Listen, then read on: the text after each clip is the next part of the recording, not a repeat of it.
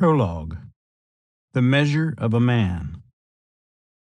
There's no such thing as a normal life, Wyatt. There's just life. Now get on with it. Doc Holliday to Wyatt Earp. Tombstone, 1993.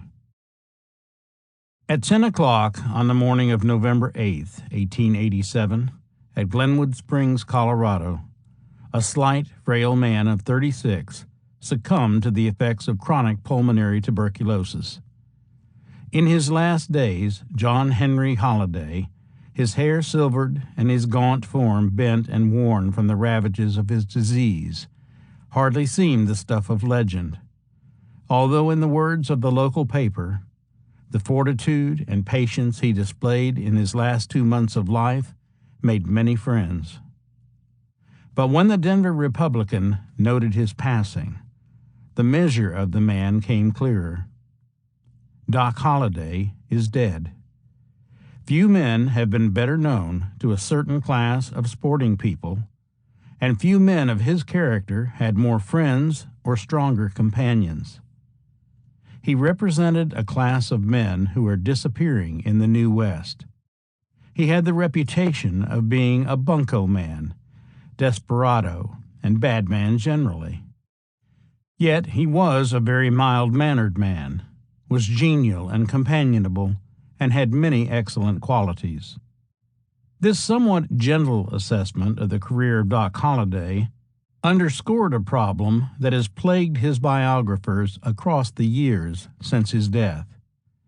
The man was already obscured by his reputation before he was laid to rest in Glenwood Springs.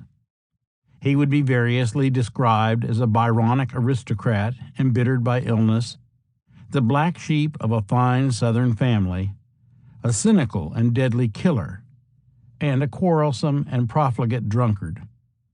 But despite periodic rumors of personal correspondence and other papers that might throw light onto his values and attitudes, Doc Holliday remains more myth than man.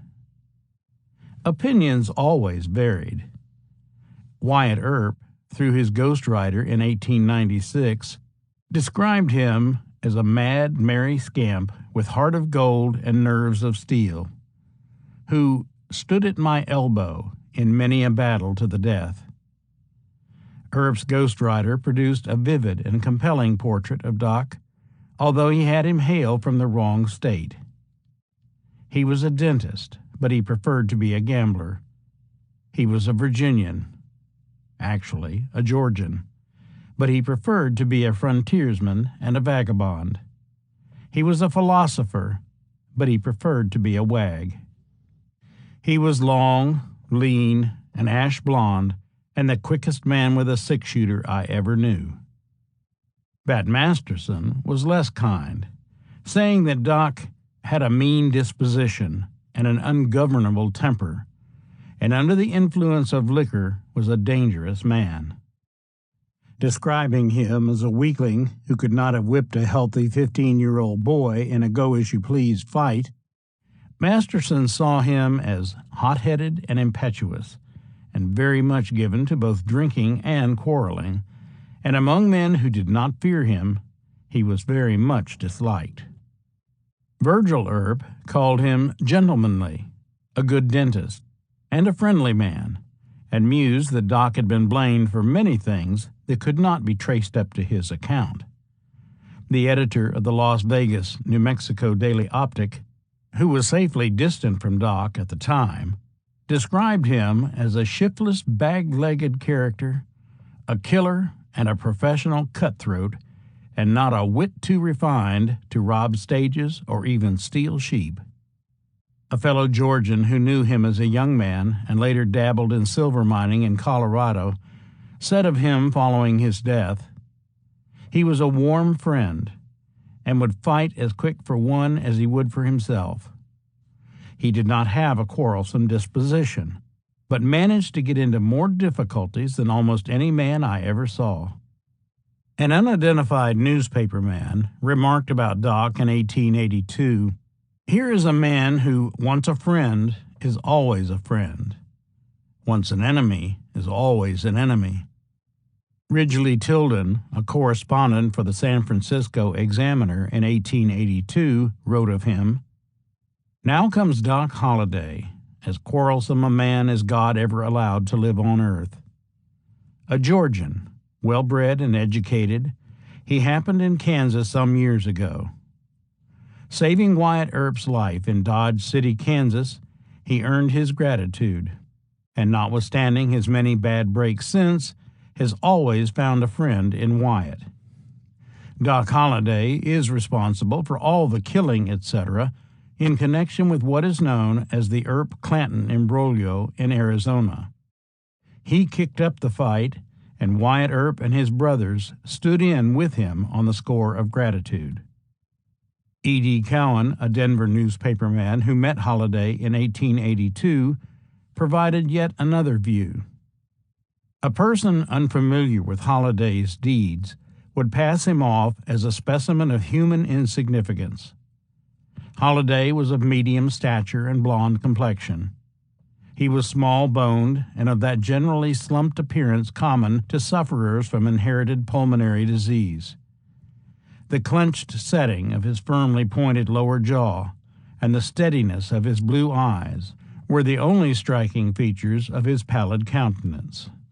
He was scrupulously neat and precise in his attire, though neither a ladies' man nor a dandy.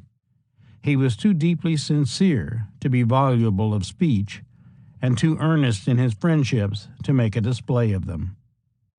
But Charles D. Reppy, John P. Clum's partner at the Tombstone Epitaph, said flatly, "Holliday was the most thoroughly equipped liar and smoothest scoundrel in the United States." In such fragments, tantalizing glimpses of truth doubtlessly appear, all the more intriguing because of the contradictory images they pose. Yet the measure of the man remains incomplete. The Doc Holliday of history is an individual seen almost entirely through the eyes of others. He remains, essentially, a man without a voice, a circumstance that makes him at once a compelling subject and a frustrating figure. He was a Southerner, a dentist, a gambler, and a consumptive who seemed to have no fear of death. He was Wyatt Earp's friend and stood with him at the most famous gunfight in the history of the American West. But those are all impersonal qualities and descriptive terms devoid of any true insight into character, personality, or motivation. They explain what he did, not who he was. They are so vague that they permit today, as in his own time, the diversity of opinion expressed by those quoted here. Not a single sample of his writing that would provide insight into how he felt or what he believed appears to have survived. In his lifetime, he gave precious few interviews, and they are disappointing, except to the extent to which they reveal Doc's humor and studied disdain for the whole process of interview. He never stands clear as a historical figure in sharp relief. Perhaps that is his charm, the reason that in history books, novels, and motion pictures, though he would be unknown without his association with Wyatt Earp, Doc Holliday forever steals the show from the plodding, humorless, but always imposing Mr. Earp, who was clearly the central figure in the events that transpired in Tombstone, Arizona, during the troubled months of 1881 and 1882. And so, curiously, for one so well known, Doc Holliday remains a mystery, a legend in the shadows. That is his charm and his frustration for would-be biographers. Biography is, after all, an arrogant, intrusive enterprise. It probes lives in all the places that people prefer to have left alone. Those who do it justify it usually because they find something compelling about a life, or because they have a passion to bring down idols. In either case, biographers have purposes more complicated than simply telling it like it really happened. Biographers reveal much about themselves as well as about their subjects. None of them writes in a vacuum, nor should they, because biography, like all history, amounts to processing lives and events through third-party perceptions to gain the measure of a person and a time. Biographers inevitably see their subjects differently than the subjects saw themselves. No matter how honest, how forthright a subject is, distortions will come from what he or she says or what he or she leaves out. The truth of a life is more than a sum of the facts. A life is not merely about what a person does, but also about what a person thinks, feels, and values, and how he or she affects the people and events around him or her, because ultimately what biographers and readers want to know is what a person's life means. And meaning involves more than how a person sees himself or herself, or even what a person does. Meaning also involves how others see a person, and the perception of others is not always based on the truth of a life or even complete knowledge of it. So then, approaching the life of a man like John Henry Holliday is complicated by the fact that the man behind the legend is obscured by conclusions and opinions that created the legend in the first place. Without a body of letters or even reminiscences written by him that would serve as a corrective to the half-known life presented in the opinion-gripped contemporary press, and the memories of men and women who saw him through the lenses of their own agendas and emotion-packed prejudices, John Henry Holliday tantalizes the biographer with unanswered questions. He did not have a frontier-wide reputation until after his experiences at Tombstone in 1881 and 1882. Before then, his life did not always leave a clear trail.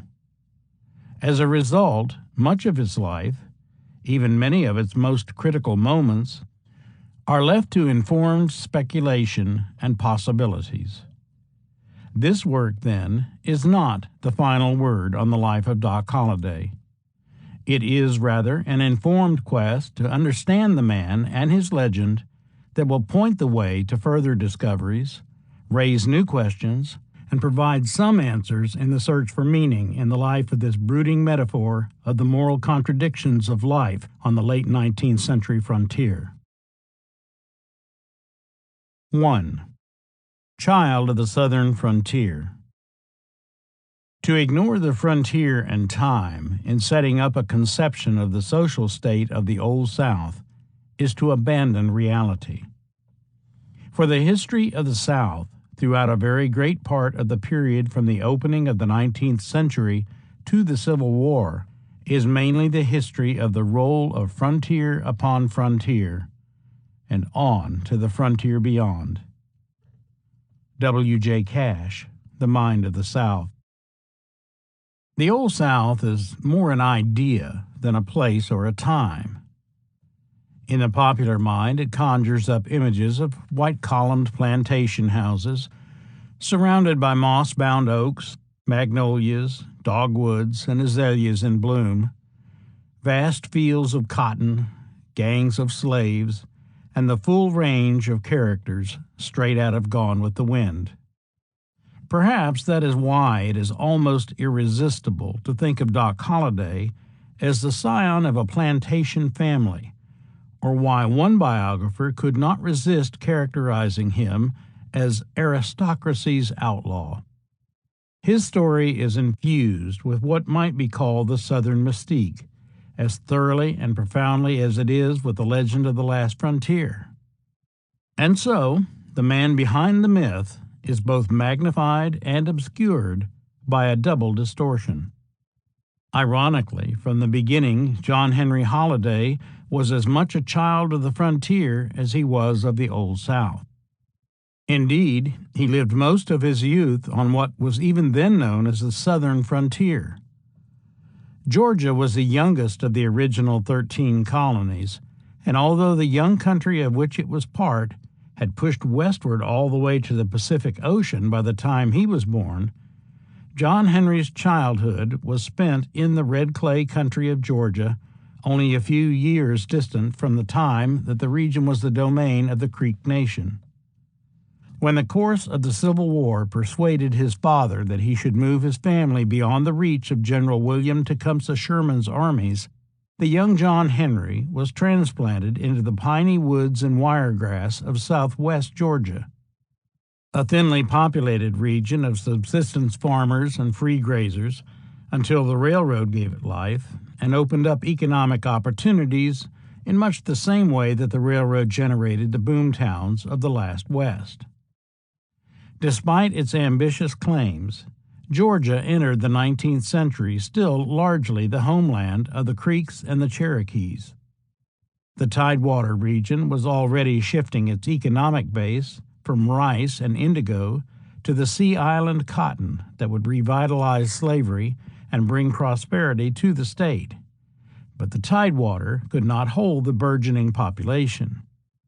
Restless settlers were pushing west along rivers into the interior, mindless of the claims of the natives and certain of their own right to be there. There was a Celtic edge on the invasion. Willful, sensate sorts, the Scots, the Irish, and the Scots-Irish, generated a cracker culture marked by fighting, drinking, gambling, fishing, hunting, idleness, and independence. They faced Georgia's frontier with the same leisurely attitudes of their Scottish and Irish forebears, and the open-range tradition they brought with them moved them into the interior before the agricultural potential was fully realized, and created a value system at odds with the stern Yankee Puritanism and nascent capitalism that held sway to the north. At the heart of this Southern society was a fierce determination of its people to resist restrictions on their independence and movement. Their belligerence first manifested itself in their contest with the Indians. The Creeks did not call white Georgians "I kun nau nok ogi," people greedily grasping after land, for nothing. Settlers assumed a right to go where they chose, and Georgia was perpetually a thorn in the side of not only the natives, but federal Indian policy as well. In the 19th century, Georgia developed a liberal land lottery system for the distribution of land as an incentive to dispossession of the Indians, and in the first 4 decades of the 1800s, 69 counties were created, while the population soared from 162,000 to 691,000. By November 1827, the last claims of the Creeks were ceded at the Second Treaty of Indian Springs, not far from where John Henry would be born, and Georgia turned its sights on the Cherokees as the last obstacles to Georgia's sovereignty over lands within its boundaries. The Cherokees attempted to avoid the fate of other tribes through acculturation. They sought to avoid being labeled as savages by adopting civilized ways. The Cherokees had a written constitution, their own alphabet, a newspaper, schools, an elected legislature, and a permanent capital at New Echota. Georgia ignored constitutional restrictions on its powers to deal with the Indian tribes and declared on December 28, 1828, that the Cherokee Nation was part of Georgia and subject to its laws. Later, even after the U.S. Supreme Court took a hand in restraining its excesses, Georgia ignored court edicts as well as treaty rights and began the process of overrunning Cherokee lands and suppressing Cherokee laws. Following the discovery of gold in North Georgia in 1829 and the passage of the Indian Removal Act in 1830, the state ordered Cherokee lands to be surveyed in 1831, divided the region into 10 new counties the following year, and gave away the land to whites in the Cherokee Lottery of 1833. Georgia then proceeded to confiscate Cherokee lands, occupy New Echota, and destroy Sequoia's newspaper, the Cherokee Phoenix, because of its opposition to removal. The federal government, rather than Georgia, eventually capitulated. Notwithstanding the Supreme Court's clear decisions in favor of the Cherokees, President Andrew Jackson refused to enforce the High Court's rulings. After the Georgians invaded Cherokee lands, tribal leaders appealed to Jackson directly, and he, wrongly, told them he could do nothing. When he failed to side with the Indians, the tribe divided into two factions, one accepting removal as the lesser of evils, the other determined to fight on. Although the vast majority of Cherokees, led by John Ross, flatly opposed removal, federal authorities met with the treaty party led by Major Ridge at New Echota on December 19, 1835, and negotiated the sale of the Cherokee domain of 8 million acres for $5 million, despite death threats against the treaty signers by the majority. When Ross's faction refused to migrate, the federal government sent General Winfield Scott to forcibly remove the remaining Cherokees. Eventually, 13,000 men, women, and children were rounded up and herded west to the Indian Territory on the Trail of Tears. The Holliday family was a beneficiary of that tragic story. John Henry's father, Henry Burroughs Holliday, was a self-made man, Andrew Jackson's common man, the kind of man 19th century Americans celebrated. His people were plain folk in the Old South.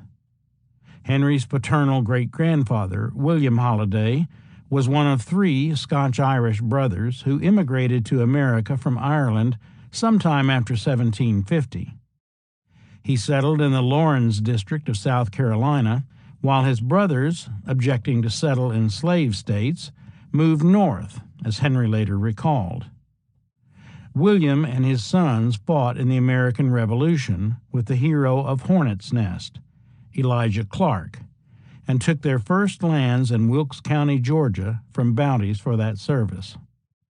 Later, William Jr., Henry's grandfather, returned to Laurens County, South Carolina.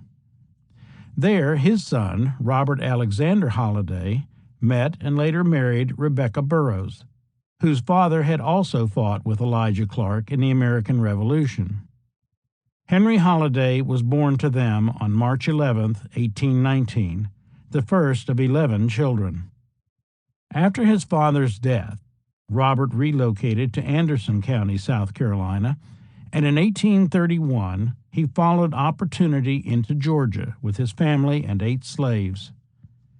He opened a tavern on the road between Noonan and Decatur near Fayetteville, and eventually bought an 800-acre farm in Fayette County, which was part of the Old Creek Nation.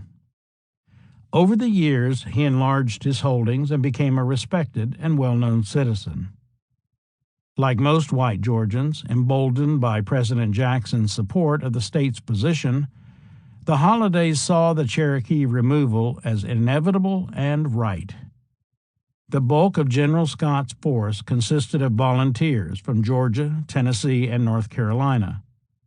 On May 12, 1838, young Henry, still shy of 20, enlisted in Fayetteville as a second lieutenant in Captain John D. Stell's company of the 1st Georgia Volunteers to help effect the final removal of the Cherokees from Georgia.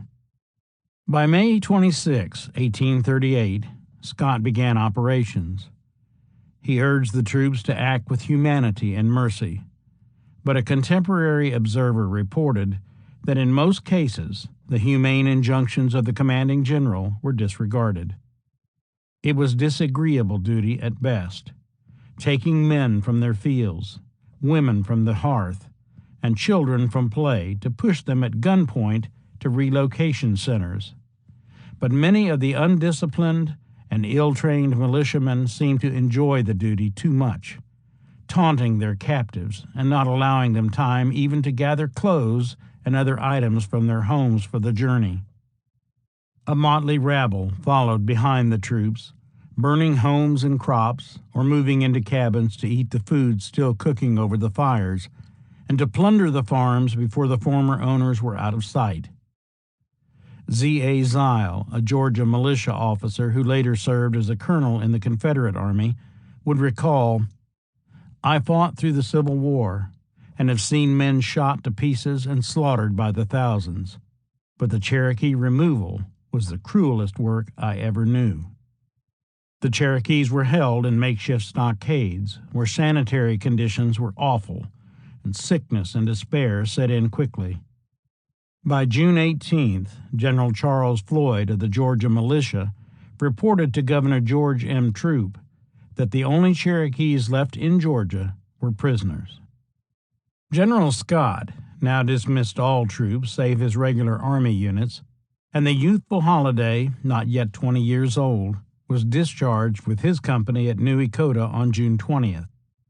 Having done his part to start the Cherokees west on their Trail of Tears, Henry received 160 acres of land in Pike County for his scant service and turned his thoughts to his own future. The rich red clay of the region was slowly freed from the forest by the sweat of white men and black men and turned under to become the new heart of Georgia's cotton belt.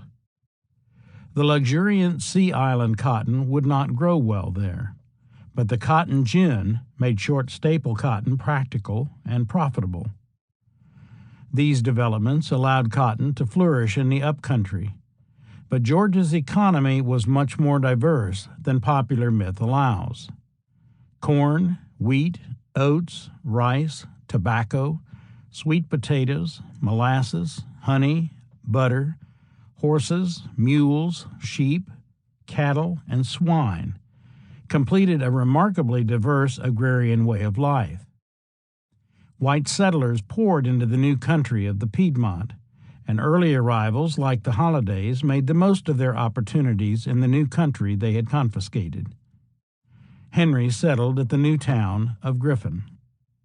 But if Henry Holliday was the product of the forces that glorified the common man in the age of Jackson, his was also a society driven by notions of honor, manhood, family, and community. Henry could claim no genteel tradition. There is much in the myth of the Old South about class. Both the Cavalier tradition and the Northern critique of Southern life assume a rigid class system in the South similar to the class structure of Georgian England. Despite the pretensions of some, it was always largely a fiction in much of the Old South. This is not to say that there were no social distinctions, but that they may have been misunderstood. In the first place, there were simply too many planters who wore white gloves to hide the calloused hands that betrayed their common origins and who shared values with the great bulk of ordinary Southerners. Outside of Virginia and a slender strip of tidewater through the Carolinas and Georgia, inherited wealth and position simply did not exist. The great heart of the Cotton Kingdom was frontier. There, rank and even wealth were not controlling factors in the measure of men. As was true on other frontiers, the great virtues and marks of distinction were more personal. Courage, strength, conviviality, ability with weapons, skill at cards, keeping one's word, a readiness to defend one's honor, and even the ability to hold one's liquor were just as important. Ironically, black slavery preserved a certain egalitarianism among whites.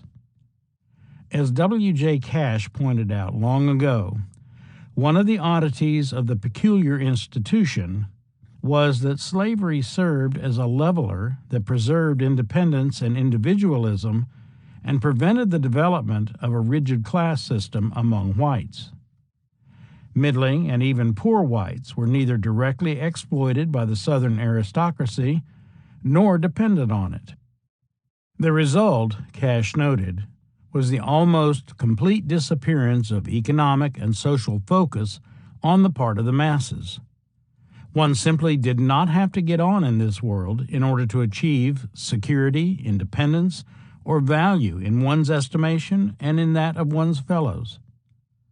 For people like Henry Holliday, then, there was no real sense of social or economic limitation. His people were plain folk, and he lacked both the learning and the piety of gentility.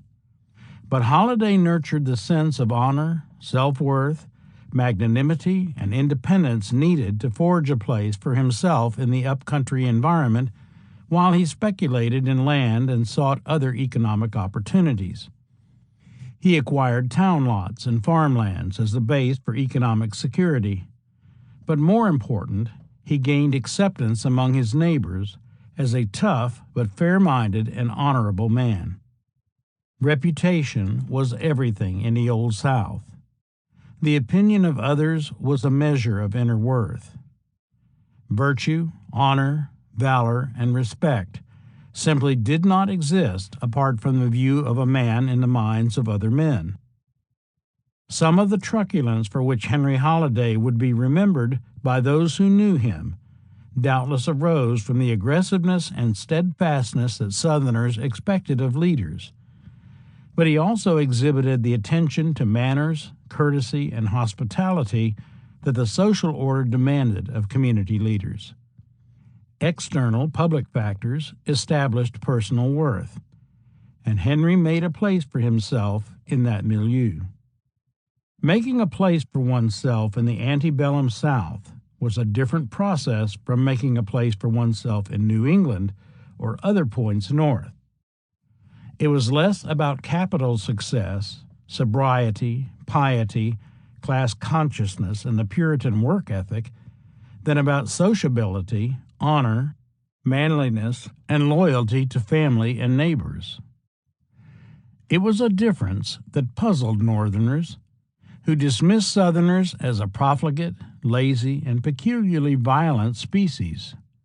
Still, undeniably, Northerners were drawn to, if not charmed by, a warm-hearted grace in their social intercourse that was lacking in the more sober, cautious, reasoned, and dignified Yankee ethic. Southerners assumed a harsh life, and fate was a part of it. They ordered life with a code of honor, a code rooted not so much in conscience as in pride. Honor imposed duties on every man. It called for self-restraint. It demanded courtesy toward others, even enemies, that sometimes struck outsiders as hypocrisy. And yet it allowed, even demanded, room to act impulsively to defend one's reputation and self-esteem.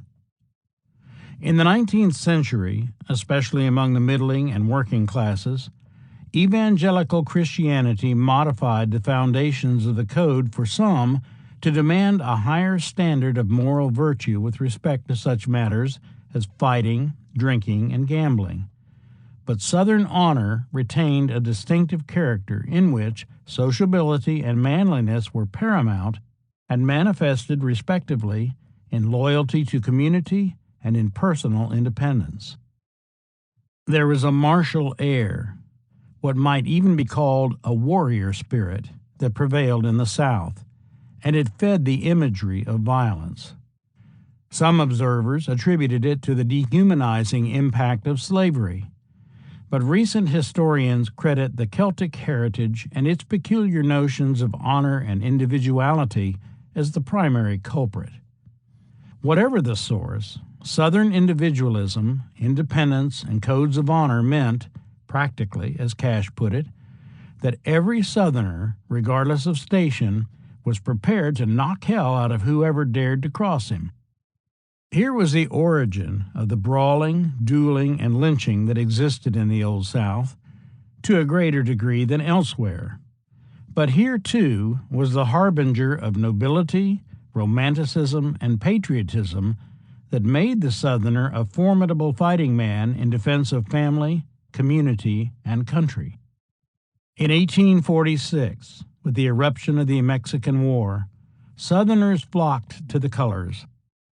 Henry Holliday traveled to Columbus, Georgia, on the Chattahoochee River, with a company of men from Griffin who called themselves Fannon's Avengers, after the martyred Colonel James Fannin, a former Georgian whose command had been massacred in 1836 at Goliad during the Texas Revolution. Holliday was commissioned a second lieutenant in Company I, and his company served in the regiment of Colonel Henry R. Jackson of Savannah. They were soon bound for Mexico, where Jackson's regiment was in the thick of the fight with General Zachary Taylor at Monterey, and served with distinction at Veracruz and Jalapa under General Scott. Discharged at Jalapa on June 1, 1847, Henry Holliday continued to serve as a clerk in the Army's commissary department for a time. When Holliday returned to Griffin, he revealed a side of himself that might not have shown itself easily through his rough exterior. He brought with him a Mexican boy named Francisco Hidalgo, who had been orphaned by the war, and took him into his household, though at the time Henry was still a bachelor. That was about to change, however. Henry had his eye on Alice Jane McKee, the 19-year-old daughter of William Land McKee and Jane Cloud McKee, whose Indian Creek cotton plantation attested to the family's prominence and success. How and when they met is not evident from the record, but that Alice Jane responded to his courtship was a coup for Henry, 10 years her senior, and evidence of his progress toward goals that satisfied his prospective in-laws as well as himself. Henry and Alice Jane were married on January 8, 1849, and the couple moved into a house on Tinsley Street, north of the railroad tracks in Griffin. Alice Jane brought added respectability to Henry. Like the Hollidays, her parents had moved to Georgia from South Carolina. By 1849, they were well-known and respected citizens of Henry County. Her father was well-born himself, while her grandfather, Joseph Cloud, was a member of one of the wealthiest slaveholding and landholding families in the region, owning property for a distance of more than 50 miles from Stone Mountain to Griffin. Henry's acceptance by the McKees was itself evidence of his growing reputation and success. Henry settled into married life at Griffin as a druggist and began to build a reasonably good life for his aristocratic wife and himself. He was soon a prominent citizen, noted as a hard-nosed businessman and a quick-tempered adversary. Griffin prospered, benefiting from a railroad line that ran from Atlanta to Macon and from the slaves who worked the surrounding cotton fields. It soon became a central point for shipping cotton. Its future seemed bright, if not certain.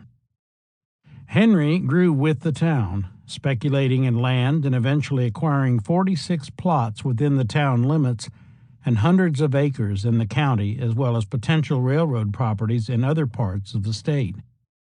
By all accounts, Alice Jane was a refined, genteel, and pious woman, as befitted her background, a wife devoted to her husband and committed to charity and church. Reared a Methodist, she joined the Presbyterian Church in Griffin to bring the family together in matters of faith, although she never personally embraced the doctrine of predestination. Henry had married well, and she gave him the kind of home that enhanced his social position as well as fostered the family Henry wanted. They wasted little time. On December 3, 1849, Alice Jane gave birth to their first child, Martha Eleanora, one day before President Zachary Taylor angered Southerners by proposing the admission of California and New Mexico as states without territorial status first. Like the compromise that took shape in Congress over the next few months, little Martha was frail and brought only a brief period of joy to her parents. On June 12, 1850, she died and was buried at the small cemetery in Griffin. The grieving couple was surrounded by the extended families of Hollidays and McKees. John Stiles Holliday, Henry's younger brother, was a prominent Fayetteville citizen, medical doctor, and businessman with a growing family of his own. Alice Jane's parents were also nearby. Childhood death was a fact of life in those days. 5 of Henry's brothers and sisters had died before the age of 10, so the young couple coped and planned to try again. The infant compromise of 1850 was in trouble too, by August 14, 1851, when a second child, a son, was born to Henry and Alice Jane. The boy was likely delivered by John, who came down from Fayetteville for the occasion. They named him John Henry Holliday, after his uncle and father, and he became the center of their world. The Holliday family was both large and close, so John Henry's birth was a major event in the life of the whole family. As the eldest son of the eldest son, young John Henry was destined to play a large role in family life. As he was the primary heir, the guardianship of the family's good name would one day fall into his charge. The Hollidays celebrated and made plans for the future in light of this new birth. One family source, and curiously, only one, recalled that John Henry was born with a cleft palate. Mary Cowperthwaite Fulton Holliday, the wife of John Henry's cousin Robert Alexander Holliday, and a person who never met John Henry herself, reportedly wrote that the most distressed John Stiles Holliday consulted with his colleague and cousin by marriage, the renowned Dr. Crawford W. Long, who assisted him in the delicate surgery, closing John Henry's cleft palate, using ether as an anesthesia. If true, this was an extraordinary event that should have made news throughout the country, not only for Long, who was involved in a public controversy about the use of ether at the time, but also for Holliday, who would have won accolades for the successful delicate surgery. In 1842, Long had removed a small cystic tumor from the neck of a patient using ether, but he published no paper on his discovery. In 1846, Dr. John Collins Warren of Massachusetts General Hospital experimented with ether, and in November of that year, Henry J. Bigelow published an article in the Boston Medical and Surgical Journal announcing to the world the successful use of ether as an anesthesia. The reputations of Warren and Bigelow gave the procedure credibility, and they were heralded as the discoverers of ether's anesthetic powers. Once the Bigelow article had been published, Long tried, after the fact, to assert his own claim as the discoverer of ether's use as an anesthesia. Long blamed his failure to act earlier on a very laborious country practice, and once his discovery became public in Jackson County, where he lived at the time, his practice fell off. He suffered some community ostracism, and one local elder told him that if he should have a mistake and kill someone with ether, there was not a doubt but that he would be lynched. But by 1851, he was involved in a very public controversy with Warren and Bigelow on the subject. His use of ether at an early date would eventually be verified and recognized, but because he did not publish a report of his discovery, the medical community did not, as the leading medical historian William H. Welch said, assign to him any influence upon the historical development of our knowledge of surgical anesthesia or any share in its introduction to the world at large. Regardless, in 1851, he was still very much involved in an effort to assert his claim, and success in an operation as complex as cleft palate surgery on an infant would have been a noteworthy accomplishment in any case. Long was living in Atlanta in 1851, and at least theoretically would have been available for such a procedure, although no contemporary source has yet been found to confirm it. This seems a little odd, because Long had learned the hard way the importance of reporting medical breakthroughs. Cleft palate surgery on an infant using ether was a formidable challenge, requiring better than average skill and luck as well as specialized tools.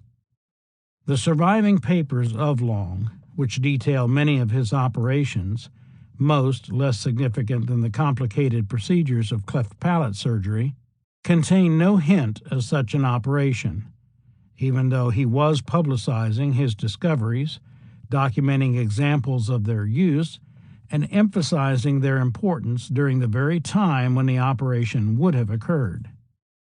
A successful cleft palate surgery on a small child was certainly newsworthy, and under anesthesia, extraordinary and groundbreaking.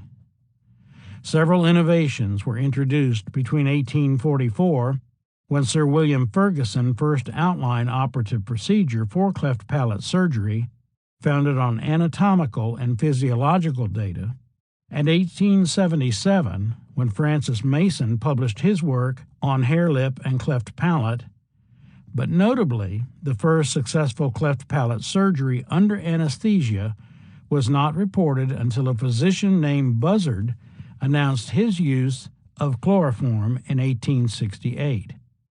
If Holliday and Long did perform such an operation on John Henry, it was a major event.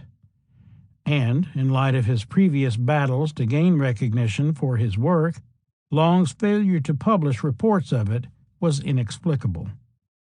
Cleft palate surgeries were performed as early as possible because of the complications of feeding infants caused by the condition, and because of possible speech impediments occasioned by waiting until after a child began to speak before operating.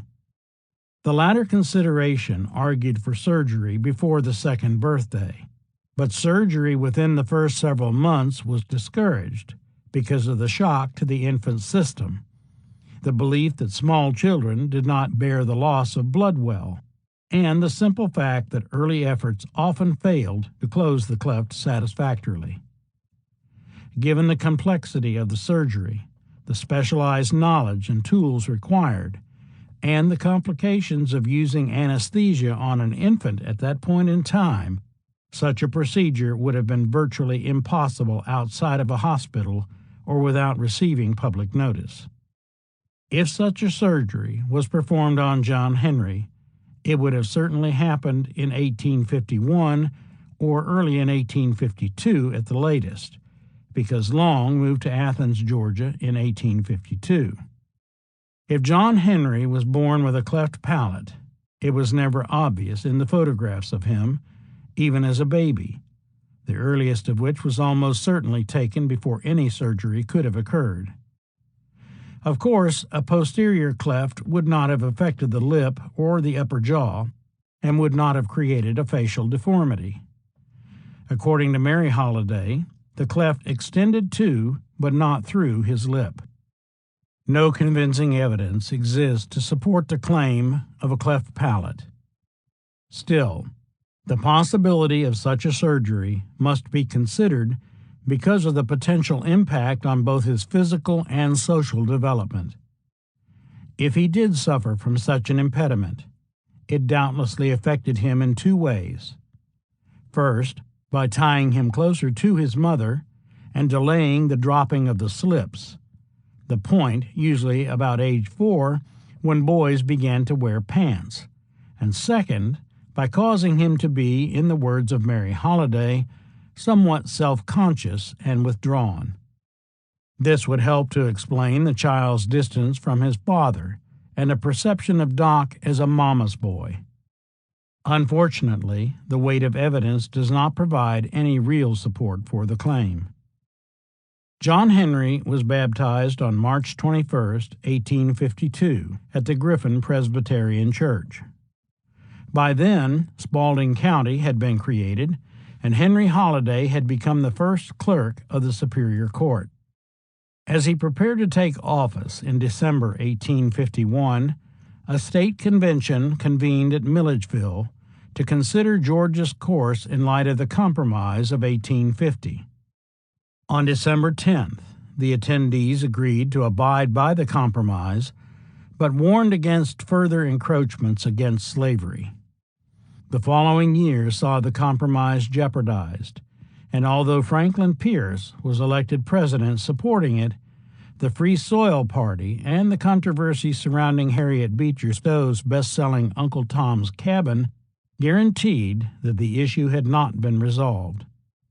Men clung to the hope that it could be amicably settled, but feared it would not be. And in it all, Southern solidarity was growing with a widespread perception that the South's way of life was under siege. As the linchpin of Southern society, slavery involved much more than morality or even economics. In the South, indeed in the country at large, the issue was not so much the effect of slavery on blacks, but its effect on whites.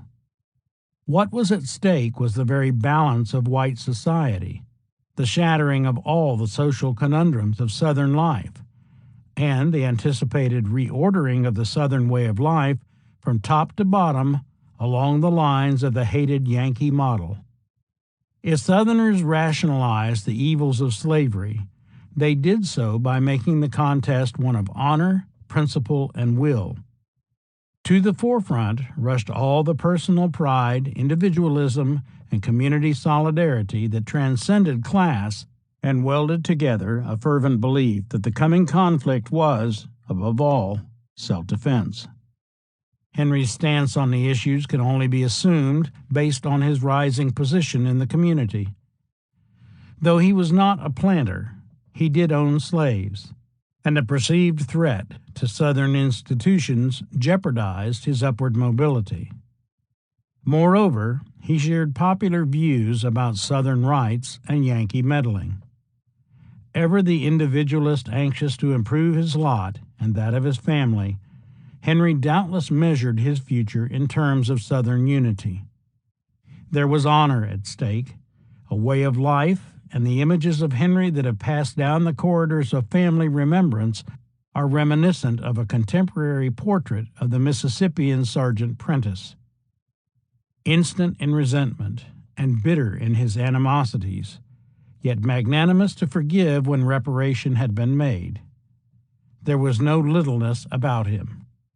Even toward an avowed enemy, he was open and manly, and bore himself with a sort of antique courtesy and knightly hostility, in which self-respect mingled with respect for his foe, except when contempt was mixed with hatred, and then no words can convey any sense of the intensity of his scorn.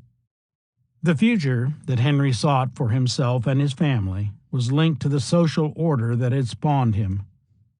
Honor was separate neither from responsibility nor from safety for family and society.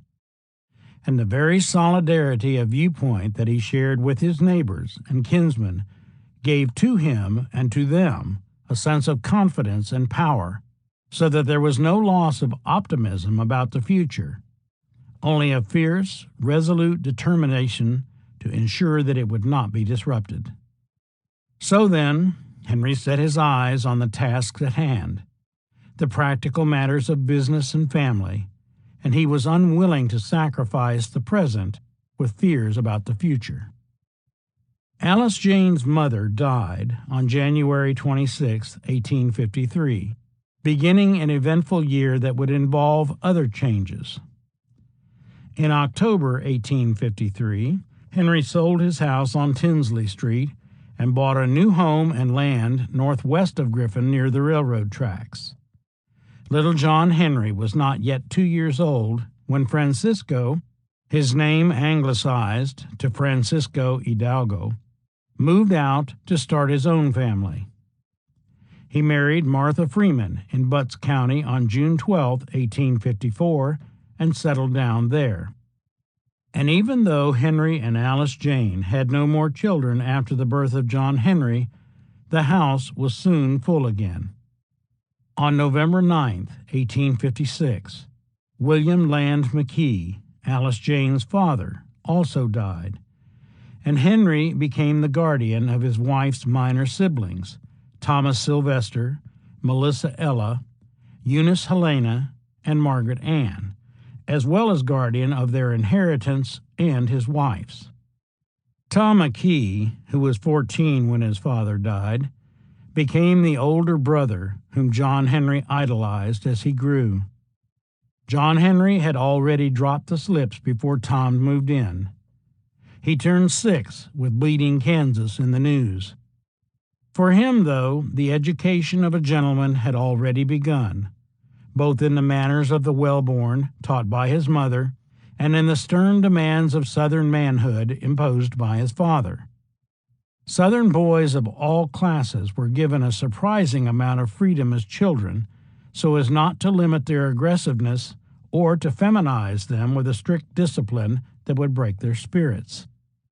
At an early age, they learned independence, took to the fields and woods, and began their tutelage in hunting, the handling of firearms, and horseback riding. They were also taught deference to their elders, and learned the sir and ma'am required of them in speaking to adults, whether high-born or low. Courtesy, spirit, and firmness were all part of the curriculum of individualism that Southern sons learned. But care was taken not to undermine their self-confidence or pride.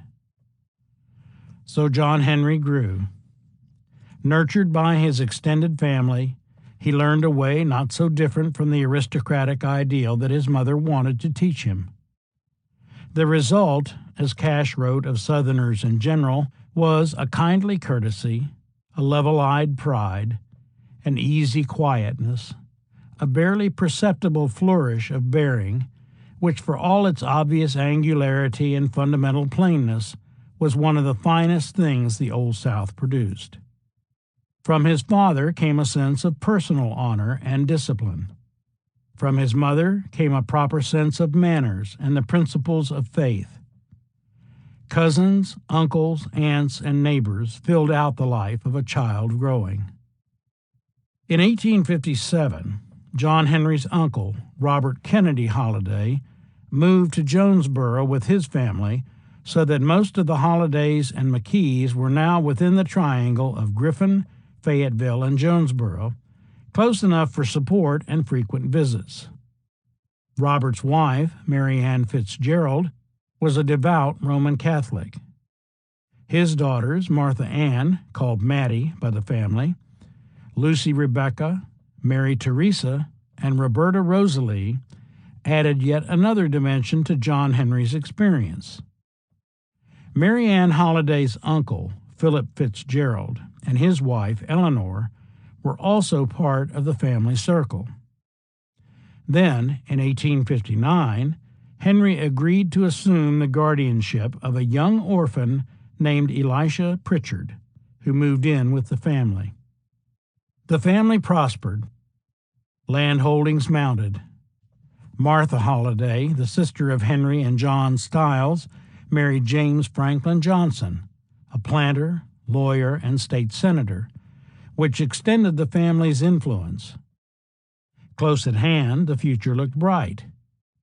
Not even the panic of 1857 dampened optimism.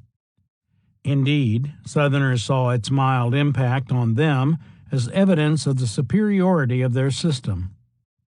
Griffin grew, its population approaching 3,000 by the end of the decade, making it the largest city between Atlanta and Macon, and offered amenities and opportunities found in few Georgia towns, including 3 colleges and a public library. Despite growth and prosperity for Griffin, however, the boiling clouds and rolling thunder of politics were increasingly difficult to ignore. The election of 1856 had come and gone. The Democrat James Buchanan gave Georgians little reason for optimism. They found hope in the Dred Scott decision, but were soon disillusioned by open defiance of its precepts. They were more disturbed by the growing strength of the new Republican Party in the congressional elections in 1858. They saw the fugitive slave law declared unconstitutional in Abelman v. Booth and recoiled at the news of John Brown's raid on Harper's Ferry, Virginia, in October 1859. Senator Robert Toombs, known as Georgia's Son of Thunder, and considered a moderate in Congress by most observers, became convinced that further compromise was impossible. The Georgia legislature passed resolutions condemning John Brown's aggressions, and Joseph E. Brown, Georgia's fiery governor, set up factories for the production of weapons and gunpowder and ordered the Georgia militia to make preparations for the inevitable conflict to come. There were still Georgia voices like that of Alexander H. Stephens, who urged caution and restraint. But the martial spirit was gaining momentum in Georgia as it was in other southern states. The Crazy Quilt election of 1860 found Georgia in turmoil. The Democratic Party had divided into northern and southern factions, meeting in Baltimore, Maryland, and Richmond, Virginia, respectively. And a splinter group, calling itself the Constitutional Union Party, added more confusion. The nomination of Abraham Lincoln by the Republicans did not factor into Georgia's election, but still, the vote was so close among the other three candidates that the legislature had to decide where Georgia's electoral votes would go. Lincoln was elected president without Georgia's votes, so that the exercise was perfunctory at best, so much so that Governor Brown urged the legislature not to bother. Then, on December 20th, 1860, South Carolina formally repealed its ratification of the U.S. Constitution and seceded from the Union. In Griffin, Fayetteville, and Jonesboro, the Hollidays, McKees, Johnsons, and Fitzgeralds were caught up in the anger against the North and the debate over what Georgia should do. In the end, despite the eloquence of men like Stephens, Benjamin H. Hill, and Herschel V. Johnson, who urged moderation and caution, a referendum was held, and the people voted 50,000 to 37,000 to follow South Carolina's example and defend Georgia's honor in the only manner left to it. On January 19, 1861, Georgia declared itself an independent state. It was not immediately apparent what course Georgia would take, but in February, Georgians played prominent roles in the convention that convened in Montgomery, Alabama, to draft a constitution for the Confederate States of America. On March 16th, Georgia formally adopted the new Constitution and became a state in the new Confederacy. John Henry Holliday's world was about to change forever. 2. The world turned upside down. Defend yourselves. The enemy is at your door. Senator Robert Toombs, January 20th, 1860. Georgians celebrated. Across the length and breadth of the state, men and women saw secession as liberation from an oppressive central government. They might not have understood all the complexities of sectional politics, or even stood united on the issue of slavery, but they responded to the mantra of Southern rights with undeniable fervor. They were confident, too, that the South would have no trouble defending its new independence. When war became certain after Fort Sumter, former Senator Robert Toombs, now Secretary of State for the Confederacy, told a cheering assembly of recruits at Milledgeville, Georgia's capital, that they would be home within 6 months and that any good Southern boy could whip 6 pasty-faced Yankee clerks. Why, he proclaimed, we could lick the Yankees with corn stalks. That was the sense of the times for Georgians. Theirs was a fight to protect home and honor, and they had no doubts that they were equal to the task. What they lacked in training and understanding of what was to come was covered up with a brash confidence and fierce loyalty as old as the battles of Sterling and Bannockburn. There was no thought that they could be beaten. So they came to Georgia's colors: planters, dandies, clerks, middling farmers and crackers, young men and old, ready to defend their state's honor and their liberty. Griffin shared the excitement.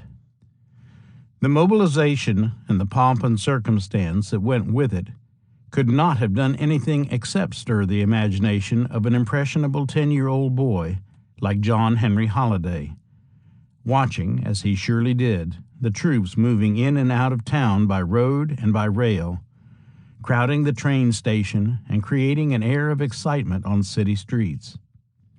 Camp Wilder became a training center for Georgia soldiers at Griffin, and the need was great enough that Henry Holliday sold 136 acres of his 147-acre farm for the establishment of another training facility. Joseph E. Brown, Georgia's governor, wrote to Alexander H. Stephens, Georgia's former moderate congressman and the new vice president of the Confederacy, that 2 regiments had gone into training at Camp Stevens near Griffin, which I had called in honor of yourself.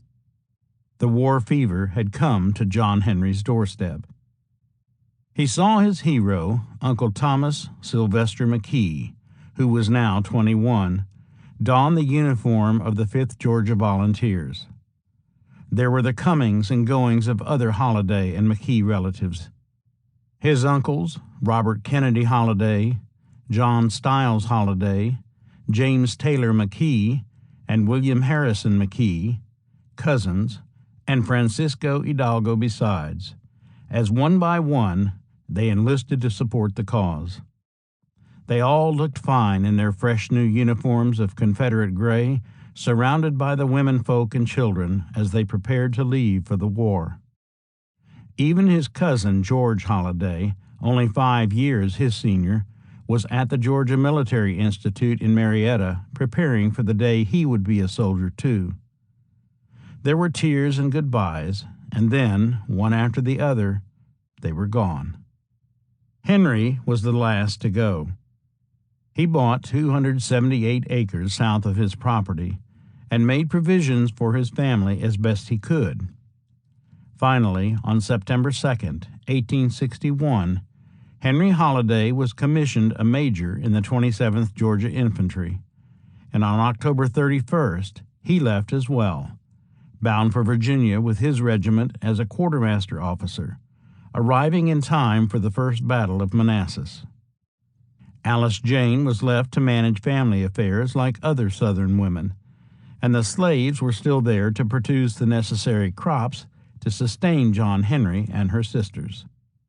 The excitement soon faded into the anxious anticipation of news about the war, and John Henry found himself alone in a house full of women, at precisely the age at which Southern boys began their apprenticeship as men. By then he would, if he was typical, have acquired the masculine skills so critical to male identity in Southern society. He surely knew the rudiments of hunting, fishing, wrestling, dexterity with firearms, and horsemanship.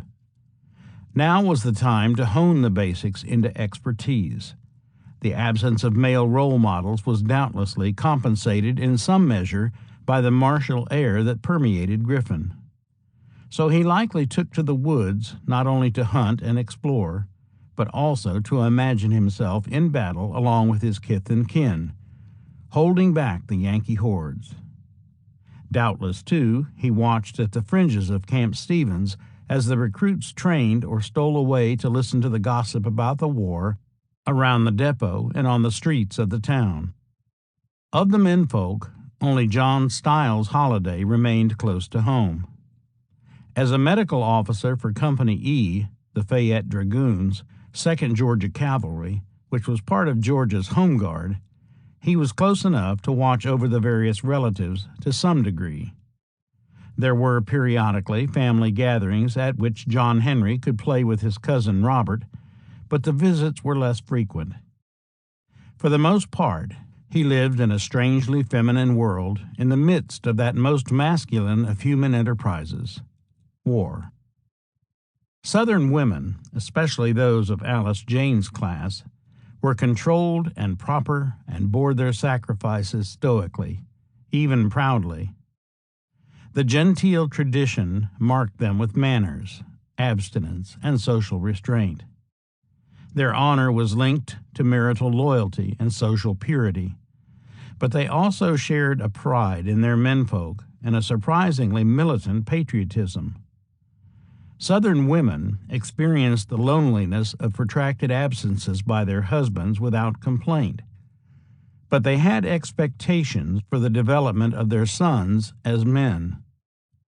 For young boys like John Henry, the missing fathers were a special burden, and women often overcompensated either by spoiling their sons or by giving them too much freedom. John Henry grew close to and protective of his mother, and she strove to make him a gentleman.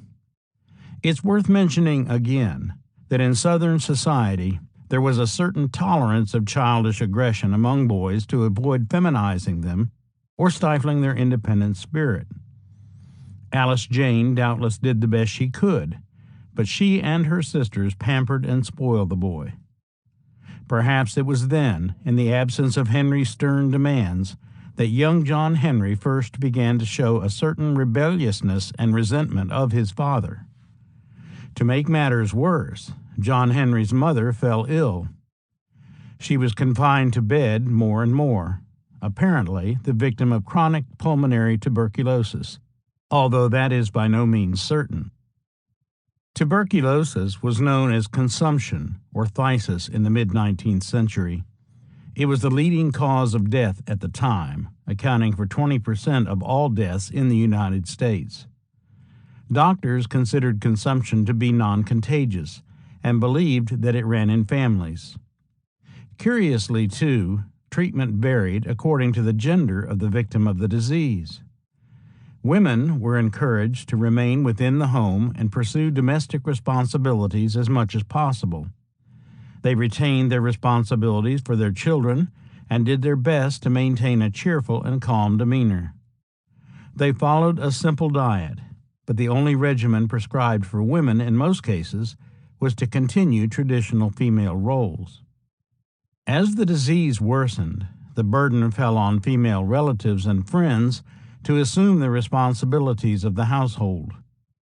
Yet despite what one contemporary called the hideous physical symptoms of consumption, it was a disease that inspired more admiration than revulsion. It was seen as the most spiritual, the most ennobling, a purger of base qualities and a distiller of lofty ones. These general practices and images blend well with the anecdotal recollections of Alice Jane Holliday, who was seen as a particularly pious and gentle soul who bore her illness with a memorable forbearance. In practical terms, however, Alice Jane's sisters had to grow up fast, and young John Henry's responsibilities increased as well. He was now the man of the house, in more than just name. News trickled home in occasional letters from his father, his uncles Francisco, and other relatives and neighbors. His uncle William H. McKee, serving with the 13th Georgia Volunteers of General John B. Gordon's division in Virginia, was wounded at Malvern Hill and given furlough to recuperate before returning to action. He was back with his unit in time to be elected captain in September 1862.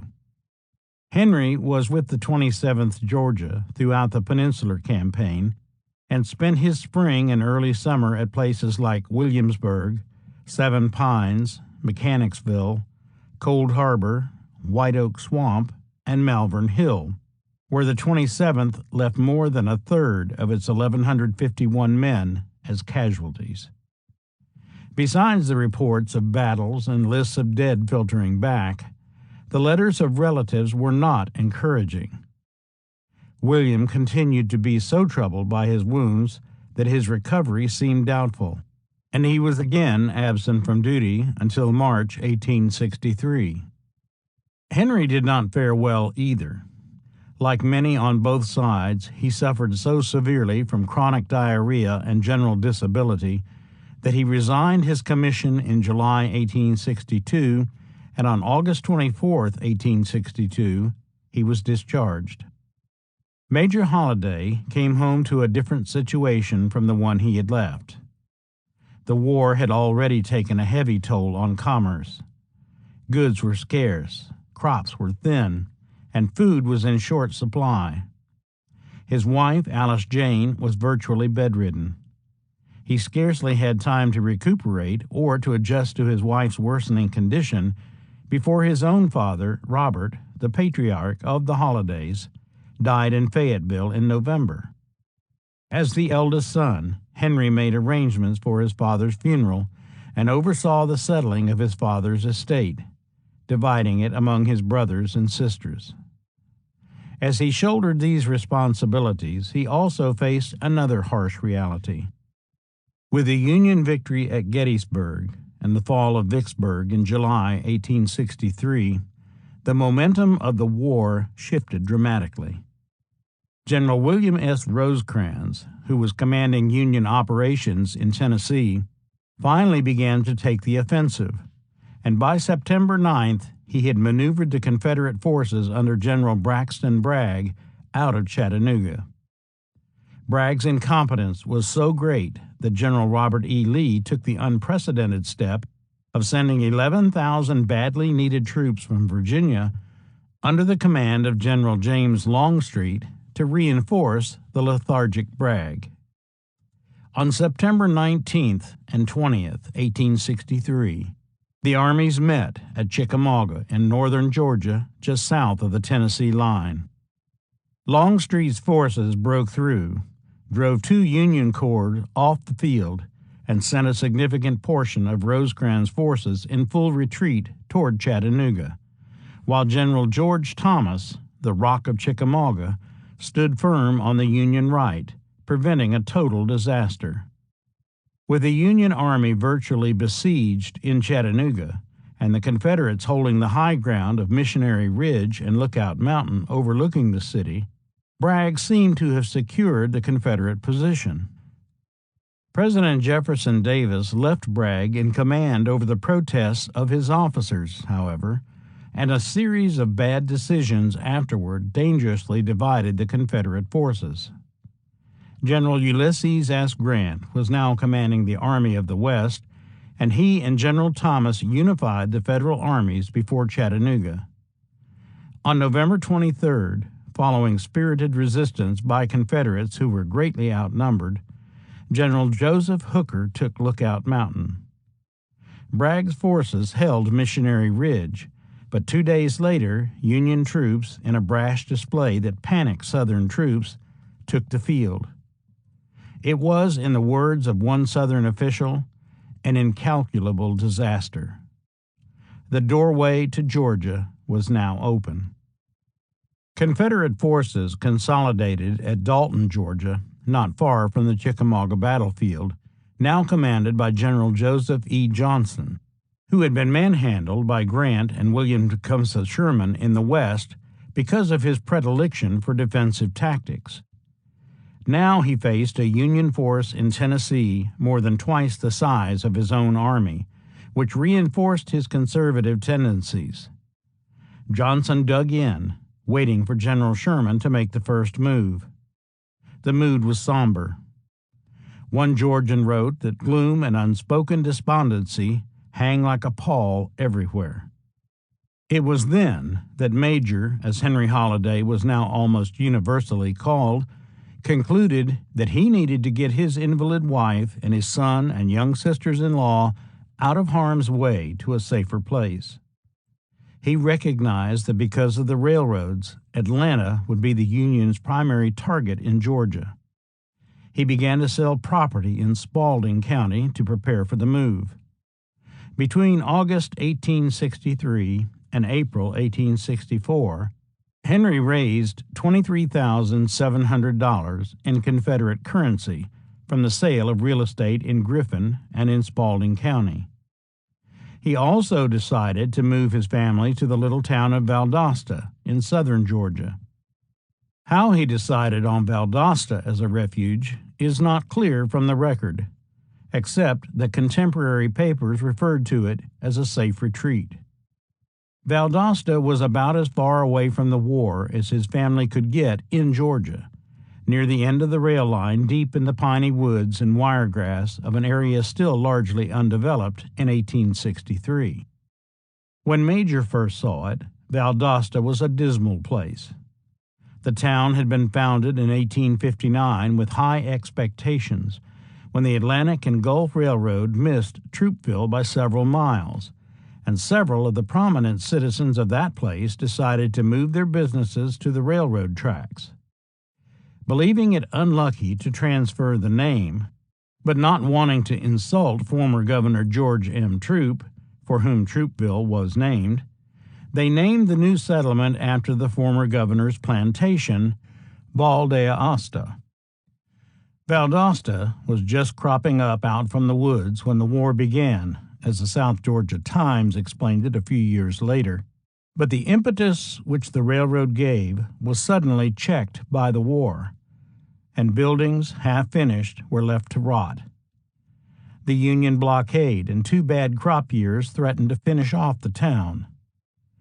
By the time Major first saw the place, both the Methodist and the Baptist churches had blown down, and the town seemed anything but prosperous.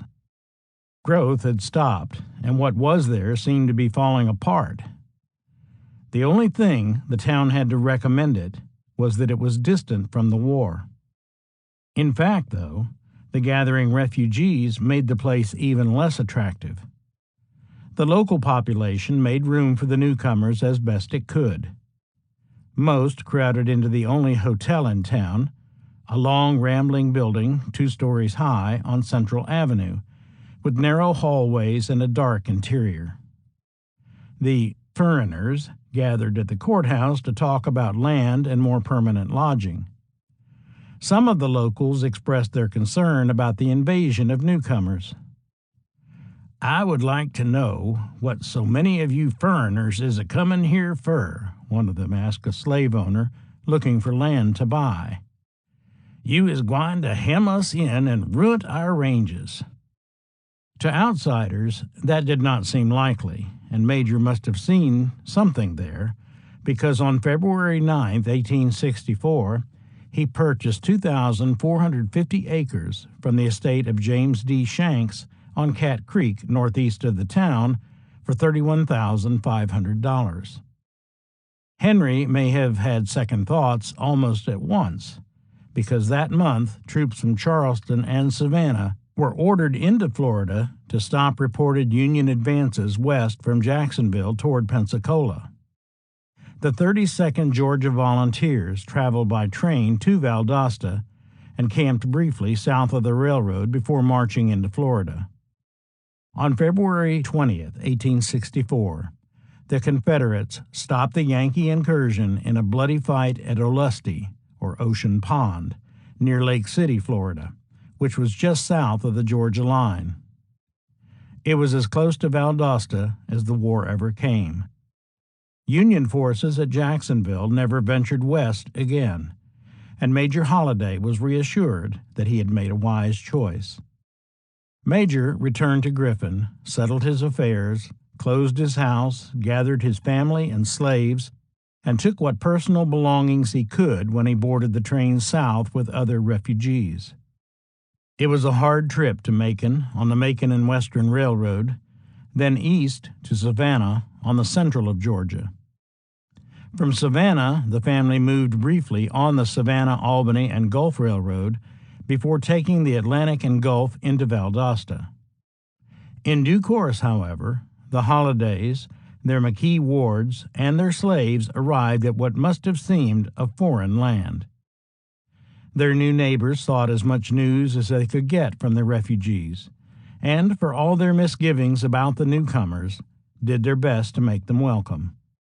In April 1864, young John Henry found himself in a place completely unlike the red clay country of his childhood. It must have seemed like a wilderness to him. The pine and oak forest stretched over the rolling countryside for miles, with little besides wiregrass under the canopy of trees. The absence of undergrowth gave an openness to the terrain that was compelling in its park-like beauty, and yet conveyed a great sense of emptiness. Farther south, lime sinks, lakes, and cypress swamps gave a different look to the land. Rivers and creeks were also abundant. The population was a mixed group. Many of the locals were free grazers, running livestock over the wiregrass as their forebears had done, but there were farmers as well, some of them slaveholders.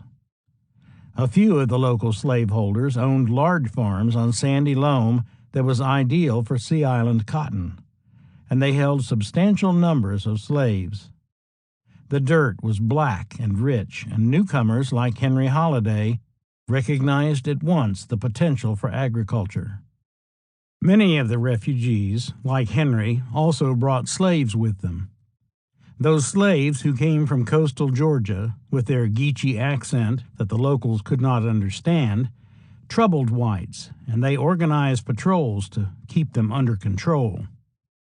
As Henry's family settled in, legitimate news filtered south slowly, mixed liberally with all manner of rumor, little of it good. Alice Jane received a letter from her brother William, who had returned to duty, describing the Battle of Spotsylvania Courthouse in May 1864. But his health was still bad, and Captain McKee was honorably discharged on June 17, 1864. William remained in Virginia, however, trying to get back into the fighting. Tom McKee was in North Georgia with Joe Johnson maneuvering against Sherman's forces. On May 10, 1864, the Cadet Battalion at the Georgia Military Institute was pressed into service, and by May 14th, it saw action near Resaca at the very heart of Johnson's effort to stall Sherman's advance.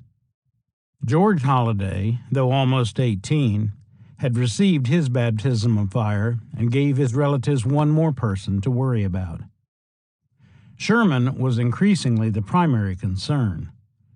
Nearly the whole population is moving off, one Georgian wrote, taking their Negroes south.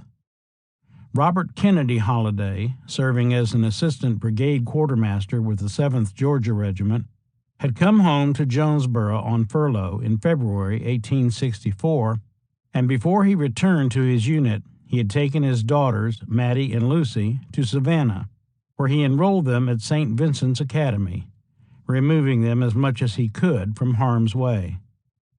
Johnson's cautious strategy allowed Sherman to advance deeper and deeper into Georgia and siphon off Confederate confidence. On June 27th, the two armies clashed at Kennesaw Mountain. Sherman was repulsed, and Confederate morale was rejuvenated temporarily. On July 20th, while Sherman and John Bell Hood, the Texas commander who replaced Johnson, probed each other's lines inconclusively, Howell Cobb wrote to his wife from Macon that the crisis of Atlanta is evidently at hand. He added, "At present, every effort to cut off all railroad communication with the place are succeeding pretty well, as the Macon and Western Road is the only one now running, and I am just informed that the train that left here this morning has stopped in Griffin in consequence of the telegraphic lines being cut between there and Atlanta." On August 30th, 1864, Hood's troops were badly mauled at Jonesboro, and the following day Sherman hit the rebels hard again. Hood evacuated Atlanta on September 1st, destroying everything of military value in the process, and on September 2nd, Sherman wired Washington, "Atlanta is ours and fairly won." Far away, Major Holliday and his family had no idea that the war had come so close to their kin at Jonesboro, or that George was part of the evacuating forces, but each day brought more news. Robert Holliday's wife, Mary Ann, called Molly by her husband, was caught in the Battle of Jonesboro. In its aftermath, she saw to the burial of Father Emerson Bleemel and Colonel William Grace in her own backyard. Father Bleemel had been killed while giving last rites to Colonel Grace, and Mary Ann saw that they were properly interred before moving her family to her Uncle Philip Fitzgerald's farm. She returned home before Union troops set up a temporary headquarters at the Fitzgerald place and destroyed everything in sight. At Jonesboro, she found her house destroyed and the property occupied. She decided then to flee south with her children. On September 15, 1864, Henry Holliday, who was in Macon at the time, wrote to his brother Robert at Petersburg, Virginia, that he had just received word that Mary Ann and the children had fled Jonesboro and were safe at Gordon below Macon. Henry also wrote to Mary Ann that he would be back in the area within a week and that he wanted to take her home with him. Molly, Robert wrote to his wife on September 24th, "You don't know how glad I was to hear that you had left Jonesboro, for I was perfectly miserable thinking how you and our little children could live inside of the Yankee lines, or even where our own army are, for there is not as much difference in them as there ought to be. But when I heard you had got away, I was happy indeed." Mary Ann and her children spent 2 weeks in a boxcar on the Macon and Western Railroad en route to Gordon. After 2 more weeks there, she moved on to Savannah and eventually to Valdosta.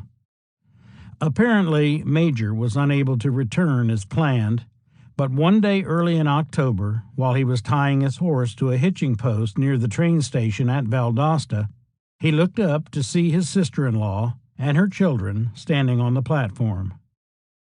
Mattie Holliday would later recall, he did not know of her coming. She had no means of communication. But God, in whom she trusted, arranged for her here as in every other circumstance of that eventful journey. Mary Ann and the children enjoyed the reunion, and Henry gave them a house on his farm and provided for them. After the fall of Atlanta, General Hood moved north, hoping to cut Sherman off from his source of supply by striking the rail lines. Eventually, Sherman was able to force Hood's army northwest into Alabama, but he complained that holding Hood, Forrest, and Wheeler and the whole batch of devils at bay would be costly and produce no result. Instead, he proposed a march to the sea. "I can make the march," he assured Grant, "and make Georgia howl." On November 15, 1864, Sherman burned Atlanta and began marching through Georgia. His columns moved swiftly with only Georgia militia and 3,500 cavalry under Fighting Joe Wheeler in his way. Governor Brown wisely decided not to take a stand at the state capitol in Milledgeville, and on November 19th, a force consisting of prisoners paroled from the state penitentiary, factory and penitentiary guards, 1 artillery battery, 2 militia companies, and the cadet battalion from the Georgia Military Institute, including young George, withdrew from the city by rail toward Gordon. The cadets would continue to be a part of the force attempting to slow the Union advance, but by early December, Sherman was approaching Savannah. Mattie and Lucy escaped from the city during the general evacuation, not knowing that Cousin George was part of the force covering the withdrawal. They joined the rest of the family on Major's farm in time for Christmas. It almost seemed a blessing. Shortly afterward, when Sherman's forces destroyed the Atlantic and Gulf Railroad tracks near Savannah and further isolated Valdosta. Then Sherman turned north into South Carolina, and southern Georgia was seemingly forgotten. John Henry was 19 months younger than his 16-year-old cousin Mattie when she and her sister arrived in Valdosta, but he grew closer to her in the months that followed. He was discovering the mysteries of puberty, and Mattie was charming in the tradition of Southern womanhood. She was a bewitching distraction during a desperate time in which he needed some relief from its realities. Although Georgia seemed to have been abandoned by Federal troops, Valdosta was feeling the aftermath of Sherman's destruction. John Henry's mother was virtually an invalid, and his father, by his nature, was distant and understandably preoccupied with providing for a house full of relatives. Work was also a part of John Henry's life. There were no slackers in Major's household. Mattie made things bearable. Practical man that he was, Henry could see that the Union would prevail, and he was already trying to make sure that his family would survive the trauma. With the devaluation of Confederate currency, security seemed to lay in the land. He paid $3,150 in Confederate money for an additional 980 acres from the Shanks estate on January 24, 1865. Beyond that, all he could do was wait for the fortunes of war to be played out. Southern Georgians did not immediately hear of General Lee's surrender at Appomattox and the end of the war in April 1865. In May, the last of Georgia's troops surrendered to General James H. Wilson, and gradually the soldiers began to return home. Tom McKee had been hospitalized at Macon during the late summer of 1864 in time to miss the fall of Atlanta. When he recovered, he was made wardmaster over 10 wards in the hospital. At year's end, he was once more a patient. Fearing that Sherman might move against Macon, the hospital had been moved southwest, first to Smithville and then to Cuthbert, where Tom was again working as wardmaster when the war ended. One story claimed that John Henry armed himself, took an extra horse, and went looking for Tom. With the countryside full of desperate men, it was a bold move for a youth not yet 15. But according to the story, he found his uncle on the road and led him to Cat Creek. Although ordered to retire in June 1864, William H. McKee had managed to stay with the Army in Virginia. He was paroled at Gordonville, Virginia after the surrender, and began his journey back to his family. James McKee had served as a field surgeon throughout the war, but he also came home safely. Francisco Hidalgo was with the Army of Tennessee when it surrendered on April 16, 1865, at Greensboro, North Carolina. It was the same for the Hollidays. John Stiles Holliday, having served throughout the war as a surgeon in Georgia's military hospitals, was never distant from his family or Fayetteville, except during the bloody summer and fall of 1864. He was now with his family again. His son George, a battle-hardened veteran despite his youth, came home as well. When Robert Kennedy Holliday showed up at Henry's place to rejoin Mary Ann and his children after being released from a Union prisoner of war camp, he clearly was a broken man, but he was alive. As tough and uncertain as times were, the Hollidays and the McKees had reason to rejoice. All came home. Eventually, Robert took his family back to Jonesboro to begin the rebuilding process, even though everything he owned had been destroyed. Other members of the Holliday family also returned to their homes in the area of John Henry's childhood. But Major Holliday had found a permanent home in Valdosta. The McKees were reunited at Valdosta and settled there as well. Young Tom was now a man full grown after 4 years of war. William and James were there as well, happy to be with the rest of their family once again. For the moment, the Hollidays and the McKees enjoyed the time together, glad the war was over. They gave little thought to the hard times ahead. For a while, Valdosta was spared the humiliation of occupation, and the people did their best to get on with their lives. When Sherman drove into South Carolina early in 1865, he left General J.G. Foster in command at Savannah. Foster supervised a difficult occupation, although he faced little military threat. His was, in many ways, the first Reconstruction experiment in Georgia. After the final surrender of Georgia troops, Federal troops were stationed in Milledgeville, Atlanta, and Augusta. Governor Brown was arrested, sent to Washington, D.C., and held for 9 days before being paroled. No civil authority existed in Georgia, except for whatever local government had survived.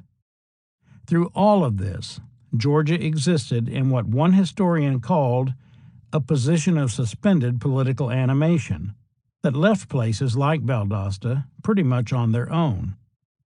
That state of affairs did not last long, however. In the summer of 1865, General Q.A. Gilmore began to distribute forces along communication and transportation routes. A detachment of soldiers moved into the Lowndes County Courthouse in Valdosta. On September 27, 1865, Captain C.C. Richardson arrived in Troopville as an agent for the recently organized Bureau of Refugees, Freedmen, and Abandoned Lands to protect the interests of the former slaves and provide them with services. The 103rd Regiment of U.S. Colored Infantry was headquartered at Thomasville, and units were distributed in towns like Quitman, Doctortown, Homerville, and Valdosta. Company G of the 103rd replaced the white troops in Valdosta and set up their more substantial encampment between Patterson and Toombs Streets. Friction was not long in coming. Richardson was conscientious in his efforts to deal with the needs of the freedmen and set about trying to provide jobs, education, and food. Local whites cooperated reasonably well, considering the food situation and the need for labor, but there were problems arising from white attitudes, the shortage of cash for wages, and the belief among some freedmen that emancipation meant they no longer had to work. Whites were somewhat more recalcitrant when freedmen were put in positions of authority. They objected to the appointment of a black postmaster and armed black policemen. Black soldiers caused the most concern. The troops encouraged former slaves to bring charges against their former masters.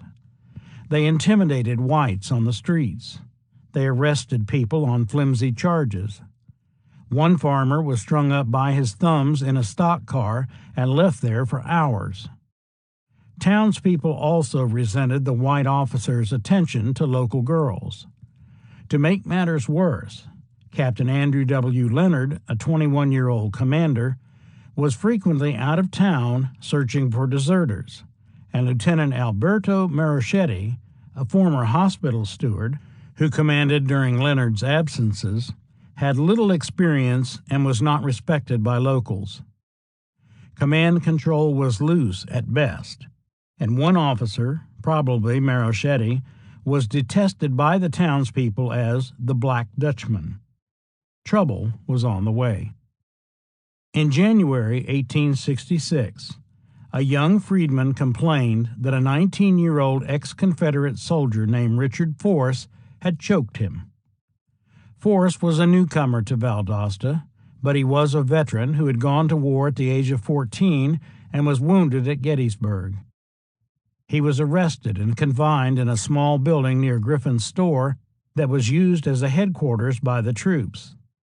When one of the young women of the town attempted to see him, she was ordered to move on at bayonet point.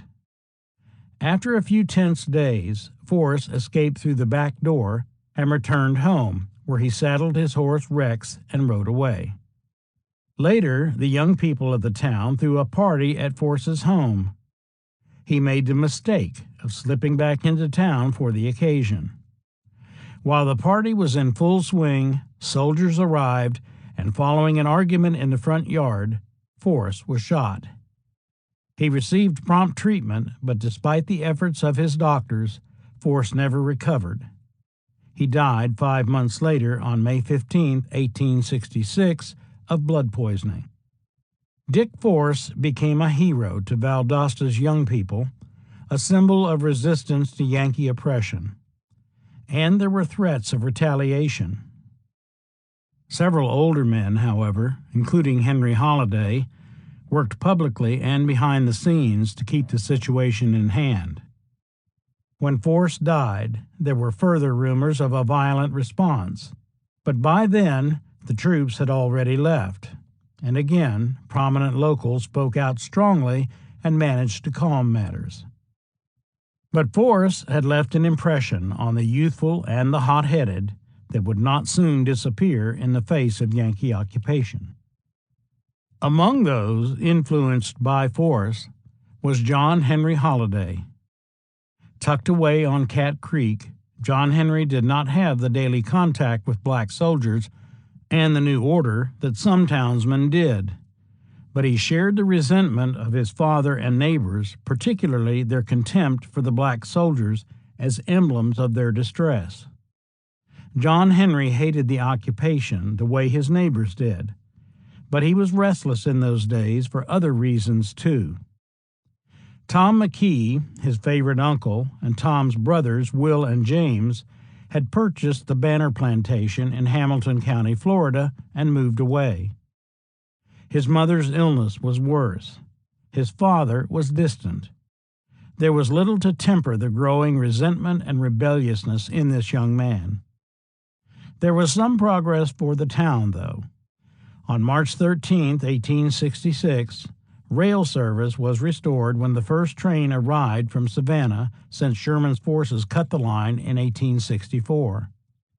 The town's population turned out to welcome it. Those folks hadn't been so happy since the war broke out, remembered one old-timer. Fanny Smith Weisenbaker remembered. New improvements were being seen in all parts of town. Lawyers and doctors hung out their signs. The stores were opening, and new goods were on display. A new mill was built, and with it more and more cabins for the mill workers. In spite of the galling bitterness of Reconstruction, change was coming. Change was also seen in educational opportunity. Since moving to Valdosta, John Henry had attended school. A Professor Newton, a stern disciplinarian, had conducted classes from sunup to sundown in the courthouse through 1863. In 1864, a Professor Mathis arrived and began holding classes at the renovated Valdosta Institute. Those years had been tough because of the scarcity of paper and textbooks. But things took a turn for the better when Samuel McWhirr Varnadoe settled in Valdosta in November 1865. Varnadoe would become something of a local legend. He was himself a model of discipline, learning, and industry. He eschewed the switch for disciplinary purposes and instilled a pride in his students that fostered achievement. The students admired him, and he rewarded them with devoted attention to their needs. He also gave them ample opportunity to show off their newly acquired learning to parents and neighbors. There were outings, too, and in the coeducational environment, opportunities to improve social skills. John Henry fit in well. Already well-mannered and charming as the result of his mother's instruction and the experience of a large, well-educated family, he learned quickly both in the classroom and in the social arena. He was popular with the girls at dances and was considered a strong-minded, even cocky young man by his neighbors.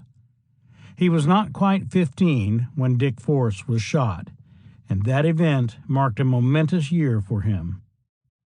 On May 30th, 1866, scarcely 2 weeks after Force died, Henry Holliday accepted an appointment as an agent for the Freedmen's Bureau. The appointment did not sit well with his neighbors, least of all with his rebellious son.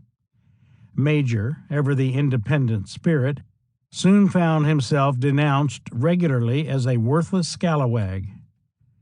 It was an added burden John Henry found hard to bear. Then, on September 16, 1866, Alice Jane McKee died. Reverend N.B. Owsley, the local Methodist minister, paid this glowing tribute to her. She was confined to her bed for a number of years, and was indeed a greater sufferer. She bore her afflictions with Christian fortitude. It has never fallen to my lot to know a more cheerful Christian. It was a great pleasure to visit her, to see the triumph of religion over the ills of life. She was deeply solicitous about the welfare of all she loved.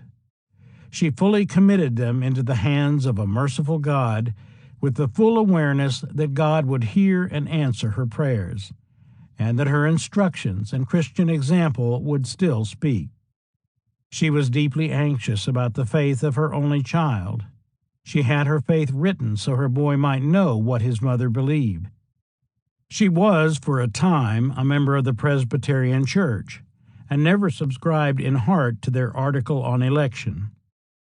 She determined to change her church relation, as she was not willing to die and leave on record for her boy that she subscribed to said faith. She therefore joined the M.E. Church, whose doctrines she heartily accepted. I visited her a few days before her death. She was calm, cheerful, joyful. She said to me that there was not a dimming veil between her and her God. She thus passed away from the church militant to the church triumphant, leaving her friends to mourn not as those who have no hope, knowing their loved one is not dead, but sleepeth. The tribute not only honored Alice Jane, it was also a classic statement of the best in Southern womanhood. The effects of her absence were quickly felt. Alice Jane had been the major restraining force on John Henry. She had taught him and perhaps pampered him to the point of vanity on his part. What is certain is that he took her death hard. The community acknowledged her piety and gentility in glowing acknowledgments of her life, but John Henry struggled with the loss. By custom, the period of mourning was 1 year. Husbands and sons wore black for 9 months and gray for 3 more. During that time, mourners severely limited their social activities. Anything less was considered to be seriously disrespectful of the deceased. The town was stunned then when, a mere 3 months after his wife was laid to rest in Sunset Hill Cemetery, Major married his neighbor's daughter, 23-year-old Rachel Martin. The marriage was performed by Reverend Owsley, the same Reverend Owsley who had spoken so glowingly about Alice Jane only weeks earlier. He might have overlooked the affront to tradition, but the town did not. There had been no time for a courtship, which raised questions about when the relationship between Henry and Rachel began and suggested a greater impropriety. More important than town gossip, though, was the impact of Henry's action on the family. John Henry was angry over the disrespect his father had paid to his mother's memory, and he resented his new stepmother, who was only a few years older than he. To make matters even worse, Major left his farm at Cat Creek and moved with his family into a house on Savannah Avenue owned by his new in-laws. The townspeople soon moved on to new scandals, but the relationship between John Henry and his father was cooled forever. Living in town with constant reminders of what had happened, John Henry was an angry young man. The removal of Alice Jane's influence and the resentment against Major soon materialized in John Henry's conduct. Bertram Wyatt Brown observed that the socialization of Southern boys included expected experimentation with fighting, gambling, swearing, drinking, and wenching, all activities that tested the schoolboy's honor among his peers. At school one day, John Henry got into an argument with a classmate over some matter that was not recorded. The way Tom McKee recalled the incident years later, it could have had tragic results. John's opponent in the quarrel challenged him to a duel with pistols.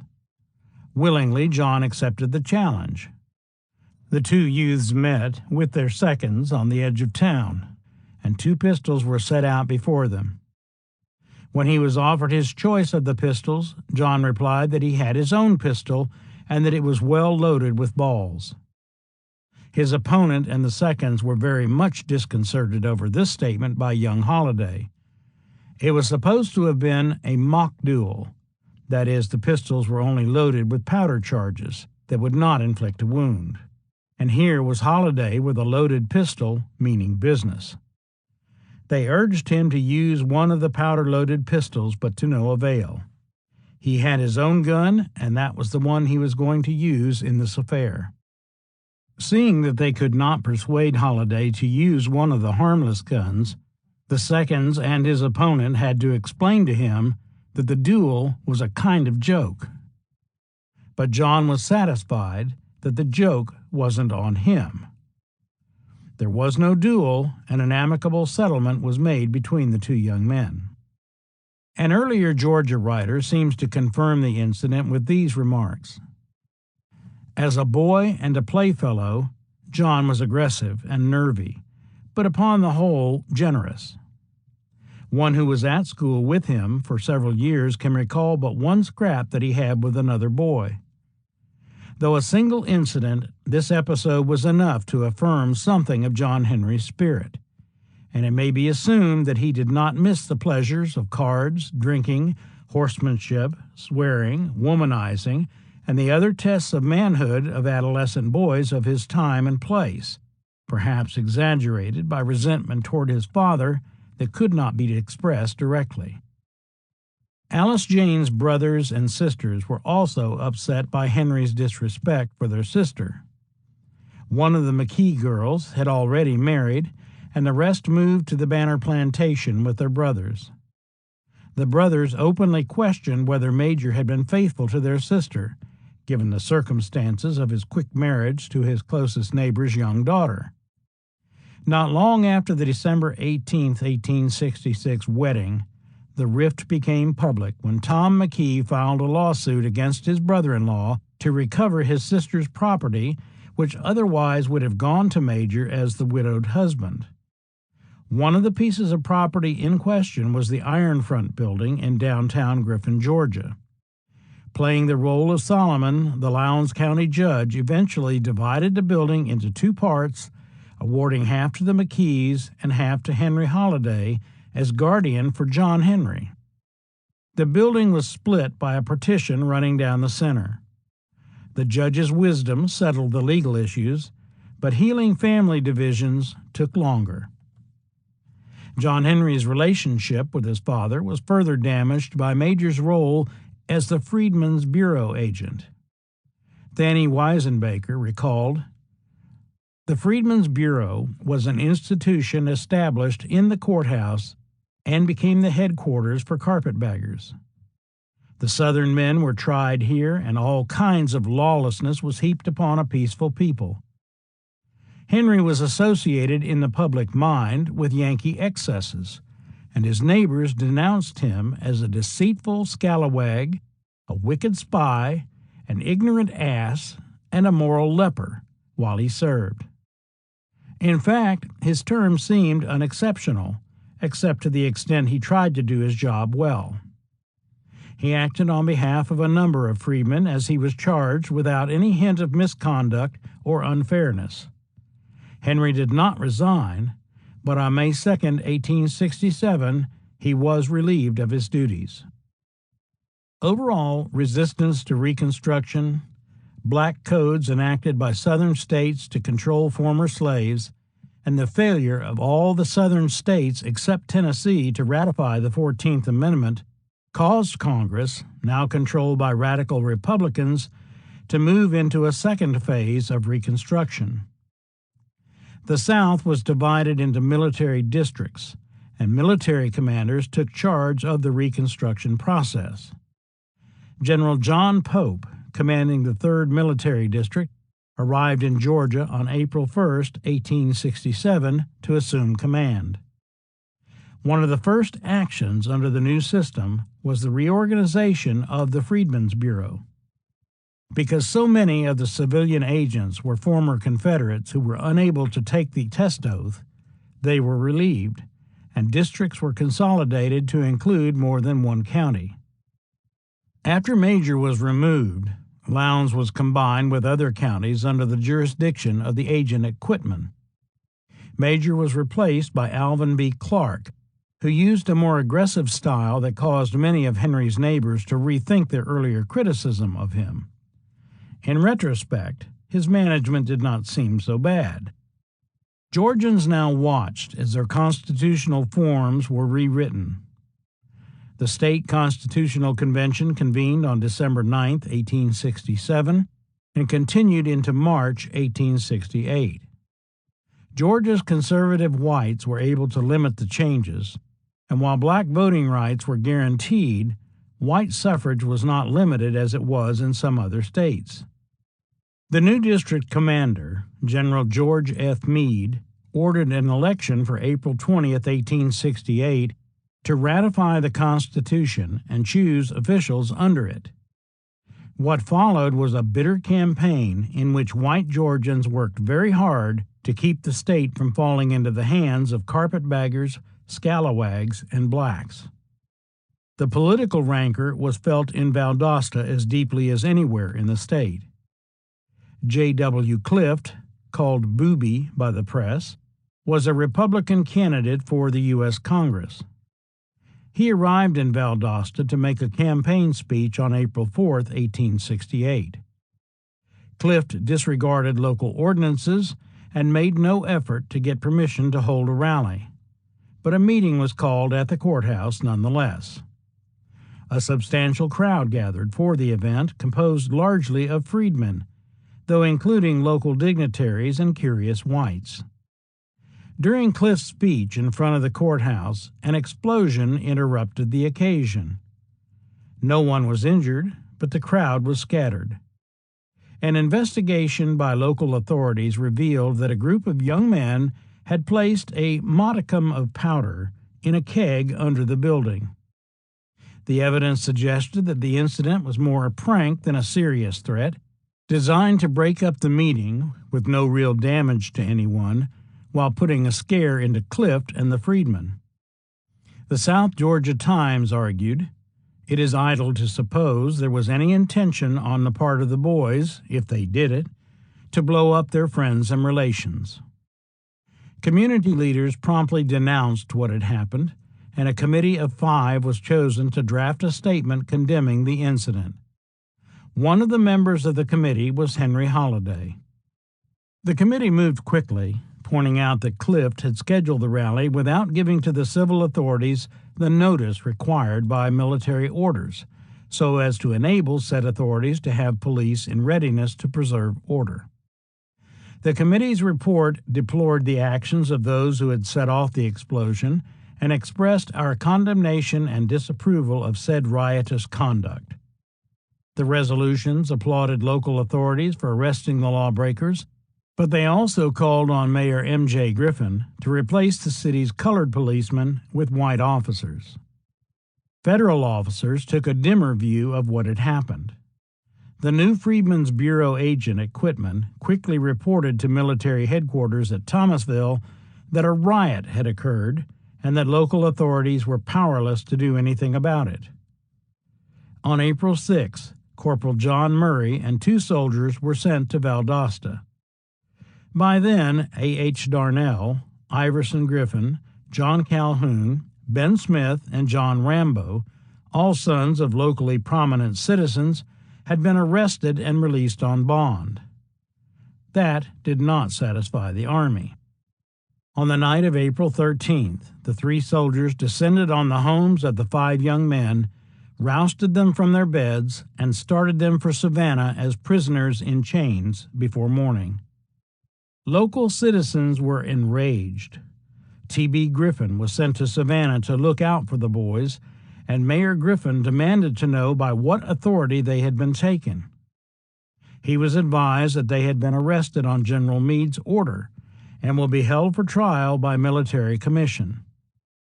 In May, well after the state election, the prisoners were released on $10,000 bond each, raised by the sympathetic citizens of Savannah.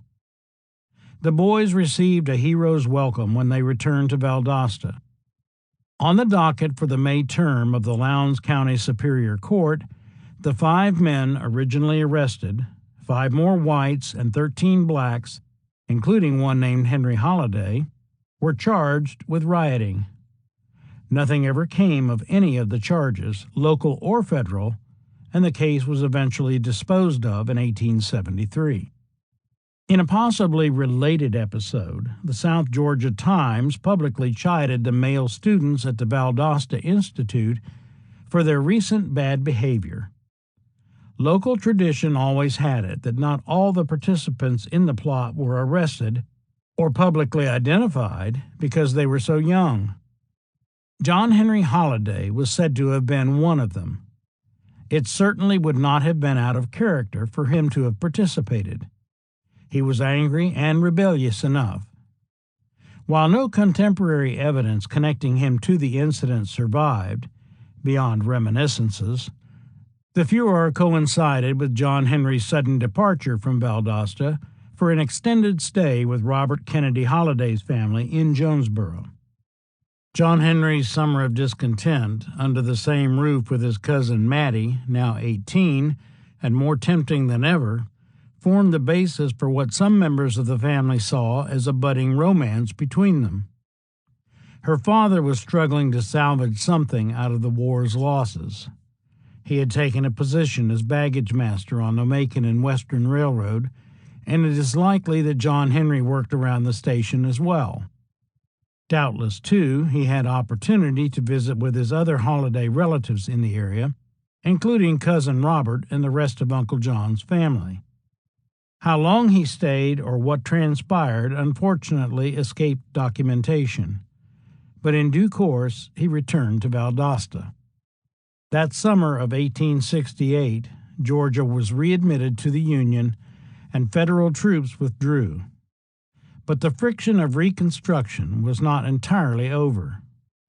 The adjustment to civil and political rights for blacks was galling for most whites, and there were episodes like the riot at Camilla, Georgia, in September, which left 9 freedmen dead and close to 30 wounded. The following year, 1869, would be memorable in Georgia for its political chaos, which was so extreme that in response to Governor Rufus Bullock's request, Congress on December 22, 1869, sent the Army back into Georgia. Throughout all of this, John Henry's life was more concerned with mathematics, history, literature, science, composition, Latin, and the rest of Varnadoe's rigorous curriculum, as he worked to complete his education. He took a job in 1869, working at the station for the Atlantic and Gulf Railroad in Valdosta. In April of that year, William and Tom McKee bought some land near Troopville, which, happily for John Henry, meant Uncle Tom was spending a little more time with him. By then, another fateful connection had arrived in Valdosta. Dr. Lucian F. Frink was a Floridian and an ex-Confederate soldier who had served with an artillery unit during the war. He had surrendered with Confederate forces in Alabama in 1865. While awaiting parole, Frink made friends with a Union soldier, and the two of them agreed to attend the dental college in Philadelphia once the war was over. He entered the Pennsylvania College of Dental Surgery in 1867, as planned, and on completion of his training moved to Valdosta in 1868. How and when he and young John Henry met escaped the record, but the decision to attend dental school and where was made in Dr. Frink's office. Frink was only 5 years older than John Henry and probably knew him on a social level as well as a professional one. In late October 1869, John Henry and his father and stepmother may have traveled to Atlanta, where John Stiles Holliday had moved after the war to attend the wedding of George Holliday to Mary Elizabeth Wright. Aside from the family reunion and a chance to see the recovering young city of Atlanta, the trip would have given John Henry an opportunity to talk with his uncle about his plans. Apparently, Dr. Holliday encouraged him, because when John Henry returned to Valdosta, he began making plans for admission to dental school the next fall. In September 1870, John Henry Holliday, with Dr. Frink's endorsement as preceptor, arrived in Philadelphia to begin his education as a dentist. The Pennsylvania College of Dental Surgery was one of the best dental schools in the country. Housed in an imposing building at the corner of 12th and Filbert Streets, it was the outgrowth of the Philadelphia College of Dental Surgery, originally chartered in 1850, which had opened its doors in 1852. The Pennsylvania College of Dental Surgery was chartered in 1856 after a dispute between the trustees and the faculty of the Philadelphia College led to the mass resignation of the faculty and the creation of the new institution. The college had an average enrollment of 50 to 60 students. Students faced a rigorous curriculum in chemistry, mechanical dentistry, metallurgy, dental pathology and therapeutics, dental histology, operative dentistry, physiology, anatomy and microscopic anatomy, and surgery, as well as clinical instruction in operative and mechanical dentistry. John Henry began his studies on October 3, 1870. He attended daily lectures and demonstrations morning and afternoon, and began immediately to participate in clinical procedures under the direction of demonstrators. He had ample opportunity for the application of his studies. The largest in the world, the facilities were devoted to dental education, and the urban population brought a steady supply of patients to the clinics. Young Holliday faced a rigorous schedule 6 days a week, but he also found time for a somewhat broader education as well. Philadelphia was unlike any place he had ever known. The experience had to be both intimidating and exhilarating. For the first time in his life, he was outside the South and away from the control of parents and community, with no constraints except his school's demands for respectability and discretion. Still, he found time for jaunts into the mysteries of urban life, and he doubtlessly learned more than the principles of dentistry during his time in Philadelphia. For one thing, he got to know Yankees apart from the issues that had held his attention since he was old enough to remember. For another, he came to appreciate some of the social amenities of the urban environment. Philadelphia had its share of saloons, gambling dens, and brothels, and it would not be extravagant to think that the cocky young Georgian tasted some of the city's worldly pleasures, or even made jaunts to New York City. He was not in Philadelphia to play, however, and discretion demanded that he be careful. He was apparently a gifted student. For 5 months he attended classes, demonstrations, and laboratories in both academic knowledge and rigorous practical training. By the time the term ended, John Henry had become adept at both. The college held a spring session devoted to practical dentistry, but in March 1871 he returned to Valdosta, where he spent the next 8 months working with Dr. Frink. The town was continuing its post-war recovery, and young Holliday had plenty of opportunities to practice his skills. In September 1871, John Henry returned to Philadelphia with much valuable experience that equipped him for his second-year task of developing a thesis, demonstrating his mastery of operative dentistry, and preparing artificial dentures. His thesis, Diseases of the Teeth, and each of the other requirements were met in due course, and he was scheduled to graduate on March 1, 1872. There was one problem, however. Qualification for graduation required that the candidate must be 21 years of age. He was still more than 5 months shy of turning 21, a requirement for licensing dentists in several states, including Georgia. His name appeared on the graduation announcement, but he would not receive his credentials until August. John Henry would have to work as an assistant to someone else in the interim or find some other use for his time. Times were changing. Reconstruction in Georgia officially ended on January 12, 1872. Tom McKee and William H. McKee bought more land at the confluence of the Little and Withlacoochee rivers in February. John Henry could have gone home and worked with Dr. Frink and enjoyed the company of his relatives, but by then he knew his future did not lie in Valdosta. He had time on his hands before he could open his own practice, so he decided to gain experience and see a little of the country. One of his classmates, A. Jameson Fuchsius, Jr., who wrote his thesis on the same topic that John Henry did, was returning to his home state of Missouri to practice in St. Louis. Fuchs opened an office on 4th Street, and young Holliday joined him there. St. Louis was a bustling, hardy, and bawdy place, full of progress and the negative payoff of progress. John Henry tasted the excitement of this place caught between modernization and the frontier. He gained experience in his chosen profession, and he was attracted to things more personal as well. Near Fuchs's office was a theater and saloon. One of the employees there was a young woman named Kate Fisher, but that was not her real name.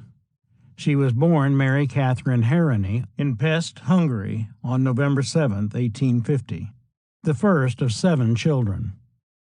Her parents immigrated to the United States in about 1860 and settled in Davenport, Iowa, with what amounted to a colony of Hungarians. Kate's father purchased property there in 1863, but by 1866 both he and his wife had died, leaving the care of the minor Harany children under the guardianship of the children's brother-in-law, Gustavus Susemihl.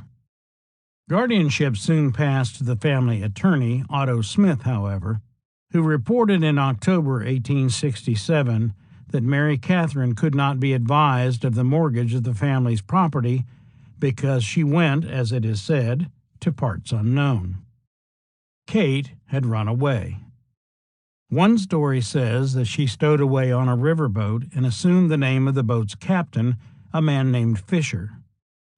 Her choice of the name Fisher might also have come from one of the leading actresses of the day, Kate Fisher, whose performances as Mazeppa, in which she rode across the stage on horseback wearing only pink tights, scandalized and tantalized audiences across the country. Kate claimed to have entered a convent school in St. Louis, but like many runaway girls in that period, she appears to have entered a somewhat different school. A Kate Fisher was listed in the 1870 census, living with 8 other women. 7, including Kate, were listed as whores. By 1872, she was working at the saloon near Dr. Fuchs's new office. She later claimed that she met John Henry in the spring of 1870, but Kate had trouble remembering dates late in life, and other internal evidence in her writings suggests that she meant 1872. Apparently, they had an affair, or perhaps a professional relationship. In later years, concerned about the negative image of her in published sources and determined to salvage her reputation, she even claimed they were married. But though her account was slanted, even deceptive, it contained details that suggest that she did meet and have a relationship with John Henry that spring and summer. She would remember that John Henry Holliday's stay in St. Louis was a brief adventure, and she would also recall that he returned to Georgia to claim an inheritance. In fact, during July, he did return to Georgia to claim his inheritance from his mother and to begin his practice. Kate would not forget Dr. Holliday, and as it turned out, John Henry would not forget her either. John Henry moved in with John Stiles Holliday that summer. Dr. Holliday had moved to Atlanta after the war and had gone into the grocery business with R.W. Tidwell, another Fayetteville transplant. They had been quite successful, to the point that Dr. Holliday gave up the regular practice of medicine. Holliday's son, Robert Alexander, called Hub by family members, was working with him as well. John Stiles Holliday was highly regarded in the new Atlanta, and John Henry moved into not only a large and comfortable household, but social and professional credibility as well. Following his return to Georgia, John Henry was introduced to Dr. Arthur C. Ford.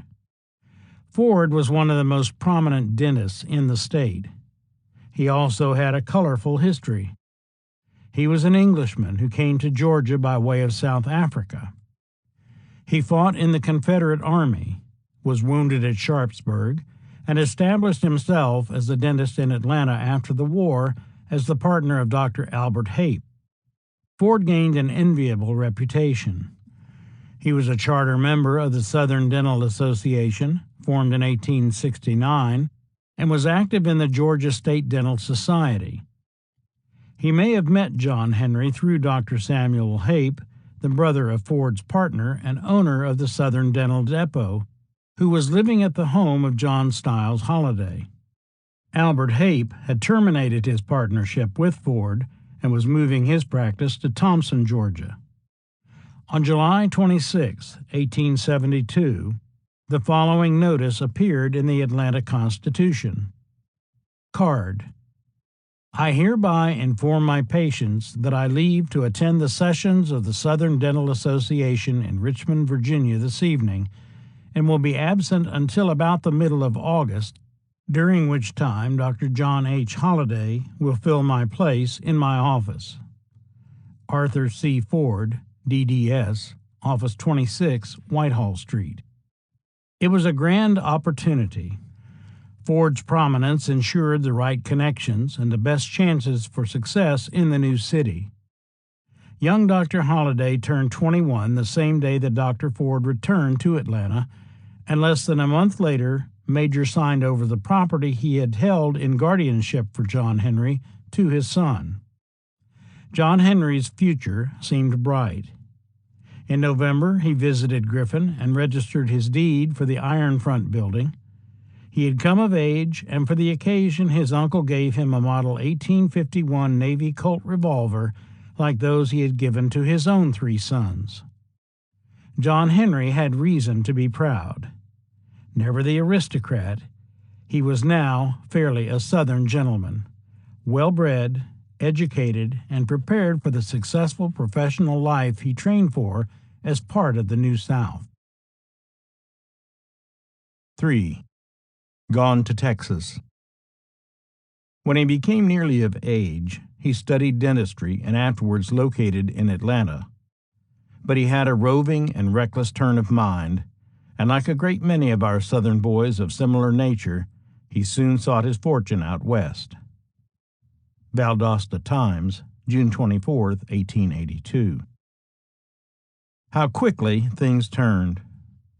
The relationship with Dr. Arthur C. Ford did not last.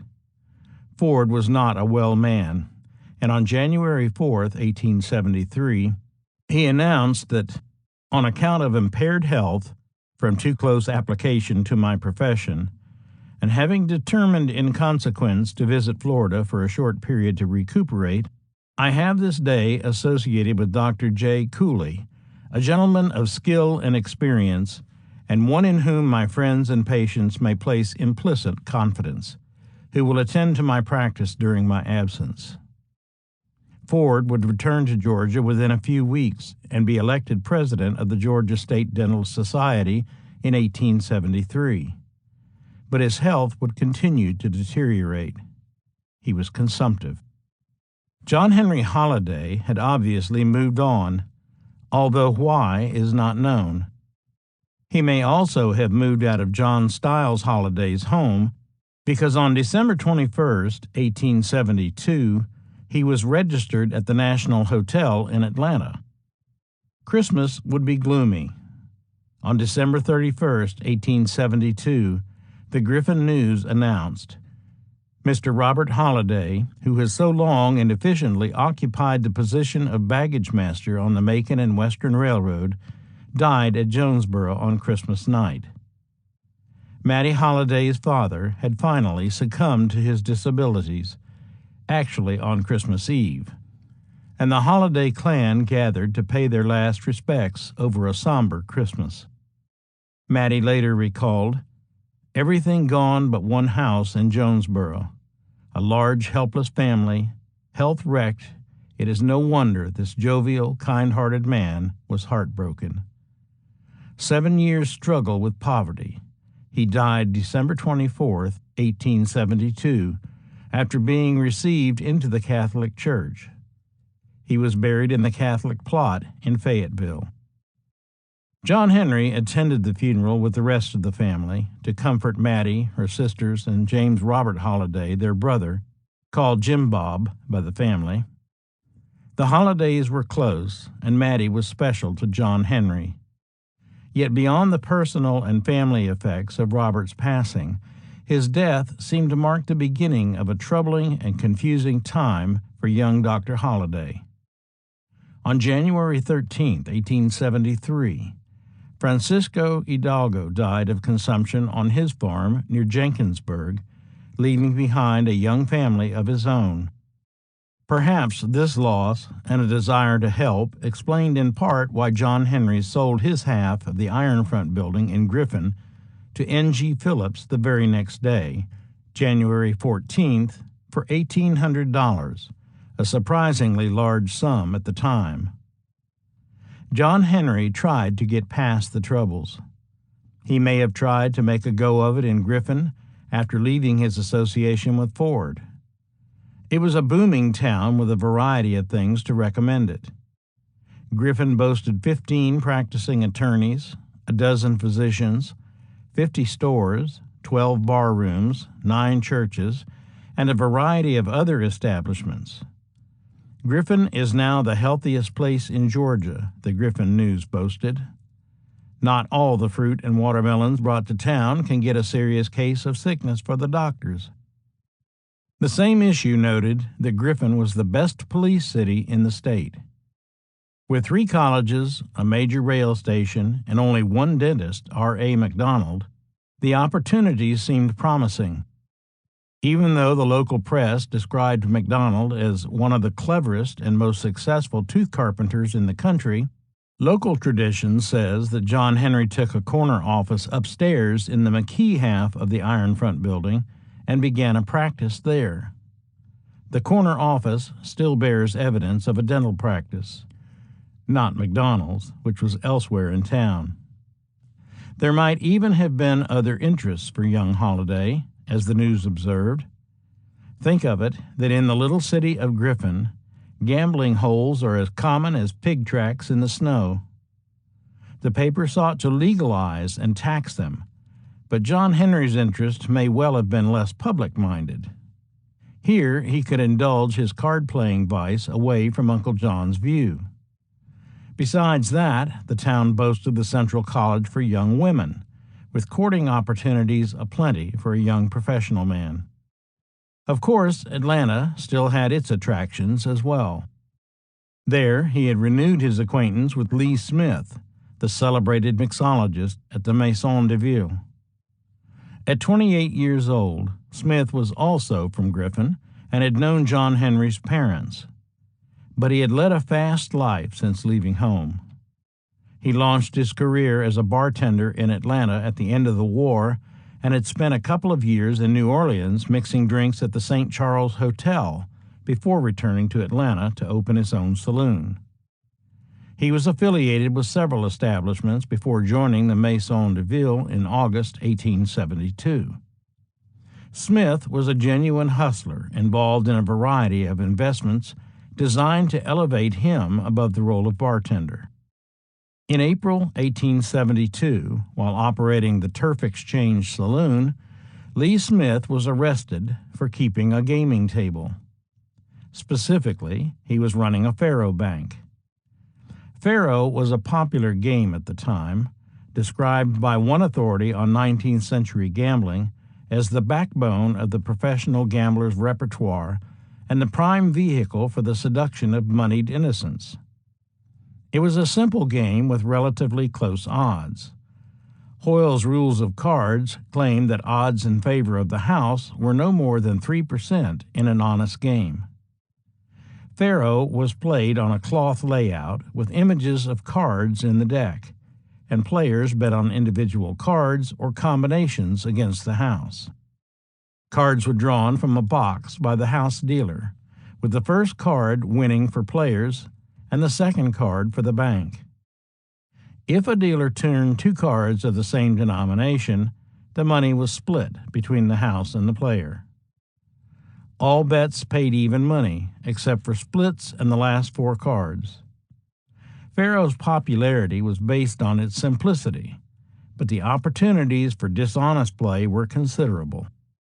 The cultural impact of the game was significant, contributing expressions such as from soda to hawk, bucking the tiger, and both ends against the middle to the language. In the post-Civil War period, it was still one of the most popular card games, and John Henry Holliday, who would spend a considerable part of his life as a faro dealer, may well have acquired or honed his skills in the game at Smith's tables in Atlanta rather than later after he went west. Smith was found not guilty of the gambling charge on May 27, 1872, before young Dr. Holliday returned from St. Louis, and he accepted the position at the Maison de Ville not long afterward. Later in the year, he was arrested for assault with intent to murder, but was acquitted on November 12, 1872. Despite his troubles, Smith made an effort to qualify himself as a bona fide, respectable entrepreneur as well. By March 1873, he was dealing in specie payments at No. 16 Marietta Street as an investment capitalist. That did not keep him from refurbishing and opening the Girl of the Period saloon on Marietta Street in August 1873, or continuing to dabble in the saloon trade over the next few years. By 1875, when he opened the Big Bonanza Saloon, he was well on his way to financial success. Smith's friendship with young Holliday suggests that John Henry was already drawn to the world of saloons and gambling before he left Georgia, which should not be surprising. Sowing wild oats was expected of young men of his time and place, especially when they had a rebellious streak, as John Henry certainly did. Whatever John Henry's precise activities and their implications, he nevertheless seemed to be focusing on his future, and conversations with cousin Robert Hub Holliday led to Robert's decision to follow John Henry's lead and attend the Pennsylvania College of Dental Surgery in the fall of 1873. John Henry would be Robert's preceptor, and the two of them anticipated a long and respectable partnership once Hub graduated. His decision to act as Hub's preceptor indicated John Henry's intentions to stay in Georgia. Robert would enter school in October 1873, and he would go on to a distinguished career as a dentist in Georgia. Unfortunately, the planned collaboration was derailed, and by the time Robert graduated, John Henry was gone. Something dramatic had happened to destroy their plans. What happened is more difficult to define. Even the anecdotal evidence is maddeningly unsatisfying. Yet something happened that caused John Henry's life to unravel and sent him west to Texas. The details remain shrouded in mystery.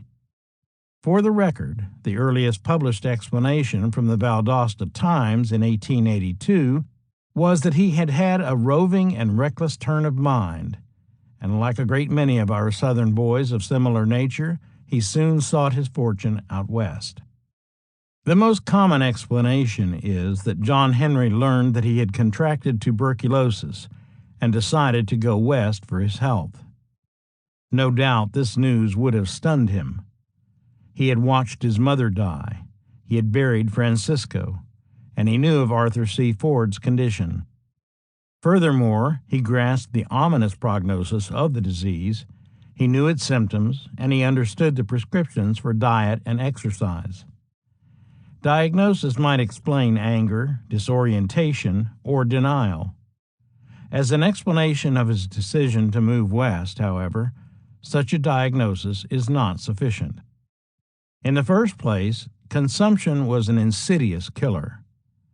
The very term presented an image of a body wasting away, of being consumed in frightening and disturbing ways.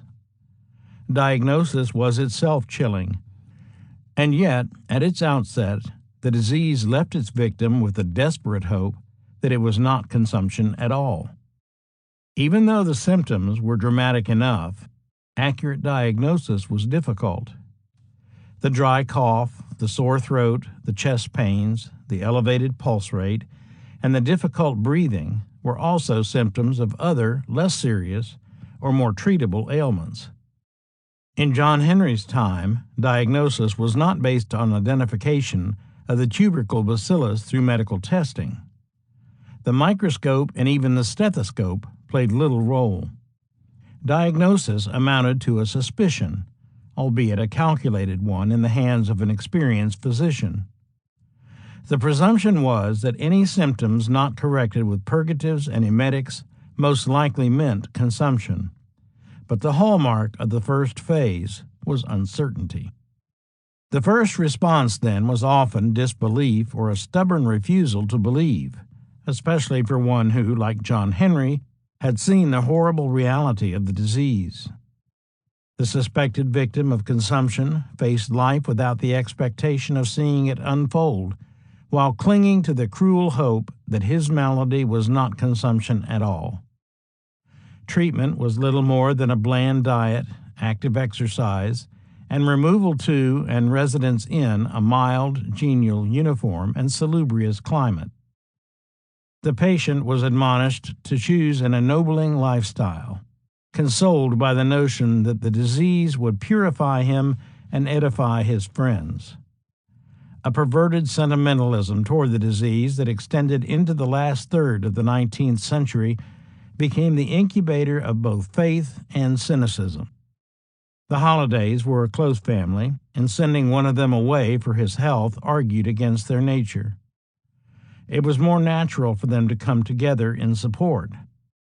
This was an important consideration since, at the time, in the treatment of consumption, there were as many advocates of a Southern cure as of a Western cure.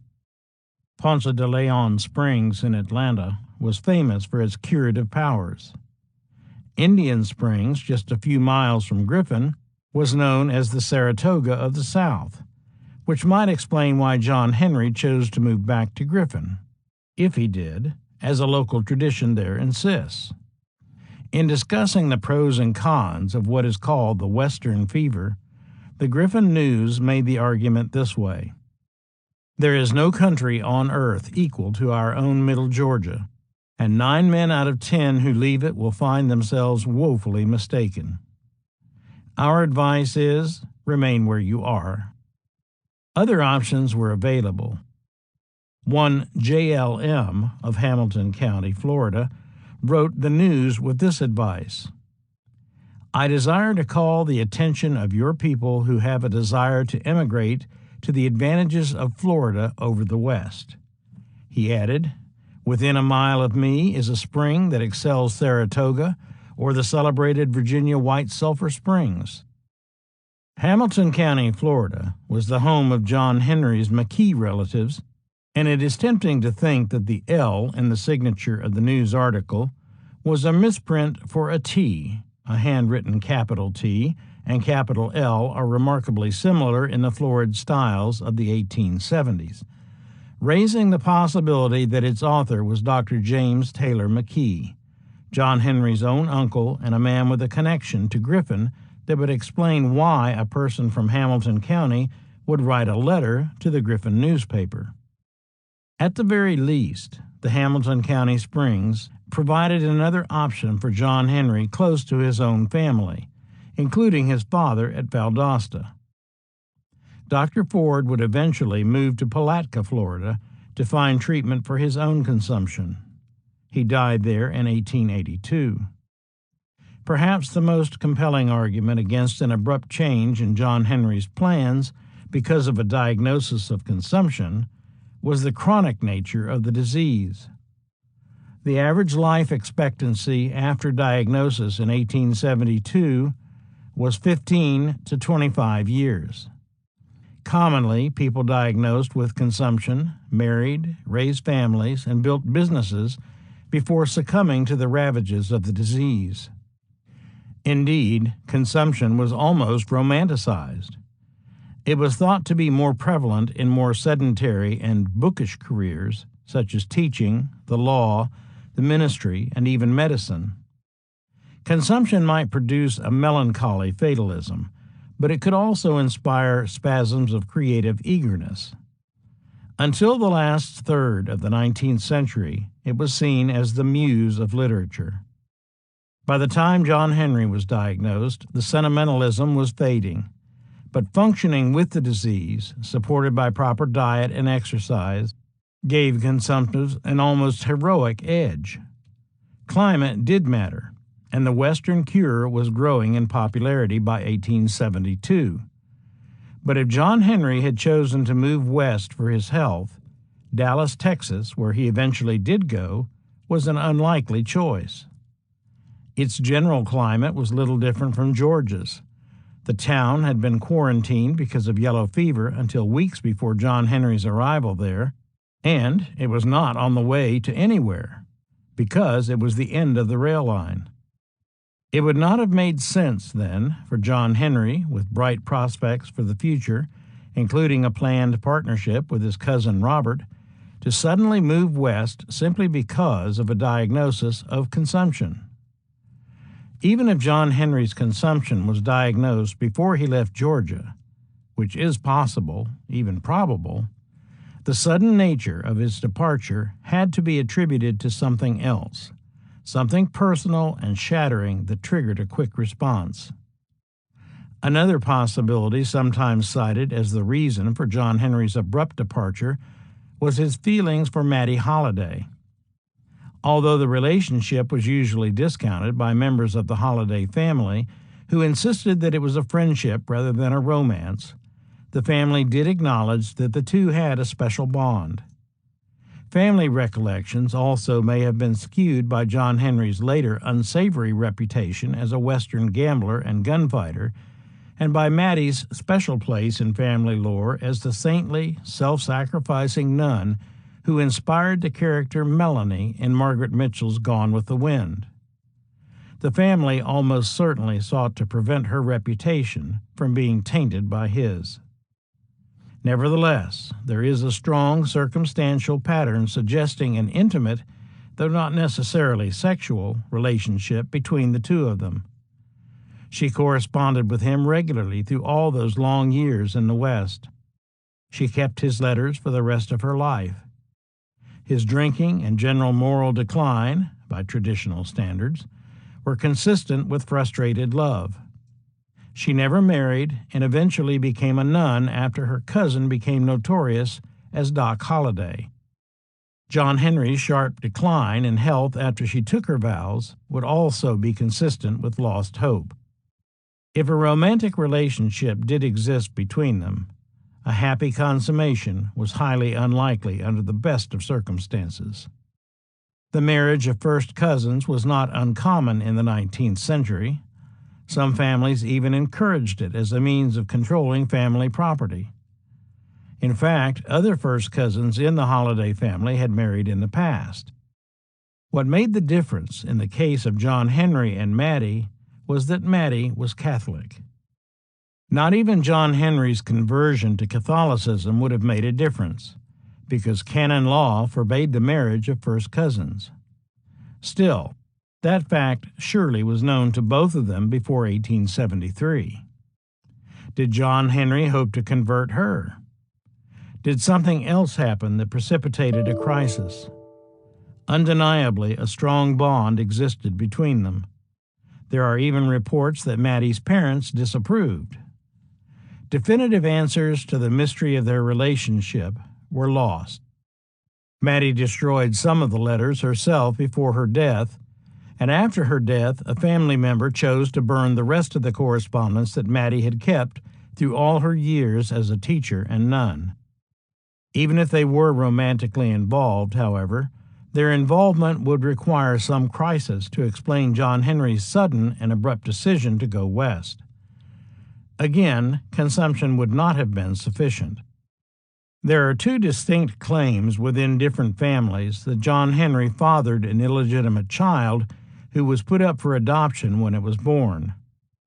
In such situations, one common solution among well-to-do families was to put away the woman until the child was born, then turn the child over to an adoption group and bring the woman back with some explanation for her absence that protected her and the family's reputation.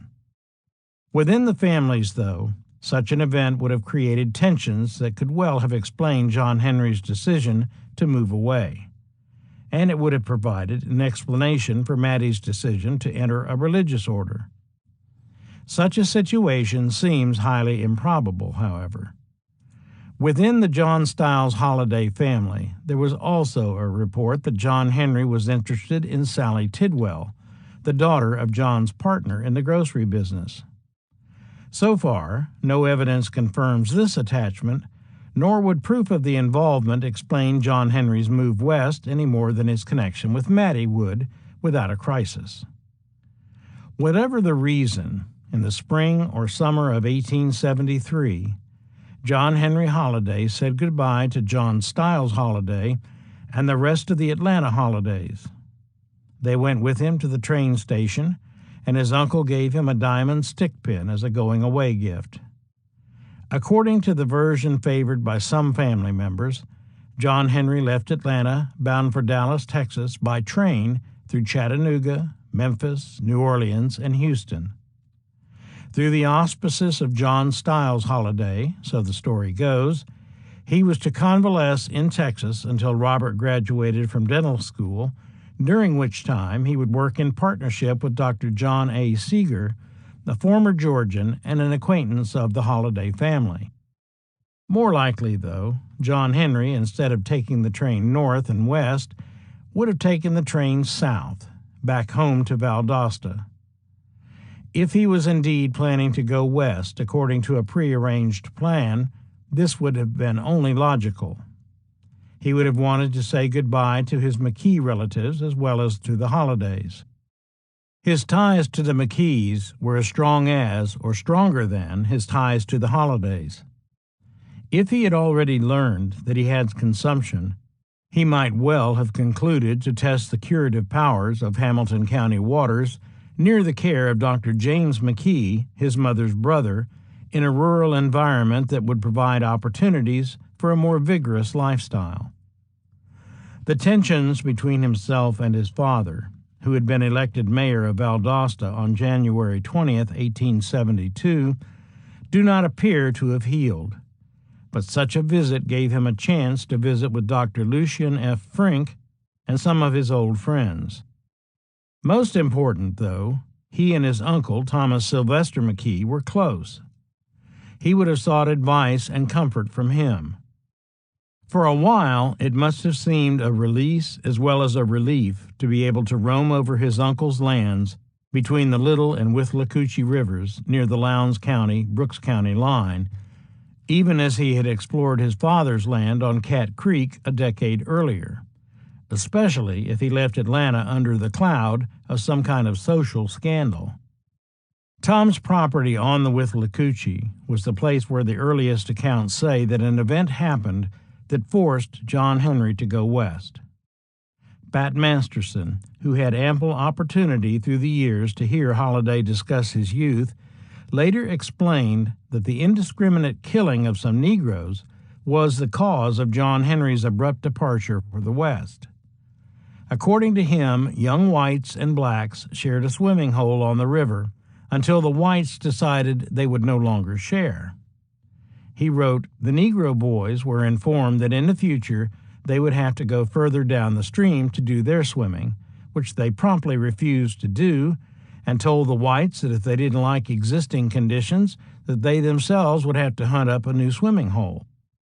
This defiant attitude caused the whites to instantly go on the warpath. Masterson said, "One beautiful Sunday afternoon, while an unusually large number of Negroes were in swimming at the point of dispute, Holliday appeared on the riverbank with a double-barreled shotgun in his hands, and pointing it in the direction of the swimmers, ordered them from the river. The blacks stampeded for the opposite shore, and Holliday waited until he got a bunch of them together and then turned loose with both barrels, killing 2 outright and wounding several others. Masterson said that Holliday later justified what he did by saying that the niggers had to be disciplined, but that his family thought it best that he leave for a while whereupon he went to Dallas. Other accounts of the mayhem survived. One provided by a Mr. Moore, who worked in Valdosta in 1881, was somewhat simpler. There was a swimming pool on the Withlacoochee River near Valdosta, and Doc and the white boys used to think it was theirs. One day they came down and some nigger boys were swimming in it. Doc had a pistol, and some say he shot promiscuously and accidentally killed one of the colored boys. Others say he deliberately shot at and killed 3. That I do not know, but it was for this reason he is supposed to have left home. Curiously, too, the tradition of a fatal encounter at Blue Springs on the Withlacoochee near Troopville between John Henry and young blacks survived among members of the family of Major Holliday's second wife, the Martins, who had little reason to remember Rachel's stepson fondly. According to the version passed down in the Martin family, there were some words, and Doc allegedly killed one of the black youths with a gun. In the early 1930s, when Stuart N. Lake's Wyatt Earp, frontier marshal, revived interest in Doc Holliday, the stories of the Withlacoochee shooting were resurrected. What is interesting is that the family did not deny that such an episode occurred, although it was reported as less bloody. Mrs. Clyde McKee White, the youngest of Tom's children, remembered it this way. Papa told me Doc shot over their heads. They rode up on the Negroes in swimming in a part of the Withlacoochee River that Doc and his friends had cleared out to be used as their swimming hole. The presence of the Negroes enraged Doc, and he drew his pistol, shooting over their heads to scare them off. Papa said, shot over their heads. This recollection squares well with the story that Tom himself told, as reported by the Valdosta Times in 1931. Accompanied by Mr. T.S. McKee, now one of Valdosta's oldest citizens, John one day rode out to a point northwest of the city, which was noted throughout this section for its fine wash-hole. Arriving there, they discovered that several Negroes had been throwing mud into the water and stirring it up so that it was unfit to swim in. Holliday began scolding the Negroes, and one of them made threatening remarks back to him. John immediately got his buggy whip and proceeded to punish this hard-boiled Negro. The Negro fled and returned in a few minutes with a shotgun. He shot once and sprinkled Holliday with small bird shots. Holliday promptly got his pistol and pursued the fleeing Negroes. When the Negro who had shot at him saw that the youth meant business, he took to his heels and could not be caught. It would not be surprising if the family sanitized the shooting for public consumption, but the larger problem is that no account of such an incident has survived in the records of the time. That is not entirely surprising. First, the Valdosta papers for 1873 are incomplete, and the criminal records for that period in Lowndes County were lost. Moreover, white violence against blacks frequently went unreported in the press during those days. Nevertheless, the shooting would have been serious business in a place still recovering from Reconstruction. The detail in Masterson's account, combined with his knowledge that John Henry went to Dallas, and the supporting accounts from family sources, is compelling, if not definitive. If John Henry did leave Georgia on the run, he would have slipped into Hamilton County, Florida, long enough to say goodbye to his McKee relatives and gather what he needed for the journey, and then caught the train into Tallahassee and traveled west to Pensacola. From there, he might have continued west into Mobile, New Orleans, and on into Texas. Or, more likely, he boarded a steamer at Pensacola bound for Galveston. One story from a family source, which supports the idea that John Henry left by this more southerly route, claims that John Henry fled from Tom McKee's home, taking with him a knife Tom had made from a meat cleaver and carried with him through the Civil War. The knife, which Tom called the Hell Bitch, was heavy, long-bladed, and double-edged in the manner of a bowie knife. Doc left behind the sheath, which remained with family members. The historical sources, both reliable and unreliable, are exasperating because of all the possible motives for secrecy and whitewashing, both at the time the events occurred and in the treatment of those events by the family over time, and because the public records are incomplete. Perhaps the truth was some combination of all these issues. Perhaps John Henry learned he had tuberculosis, pressed Mattie for an answer only to be turned down, returned to Valdosta, and was forced west by the shooting incident. This much is clear. Something traumatic and devastating enough to interrupt his plans drove him west that summer of 1873. Coughing spasms, a broken heart, a shotgun blast, or a combination of all three cut him off forever from his past and threw him into an unknown future. John Henry Holliday headed west in 1873, accompanied by many ghosts and embittered by the destruction of his dreams. Everything and everyone he loved lay behind him, and what he found in Texas hardly gave him hope.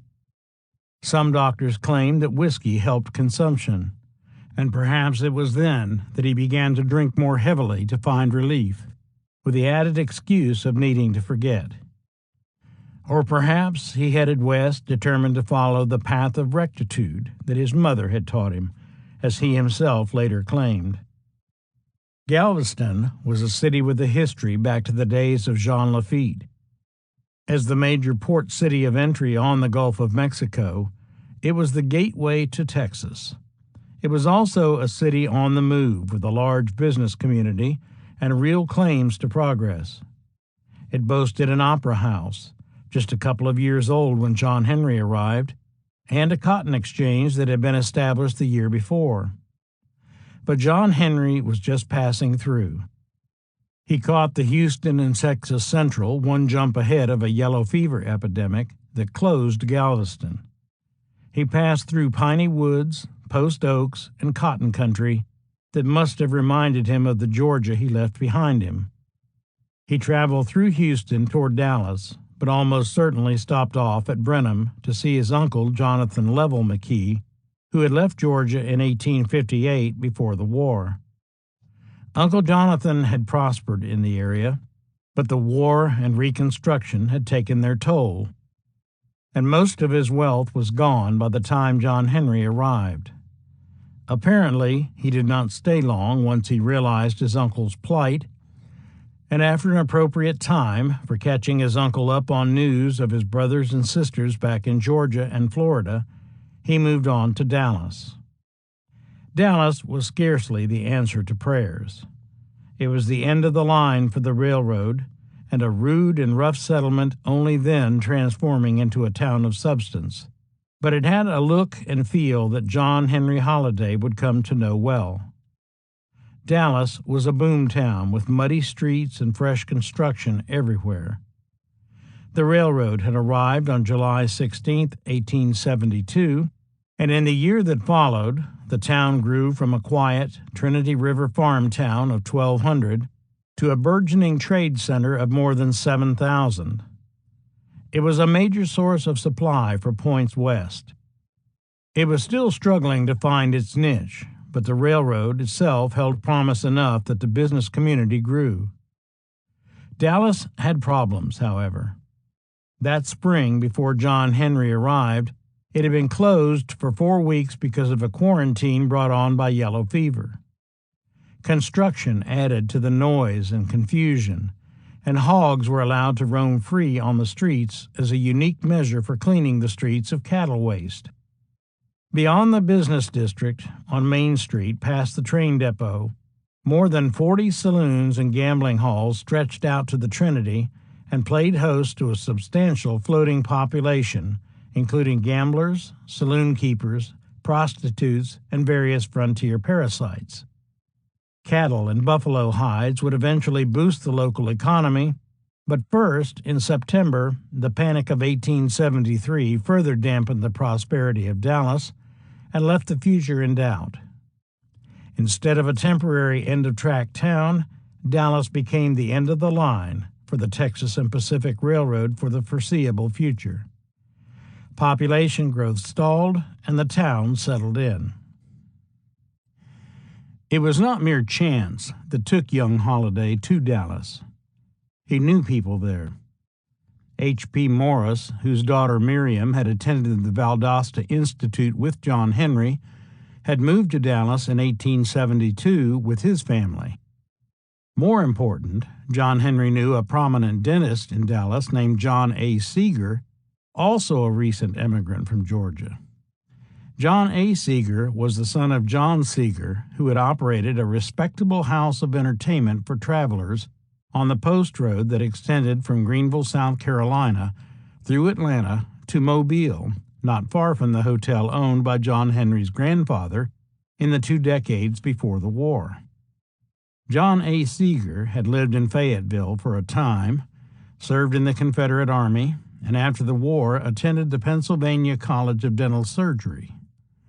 In 1867, he migrated to Texas and settled in Dallas with his family. He became prominent in local affairs and established a successful practice. In 1869, Seeger advertised for a partner in the Philadelphia dental office and laboratory. He wrote, "We'll take a young man who has just graduated."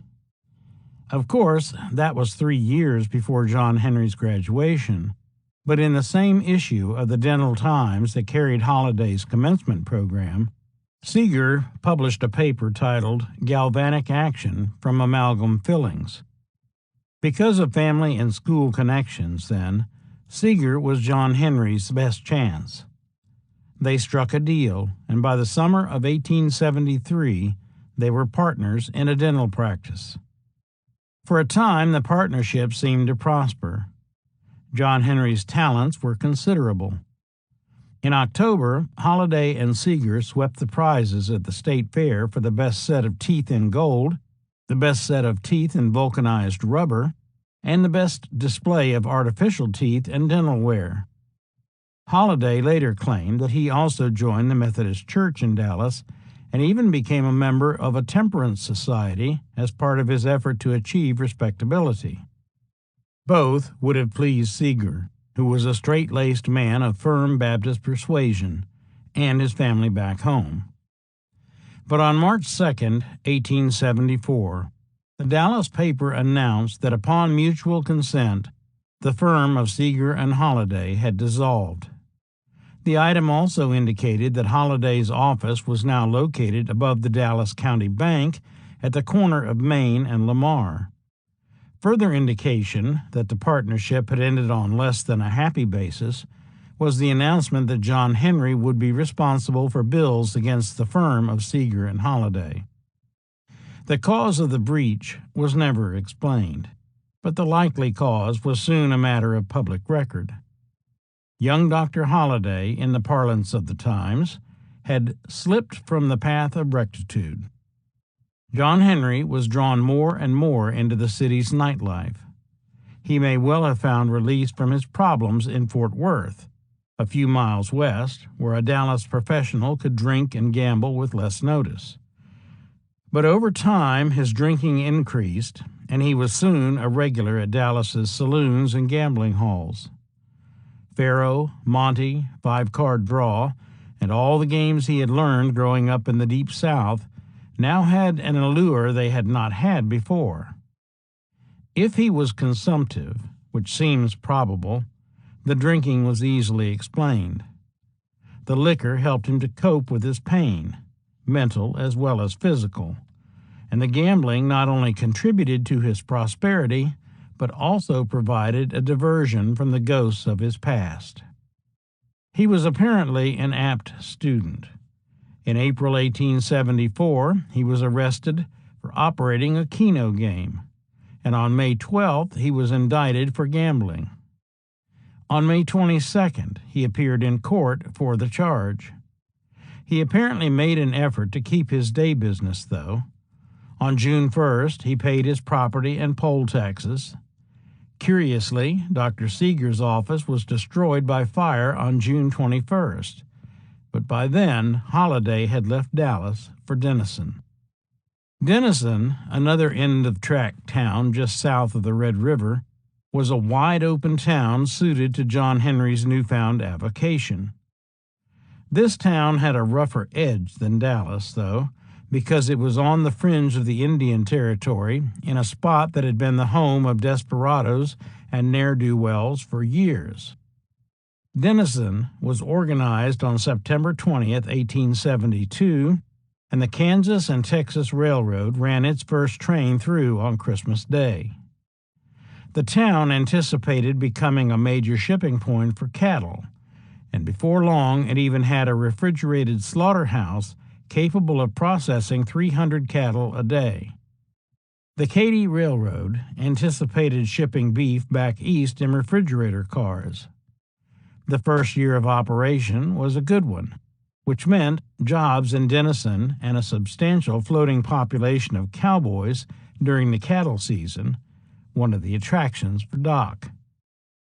Jesse Lee Hall, who was known as Red, but who preferred to be called Lee, was the deputy sheriff in charge of law enforcement.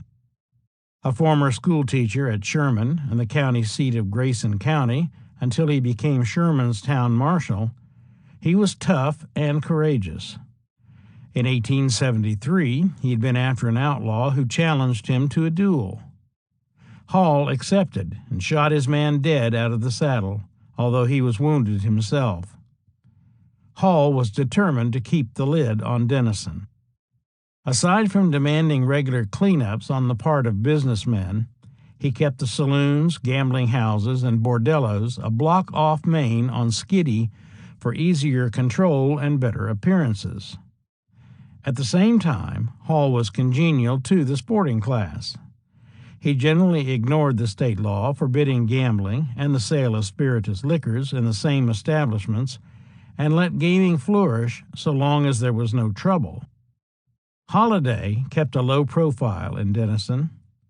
Dr. R.H. Lampkin, a very agreeable gentleman, had opened an office in June 1873, and the Denison Daily News announced that he is the only practicing dentist in the city. By August 1873, Dr. J. Crane had added his services as an option for the citizenry. When John Henry arrived, dental services seemed well met, and he apparently spent more time on Skiddy than on Main. With Red Hall on hand, the gambling halls ran smoothly. John Henry remained there through the fall, learning the culture as well as the games, although he apparently made trips back to Dallas from time to time on the Houston and Texas Central.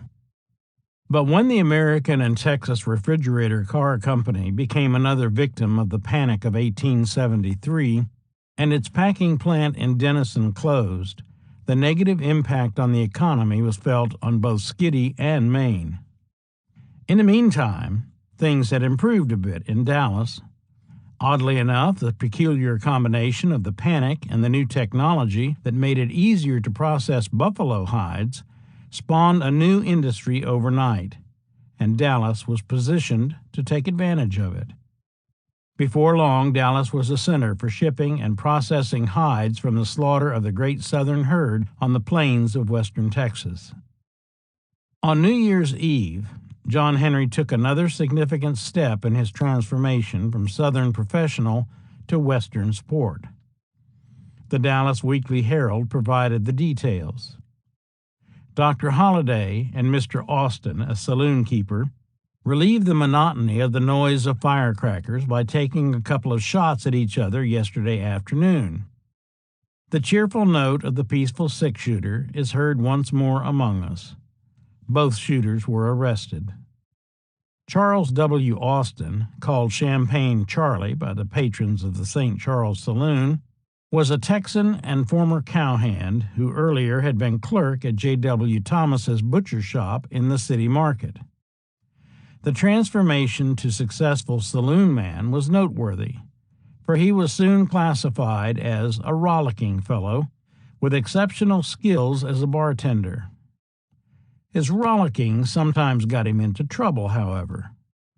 The previous year, he had been arrested on a charge of assault with intent to commit murder after an attack on the ex-marshal of Dallas, Major G.W. Campbell. He had been acquitted in that matter, and by August 1874, a local paper declared of him, "It is admitted by all that Charlie beats the world mixing drinks, and from our own experience unqualifiedly assert that Charlie understands his gait." The details of the New Year's Eve shooting were not recorded, but while both shooters were arrested, Austin was not held. He clearly had a bigger reputation and more friends in Dallas. On January 18th, John Henry was charged with assault with intent to murder, but a week later, on January 25th, he was tried and acquitted. It had not been much of an affair, but he was building a reputation as a man who would not back down. John Henry was back and forth between Dallas and Denison that spring. On April 13th, he was responsible enough to show up in court for the old Keno charge in Dallas. He was fined $10. The books in Dallas were now clear, and he began to think of his future. The inhospitable clime of Dallas and poor prospects in Denison and Fort Worth moved him west in May 1875. He left behind unclaimed mail at Denison. So far, Doc, as he was now called, had known only the fringe of the frontier. He had met frontier types, and he had heard stories aplenty of life beyond the reach of the railroad, where cowboys, desperados, the army, and occasional flare-ups of Indian resistance gave life a hard edge, rough and unfinished.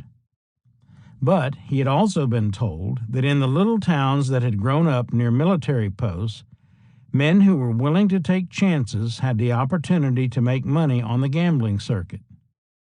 That winter, one of the more promising spots seemed to be Fort Griffin Flat, a sprawling little village that stood just below Fort Griffin, one of the Army's outposts in a cluster of forts on the central plains of Texas. The buffalo slaughter made the Flat a rendezvous for hunters and a shipping point for hides, and the Dodge City Trail ran past Fort Griffin, bringing great cattle herds and cowboys with them into town for one last party before the dry and monotonous drive toward Doane Station and on into Dodge City, Kansas. It was a promising combination: soldiers, hunters, and cowboys, bound to attract gamblers, saloonmen, and whores. Doc Holliday, with his respectable reputation wasted in Dallas saloons and gambling houses, took the stage west along the military roads.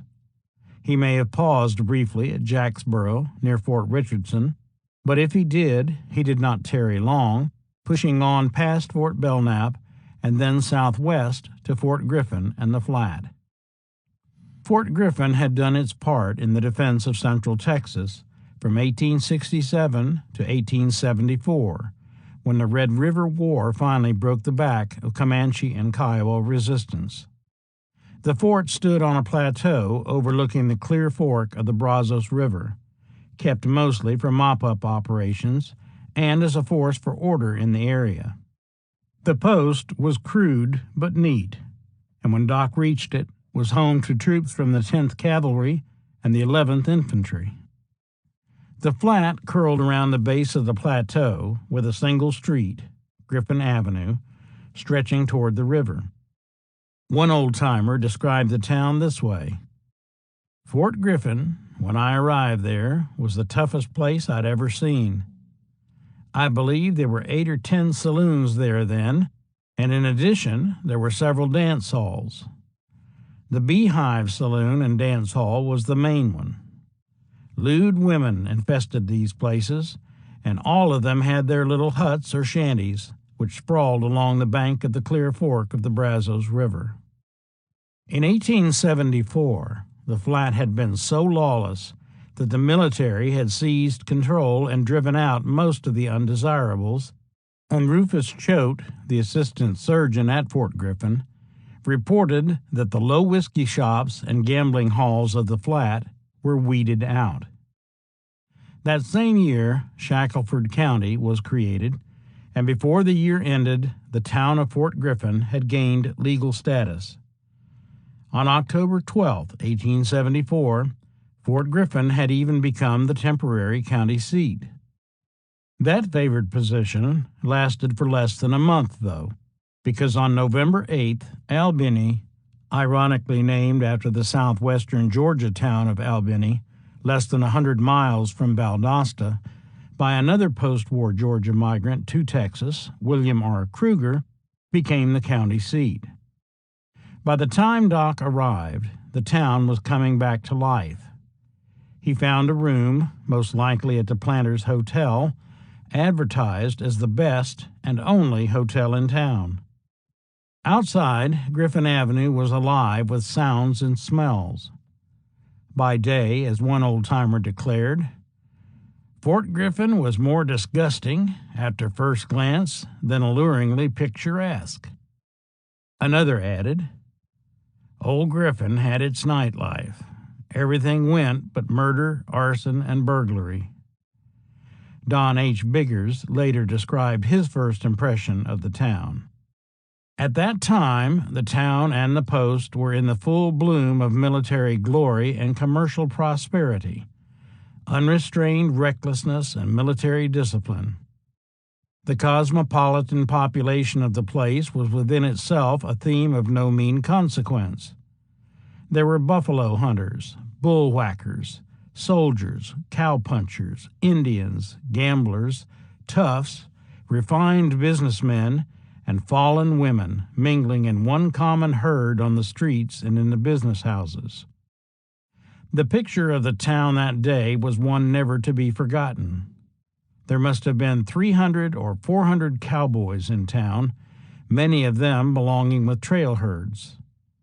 In front of every store or place of business there was a long hitching rack, and these hitching racks were lined with horses. Several big hide and meat trains had come in from the range, and dozens of big ox teams were standing about the streets and camped along the creek.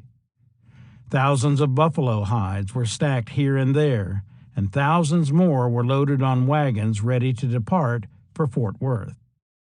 Everybody had plenty of money, and half a dozen big stores, 8 or 10 saloons, and 2 or 3 dance halls and varieties were doing business at full capacity. From more than a dozen places, music was being ground out on pianos, fiddles, banjos, and guitarry, and the whole town was a babel of boisterous talk, whoops, curses, laughter, songs, and miserable music.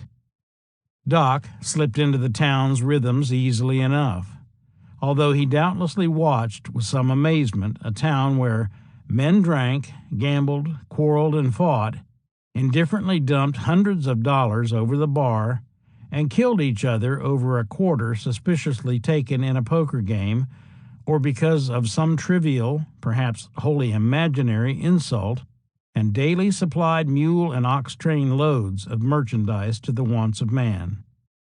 Holliday had met sports, peace officers, and a few toughs in Dallas and Denison. But at Fort Griffin, he encountered a rougher and more desperate class at the bars and gambling tables. At the Beehive Saloon and John Shaughnessy's place, John Henry found all the action he needed. One of the characters he met at the Beehive was the notorious Hurricane Bill Martin. The amazing thing was that he was free so close to a military post. Martin had gained notoriety in Kansas as a horse thief and was considered by many to be one of the primary causes of the Red River War of 1874 because of his horse-stealing raids on the herds of the Southern Cheyenne. He was, as a contemporary put it, as slick a rascal as ever escaped justice, which was demonstrated when he took a job as a scout for the Army in 1875 while still a fugitive. He more or less had his way in Fort Griffin, except for the time that the Vigilance Committee forced him to marry his paramour and full-time whore, Hurricane Minnie. The arrangement did not seem to hamper the activities of either of the partners. Doc was on hand when Hurricane Bill and a buffalo hunter named Mike O'Brien got into a quarrel. When both men realized they were unarmed, each ran to get their guns. O'Brien, armed with a buffalo gun, moved into the middle of Griffin Avenue and opened fire on Bill's shack, blasting holes into the walls while Bill crouched inside attempting to return the fire. O'Brien fired until he ran out of ammunition, then returned to the beehive for another drink.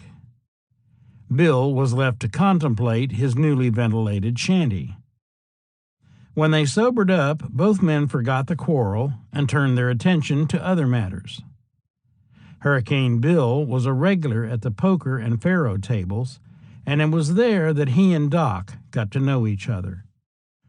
Watching, learning, and taking his winnings at the tables, Holliday created no disturbances at Fort Griffin. Unfortunately, in June, not long after he arrived, the legal authorities decided to flex their muscles. The first session of the Shackelford County District Court convened with Judge J.P. Osterhout presiding. 37 cases were heard in 5 days, during which a dozen men were found guilty of gambling and illegally selling liquor. Most of the fines were $10 to $15, but several of the men had more than one fine to pay. Among the defendants was Doc Holliday, who was arrested for playing at a game of cards at a house used for retailing spirituous liquor, along with Hurricane Bill, Mike Lynch, and Curley, a protege of Hurricane Bill's. Doc would later claim that some of the outlaws in Tombstone were part of the old Fort Griffin gang, which raises the possibility that the Fort Griffin Curley was Curly Bill Brocious. Of the defendants, though, Doc and Mike Lynch decided to leave Fort Griffin rather than pay the fine. On June 30th, 1875, an alias capias was issued for Doc's arrest and forwarded to the sheriff of Tom Green County at San Angelo. Doc probably took the stage west along the military road to Fort Concho, but he does not appear to have lingered long there. His movements over the rest of 1875 escaped documentation.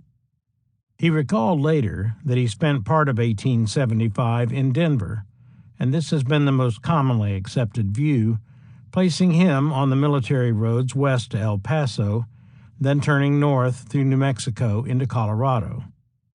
According to this scenario, Doc dealt cards for John A. Babb in Denver through the rest of 1875, then joined a fresh invoice of Denver gamblers who arrived in Cheyenne, Wyoming on February 5, 1876. John Charles Thompson claimed that Doc was there as well, writing in his History of Cheyenne, "Run out of Texas because of his lethal propensities, this platinum blonde desperado tried Colorado, extinguished several gunmen there, came to Cheyenne, and did right well at gambling.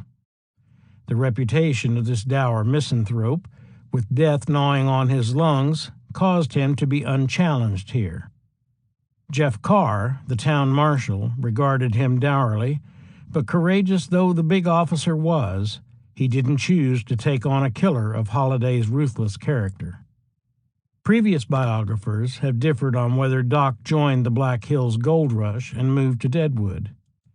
One view claimed that he remained in Deadwood until the spring of 1877, when he returned to Cheyenne and Denver en route back to Texas, while another returned Doc to Denver with Colorado statehood in August 1876, where he remained until early 1877, gambling under the name Tom McKee. These are not the only possibilities. Kate Elder claimed that she and Doc were together at Cantonment Sweetwater, later Mobeetie, Texas, during the winter of 1875-1876, and said that they were both on hand when Bat Masterson killed Corporal Melvin King on the night of January 24, 1876. Kate doubtlessly was there, but Doc's presence seems likely an artifice of Kate's to cover up her real reason for being in Sweetwater. She was one of the girls in Tom Sherman's dance hall, having moved from Dodge along the wagon road when the Sweetwater camp was established. Bat Masterson never mentioned Doc's presence at Sweetwater and always claimed that he met Doc in Dodge City more than 2 years after King's death. Kate did leave a partial trail. After John Henry returned to Atlanta in 1872, Kate apparently fell in with Silas Melvin. She claimed he was a dentist, and they later moved to Atlanta, and that her husband and child both died there of yellow fever.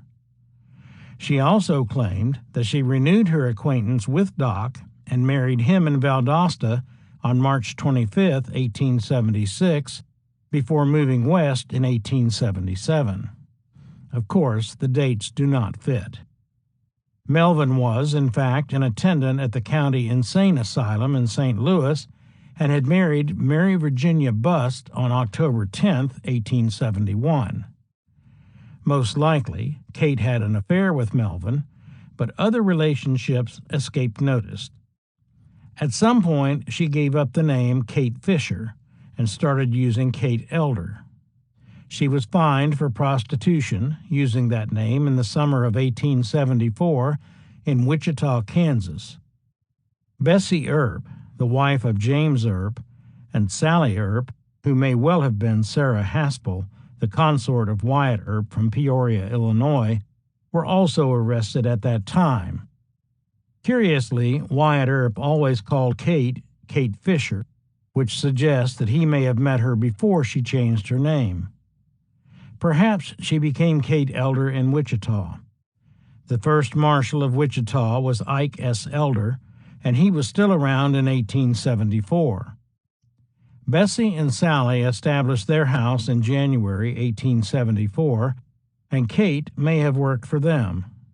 In that case, Kate would have met not only her employers, but James and Wyatt as well. That would explain Kate's bitter distaste for the Earps, especially for Wyatt later on. In 1875, however, Kate left Wichita for Dodge City, where she went to work for Tom Sherman at his dance hall. Sherman then took some of his girls to Sweetwater when that camp sprang up in the fall of 1875. John Henry almost certainly headed southwest to Fort Concho in June 1875, which generated the alias Capias to Tom Green County, but he could have trailed south rather than west from there toward more civilized environs like San Antonio or Austin, perhaps moving on to Laredo, or even looping back north to Fort Worth or Dallas. He could have easily wintered in familiar haunts in Dallas or Denison, or on new grounds like San Antonio or Austin without notice. He was not well known, and after all had little to worry about over a gambling fine. He was far from a seasoned frontiersman, and his health was fragile, both of which mitigated against him getting too far away from established roads. Early in 1876, however, he was on the move again, and he may well have gained enough confidence to return to Fort Griffin. Shackelford County authorities did issue a second capias for Doc on the old charge at the May term of court, which provides circumstantial evidence that he had returned to the area. But by then, something had happened that already had caused Doc to run. Bat Masterson, whose account of Doc's life, while flawed, is reliable in broad form, claimed that Doc killed a black soldier at Jacksboro. No such event was reported in either the papers or the records of the time, but an incident did occur at Fort Griffin that might well have been the shooting Masterson recalled. On the night of March 3, 1876, Private Jacob Smith, who was absent without authority from Fort Griffin in the Flat, was shot and killed by an unknown party. Perhaps it was a coincidence, but John Henry Holliday was soon on the run using the alias Tom McKee, not something likely precipitated by a $10 fine for gambling.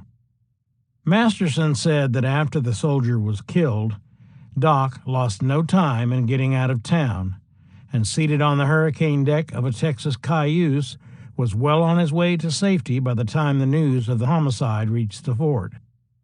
Masterson claimed that Doc struck out for Denver across the Texas Panhandle, no man's land, and New Mexico.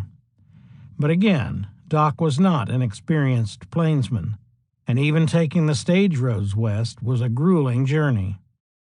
More likely, he would have headed east, caught the train at Dallas, and traveled north through Denison and on into the Indian Territory. At Veneta, in the Cherokee Nation, he would have changed trains and traveled into Missouri, perhaps going as far as St. Louis, where he hoped to find his old friend, Dr. A. Jameson Fuchsias, Jr.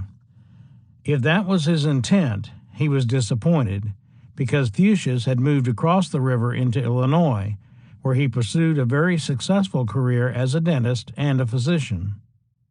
Doc may well have encountered his old friend Kate Elder there. St. Louis was a big gambling town in those days, which attracted a lot of the sporting circle that spring. After returning to Dodge from Sweetwater, she may have found her way east to a warmer nest in her old stomping grounds at St. Louis. At least, she was not further associated with Dodge. As previously noted, she would later claim that she married Doc on May 25, 1876. No proof of such a union survived in the rather complete St. Louis marriage records, and Kate's recollections were far from trustworthy. But the timing was appropriate for a reunion of some sort. The big news that spring was the Black Hills Gold Rush, and Doc soon would have left Kate and St. Louis, catching the train to Kansas City and taking the spur from there to the Union Pacific. He may well have headed west to Cheyenne, though later than generally supposed, and before the spring was over, arrived in Deadwood. After a brief stay, he caught the stage back to Cheyenne. On June 26, 1876, the day after General George Armstrong Custer's fall at Little Bighorn, a man named J.H. Holliday was one of the victims of a stage robbery, losing his cash and a fine engraved gold watch. Apparently, this Holliday was a St. Louis businessman, but the timing would have fit Doc's movements. Americans were celebrating the nation's centennial, and Doc almost certainly arrived in Denver just after the grand July 4th celebration and just in time to hear the news of Custer's disaster. Denver was a booming city with broad streets and prosperous neighborhoods, but it still had a frontier edge. There was a large sporting district that was populated with some of the West's most successful gamblers. Apparently, Doc took a job dealing cards for Charlie Foster at Bab's Variety House and found a room over Long John's saloon on Blake Street nearby. He settled in, using the alias T.S. McKee, after his favorite uncle, indicating that he was still on the run. Members of the Holliday family later claimed that summer Pinkerton agents called on the John Stiles Holliday household asking for photographs of John Henry, and that one of the girls quickly removed his picture from the family album and hid it under her dress before handing the album to the agents. If this incident did occur, the reason was never revealed. Jacob Smith's murder was not likely the reason. Apparently, the Army did not have a clue as to who had killed Smith, nor did it usually put up much of a fuss over a black trooper killed while absent from duty without leave. Denver had its share of fights and crime, and at the time of Doc Holliday's death in 1887, one of the newspaper obituaries mentioned an 1876 fight between Doc and another gambler named Bud Ryan, in which Doc slashed Ryan with a knife. According to the report, Doc was a quiet, modest man with a smile that was childlike and bland. The reporter added, "But one night he electrified the town by nearly cutting off the head of Bud Ryan, a well-known Denver gambler." Bat Masterson would also repeat the story in 1907, noting that Ryan was still living in Denver, though scarred by the encounter. Bud Ryan was, in fact, living at 1653 Arapahoe in Denver in 1890. If Doc did carve up Ryan with the hell bitch, and it is noteworthy that the Denver Reporter knew that he went by the alias Tom Mackey, the incident escaped direct notice in the surviving papers. On November 28, 1876, however, the Rocky Mountain News did report an incident at 19 Holliday Street, referred to simply as Saturday night's affair, as if everyone was familiar with the details. 2 days later, the news reported that Judge O.A. Whittemore had settled the Holliday Street affair by charging the accused $30 and costs. Interestingly, the very next day, the news reported letters for T.S. McKee in his list of undelivered letters at the post office. Doc headed east. He could not know that the gambling charges against him in Fort Griffin had been dismissed in November, but he apparently felt confident that he was not being pursued on more serious charges. He may have stopped in Laclede, Kansas, long enough to visit his Aunt Rebecca and Eliza Holliday McCoyne, who was living there with her family, but by January 1877, he was back in Dallas using his own name. There were 2 gunfights in Dallas within a matter of days after he returned, including one at a saloon on Jefferson Street, which indicated that the town was still lively. He settled into the bars and gambling halls, and on January 8th he was arrested on 3 counts of gambling. Holliday's movements after his arrest are unclear. What is clear is that he was a different man than the one who had arrived in Dallas a few years earlier. The aspiring dentist had given way to the seasoned and hardened professional gambler. John C. Jacobs, who met him later that year at Fort Griffin, remembered him as follows. This fellow Holliday was a consumptive and a hard drinker, but neither liquor nor the bugs seemed to faze him. He could at times be the most genteel, affable chap you ever saw, and at other times he was sour and surly, and would just as soon cut your throat with a villainous-looking knife he always carried, or shoot you with a .41 caliber double-barreled Derringer he always kept in his vest pocket. Doc may have wintered in Dallas despite its inhospitable treatment of gamblers. He may have returned to Denison or traveled to Eagle Pass, especially since the Dallas papers were praising Maverick County and claiming that there is no more healthy country. He may have visited Fort Worth, San Antonio, or other points south and west of Dallas.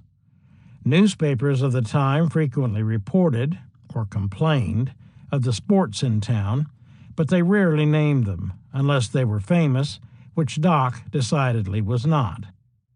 On May 8, 1877, the January cases were transferred to the Court of the Justice of the Peace. By June, the papers were reporting the growth of the new town of Breckenridge in Stevens County, Texas, and Doc joined other sporting men in a migration there. On July 4th, Holliday had an altercation with another gambler named Henry Kahn, a relative of Dallas's prominent clothiers. Reviving a Southern tradition, Doc severely caned Kahn. The police intervened and hauled both men into court, where they were fined. Later that same day, the two met again, and Kahn shot Holliday, seriously wounding him. The cause of the dispute escaped documentation, but Kahn was himself probably on the run. He was indicted in Shackelford County in August for forgery, and thereafter slid through the fingers of Texas justice. On July 7th, the Dallas Daily Herald reported, "Our reporter was told in Fort Worth yesterday that a young man named Doc Holliday, well known in this city, was shot and killed at Breckenridge last Wednesday by a young man named Kahn." Of course, reports of Doc's demise were premature. Apparently, Doc's family was notified, and George Henry Holliday was sent by them to tend Doc during his recovery, and perhaps to persuade him to return home. George arrived on July 21st and looked after his cousin briefly before being convinced that John Henry was able to take care of himself and had no intention of returning home. Doc's recovery was marked by another arrest for gambling in Dallas in September, and this time he decided to move on. His destination was Fort Griffin. Fort Griffin had become a different place since his last visit. The town was booming. It was a major stop for Texas cattle headed north, with as many as 150,000 head covering the plains around the town the previous spring. In July, John Golden had been killed by officers of the law, and Hurricane Bill, once a cock of the walk in Fort Griffin, escaped jail and departed for parts unknown. John Larn was the new law in Griffin as the Shackelford County Sheriff. He was a man of questionable character himself, and he would eventually run afoul of the still active Vigilance Committee. Perhaps the most notable addition to Fort Griffin society in Doc Holliday's absence was Lottie Deno.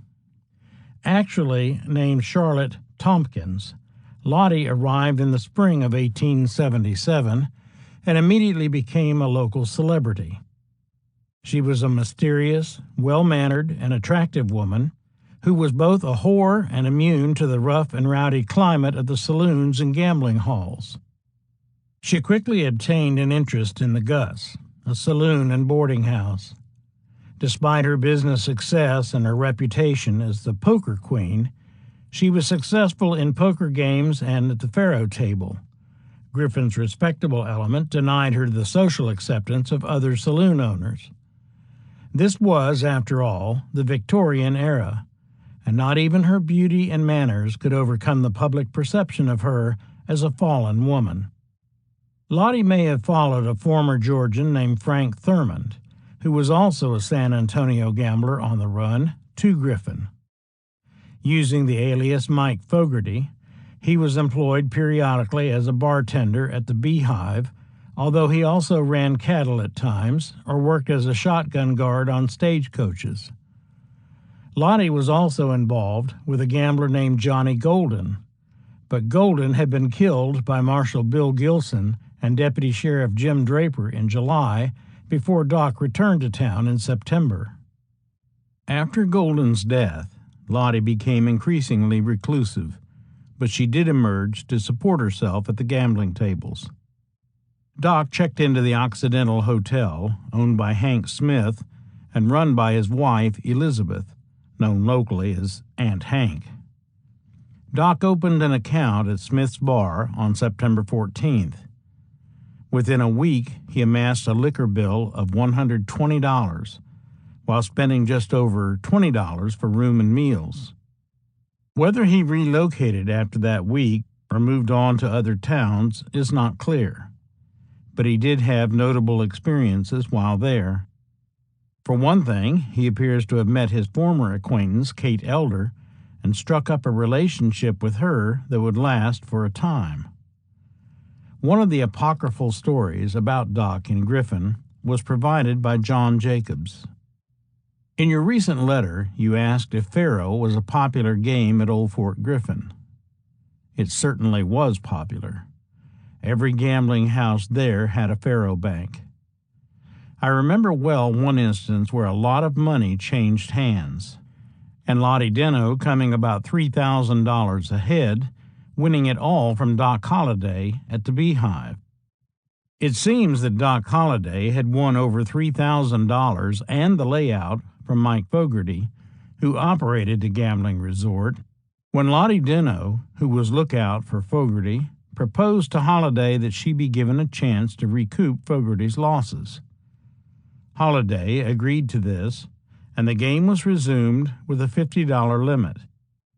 The game did not last very long, for Lottie Deno copped every bet and left Doc Holliday completely strapped for the time being at least, for he was not one who let poor luck get him down and keep him there. He got into a poker game the next night and won $500 and a diamond ring from an Army officer stationed at the fort. Another story claimed that Kate grew jealous of Lottie, and one night Kate accused her of trying to steal her man. Supposedly, Lottie sprang to her feet shouting, "Why, you low-down, slinking slut! If I should step in soft cow manure, I would not even clean my boot on that bastard. I'll show you a thing or two." Both Lottie and Kate drew weapons, and bloodshed was avoided by Doc Holliday stepping between them and defusing the episode. Or at least that is the way the story was told. Such tales notwithstanding, Fort Griffin quieted down quickly in late September with the end of the cattle season and the evaporation of the floating population, and the press was soon reporting, "A Fort Griffin letter says all is quiet and there is less business now than in the summer." Doc was gone by then, and when he left, Kate was with him. She later recalled that she and Doc traveled through South and Southwest Texas, stopping at every place where there was money to be made at his profession. They stopped briefly at Laredo, then moved up the river to Eagle Pass. While there, Kate recalled, Doc went across the Rio Grande to Piedras Negras, a Mexican army post, and called on the commanding officer to inform him that he was a dentist. The commandante told Doc he would arrange quarters for him to practice in and asked him to report next morning at 10 a.m. We remained at Eagle Pass for more than 3 months, and Doc went across the river every morning. While in Eagle Pass, Doc and Kate stayed at the National Hotel and gambled at the saloon of Blue Vivian, who had moved into the area early with his brother, Charlie. Old Blue passed stories down through the family about Doc's days there. In December, the situation at Eagle Pass grew tense when the Mexican authorities refused to turn over to American authorities a man accused of murdering a blind man on the Texas side of the river. That may well have been the reason that Doc decided to move on, although Kate said that when they left Eagle Pass, the Mexican commanding officer would not accept anything in the way of rent for the office Doc had occupied. From Eagle Pass, Kate recalled that she and Doc moved to San Antonio, where they remained for a few weeks before moving on to Brackettville across the river from Fort Clark, and then to Jacksboro, where we remained 2 months. The next town we hit was Griffin, Texas. Kate may have confused this itinerary. For example, she placed it in the fall and winter of 1875 to 1876 because, in her recollections, she frequently telescoped events and confused timelines. But the movements in question were consistent with the gambler circuit at the time and fit, circumstantially, with other sources and anecdotal material. Sam Baldwin, who was a buffalo hunter in Texas in the 1870s and later a mining man in New Mexico, knew Doc at Fort Griffin in the early spring of 1878. He became acquainted with him because his partner, Bob Fambro, and Doc were from the same neighborhood in Georgia. Baldwin provided one of the few descriptions of Doc during the Texas period. He was a tall, slim fellow, was a dentist by trade, and had a southern drawl. His hair was almost red, and he was blue-eyed. Didn't have a mustache. Baldwin said that early that spring, a bunch of racehorse gamblers arrived in Fort Griffin, anxious for anything that might come up. Things were dull, so they decided to have a foot race, a surprisingly popular sport in the 1870s and 1880s. A local named Sam Diedrich, a one-armed freighter, fancied himself a racer, so the gamblers brought in a character called Sugarfoot. Diedrich didn't have a chance with Sugarfoot, but the gamblers bet heavily on Diedrich against their own man. Even Sugarfoot quietly placed bets on Diedrich. On the day of the race, the crowd gathered on the flat below the military post about 100 yards from the Army's haystacks. Quite a crowd gathered, and the race was about to start when Doc Holliday drove up in a wagon. Baldwin recalled, It was about a 120-yard race, and he stepped over and said, "Boys, what kind of race is this? I've got a lot of money to bet on this." They said, "It is up and going." He said, "My idea is Sugarfoot could win this race," and said, "Sugarfoot, you know you could." Sugarfoot said, "I don't know."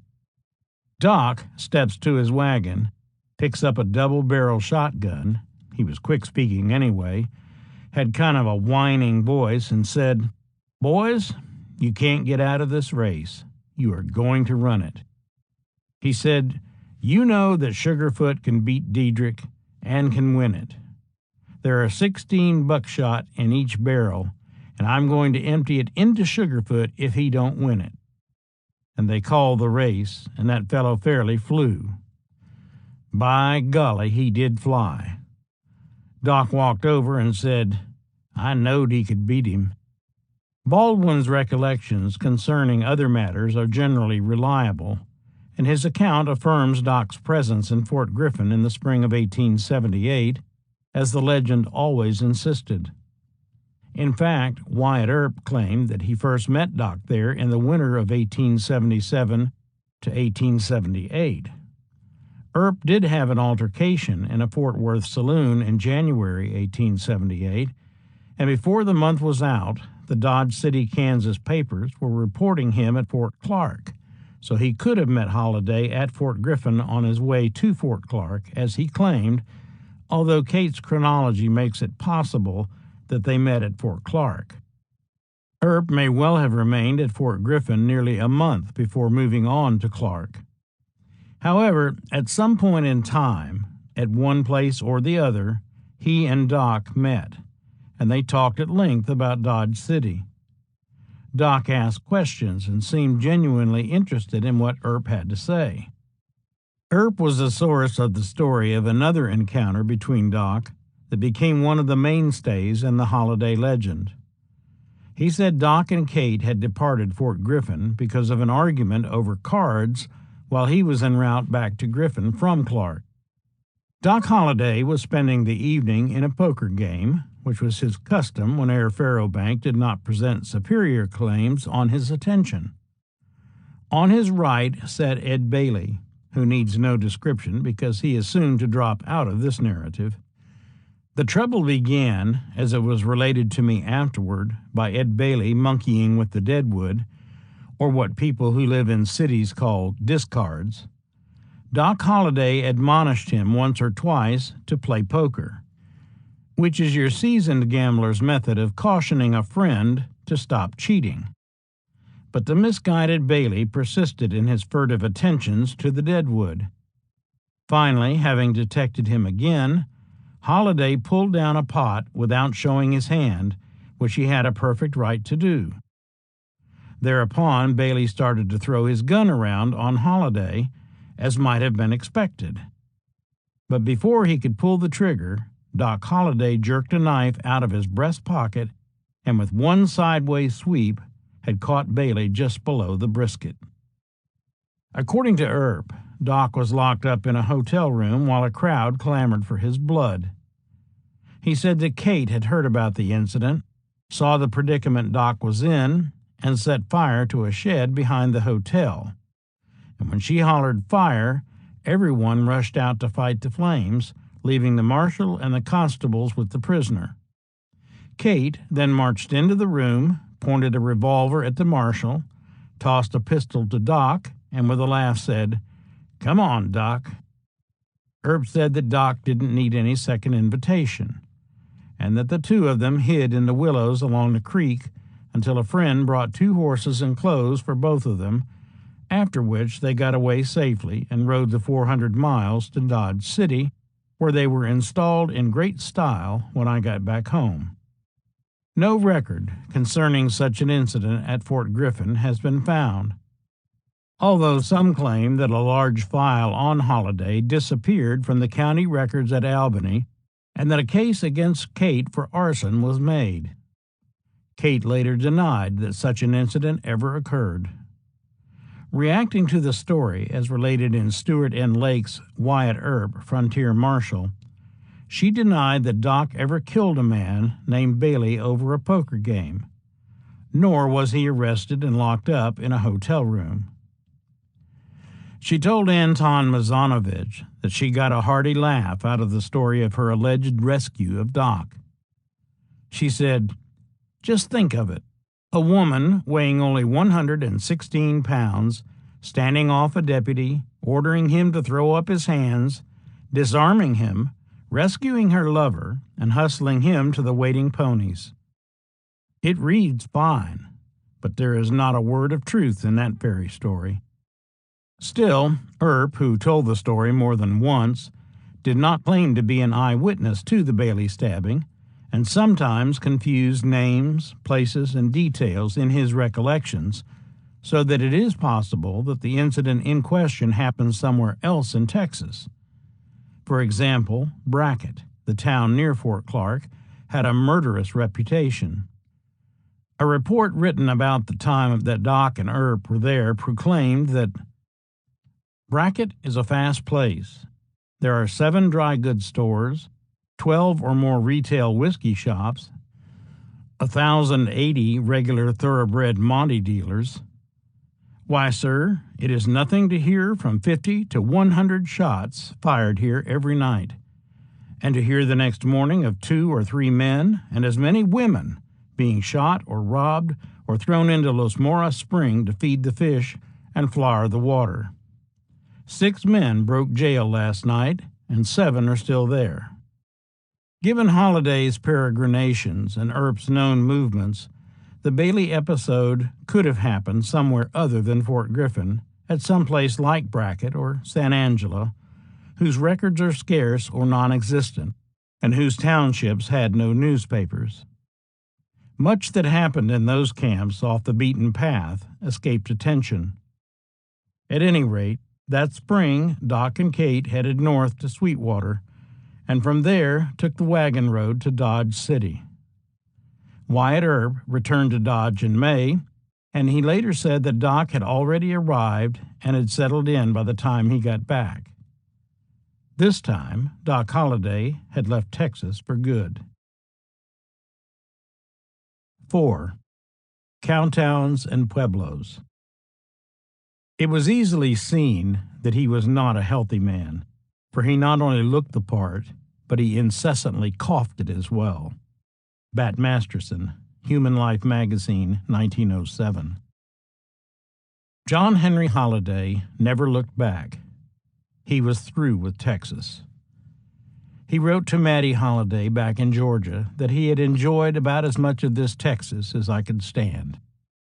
Doc had heard about the Kansas cattle towns often enough, told all scary the way that drunk drovers told everything at poker tables and faro banks, but there was enough truth in their bragging and yarn-telling to intrigue a man like Doc.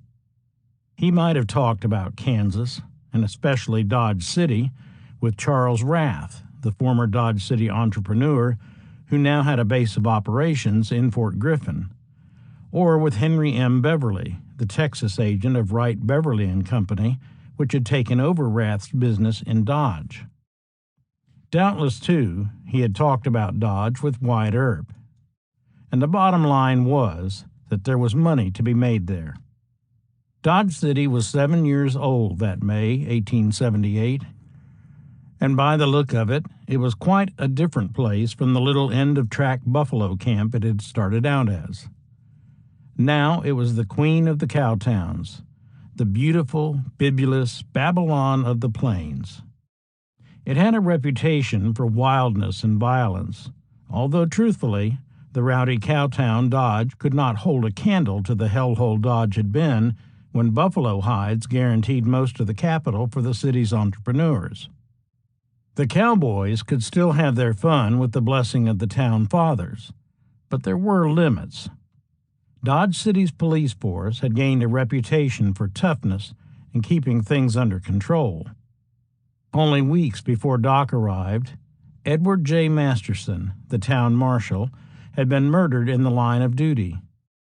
Charles E. Bassett, a veteran officer and past sheriff, whom one old-timer described as a pretty good man too, better than his associates, was appointed to replace him. Ed's brother, Bat Masterson, was the sheriff of Ford County and was making a reputation for himself as the bane of horse thieves. On May 12th, the Dodge City Times reported Wyatt Earp's return from Texas and predicted that he would be rehired. 3 days after that, the Ford County Globe confirmed the prediction.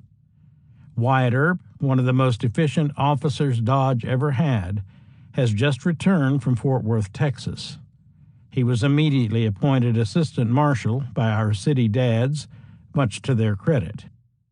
In fact, the Times seemed pleased with the entire police force, noting, "Dodge City is practically under an efficient guard. The city fathers have wisely provided for the honor, safety, and character of the city by the appointment of an excellent police force. We believe no better men for the position can be found anywhere. The city's guardians are named as follows: Marshal, C.E. Bassett; Assistant Marshal, Wyatt Earp; Policemen, John Brown and Charles Trask." Later in the summer, Charles Trask was replaced by Jim Masterson, and Dodge was ready for the cowboy invasion. Doc arrived as the town was preening itself for the cattle season. The Dodge City Times told the story. This cattle village and far-famed wicked city is decked out in gorgeous attire in preparation for the Longhorn. Like the sweet harbinger of spring, the bootblack came, he of white and he of black. Next the bar with his lather and shave. Two, with all that go to make up the busy throng of life's faithful fever, come the merry Magdalenes, selling their souls to whoever'll buy. There is high, low, Jack in the game, all adding to the great expectation so important an event brings about. The merchants and the hardware dealer has filled his store and renovated his palace. There are goods in profusion in warehouse and on shelves. The best markets were sought, and goods are in store and to arrive. Necessarily there is great ado, for soon the vast plains will be covered with the Longhorn, and the wicked city is the source from which the great army of herder and drover is fed. The season promises to be a remarkable one. The drive is reported to be large, and the first herd will probably reach this point within a couple of weeks. There has been no undue preparation, and the earlier season has stimulated activity to the greatest measure of expectation. With 16 saloons, ranging from upscale operations such as the Long Branch and the Alamo to Southside dives, Dodge seemed primed for profit for a man like Doc Holliday. Everybody is supposed and expected to visit these places, an observer noted, and everybody does. Some of these places are fitted up with a view to the comfort of the patrons, especially the Long Branch, where sweet music is dispensed nightly by a band consisting of 8 pieces led by Mr. Beeson, the gentlemanly proprietor of the establishment. Doc watched as the herds arrived, sprawling south of the tracks in surprising numbers. At the stock pens, buyers plied their trade at a feverish pace. By June 9th, 110,000 cattle had arrived, with 40,000 ready for shipment. While owners and foremen closed deals, drovers hit Front Street, gawking through the store windows and pondering how to spend their fresh pokes. On the south side, saloon men, gamblers, and whores were ready to help them make their decisions. On May 20th, the Ford County Globe reported, "Numerous cowboys under the influence in town." This was why Doc had come. Dodge City was opportunity knocking. There was high-toned play at places like the Long Branch and the Alamo, and the town did not have a practicing dentist. Day or night, there was money to be made. Doc rented a room at the Dodge House and was soon immersed in his new world. He wired his old colleague in Dallas, John A. Seeger, and had him ship the dental chair he had left behind in Texas. When the chair arrived in June, Doc posted the following notice in the Dodge City Times. Dentistry. John H. Holliday, dentist, very respectfully offers his professional services to the citizens of Dodge City and surrounding county during the summer. Office at room number 24, Dodge House. Where satisfaction is not given, money will be refunded. Holliday apparently behaved himself in Dodge City because his name did not show up either in the press or in the police court records. What survived are anecdotes that have an apocryphal feel about them. Perhaps the most interesting story is the one told by Robert M. Wright, a prominent Dodge City pioneer businessman and political leader. It is particularly compelling because Wright mentioned Wyatt Earp only briefly in his Dodge City, the cowboy capital, and then misspelled his last name as Erb. Wright's account, if true, would almost have to have happened shortly after Doc's arrival in town, and in light of his later association with a man called Turkey Creek Jack Johnson, the story is all the more intriguing because of reference to a male companion known only as Creek. Wright claimed to have first made their acquaintance when two gentlemen, elegantly dressed and groomed, made their appearance at the Long Branch Saloon. One could see at a glance that they were educated and refined, and both men had lovely manners and exceedingly great persuasive powers. They were quiet and unassuming. Both were liberal spenders as well as drinkers, but they were never under the influence of liquor. It was only a short time until they had captivated a lot of friends, and I among the number. Wright claimed that as their friendship ripened, he learned that they were not elegant gentlemen, but big crooks and gold-bricked men. He said that they confided to him the details of the shakedown of a banker in Leadville during the first year of the Leadville boom. Doc and Creek allegedly convinced the banker that they were the last members of a gang that had stolen gold bullion bars in stage robberies between the Black Hills and Cheyenne and offered to sell the banker the gold bricks for $20,000. After they convinced the banker that the bricks were real, he gave them $20,000, but insisted that one of them go with him to Chicago as surety while he arranged for transportation of the gold. Creek was the designated hostage. En route, however, a man claiming to be an officer of the law arrested both the banker and Creek. While in custody, Creek suggested that the banker attempt to buy off the marshal. The marshal, following a proper show of righteous indignation, did offer to let the banker go for a payment of $15,000. It is needless to say that the United States Marshal was no one else but Doc Holliday, said Wright. Later, they returned to Dodge for a time before heading south in style. They were sports, every inch of them, if they were crooks, and both dead shots with a six-shooter. Another tale, collected by Dr. Frank Dunn, the first dental historian to become interested in Holliday, recalled a time when Doc arrived in the Alhambra Saloon, appearing more the derelict than the dandy. Amused by him, a group of cowboys invited him to have a drink. When he refused, one of the cowboys poured him a tumbler full of whiskey, pointed a pistol at him, and insisted that he drink it. Doc made awful faces as he downed the liquor, and the cowboys laughed, insisting that he have yet another. Filling a third, Doc downed it, and as he drained the fourth, the cowboys realized that it was they who had been had. A third anecdote was told by Charles Lowther, who claimed that when he was a child he had arrived in Dodge City with his minister father, only to be denied lodging at Dodge House. When his father protested, the hotel clerk explained that he was afraid to give him a room because Doc Holliday, a gambler and general all-round bad man, was on a bender and might want the room. Later, the Lowthers were told more about Doc. Nobody crossed him, lest they get him started shooting. In Dodge City, he held dominion.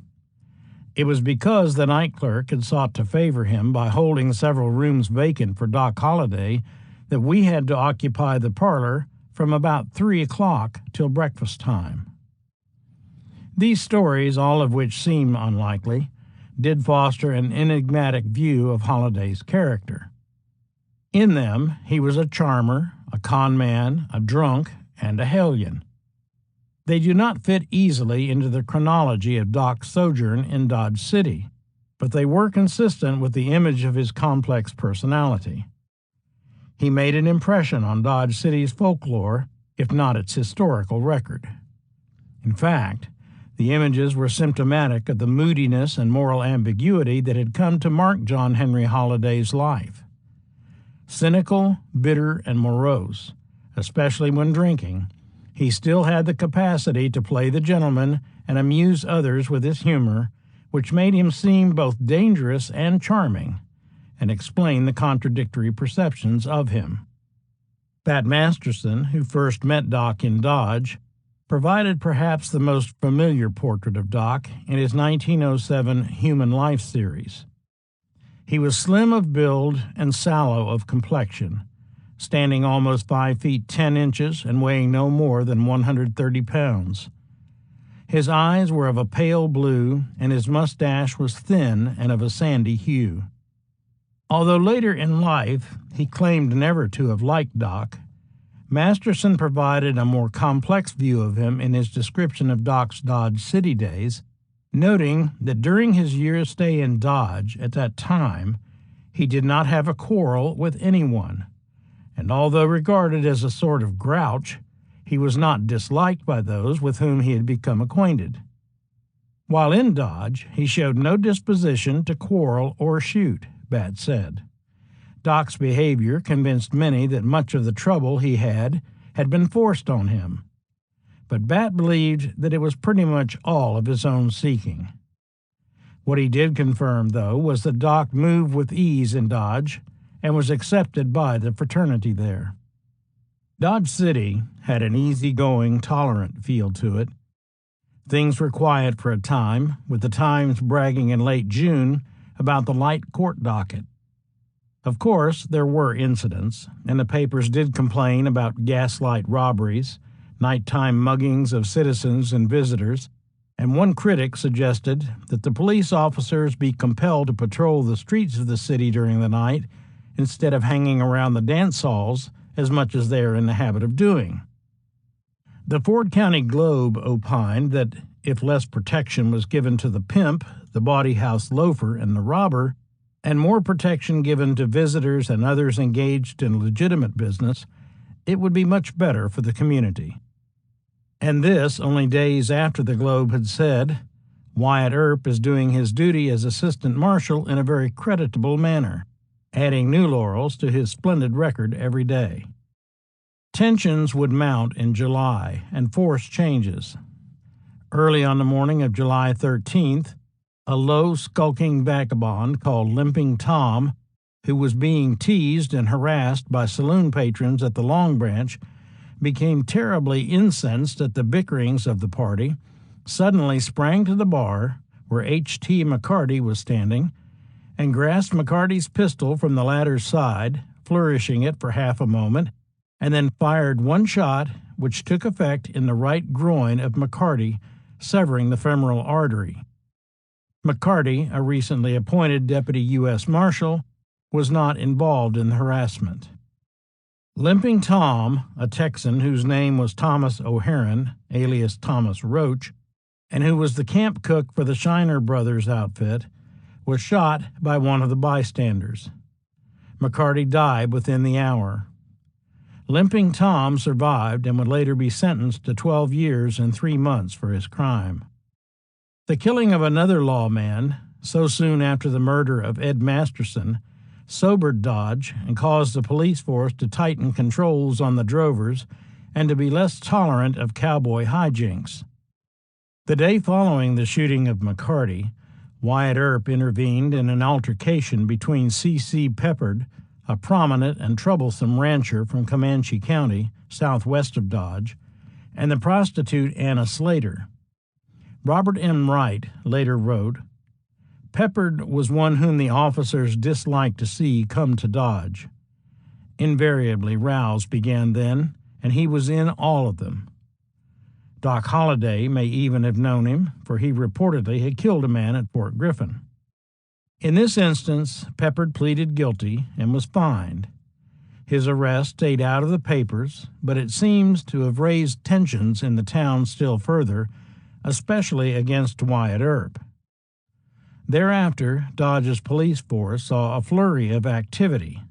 They arrested drovers, whores, and gamblers as if to gain a tighter grip on the town. The drovers, resentful of the clampdown, tested the limits. On July 25th, Earp arrested Charles Reed for unlawfully discharging a pistol.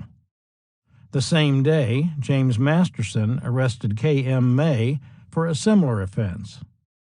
Matters came to a head at 3 o'clock on the morning of July 26th, when a small party of drovers from the crew of Toby Driscoll, most likely including George Hoy, Joe Day, Harrison French, and Charles French, charged by Ben Springer's recently opened Comique Theater and fired into the building as they rode.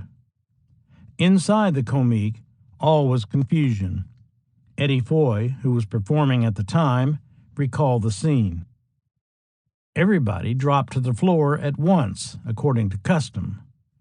Bat Masterson was just in the act of dealing in a game of Spanish Monte with Doc Holliday, and I was impressed by the instantaneous manner in which they flattened out like pancakes on the floor.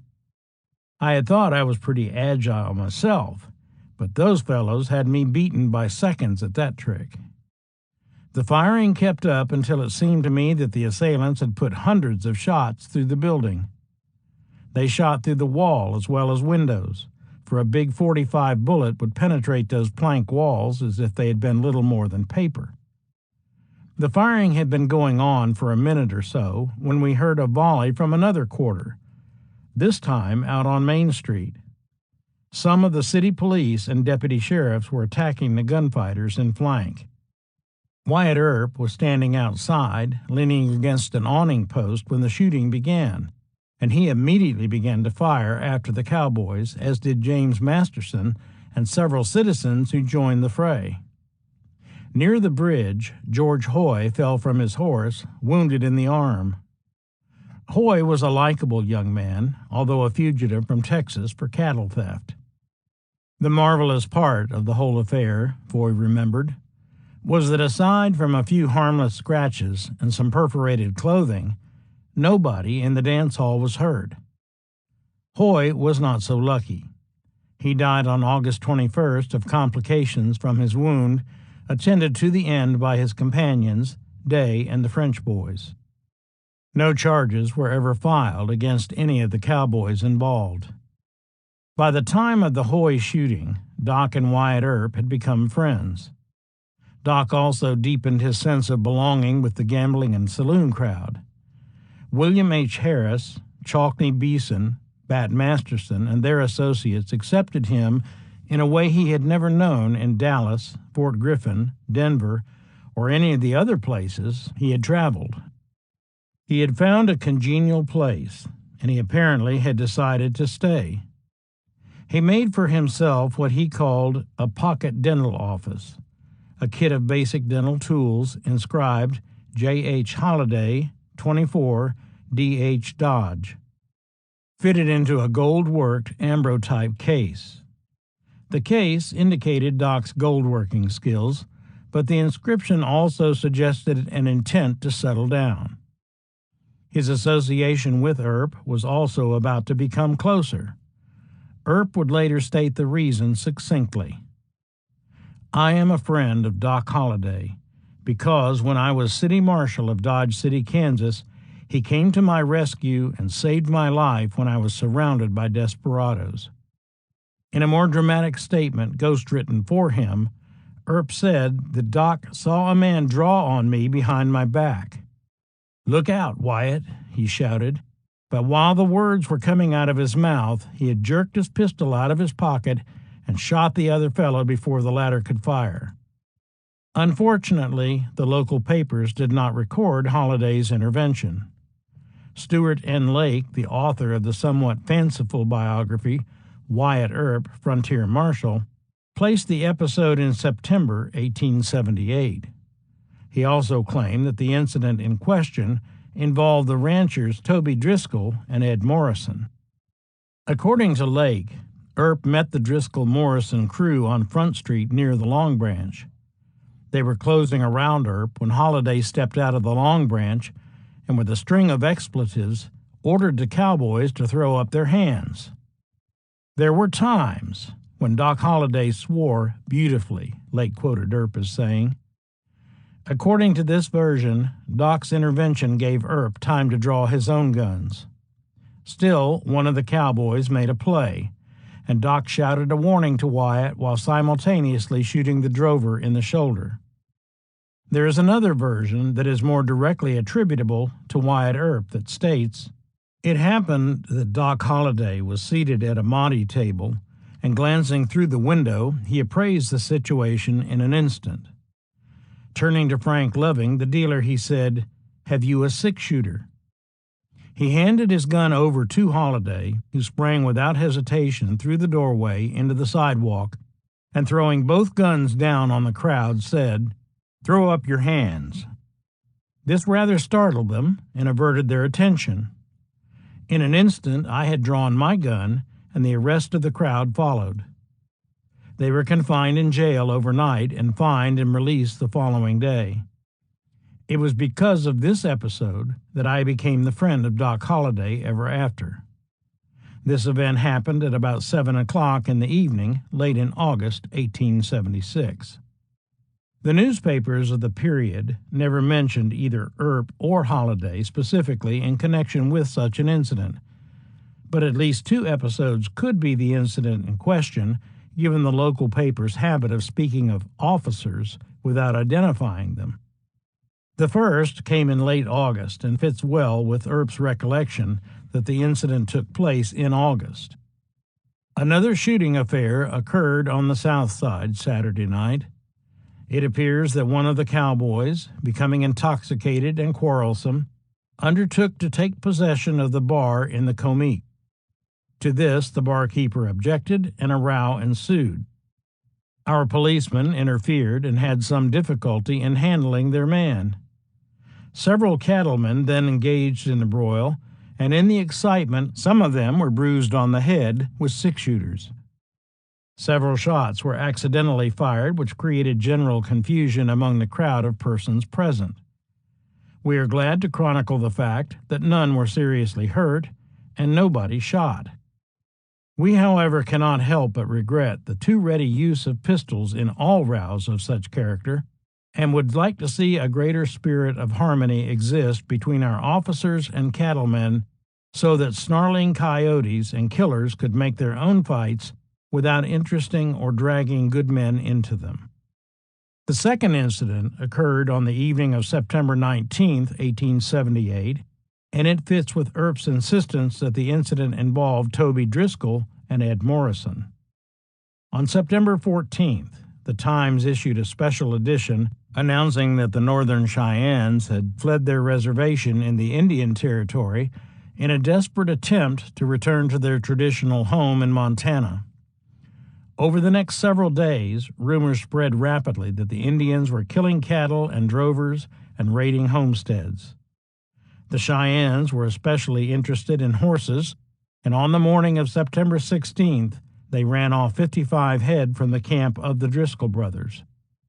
The following day, the Driscoll brothers, Doc, Tony Day, and close to 20 other cowboys joined Captain William C. Hemphill's company of cavalry in pursuit of the Cheyennes. After a sharp engagement on Wednesday, September 18th, the cowboys showed up in Dodge, and the following morning Hemphill arrived with his company. Later that same day, September 19th, before the cavalry and the cowboys took the field again, two incidents occurred. There was a scrimmage Thursday night between the officers and the party that were going on the Indian hunt. Several shots were fired. One man carries a bandaged head, and a soldier was severely wounded in the leg. A disgraceful row occurred in the afternoon, in which it was said that the officers failed to appear. These occurrences are the subject of much comment on the conduct of the officers. The timing and circumstances of the Thursday night scrimmage fits with Earp's recollections. First, Earp said that the incident occurred at the time of the Dull Knife Raid, as the Indian outbreak was called in Kansas. Second, most of the men involved were from the crew of Toby and Bud Driscoll, men with a grudge against Dodge City's police over the Hoy shooting. Third, though the account differs from Lake's version, one man was in fact wounded in the fracas. In any event, the distraction of the Indian scare caused some breakdown in law enforcement. On September 24th, the Globe observed that no less than half a dozen shooting scrapes occurred in our city during the past week. We are glad to state, however, that no one was seriously hurt. The last one occurred night before last. There seems to be more danger in being shot in the city than there is danger of being scalped by the red men on the plains. Just when Doc and Kate Elder left Dodge for points west is far from clear, although Kate suggested that it was late November or early December. The decision to move was based on several things. First, on August 6, 1878, the town council had passed ordinances outlawing gambling and prostitution. In fact, the true purpose of the ordinances was to regulate gambling and prostitution through fines, not to eliminate either, while giving authorities the ability to get rid of undesirables. Nevertheless, it did increase the costs of gambling, even for the favored ones. More practically, gambling opportunities declined once the cattle season was over. Second, Doc would later claim that he left because he was falsely accused of burglary. On December 11, 1878, an attempt was made to burglarize Jacob Collar's store, although no connection to Doc is implied in news accounts. A different story claimed that in Dodge, Doc had made the acquaintance of Charles Wright, who ran crooked faro games, commonly called brace games, in Chicago, and had a shady reputation in Dodge. Wright, a Canadian-born gambler and saloon man, was related to the Dodge City businessman and town father Robert M. Wright. When money went missing from Wright and Beverly's store, Charles Wright was suspected, but he accused Doc of taking the money. Robert believed Charles's story and blamed Doc. Doc could not buck a man as important as Robert Wright, so he left town rather than face further trouble. This incident was said to have increased tensions between Robert Wright and Wyatt Earp, who resented the accusations against his friend. The most critical reason for Doc's move, however, was his health. Kate later claimed that she and Doc left Dodge for Las Vegas, New Mexico, to take advantage of the famous Montezuma hot springs near the town that was already becoming a mecca for consumptives. Clearly, Kansas had not been kind to Doc. Bat Masterson recalled that it was easily seen that he was not a healthy man, for he not only looked the part, but he incessantly coughed it as well. None of the Texas recollections of him, and they are sparse, made any real point of his poor health. Masterson's comments and Kate's recollections suggest that Doc was moving into the second phase of consumption in the inhospitable climate of Kansas. His voice began to develop a deep hoarseness as the result of throat ulcers that would periodically make it difficult for him to speak above a whisper or to eat. His cough became more severe, constant, and debilitating, producing a thick, dark mucus of greenish hue with yellow streaks and laced with pus. The cough was attended by hectic fever that rose and fell with an accelerating pulse rate. The fever contributed to a ruddy complexion that seemed deceptively healthy. yet alternated with a death-like paleness. Even so, most doctors were reluctant to confirm the diagnosis of consumption because the same symptoms might appear with problems like bronchitis. Even in the second phase, the symptoms could become more severe and then subside.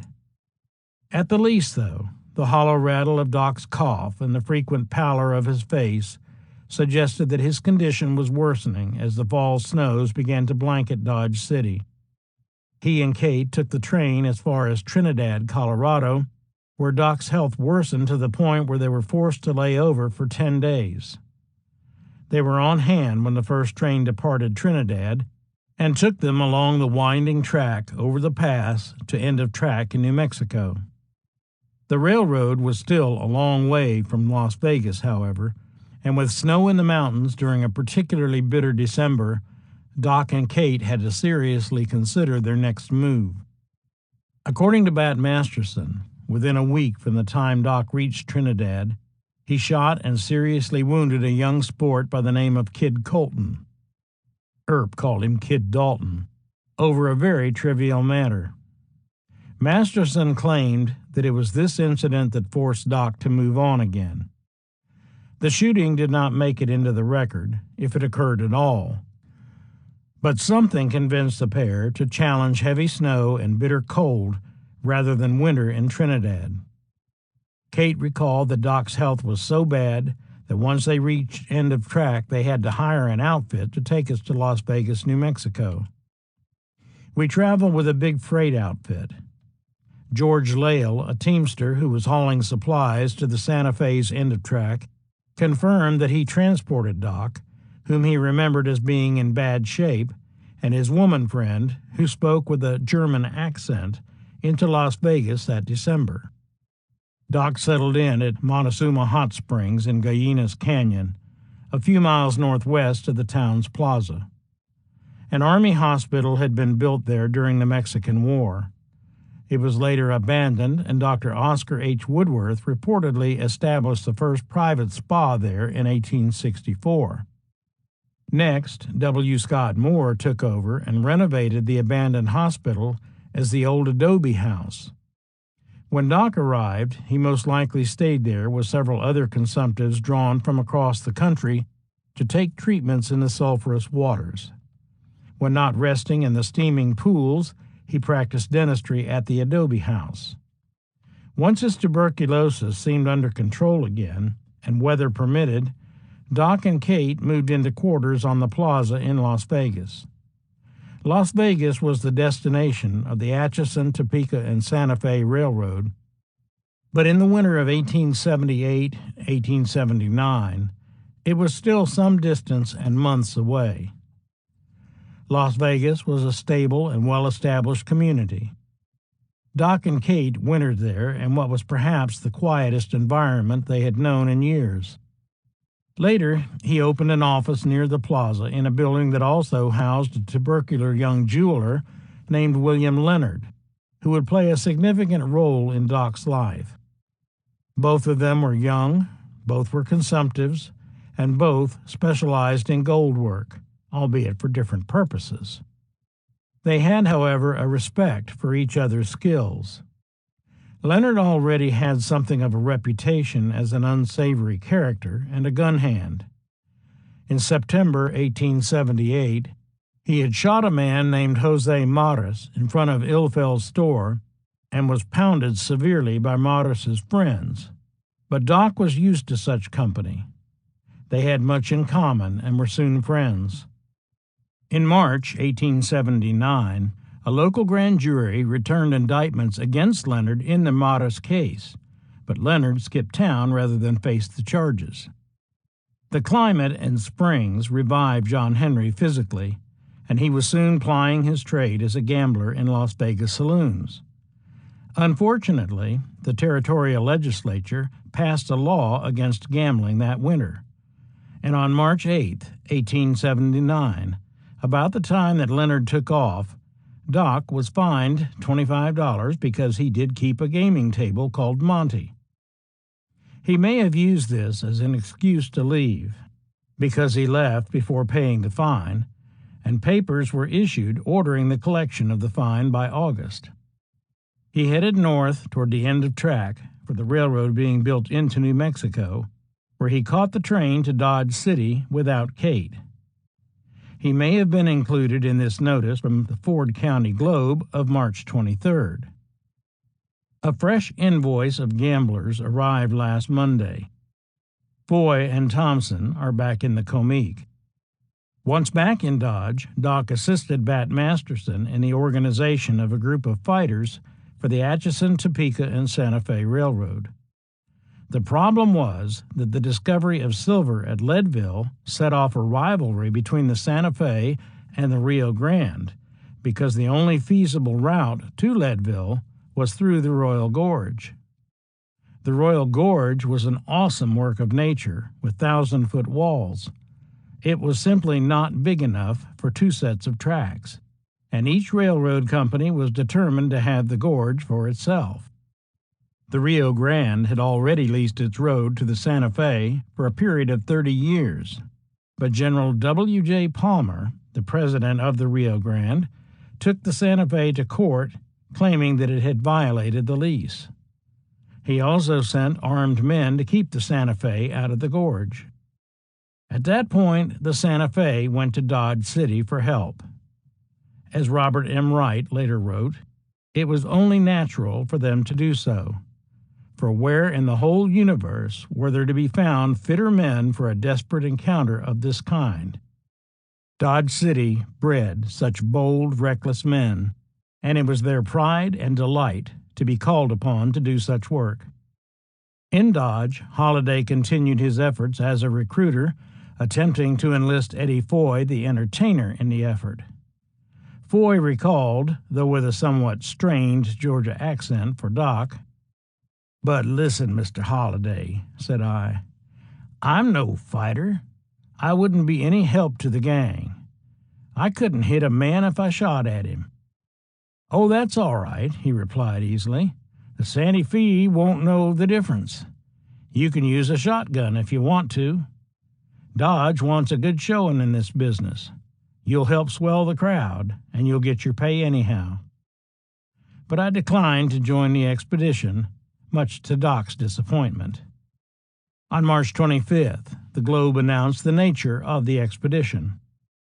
Last Thursday evening, Sheriff Masterson received a telegram from officers of the Atchison, Topeka, and Santa Fe Road at Canyon City, asking if he would bring a posse of men to assist in defending the workmen on that road from the attacks of the Denver and Rio Grande men, who were again endeavoring to capture the long-contested pass through the canyon. Masterson and Deputy Duffy immediately opened a recruiting office, and before the train arrived Friday morning, had enrolled a company of 33 men. They all boarded the morning train, armed to the teeth, Sheriff Masterson in command, and started for the scene of the hostilities. Offered $3 a day, board, and a little excitement. The Dodge City recruits included the Texas gambler and gunfighter Ben Thompson, Deputy Sheriff Joshua J. Webb, Kinch Riley, Dave Rudabaugh, and a number of others. At Canyon City, Colorado, the Santa Fe Army found the mouth of the gorge held by nearly 50 men under the leadership of J.R. DeReamer, a tough-minded Rio Grande engineer. The situation was very tense, but, to his credit, Bat Masterson kept control of the situation, realizing that the Rio Grande fighters held the high ground and hoping that the courts would resolve the issue. On April 21st, the courts did hold that the Rio Grande held prior claim to the gorge, but the matter of the lease still had to be resolved. So for a time, Bat and company returned to Dodge, and Doc returned to New Mexico. Holliday did not immediately return to Las Vegas, however. Instead, he settled in the little railroad town of Otero, north of Las Vegas. Otero was a monument to the tenacity of its namesake, Don Miguel Antonio Otero, already an entrepreneur par excellence in New Mexico. He now watched as the Santa Fe moved into New Mexico over Raton Pass and down toward Las Vegas. The first railroad town and station was named Otero in his honor. The town had a boomtown flavor, and Doc settled into a dental practice with a partner named Fagley. He may even have purchased property there. For as late as 1891, a parcel of land with past due taxes outstanding was recorded as the property of John Holliday. Later, Dr. T.O. Washington, a physician, purchased a half interest in the room occupied by Holliday and Fagley. Perhaps the biggest surprise for Doc, though, was the town marshal. Even the editors of the Otero Daily Optic could scarcely hide their disbelief. An individual taller than the majority of men, wearing a large revolver strapped in sight, and more than ordinary determined expression of countenance, is apparent always, day and night, prominent upon our streets. A history of his life would not be adopted for Sunday school reading. It fills a want long felt in the heart of a train boy. His experience has been something of an Iliad. He was well known in Kansas, Texas, and all over the frontier. His name is Hurricane Bill. As Marshal of Otero, he is unquestionably doing a good work. It is claimed that this is the most orderly city, and from the start has been, that this road is found west of Atchison. Hurricane Bill, having brought an experience with the Vigilance Committee of the Lone Star and the Indians in the vicinity of Pawnee Rock to this territory, has contributed not a little to this quiet. His reputation is at stake. He is interested in keeping order, and is equally as active in keeping the peace as he ever was successful in breaking it. That must have brought a smile to John Henry's lips. But it gave a certain familiarity to the games of chance at Henry and Robinson's saloon. The Otero Optic reported that Doc, Hurricane Bill Martin, and 8 others were on hand there when a splendid violin was raffled off at $5 a chance. Samuel Burr was the lucky individual to win, he throwing higher dice than any of the others. Eventually, Hurricane Bill would be fired for drunkenness and incompetency. Dr. Washington proved to be a mistake, too. His quick temper eventually led him to stab a man to death. He moved to Raton afterward, where he made advances to a female patient.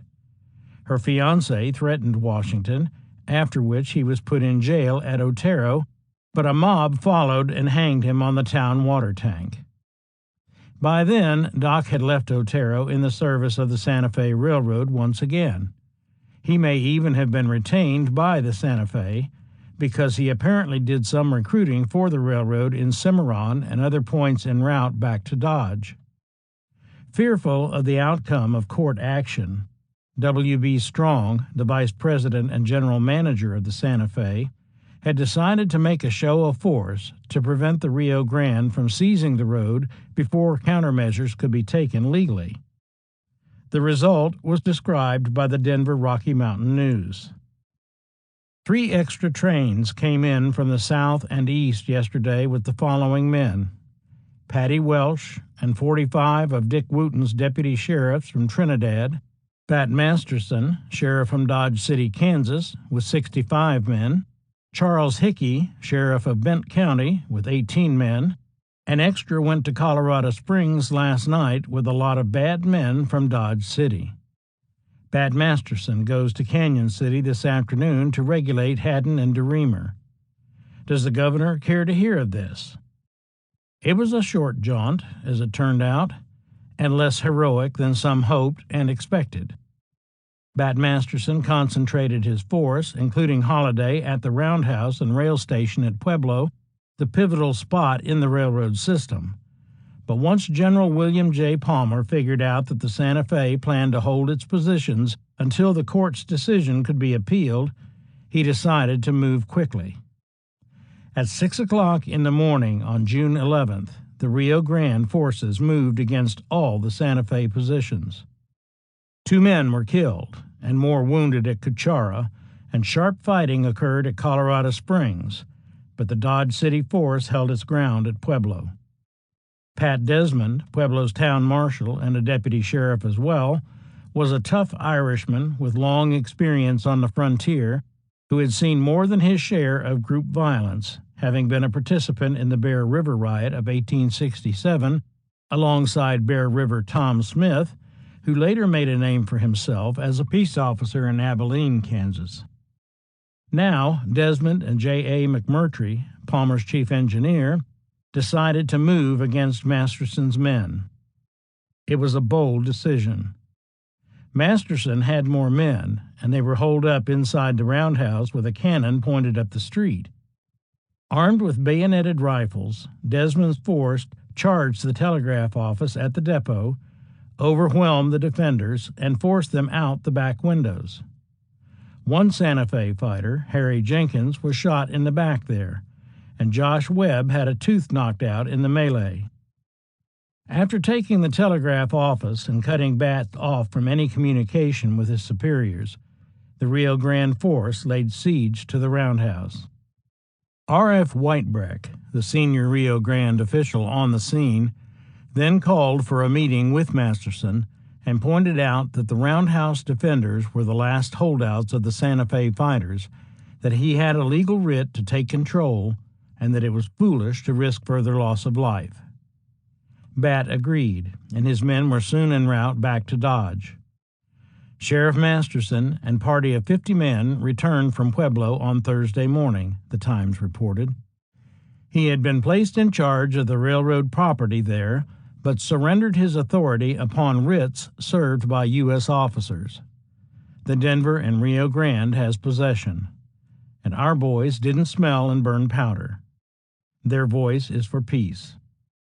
Not everyone was happy about the outcome, but the Royal Gorge War was over.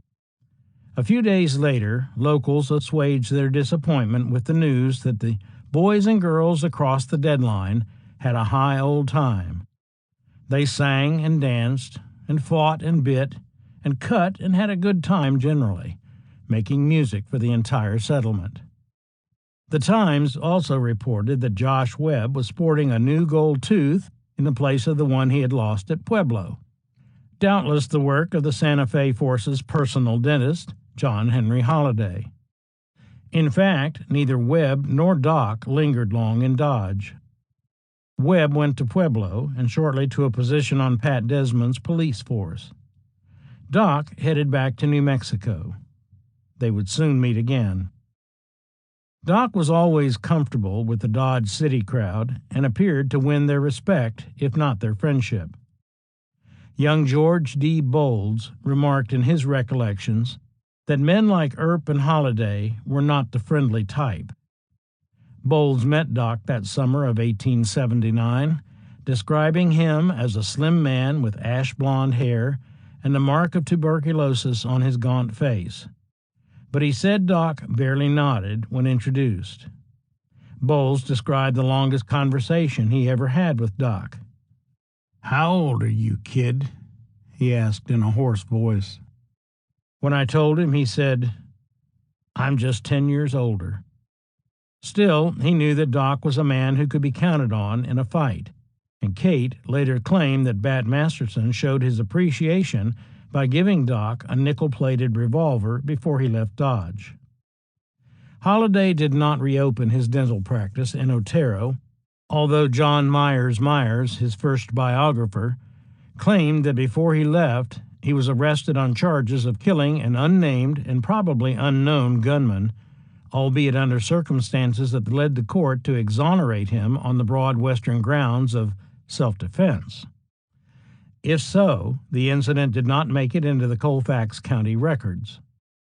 Considering that there was only one surviving issue of the Otero Daily Optic and few town records, the episode could have evaded documentation, but it was more likely a latter-day addition to the Doc Holliday legend. That spring, Otero was almost literally boxed up with the terminal and shipped via the Santa Fe to be reassembled at Las Vegas. Said the Optic, "Otero, so busy and bustling 6 months ago, is now passing into peaceful obscurity. Saloons all gone." The Santa Fe had advanced to Las Vegas by then, and Doc followed. We came over Raton Summit from Colorado into New Mexico on the switchback, the tunnel not being then completed, and the last 100 miles of the journey was made in platform cars, with a caboose built on one of them for the ladies, an old-timer recalled. There was a mixed crowd of passengers, of old-timers, tourists, Spanish-American families with pretty daughters demurely expectant of the grand baile, which was to conclude the opening day, with a sprinkling of gamblers and other professionals going south to be on hand at the start of the new terminal on the road. East Las Vegas, which was located on the flats east of town where the tracks ran, was taking shape as a true end-of-track town in contrast to the ancient pueblo of West Las Vegas. The end-of-track settlement had the usual supply of entrepreneurs and frontier vagabonds. Even Russell A. Kistler, the editor of the Otero Daily Optic, soon relocated in what came to be called Newtown, and he opened the Las Vegas Daily Optic. On July 4, 1879, both Old Town and Newtown celebrated in style, with speeches, grand balls, and dance hall fandangos. By then, tents and makeshift buildings were already dispensing liquor, whores, and opportunities for gambling. The celebration was a high old time that seemed to forecast the future, at least for a while. Doc saw opportunity in Newtown, as did others, and he entered into partnership with another recent arrival, Jordan L. Webb, a 21-year-old transplant from Iowa, to open a saloon on Center Street. Webb was probably the younger brother of Doc's Dodge City crony Josh Webb, which would explain the partnership. In any event, it did not take Holliday long to get into trouble there. Las Vegas had more than its share of gamblers, conmen, whores, thugs, and vagrants, all the usual flotsam that followed boom camps. Among them was a former Army scout from the 5th Cavalry named Mike Gordon, who had a weakness for women. Gordon was quite a traveler. He may have been in Wichita in the early 1870s, where a Gordon was the boyfriend of Ida May. He was in Dodge City in 1875. He got into more trouble at Fort Elliott in the Texas Panhandle in 1878 over a woman. In Las Vegas, though he was still in his late 20s, Gordon already sported a disfigured face as a result of a brawl in which his opponent had bitten off his nose. He was also a mean drunk. On the night of July 19th, Gordon was drunk and apparently had been for several days. Several places of amusement opened that night. His mistress was at a hall on Center Street, actually Holliday and Webb's saloon, the Las Vegas Gazette reported. Gordon tried to persuade her to accompany him to another hall on Railroad Street.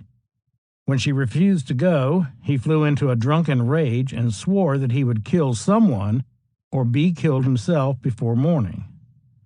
The Gazette provided the rest of the story.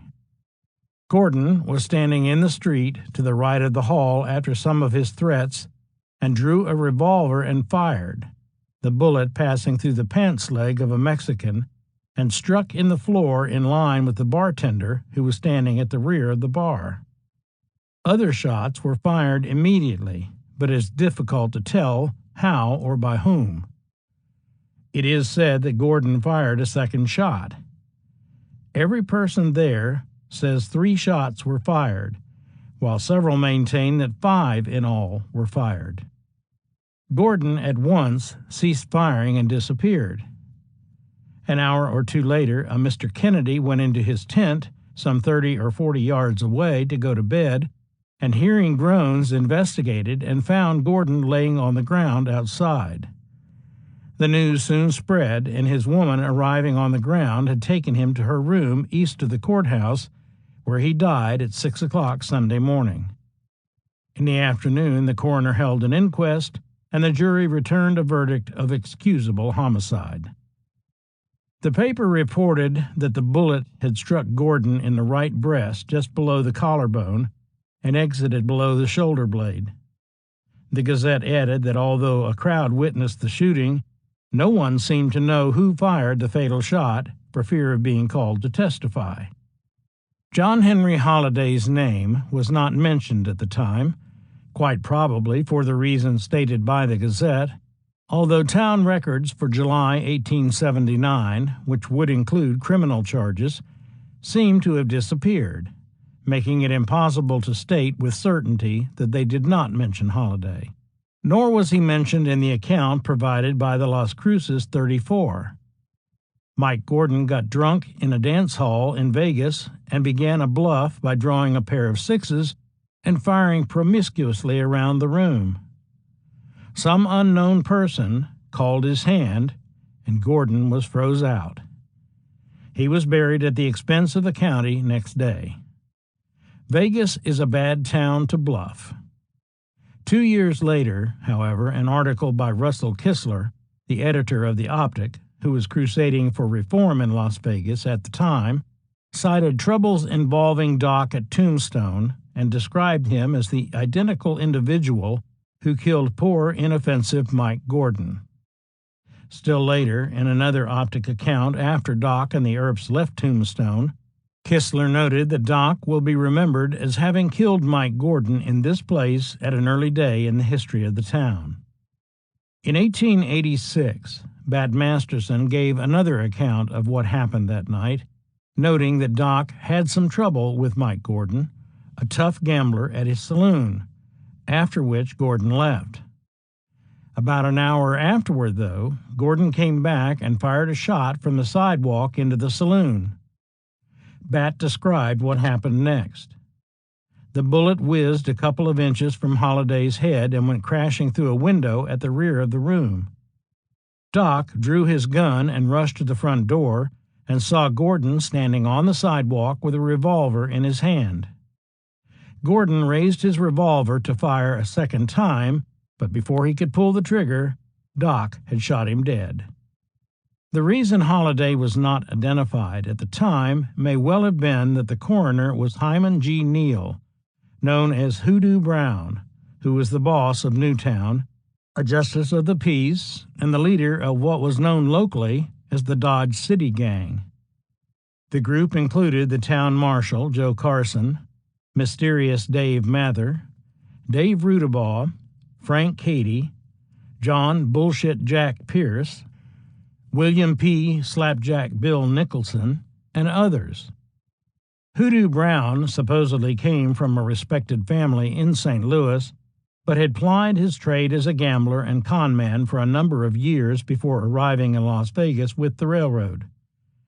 He was described as a tall, thin man, has light hair, small mustache, and a rakish look, which is a terrible giveaway. And one would at once set him down as a desperate character and a man to beware of. Rightly or wrongly, Doc was accused of being part of the Dodge City Gang. And in fact, Jordan Webb, his partner, was a known associate of Hoodoo Brown's. The Optic later claimed that Doc had crept through one of the many legal loopholes that characterized Hoodoo Brown's judicial dispensation. It was a plausible explanation of what happened. County authorities never followed up on the matter. Masterson also claimed that the day after Gordon was killed, a Mexican gambler who had been a friend of Gordon swore out a complaint against all the saloons and gambling houses in town. Among others, Doc was indicted. Afterwards, Doc, Jim Pearson, and two of their friends met the Mexican in front of a saloon. A fight was, of course, the inevitable result. During the row, the Mexican was killed and Doc had to leave Las Vegas. Masterson was both wrong with the timing and with the result, but there were odd coincidences over the next few weeks that make it impossible to dismiss his commentary out of hand. On July 15th, 4 days before the Gordon shooting, Jim Pearson and his two brothers, the two friends of whom Masterson wrote, assaulted a Mexican gambler named Epifanio Baca in a dispute arising out of a card game, not out of the Gordon killing, which had not yet occurred. John Henry was not involved as far as the record shows. He was concerned with other, more mundane matters. On July 30th, 10 days after Gordon died, Holliday purchased an additional parcel of land adjacent to his saloon. He once again seemed to be making an effort to settle down, rather than move on. On August 1st, however, he was called as a witness along with Charles Hennessy and James Dunnigan in a gambling case against Hoodoo Brown. And later, the same night, Doc was arrested for gambling himself, for which he posted a $200 bond.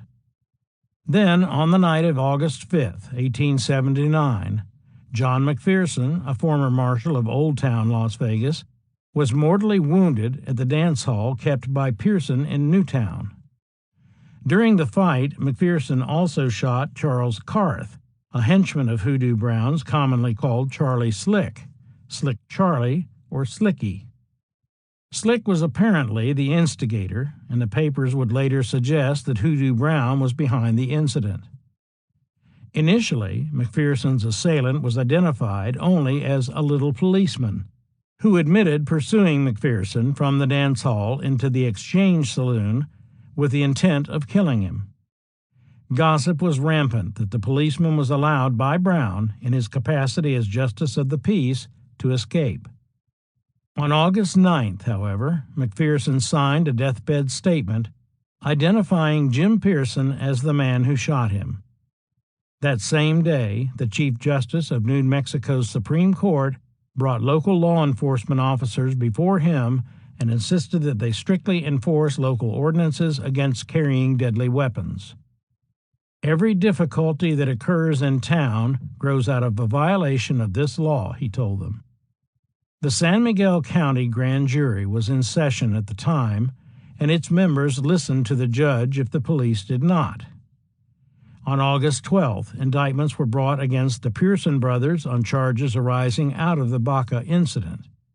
And the next day, August 13th, Jim Pearson was charged with murdering McPherson and for carrying a deadly weapon.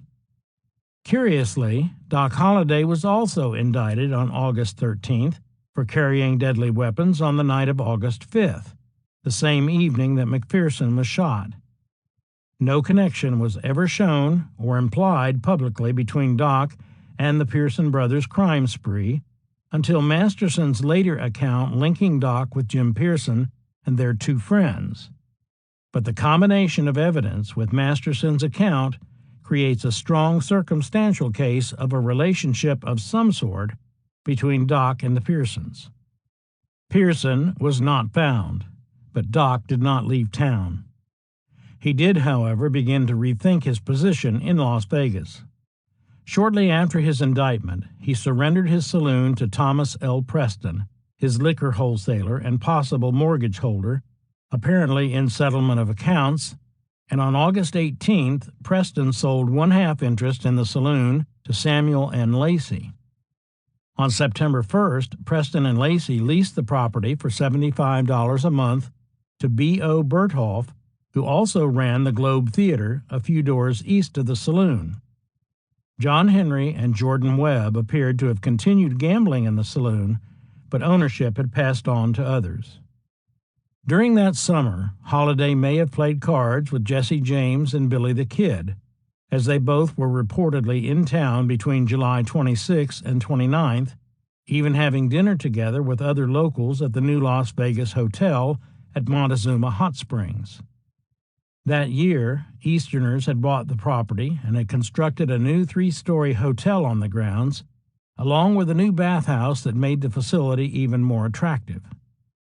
Doc still took treatments there, and the arrival of the railroad meant a new accessibility to the curative waters. It was characteristic of the town for the notorious and the respectable to coexist, but that was about to change because of the flagrant excesses of Hoodoo Brown. Later in August, 2 stagecoaches were robbed near town, and again locals suspected that the Dodge City gang running East Las Vegas was responsible. On August 24, 1879, after the first robbery, The Gazette deplored the fact that the town is evidently filling up with a good many of those bad characters who usually congregate in new and growing railroad towns. In a long editorial, the paper deplored the burglars and highwaymen who had settled into the community. The robbery of the coach and mail so near town, and the tracing of the culprits directly back to town, shows that we have some bold, bad men in the community who will not scruple to commit any crime for money. On August 30th, the second robbery occurred between Las Vegas and Tecolote, with similar suspicions about the perpetrators. The situation was serious enough that express companies, apparently not trusting local authorities, sent their own operatives into the area. Josh Webb, Doc's old associate and comrade in arms from Dodge City, signed in at the Mackley House on Railroad Avenue in Newtown in September, apparently as an undercover man for the Adams Express Company. Later in the month, the Ford County Globe reported that Webb is engaged in some very mysterious business up there and gave him credit for quietly capturing 2 or 3 mail robbers out in New Mexico. Perhaps his undercover operations explained why he fell in with the Dodge City gang initially, since Hoodoo Brown and his cronies were primary suspects in the robberies. His effectiveness in blending in with the gang would eventually prove costly, however. In early September, the Globe announced that Mr. Wyatt Earp, who has been on our police force for several months, resigned his position last week and took his departure for Las Vegas, New Mexico. After an appropriate farewell party, Earp headed west with a young woman named Mattie Blaylock, his brother Jim, and Jim's family. Curiously, Earp later claimed that Doc Holliday left Las Vegas and returned to Dodge City looking for him, but arrived 3 days after he left Dodge for Las Vegas.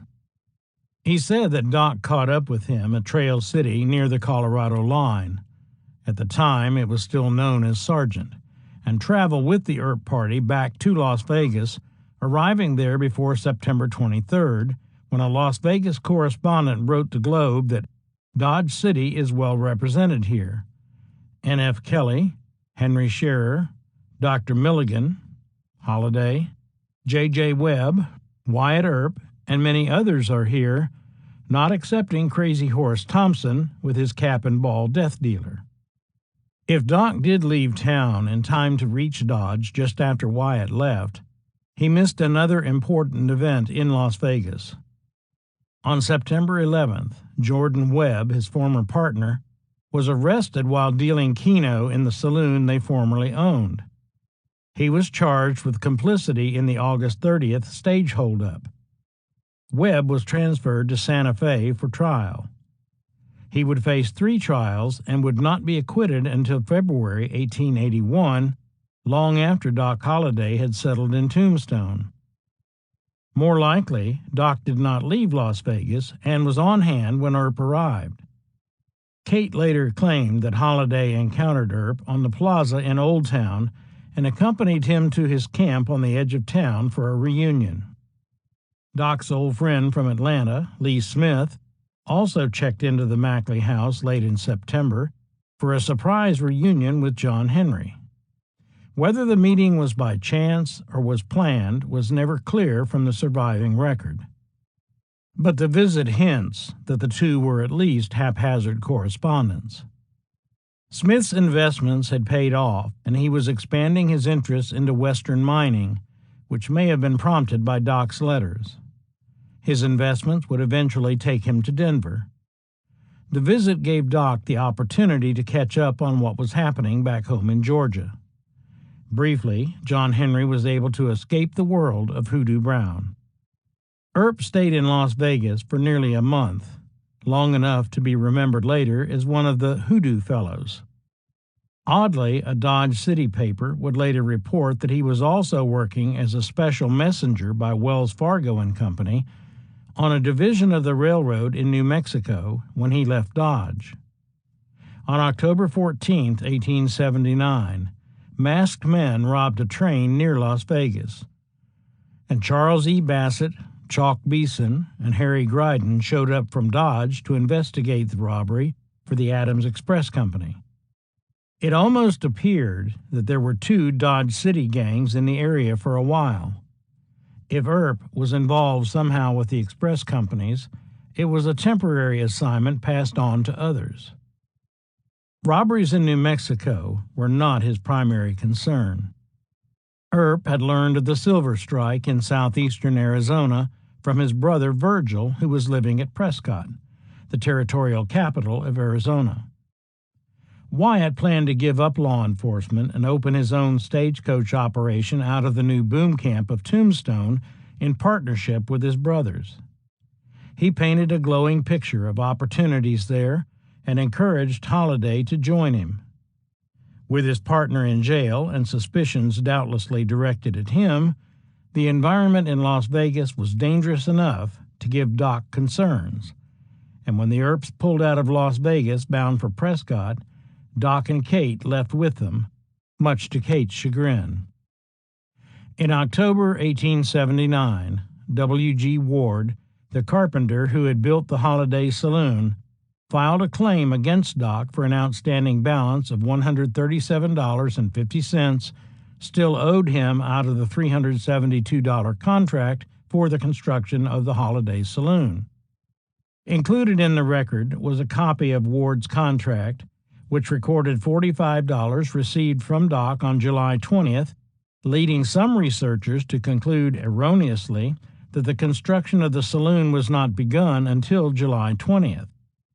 Clearly, the contract was for work done on house or building before that date. In any event, he still owed Ward a balance on the saloon construction, and when Doc left town, Ward filed the claim. Curiously, the legal documentation provided by the contract supported Kate's later claim that she and Doc were married. J.H. Holliday, being first by me informed of the contents of this instrument, did confess upon separate examination, independent and apart of his said wife, that he executed the same voluntary and without the compulsion or illicit influence of her said wife. Something seemed to be implied by this phraseology that was never made clear in the record, so that its main significance is the support it provided for Kate's claims of marriage. Of course, by the time Ward's claim was filed, Doc was in Prescott, a town that proved to be interesting to both John Henry and Kate. They moved into a hotel while the Earp party looked for Virgil. But when the Earp clan pulled out for Tombstone in mid-November, Doc and Kate stayed behind. Perhaps Doc was discouraged by reports like this one from the Prescott Miner. We are told that travel of late has been brisk to Tombstone, but during the past few days it has taken a backward move. Where one goes in, four are leaving. It is true that they have a few good mines there, but nothing to justify the great immigration that has gone on there during the last 3 months. It is asserted authoritatively that not more than 1 out of every 4 living at Tombstone are employed. It is enough to kill any new town. By March, however, the miner was describing Tombstone as that new and flourishing city. Prescott was a nice change with attractions that boom camps did not have, including a level of stability and a more settled and cosmopolitan society that must have appealed to something deep and almost forgotten in John Henry Holliday. Curiously, though, Doc made no effort to establish a dental office there. Indeed, after Las Vegas, he apparently never practiced his profession again. He was a professional gambler now, and he found his place on Whiskey Row, Prescott's gambling district. Doc passed the winter there. Kate, in her recollection, said that a short time later, Doc received a letter from Wyatt Earp urging him to come to Tombstone. She and Doc quarreled over the letter, and she told him that she would not go to Tombstone. "If you are going to tie yourself to the Earp brothers, go to it. I am going to Globe." She said that Doc replied, "All right, I will be in Globe in a few days too." I don't think I will like it in Tombstone anyway. They traveled as far as Gillette together, she claimed, and then parted company, Doc going to Tombstone and Kate to Globe. She added, I didn't hear from Doc for some time. Since Kate never mentioned Doc's return to Las Vegas and noted a long separation, Doc appears to have changed his plan and decided to settle his affairs in Las Vegas before testing the waters at Tombstone. That winter, Hoodoo Brown and his cronies finally went too far. In fact, the situation there may have contributed most to John Henry's decision to make a permanent move to Arizona. At any rate, events had taken a turn for the worse in Doc's absence. As the Dodge City Times reported, shooting scrapes were all too frequent in Las Vegas, and Newtown seemed out of control. On January 22, 1880, Marshal Joe Carson was killed in a gunfight with 4 men at Close and Patterson's saloon. Dave Mather killed one of them outright and wounded the others. 2 managed to escape, but they were caught later by a posse that included Dave Rudabaugh and Josh Webb. The killers had been housed in the local jail only hours when a mob stormed the jail and dragged them to the windmill at the center of the plaza in Old Town to hang them there. Before the 2 killers could be hanged, however, the mob opened fire on them and riddled them with bullets. Afterward, mysterious Dave Mather was named marshal, and Webb was appointed policeman. Neither appointment really pleased the better class of citizens because of the 2 men's suspected complicity in the Dodge City gang's activities. Their reputation was not helped when 3 days after Carson was killed, Mather shot and killed a railroad man named Joseph Costello. He was promptly exonerated of any wrongdoing by a coroner's jury with Hoodoo Brown presiding. Things finally came to a head on March 2, 1880, when 2 men were killed in unrelated incidents. One killing occurred that evening when James Allen, a waiter at the St. Nicholas Hotel and an associate of Hoodoo Brown's, shot and killed the traveling salesman James A. Moorhead, who was well thought of by the local business community. The fight began over a remark by Moorhead about the food at the St. Nicholas. Moorhead, who was the bigger of the 2 men, was besting Allen when Allen pulled a gun and ordered Moorhead to his knees. When Moorhead tried to grab the pistol instead, Allen shot him. The other episode, which occurred earlier on March 2nd, near 4 o'clock in the morning, had a more dramatic effect. It involved Doc's friend Josh Webb. In the Goodlett and Robinson saloon, Webb ordered a man named Michael Kelleher to surrender his pistol in compliance with the local ordinance. Kelleher refused, and in the melee, Webb shot and killed him. Webb was then arrested by his friends Dave Mather and Dave Rudabaugh, of all people. It seemed an open and shut case of self-defense, and the coroner's jury quickly ruled the shooting a justifiable and absolutely necessary act.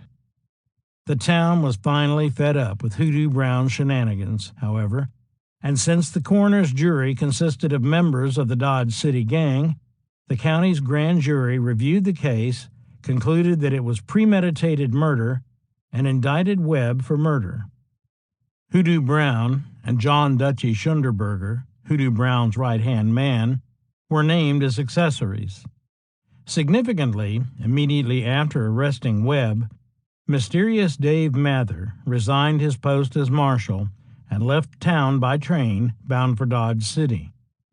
He cited the inadequacy of pay as his reason, but he may well have recognized the handwriting on the wall.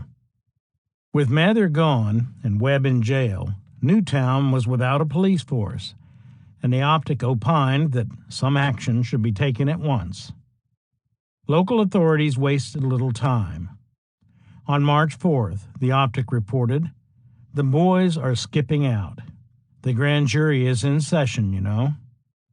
And on March 5th, the Gazette announced, Justice of the Peace, H.G. Neal, commonly known as Hoodoo Brown, quietly stepped aboard yesterday morning's eastbound train and left for parts unknown. A boy by the name of Dutchy went with him. That left Webb to face the music alone. On March 10th, he was convicted of murder and 2 days later sentenced to hang. News of Webb's conviction created a storm in Dodge City and set in motion efforts to help him. Michael Sutton, the county attorney, left immediately for Las Vegas to aid in the appeal of the verdict. Dodge City residents could not believe that Webb was guilty of murder, and they may well have been right. Webb may have been set up by Hoodoo Brown and Dutchy, motivated both by their greed and by their desire to get payback for Webb's undercover activities. Webb insisted that he was told by Hoodoo Brown's associates that Kelleher was planning to kill him, and that he believed he had to kill Kelleher or be killed by him. Moreover, Hoodoo Brown misrepresented the amount of money Kelleher had on his person and kept the larger portion for himself. Even the local press seemed to think murder was out of character for Webb, but the verdict was guilty nonetheless. In April, there was an inept attempt by Jack Allen and Dave Rudabaugh to free Webb. After that, he languished in jail while the appeals process unfolded. The courts affirmed his conviction, but Governor Lew Wallace commuted his sentence to life in prison, citing extenuating circumstances. Eventually, Webb escaped with Dave Rudabaugh, who had been jailed on charges relating to the earlier robberies, only to die 2 years later of smallpox. Curiously, especially in light of the crackdown on criminal activity, the same day that Webb was sentenced to hang, John Henry Holliday appeared in the San Miguel County District Court, where the old charge against him for gambling was dismissed and refunds ordered. Because of the heavy calendar, the charge for carrying a deadly weapon was continued, but it too would eventually be dismissed and his bail of $300 refunded in August 1880.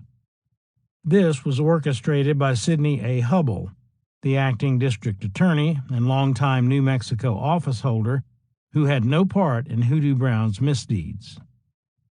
Apparently, given the events happening at the time, Doc had escaped being linked with Hoodoo Brown and the Dodge City Gang, in spite of his friendship with Josh Webb and his former partnership with Jordan Webb.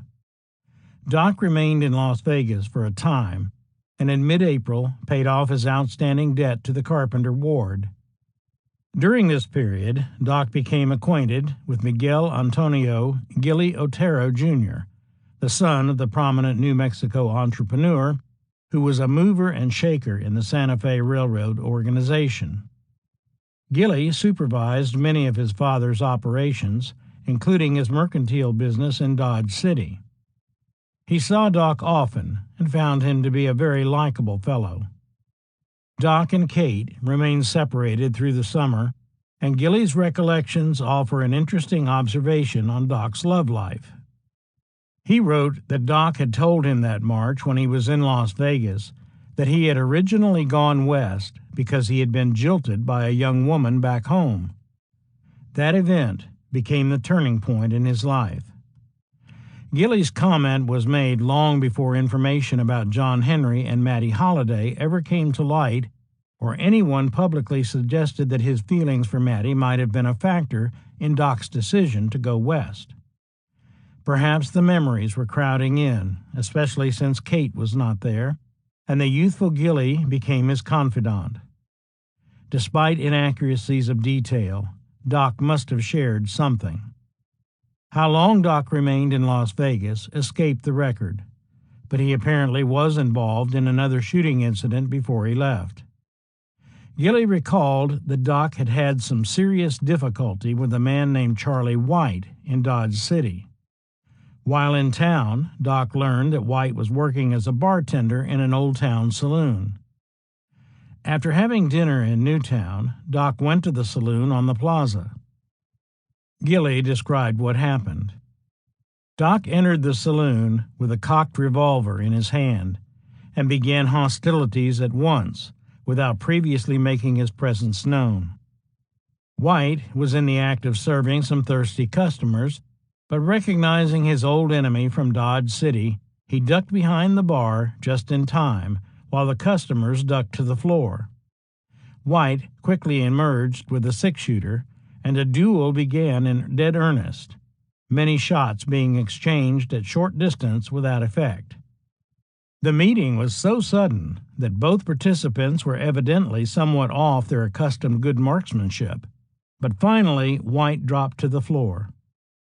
At first it was thought that the shot had killed him, and Holliday, feeling that he had fulfilled his mission in Las Vegas, departed for the new town to mingle with his old friends of Dodge City.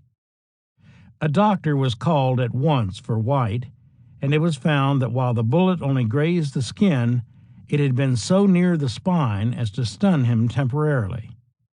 He was up and around in a couple of hours, as good as ever. Gilley reported that no arrests were made. It was simply allowed to pass, as no one was interested in either Holliday or Wyatt, and the peace officers in Las Vegas were much too busy looking after their own games.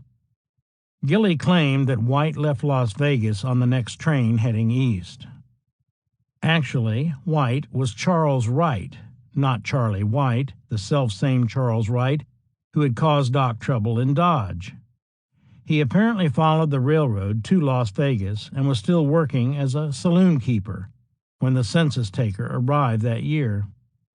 Wright's place, a keno parlor and club advertised as a quiet place for gentlemen to congregate, was still operating in June. Wright did leave Las Vegas that summer, though, moving to several locations before eventually landing in Fort Worth, Texas. There, in December 1890, he ran afoul of another former Dodge City resident, Luke Short. From a hiding place, he shotgunned Short, but he bungled the job and left town to avoid facing the consequences against a recovered Luke Short. Doc left Las Vegas after settling his affairs and most likely returned to Prescott, although there are tales that he visited Albuquerque. The Santa Fe tracks reached Albuquerque on April 10th, and shortly thereafter the Palace Saloon was opened, owned by Holliday and Sanguinet. William S. Sanguinet was a 33-year-old clerk, described as one of the most popular and influential citizens of New Mexico's metropolis.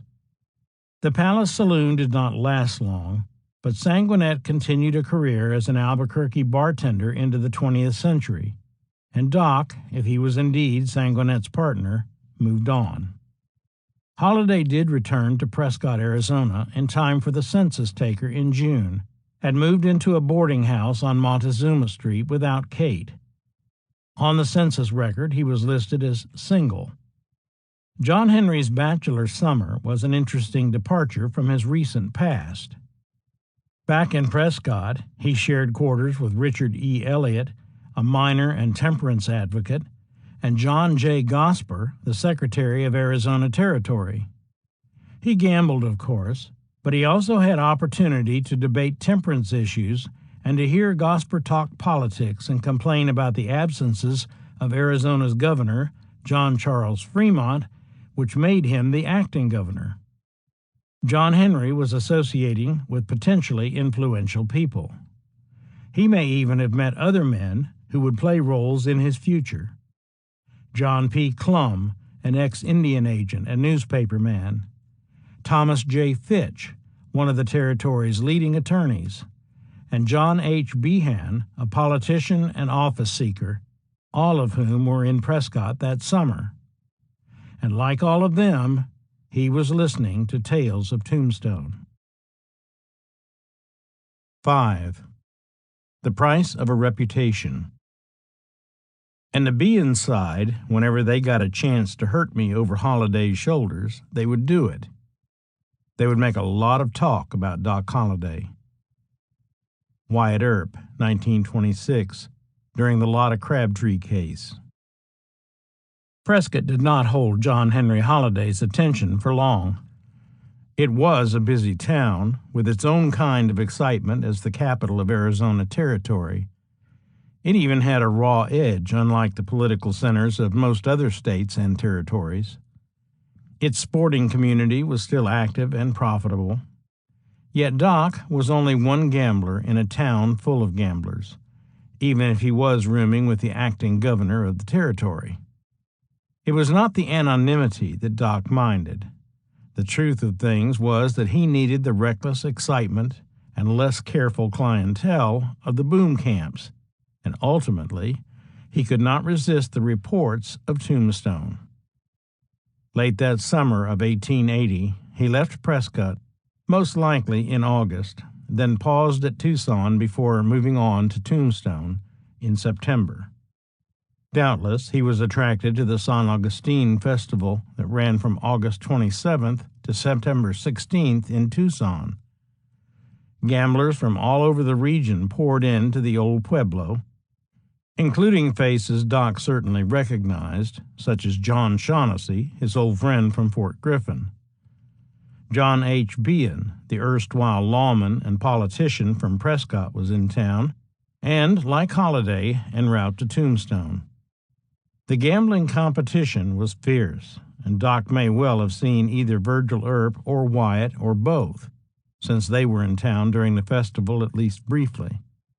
Perhaps it was then that he finally decided to accept Wyatt's invitation, catching the train to Benson and making the rest of the journey on Kinnear and Company's stage line to Tombstone.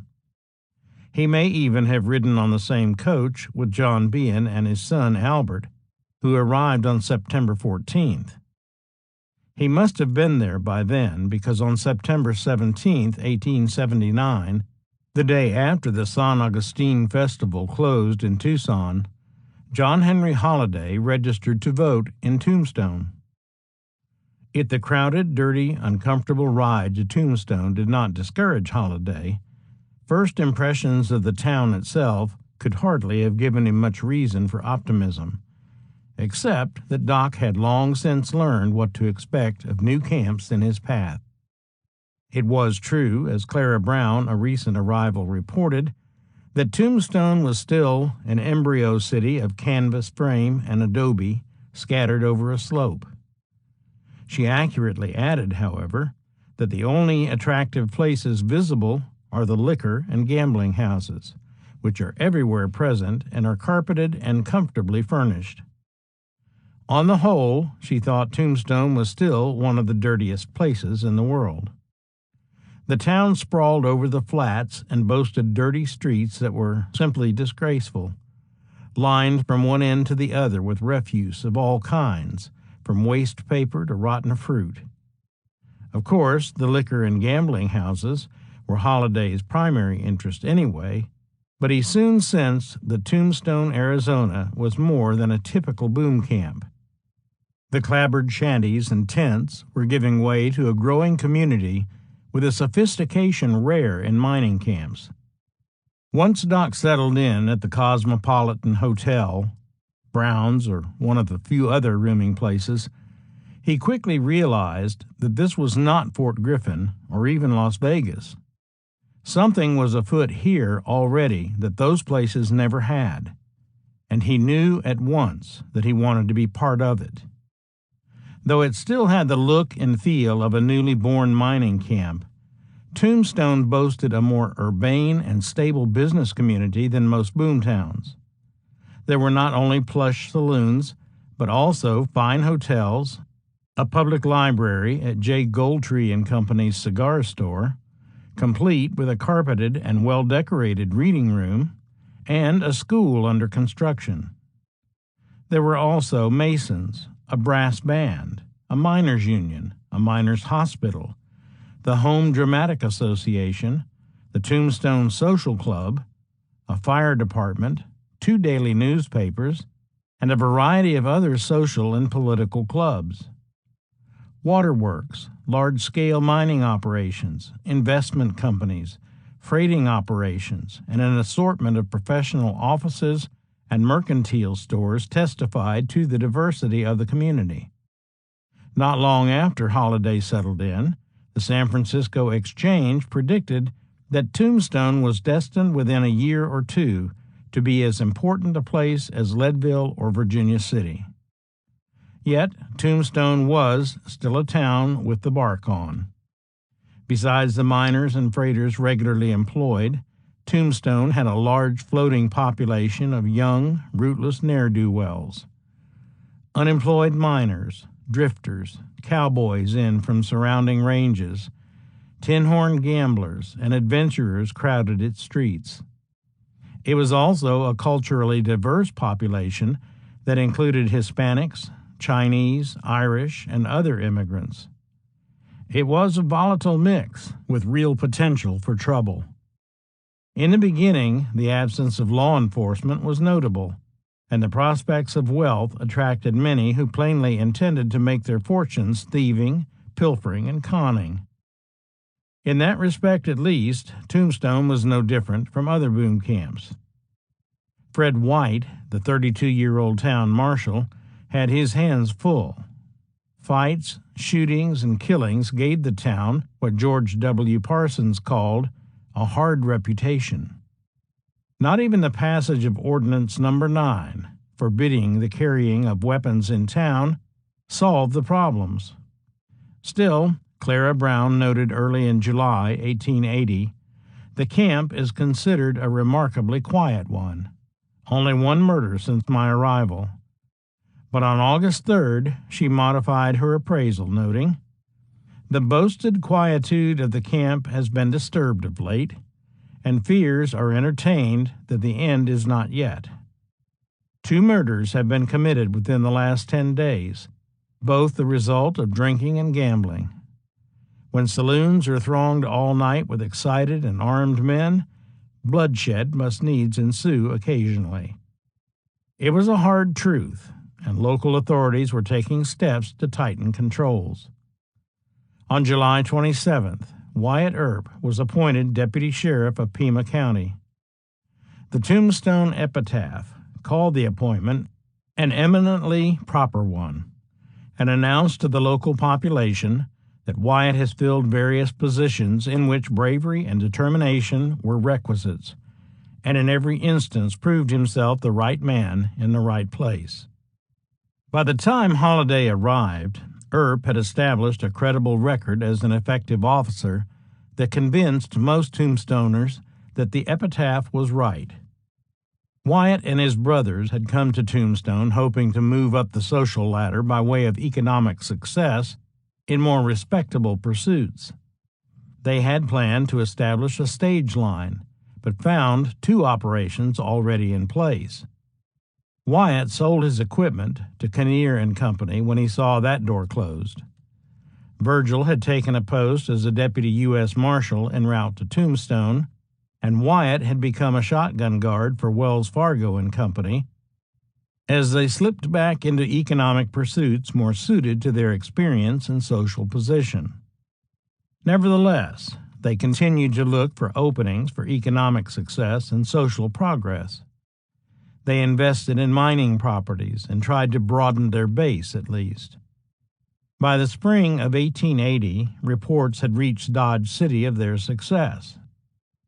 "We understand that our fellow townsman, Mr. Harry Finity, is contemplating a trip to the Tombstone district of Arizona to look after his interest in a mine which was recently sold by his partner, Mr. Wyatt Earp, for $30,000. The mine is called the Cooper Lode and is not worked at present owing to the quantity of foul air that is accumulated in the shaft." The Earps continued to dabble in mining properties, but the Dodge City report was far more optimistic than their real success, which forced them again to fall back on their experiences as lawmen and gamblers. In July 1880, at the request of the Army, Virgil Earp, as the deputy U.S. Marshal, joined the pursuit of 6 stolen Army mules with a detachment of soldiers under Lieutenant Joseph H. Hurst. This would be the first encounter between the Earps and the men who would come to play fateful roles in their lives, including Frank and Tom McLaury, Pony Deal, Sherman McMaster, and A.T. Hasbro. The episodes soured the taste of both the Earps and the McLaurys for one another. By the time Doc Holliday reached Tombstone, Virgil and Wyatt were both officers of the law, and Morgan had taken Wyatt's place as a shotgun guard for Wells Fargo. Saloons, gambling halls, and brothels flourished, and openly. But the saloon keepers, gamblers, and whores who made most boomtowns primarily purveyors of vice for the exploitation of workers were balanced by businessmen and entrepreneurs who were able to quickly establish Tombstone as a solid business community. For those arriving from more conventionally Victorian communities, there was certainly shock at the coexistence of saloons, gambling halls, and whorehouses with the more respectable business community. It was not that such establishments did not exist in other places, but the Tombstone had not yet swept its vice into a corner. The town had grown fast, and it was too fresh to have installed the moral niceties demanded by Victorianism, even to the extent of having a separate red light district or saloon row. That would come later. Moreover, some of Tombstone's gambling fraternity and saloon men played prominent roles in local economic and political decisions. By the timing of Holliday's arrival in Tombstone, he may have been recruited rather than enticed by Wyatt's general invitation, which, after all, he had resisted for more than a year. Doc moved to Tombstone at the onset of a conflict between rival gambling factions, later identified as the Easterners and the Slopers. Both terms were somewhat misleading. Easterners referred generally to gamblers who came from east of the Pacific Slope, while Slopers were mostly California-based. Still, the Easterners included some West Coast gamblers, and the Slopers counted Texans and Montanans in their numbers. It was never clear how organized the gamblers' war was, but it was real enough. At the center of the conflict was the Oriental Saloon on the northwest corner of 5th and Allen Streets. Opening in July 1880, the Oriental was lauded as the most elegantly furnished saloon this side of the favored city at the Golden Gate. Actually owned by Jim Vizina and Benjamin Cook, the bar and restaurant were leased to Milton E. Joyce, a former blacksmith who dabbled in mining in California and Nevada before settling in Tombstone, and Joyce's young protege, William Crownover Parker, a well-heeled youth from a prominent San Francisco family, while the gambling concession was run by a consortium of gamblers headed by Lou Rickabaugh of San Francisco. Richard Clark, a well-known sporting man with years of experience in Colorado, Kansas, and California, and William H. Harris, Chalkney Beeson's old partner at the Long Branch Saloon in Dodge City, completed the partnership. The Oriental was a lavish, profitable operation, which created considerable envy among other saloon keepers and sporting men. Within the gambling community, however, some other establishments had ties to Rickabaugh and his associates. James Earp was working at Vogan and Flynn's. Earp, in turn, had connections to Robert J. Winders and Oregon C. Charlie Smith, who controlled the gambling concession at Danner and Owens Saloon. The Alhambra, another upscale saloon owned by Thomas H. Corrigan and operated by John Mager and Joseph Leonard Melgren, was the saloon where Doc settled in as a faro dealer. Together with the Oriental group, these men represented what might have been called the gambling establishment in Tombstone. Naturally, there were others who envied what seemed to them to be the control exercised by these men. By August 1880, a group of them were bent on disrupting the gambling arrangements in Tombstone. Apparently, they were led by John E. Tyler, a veteran gambler who hailed from Jackson County, Missouri, and who had gained experience in Kansas and California. At least, he was the most visible of the Slopers. He was also a troublemaker who had killed a man in California before coming to Tombstone. Tyler took a job as a dealer working for Smith and Winders soon after his arrival. But he was more often associated with men like Elliott Larkin Ferguson, known in Tombstone as Pete Spence or Peter Spencer, Thomas J. Duncan, Andrew Ames, and Andy McCauley, a shift miner who apparently ran with a faster crowd when not working in the mines. Perhaps it was coincidental that Doc Holliday arrived in Tombstone soon after the disruptive behavior of Tyler and Company began. Perhaps Bill Harris spotted him in Tucson and invited him to Tombstone. At any rate, Holliday hit town just as the trouble between the gamblers heated up. On September 23, 1880, only days after Doc's arrival, Tyler and Tony Craker, another gambler with ties to the Easterners, got into a fracas at Vogan and Flynn's saloon, and weapons were drawn. Before things got out of hand, friends interfered and further hostilities were prevented. Less than 3 weeks later, Doc would have his turn with Tyler. On Sunday evening, October 10th, Holliday got into an argument with Tyler near the Oriental, which boded a shooting scrape. Marshal Wyatt or Officer James Bennett disarmed both men to defuse the situation and deposited their pistols behind the bar at the Oriental. Later, both men returned to the Oriental, where the argument was renewed. Milt Joyce asked Tyler to leave the saloon, as he didn't want trouble.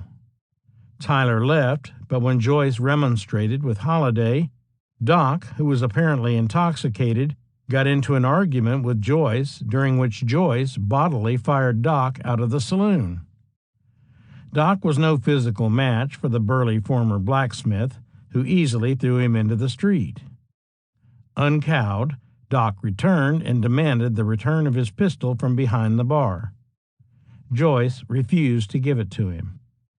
Infuriated and humiliated, Holliday left again, found another pistol, and returned.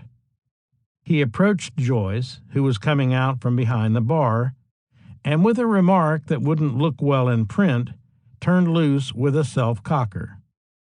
Joyce pulled his own pistol and charged Doc, perhaps firing at him once, before using it to knock Doc to the floor with a blow to his head. As they struggled, Marshal Wyatt and Officer Bennett arrived and separated them. In the melee, several shots were fired.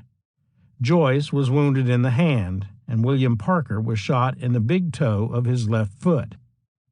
Gus Williams, a bartender, also had fired a shot, which hit no one. Doc was bleeding badly from the blow to his head, and observers thought at the time that he was severely, if not fatally, hurt. He was lifted into a chair, and Joyce was escorted out of the saloon. When it was clear that Holliday was not critically injured, he was arrested. The following day, Fred White secured a warrant against Holliday, sworn out by Joyce, on a charge of assault with a deadly weapon with intent to kill, before Justice of the Peace James Riley. The next day, Doc pleaded guilty to assault and battery, even though no witnesses appeared against him in Riley's court. He was fined $20 plus $11.25 in court costs. Doc got off light, but the episode generated animosity between him and Joyce. Joyce's physical wound healed slowly. At one point, he feared he might lose his hand, but eventually he fully recovered. He did not forget Doc Holliday, however, and the incident seemed to sour his relationship with the men who ran the Oriental's gambling concession, driving him into the Slopers' camp, and critically predisposing him against the Earps in the months that followed. The witnesses called to testify in Holliday's hearing had included not only Joyce, but also John Behan and Wes Fuller. Like Joyce, they failed to appear, and both of them would figure prominently in the troubles to come. John Tyler, who must have taken some pleasure in the trouble he had caused, continued to deal for Smith and Winders for a time, and the owners of the gambling concession at the Oriental, concerned about the situation, hired Luke Short to protect their interest. The fall passed with tension in the air, but October ended with a sensational affair that drew attention away from the gamblers' war. Shortly after midnight, on the morning of October 28th, a group of revelers were gathered at the Alhambra Saloon. 4 cowboys from the San Simon Valley, Curly Bill Brocious, Frank Patterson, Edward Collins, and Dick Lloyd, had been discussing a cattle deal with the stockman Jerome E. Jerry Ackerson. Business ceased being an issue as the liquor flowed. The cowboys fell in with 3 part-time miners and hangers-on with the cowboy crowd: James Johnson, a resident of Charleston, Andy McCauley, an associate of Pete Spence and Johnny Tyler, and Andrew Ames. Together, this band of celebrants spilled out of the saloon into the street. Near 6th, some of them began to fire their pistols in the air. At that point, Patterson apparently tried to quiet the situation, and 2 of the group, McCauley and Johnson, ran to the south side of Allen Street to get away from the fuss. As they ran, they heard Curly Bill shout, "This won't do," as he followed them behind a cabin off 6th halfway to Toughnut Street. At the first sound of gunfire, Marshal Fred White headed for the scene. Deputy Sheriff Wyatt Earp left his card game at the Bank Exchange Saloon and sprinted toward the sound of the guns as well. Near the scene, he encountered his brother Morgan, and Fred Dodge borrowed a pistol from Dodge and continued on. He spotted Marshal White just as White approached Brocious, demanding that he surrender his pistol. Curly Bill was pulling his pistol out of its holster when Wyatt threw his arms around him from behind. At that point, White shouted, "Now, you goddamn son of a bitch, give up that pistol." As he jerked the pistol from the cowboy's hand, it discharged, sending a bullet into the marshal's groin and tearing into his intestines. Wyatt Earp buffaloed Brocious, and with the help of his brothers Virgil and Morgan, arrested most of the others in the party. Once the prisoners were deposited in the jail, Wyatt left Morgan and Dodge standing guard, and with Virgil, Turkey Creek Jack Johnson, and Doc Holliday, he sought the others, not sure if there would be more trouble. Dodge recalled that we passed through the night without another killing, and in the morning everything was quiet and orderly, as all things were that Wyatt Earp had anything to do with. The following day, Ames, Collins, Johnson, and Lloyd were fined $10 each on weapons charges, and Patterson was released without charges for his effort in trying to quiet the revelers. McCauley had not been arrested, and Ackerson, after presenting his credentials as a cattle dealer, had posted a cash bond the night of the shooting. Sentiment was building against Brocious as White's condition deteriorated, so much so that Judge Michael Gray ordered the case transferred to the county seat at Tucson. Wyatt Earp took charge of the transfer. With Virgil, Morgan, George Shotgun Collins, and a few others, including Holliday, he took Brocious to Tucson. On the day of the shooting, Virgil Earp had been appointed assistant city marshal at a salary of $100. 2 days later, Fred White died, and Virgil became marshal temporarily until elections could be held. On October 31st, White was followed by a large cortege representing all classes and conditions of society, from the millionaire to the mudsill, to his final resting place. Ironically, as White was laid to rest, word reached Tombstone that Jerry Ackerson, the cattle buyer who had been one of the revelers that night, had been found murdered and robbed of $100 30 miles away on the Southern Pacific Line at Groton Springs. Brocious, whose reputation was not well known in Tombstone at the time, was eventually discharged in December, based largely on White's deathbed statement that the shooting had been accidental, which was supported by the testimonies of Wyatt Earp and Jacob Gruber, a gunsmith who testified that Brocious's pistol was defective, allowing it to fire at half cock. Others testified that Brocious had tried to quiet the revelers before the encounter with White occurred. Doc would later claim that Curly Bill had been part of the Fort Griffin crowd and had an unsavory reputation even then. And during the course of his trip to Tucson in the custody of Wyatt Earp, Bill had admitted to being a fugitive from Texas. None of that was relevant at the time, though, and Curly Bill was set free to play a greater role in the unfolding Tombstone story. Within a matter of weeks, his antics once again would have him in the news, but for the moment, Curly Bill was a free man and of no concern to Doc Holliday. The White killing led to a temporary increase in law enforcement in Tombstone. A public outcry about the epidemic of shootings was matched by demands in the press that local gun ordinances be strengthened. The town council appointed a new group of policemen and scheduled a special election for marshal on November 12th, with Virgil Earp, James Flynn, and Ben Sippy as candidates. Interestingly, the council also appointed Buckskin Frank Leslie as a special deputy authorized to keep the peace and make arrests in the Oriental Saloon.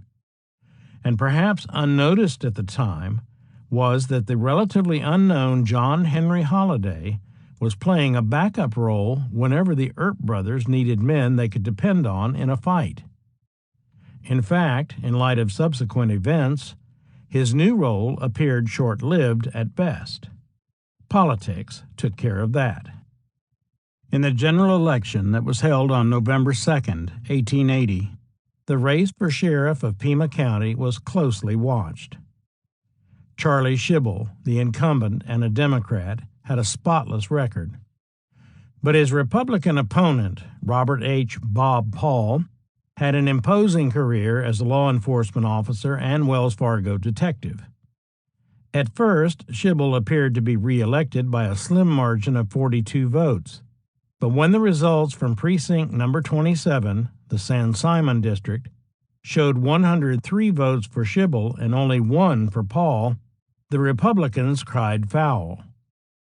Balloting had taken place at the home of Joe Hill, a Texan with a questionable reputation whose real name was Joseph Greaves Olney, and poll officials included Isaac Clanton and John Ringo, other men with less than sterling reputations, even though their appointments had been revoked days earlier. Paul challenged the outcome, but his suit was not scheduled to be heard until January 1881. In the meantime, Schibel was sworn in for a second term. On November 9, 1880, Wyatt Earp resigned his post as deputy sheriff because, as he put it, he did not think it proper to work on Paul's behalf in the election dispute while serving under Schibel. The Tombstone Nugget lamented his departure, stating, "Wyatt Earp's resignation as deputy sheriff was noted by his many friends with regret. During the time he has held the office, he has been active and prompt in the discharge of all duties, and every citizen had the consciousness that his life and property were as well protected as they could be by any single officer." There were suggestions, however, that he had resigned under pressure from Schibel because of his perceived disloyalty to the man who had hired him in the first place. A local observer noted that the Earp's ingratitude to one who had always been their friend has been marked by his many friends in Tombstone, and retribution has already reached one. Virgil was the victim of retribution referred to by the correspondent. On November 12th, Ben Sippy defeated him in the special election for city marshal of Tombstone by a vote of 311 to 259, after James Flynn dropped out of the race to go into business with T.E. Fitzpatrick at the Cosmopolitan Saloon. Virgil resigned as assistant marshal shortly thereafter. These developments left the Earps without official credentials except for Virgil's role as deputy U.S. Marshal and Wyatt's continued work with Wells Fargo. Wyatt also began to work on Paul's behalf in the election dispute. Their election problems prompted the Earps to sell some of their properties.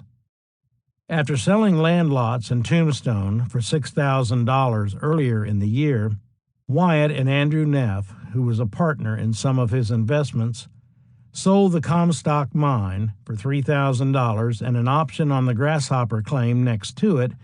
While both were undervalued, they eventually became profitable to Alfred H. Emanuel, who developed them. Perhaps the sales underscored the lack of experience of the Earps and their partners, but the quick sales did not end their speculations. A few days after Wyatt resigned as deputy sheriff, Doc witnessed the survey of the Mountain Maid mine by Wyatt and Bob Winders. The Earps and their partners still owned mines called the Long Branch, the Dodge, and the Matty Blaylock, and they were dabbling in other projects with several partners, including Albert Steinfeld and C.G. Billica. John H. Behan replaced Wyatt as Shibble's deputy sheriff in Tombstone. The appointment was scarcely a surprise, and it was welcomed by Democratic observers throughout the territory. At the time, his appointment seemed tenuous and wholly dependent on the outcome of the Pima County Sheriff's suit. Behan was well connected, however, and he almost certainly took the position with full knowledge of the movement afoot in Prescott to create new Arizona counties. He understood, if Wyatt had not, that holding the position of deputy sheriff of Pima County would be an asset if Tombstone became part of a new county. And with his connections in Prescott and his political skill, Behan had the inside track for appointment as sheriff if a new county were created. Behan had to have been impressed with Earp's record as Pima County deputy, and knowing that Earp would likely seek the sheriff's appointment himself should it become available, Behan approached him with a proposition. He proposed that if Wyatt did not apply for the position of sheriff, he would appoint Wyatt as undersheriff. Wyatt would be the chief law enforcement officer, while Behan concentrated on tax collection and politics. The arrangement had unmistakable appeal to Wyatt because it was similar to the role he had played as assistant marshal to Larry Dager and Charles E. Bassett back in Dodge City. Because of his friendship with Wyatt Earp, and perhaps unwittingly, Doc Holliday was being drawn into local politics. Oddly, he registered to vote before the Earps did.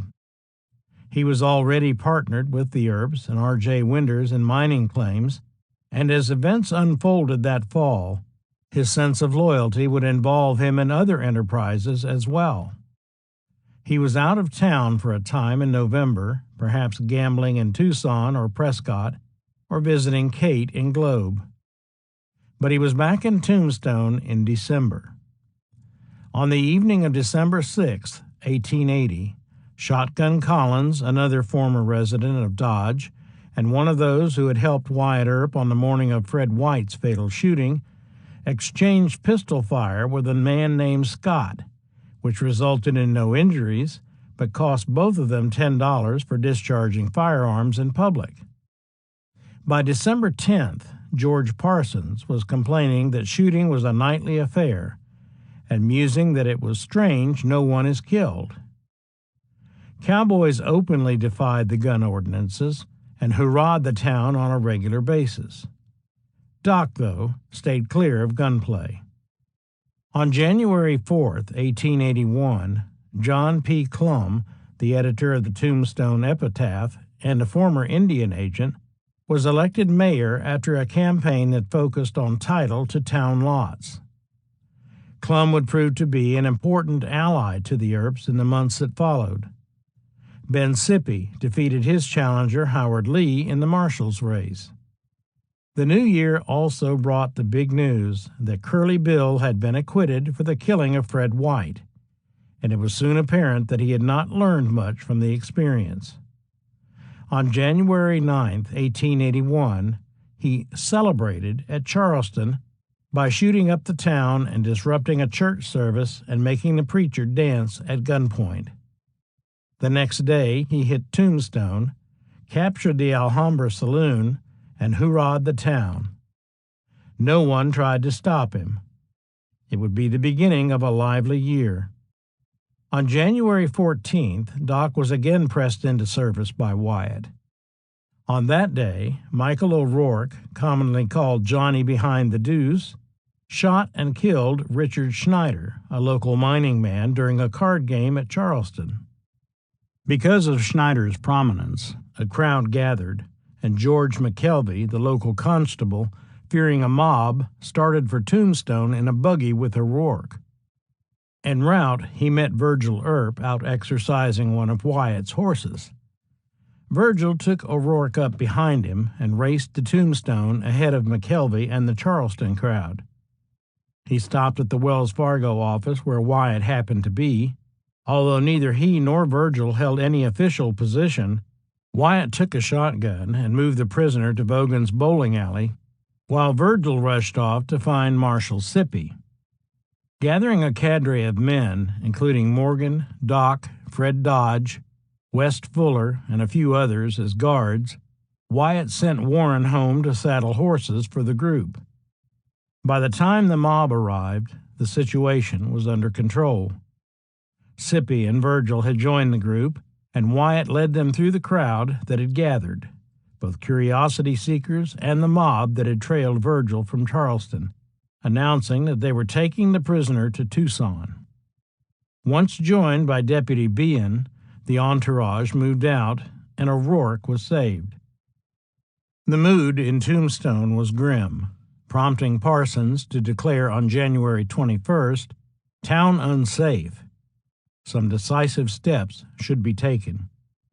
In the aftermath of the Johnny Behind the Deuce affair, a Citizens Vigilance Committee was established and matters settled down. Tombstone was deceptively calm as February began, and Doc, who was also speculating in mining properties, joined a new partnership that focused on the important matter of water rights. Opportunity seemed to lie in the Huachuca Mountains west of the San Pedro River. At least, claims in the area appeared to be worth the gamble. Besides Doc and Wyatt Earp, the unlikely business partnership included Dick Clark and Jim Levy. Clark was the boss gambler of Tombstone and a partner in the Oriental's gambling operation. He was also a man well known throughout the Mountain West and regarded as a professional man of high rank. Jim Levy, a gambler and gun handler, called the top-notcher of them all except Wild Bill, had respect as a deliberate and honest man, whether handling cards, money, or revolvers.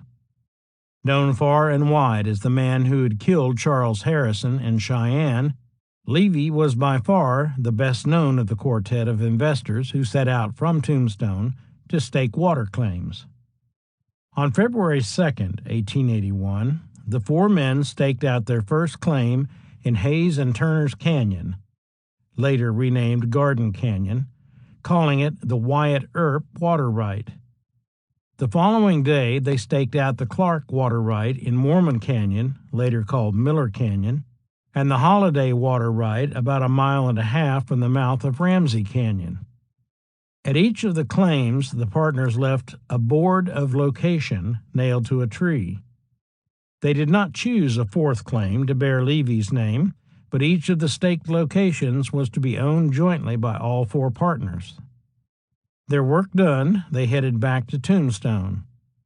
En route, however, they encountered Sherman McMaster, a former Texas Ranger, a suspected horse thief, and a hanger-on with the San Simon crowd, who told them that a horse that had been stolen from Wyatt was at Charleston in the possession of 18-year-old Billy Clinton. Earp decided to go to Charleston to reclaim his property at once, and Doc and possibly Levy went along. Clark returned to Tombstone to file the claims. Wyatt and Doc found the horse as reported, and Wyatt immediately wired his brother Jim in Tombstone to secure the appropriate papers to recover his property. When young Clanton learned of Earp's presence, he attempted to remove the horse, but Earp would not let him do it. When Warren Earp arrived with the documents, young Clanton surrendered the horse without trouble, but asked Earp, sarcastically, if he had any more horses to lose. Earp assured him that he would watch over his stock more carefully in the future and give him no chance to steal them. While Doc and Wyatt were in Charleston, Bean, Leslie Blackburn, and Lawrence Geary rode in from Tombstone looking for Ike Clanton to serve him a subpoena ordering him to appear in court in the sheriff's election fraud case. Earp and Bean exchanged pleasantries, but Bean later claimed that when he met Ike Clanton afterward in Tucson, Clanton informed him that he had come near to getting into a hell of a fuss. Clanton claimed that Wyatt Earp had told him about the subpoena and that Bean was coming to his ranch with a posse of 9 men to arrest him. Then he told me that he had armed his crowd and was not going to stand for it, Bean later maintained. Based on this unconfirmed exchange, Bean concluded, or later claimed that he concluded, that Earp had gone to Charleston to warn Clanton so that he could hide out and not testify in the fraud case. As Clanton was Shibble's key witness, his failure to appear would doom Shibble's case and make Bob Paul sheriff of Pima County. Earp would admit later that he had promised to testify favorably at Curly Bill Brocious' trial for the murder of Fred White if Brocious convinced his cowboy friends to admit the San Simon election fraud. Apparently, Wyatt Earp had a political agenda as well. On February 2, 1881, while Doc and his partners were claiming water rights, Tombstone became the county seat of the newly created Cochise County. And, as expected, on February 10th, John Bean was appointed sheriff. At that point, Wyatt was still confident that Bean would appoint him undersheriff. On February 21st, Tombstone was granted a city charter, and the city council abolished the office of town marshal and created a police department with Ben Sippy as the chief of police. These activities suggested that the town was growing up, and, appropriately, most of February passed without gunplay. Even the Gamblers' War seemed to have managed to cease fire, although posturing and maneuvering continued. Leslie was still watching the bar and restaurant at the Oriental, and Luke Short was acting as lookout in the gambling room. Then, on February 8, 1881, Bat Masterson left Dodge City for a reunion with his Dodge City buddies at Tombstone, where he expected to remain next summer. On February 24th, the Dodge City Times reported that Harris had written to Chalk Beeson, his old partner, that Masterson had arrived in Tombstone. Masterson's reputation appeared to further stabilize the situation at the Oriental, but not for long.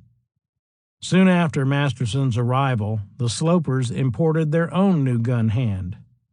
Charles S. Storms was a well-known gambler and gunman in both Colorado and the Black Hills country.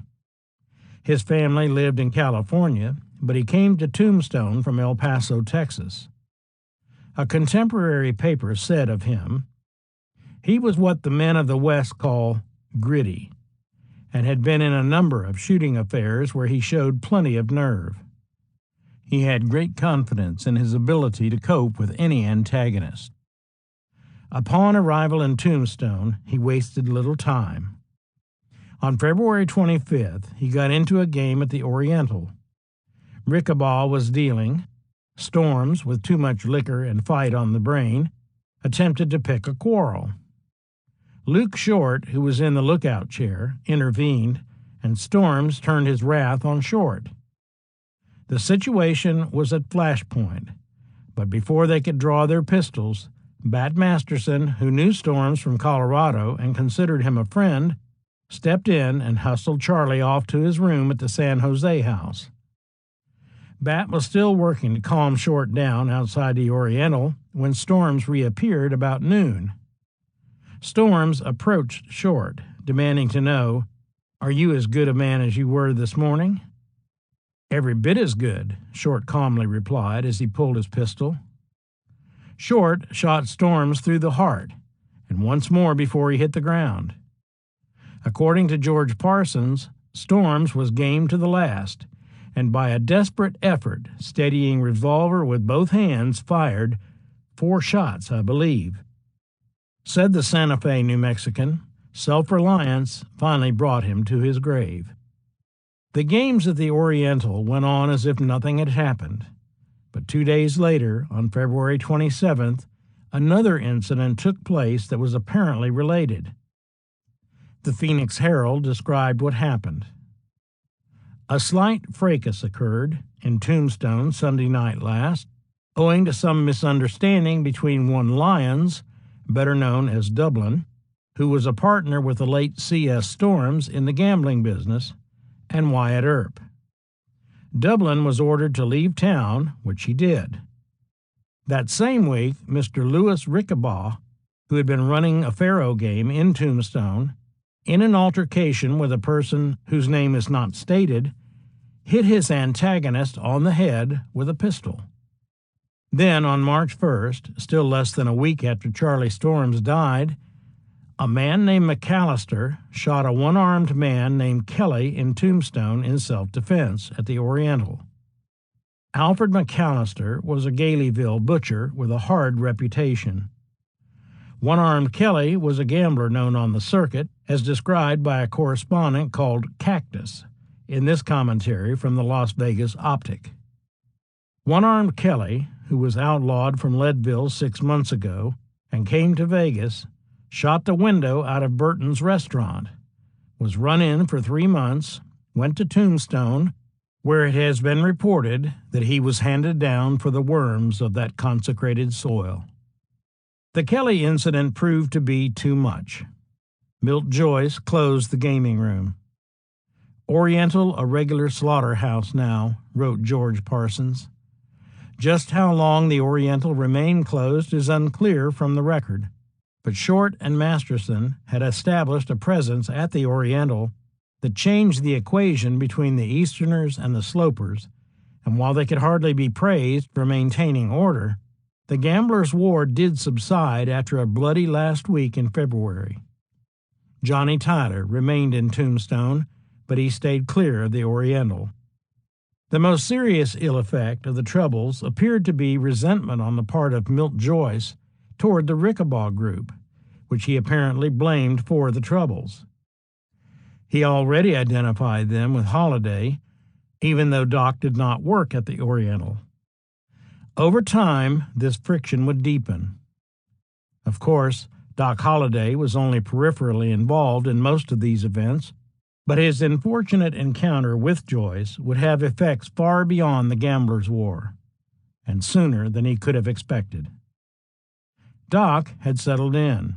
He kept a low profile for a time, dabbled in mining properties and water rights, ran a regular faro bank at the Alhambra, and tried to restore his relationship with Kate Elder. Kate said later that she had opened a hotel in Globe, and that she made 2 or 3 trips to Tombstone to try to patch up her relationship with Doc. The first of these trips was in late February or early March. Not much changed between them, however, and they were soon arguing again. On March 10th, Doc was arrested. The Daily Epitaph told the story. A man about town named John Doc last night, while under the influence of too much family disturber, grew noisy and disorderly, and officers Ramsey and Kirkpatrick proceeded forthwith to take him in. While that transaction was in progress, the inevitable gun made its appearance, and in the melee was somehow discharged, the shot fortunately striking no one. The shootist was taken before Judge Wallace, and when that official got through with Doc, the latter was $25 poorer. From the flavor of the article and the reference to too much family disturber, the cause of Doc's arrest was probably the renewed quarreling with Kate. And from the tone of Kate's memoirs, the source of the argument was almost certainly Doc's relationship with the Earps and her desire to get him to leave Tombstone with her. She did not succeed, and at that point at least, Doc made some effort to distance himself from her temporarily by seeking the company of friends. John Henry was a man not likely to forget friendships, even when they did not serve him well. One such friend was William Leonard, the jeweler he had known in Las Vegas. Leonard had arrived in Tombstone in time for the 1880 census, and at that time was living with Frank C. Marsh, a local jeweler. Time had not been kind to the consumptive Leonard. He was frail, weighing scarcely 120 pounds, and was addicted to morphine. To make matters worse, he soon fell in with a rough crowd. Wyatt Earp explained the circumstances of Doc and Leonard's relationship to the writer Walter Noble Burns many years later. Holliday was a friend of Leonard's, having known him in Las Vegas, New Mexico, where Leonard was established in the jewelry business and was considered at that time a respectable citizen. And from Las Vegas he came to Tombstone, and with Harry Head, Jim Crane, also Bill Luther King, and himself all went batching in a house 2 miles north from town, which was known as the Wells. And all three remained there for several months. Holliday would make them a visit now and then, knowing Leonard so well, which many people knew how friendly they were. Perhaps their association was based more on their shared battle with consumption than on anything else. Whatever the case, the relationship would prove costly to Doc. Leonard and his companions all had hard reputations and ran with the cowboys. Rumor had it that Leonard's skills as a jeweler were put to use melting down gold and fencing stolen jewelry.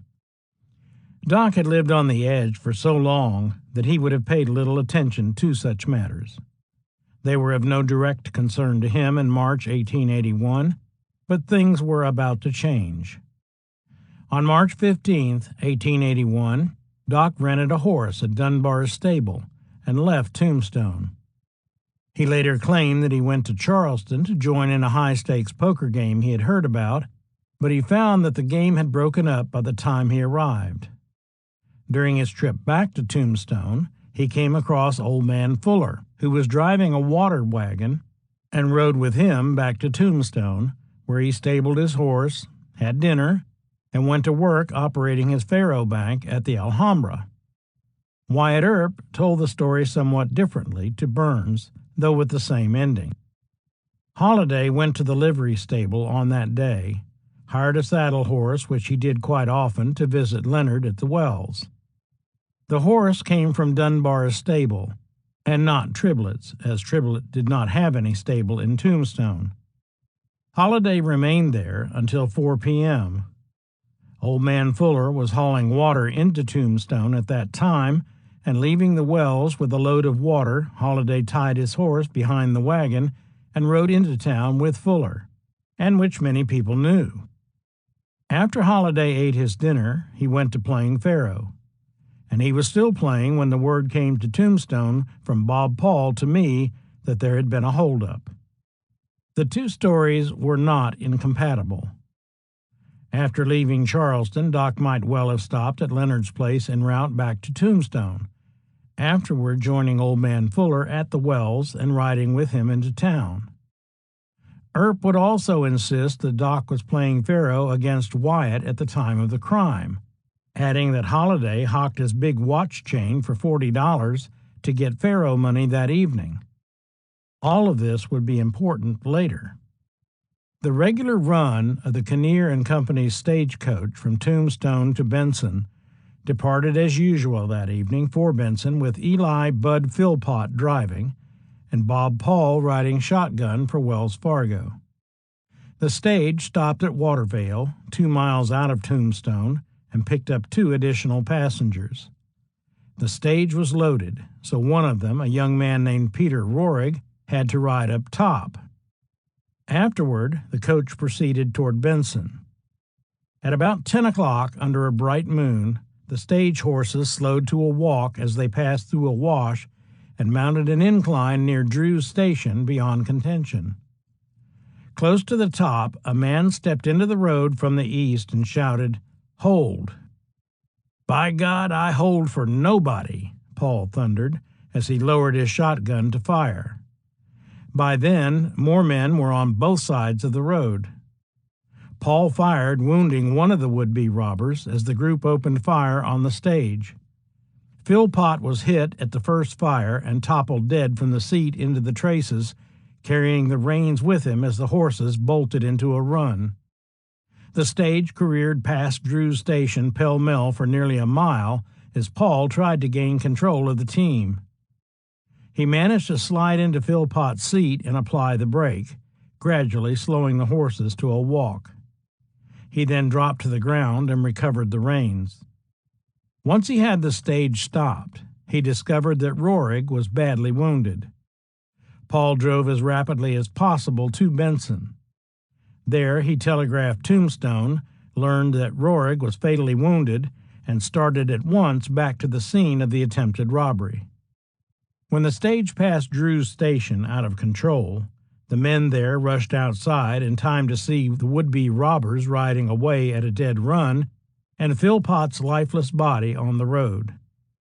As soon as word reached Tombstone, Marshal Williams, the Wells Fargo agent, Sheriff John Behan, Virgil Earp as Deputy U.S. Marshal, and his brothers Wyatt and Morgan started for the scene. Others offered their services, but Behan declined them all and requested only the Earps. Bat Masterson, who was one of the passengers on the stage, according to Paul, had manhunting experience and joined the posse at Wyatt Earp's insistence. At the scene, the posse found 15 shell casings, 3 wigs, and a beard of rope yarn. The bandits tried to cover their trail, but the pursuers were dogged. The evidence indicated that there were 4 robbers, and spots of blood suggested that Paul's shotgun blasts had taken a toll. The posse pursued the outlaws for nearly 3 days before approaching the ranch of Len Redfield, who was known to be sympathetic to the cowboys. There, Wyatt spotted a man milking a cow while armed with 2 revolvers, a gun belt, and a rifle. He and Morgan quickly arrested him. Wyatt then insisted that Sheriff Behan not allow the prisoner, who turned out to be Luther King, to talk with either Len Redfield or his brother Hank. While Earp conferred with Paul, however, King talked freely with the Redfields, and one of them quickly saddled up and rode off, presumably to warn King's associates. Under interrogation, though, King confessed to holding the horses for the robbers at Drew's station. At that juncture, the posse decided that Behan and Williams would return to Tombstone with the prisoner, while the rest would pursue the other fugitives. The posse was close behind the fugitives. They found a campfire nearby, but the fugitives had apparently acquired fresh mounts from the Redfields and had struck east once they were warned of the posse's approach. Paul, the Earp brothers, and Masterson continued the hunt for 6 more days before their horses were so worn out that Paul's mount died, and Wyatt and Masterson were forced to walk back to Tombstone from a distance of 18 miles. On March 21st, Virgil wired Sheriff Behan from Tres Alamos to bring fresh horses. He also telegraphed U.S. Marshal Crawley P. Dake at Tucson. I left the night the stage was stopped with 2 of my brothers and Bill Masterson. Have not lost a footprint, have caught one, will follow as long as I can find a track. Behan left Tombstone on the afternoon of March 20th with Marshal Williams, Buckskin Frank Leslie, who had a reputation as a tracker, William M. Breckenridge, and Ed Gorman, which meant that the horses Virgil had requested arrived after they left town. Behan's group rejoined Virgil at Helms Ranch on the south side of the Dragoons on March 24th. By then, Wyatt and Bat had returned to Tombstone. Tombstone was already full of rumors about the outlaws. On March 20th, George Parsons had noted in his diary, Marshal Williams in from hunting stage robbers, told me at ball that they would have them and who they are. Know one of them, Leonard, very well by sight, and have had business with him. Know him to be a hard case. Others doubtless knew as well. On March 23rd, the night Wyatt returned from the hunt, he wasted no time. Though it was late, he sent for Doc Holliday. Kate recalled what happened. One night, after we had retired, Warren Earp came after Doc and said that Wyatt wanted to see him at his house. He was gone 1 hour and a half. I could see that he was very much put out about something. He kept saying, "The damn fool." I did not think that of him. Then he said, "I have to get up early in the morning, but I will think about it." This was after the stage holdup. He did not get up until 9 a.m., when we went to breakfast. Well, I don't know what I'm going to stack up against today. I'm getting tired of it all. The reasons for Doc's concerns were about to become public.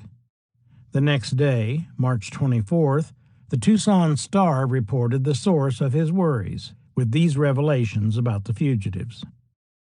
The names of the three who are traveling with Bill Leonard, Jim Crane, and Harry Hickey. The fourth is at Tombstone and is well known and has been shadowed ever since his return.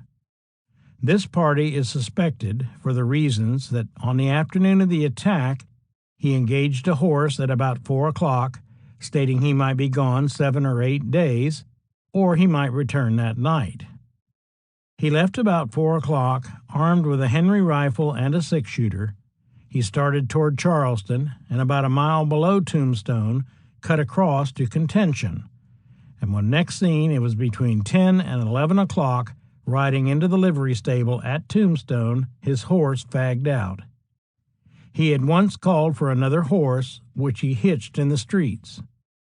Statements attributed to him, if true, look very bad indeed, and which, if proven, are most conclusive as to his guilt, either as a principal actor or an accessory before the fact. In light of what was said, and happened later, the fourth alluded to in the Star was most likely Doc Holliday, although that was not apparent at the time and might have fit other residents of Tombstone. Bill Leonard was the damned fool whom Kate had heard Doc talking about, and he understood the import of Leonard's involvement for him. That was why Wyatt had called him to his house so late at night. Later accounts, rumors, and accusations complicated perceptions of just what the rumor mill was saying at the time, but Doc clearly knew that his friendship with Leonard would cause problems for him. Kate did not linger in Tombstone. She returned to Globe, and based on her later actions and recollections, she apparently believed the worst, and so did others. Billy Breckenridge would later report a rumor that when the stage stopped at Watervale late on the afternoon of March 15th, Doc Holliday, who was there on horseback, brought out a drink of whiskey and wanted Paul to take it, but Bob refused, telling him he never drank while on duty. Breckenridge believed the whiskey to be drugged, and Paul lucky he did not take it, though on what basis he would have arrived at such a conclusion other than prejudice against Holliday, is far from clear. Afterward, Breckenridge said that Doc got on his horse and rode off, and the stage proceeded on its way to Benson. Rumors about Doc disturbed Wyatt. Representing Virgil as a federal posse man, and perhaps acting as a Wells Fargo operative in Tombstone, with Marshal Williams again out of town, Wyatt did as much investigating of the case as he could until James B. Hume, the company's chief detective, arrived to act for the company. Reward posters were printed over Bob Paul's name as Special Officer of W.F. and Company, dated March 23, 1881, offering rewards amounting to $3,600 for Leonard, Head, and Crane. No reference was made to a fourth fugitive, and certainly not to Doc. Hume was convinced that Luther King was the key to successful prosecution of the case. Marshal Williams also told the reporter of the Tombstone Daily Gossip that King had made a full confession to him, Williams, and Sheriff Behan, showing how the matter had been planned and where the robbers were to bivouac after its commission. If King did make a full confession, he did not name Holliday, because if he had, Behan surely would have arrested Doc as soon as he reached Tombstone. Clearly, neither Hume nor Williams remotely implied a Holliday involvement, even though rumors reported as many as 9 men involved in the planning and execution of the robbery. They, at least, were sure of King's story that the robbery attempt and murders were the spawn of a 4-man operation. King was in the care of the new undersheriff, Harry M. Woods, who was also the editor of the Tombstone Nugget, while Bean was on the chase. Then, on the evening of March 28th, the unthinkable happened. Luther King escaped by simply walking out the back door of the jail to a waiting horse.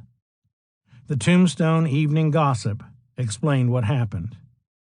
At about 7:30 last evening, Harry Jones entered the sheriff's office to draw up a bill of sale for King, he being desirous of selling his horse to Mr. Dunbar, and while so engaged, King stepped out of the back door, taking Deputy Campbell's pistol as he went. Jones, having occasion to ask King some questions in regard to certain marks on the horse, turned to speak to him and discovered that King had gone.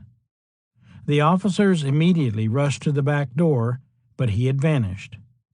Search was unavailing, and they had to acknowledge that King had escaped. Where he is gone, or which way to look for him, nobody knows.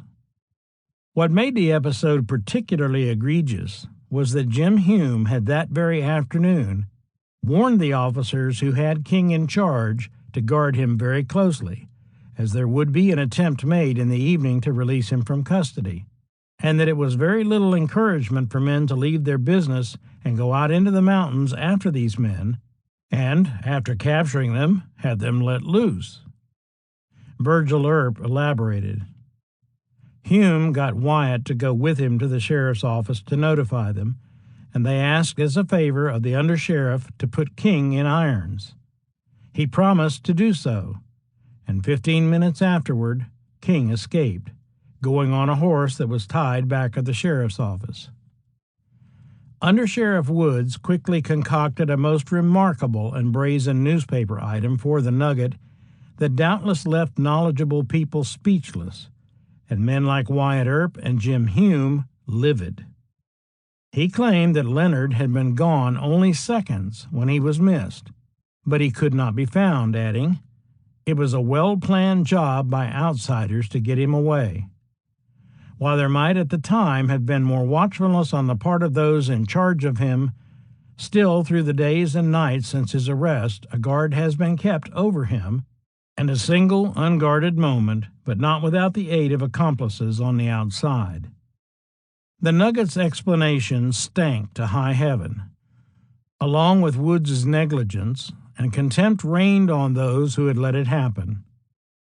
George Parsons noted with indignation, King, the stage robber, escaped tonight early from H. Woods, who had been previously notified of an attempt at release to be made.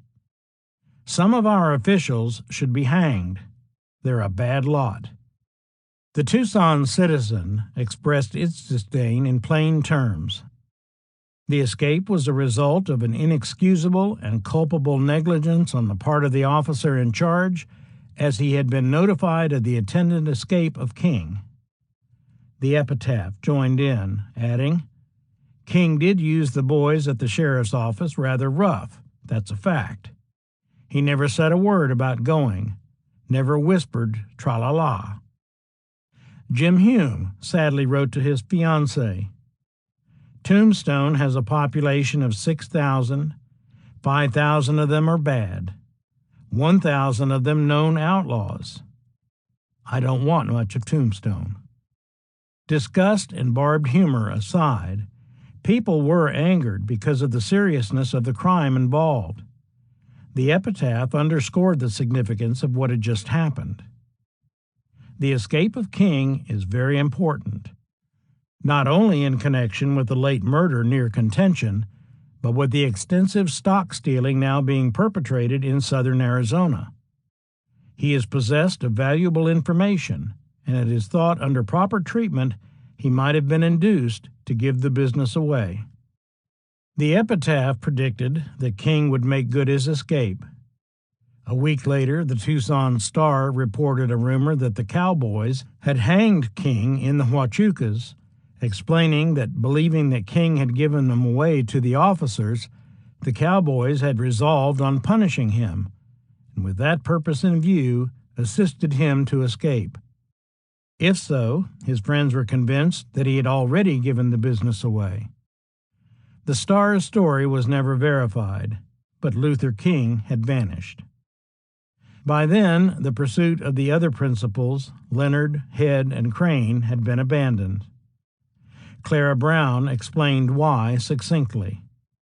The party in search of the stage robbers returned to Tombstone after an unsuccessful quest of over 2 weeks, enduring considerable hardship and wearing out their horses before giving up the chase.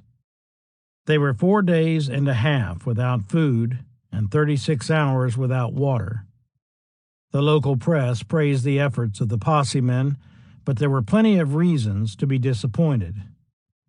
Their intention was good, but their luck was bad, explained the Prescott miner. King's escape reshuffled the deck in Cochise County. It left unanswered questions and room for rumors to flourish. It marked the real beginning of friction between Wyatt Earp and John Behan. Earp saw in the appointment of Harry Woods as undersheriff a betrayal by Behan, who had promised him the post. He had learned of Woods's appointment only after his return to Tombstone, and the escape of King added suspicions to resentment. To make matters worse, Behan refused to pay Virgil and Morgan for their part in the pursuit of the outlaws. Virgil later described what happened. Behan brought in a bill against the county for $796.84. We supposed it was to pay expenses for the whole party, but he rendered it as a private account. I went before the Board of Supervisors, and they said Behan must vouch for us.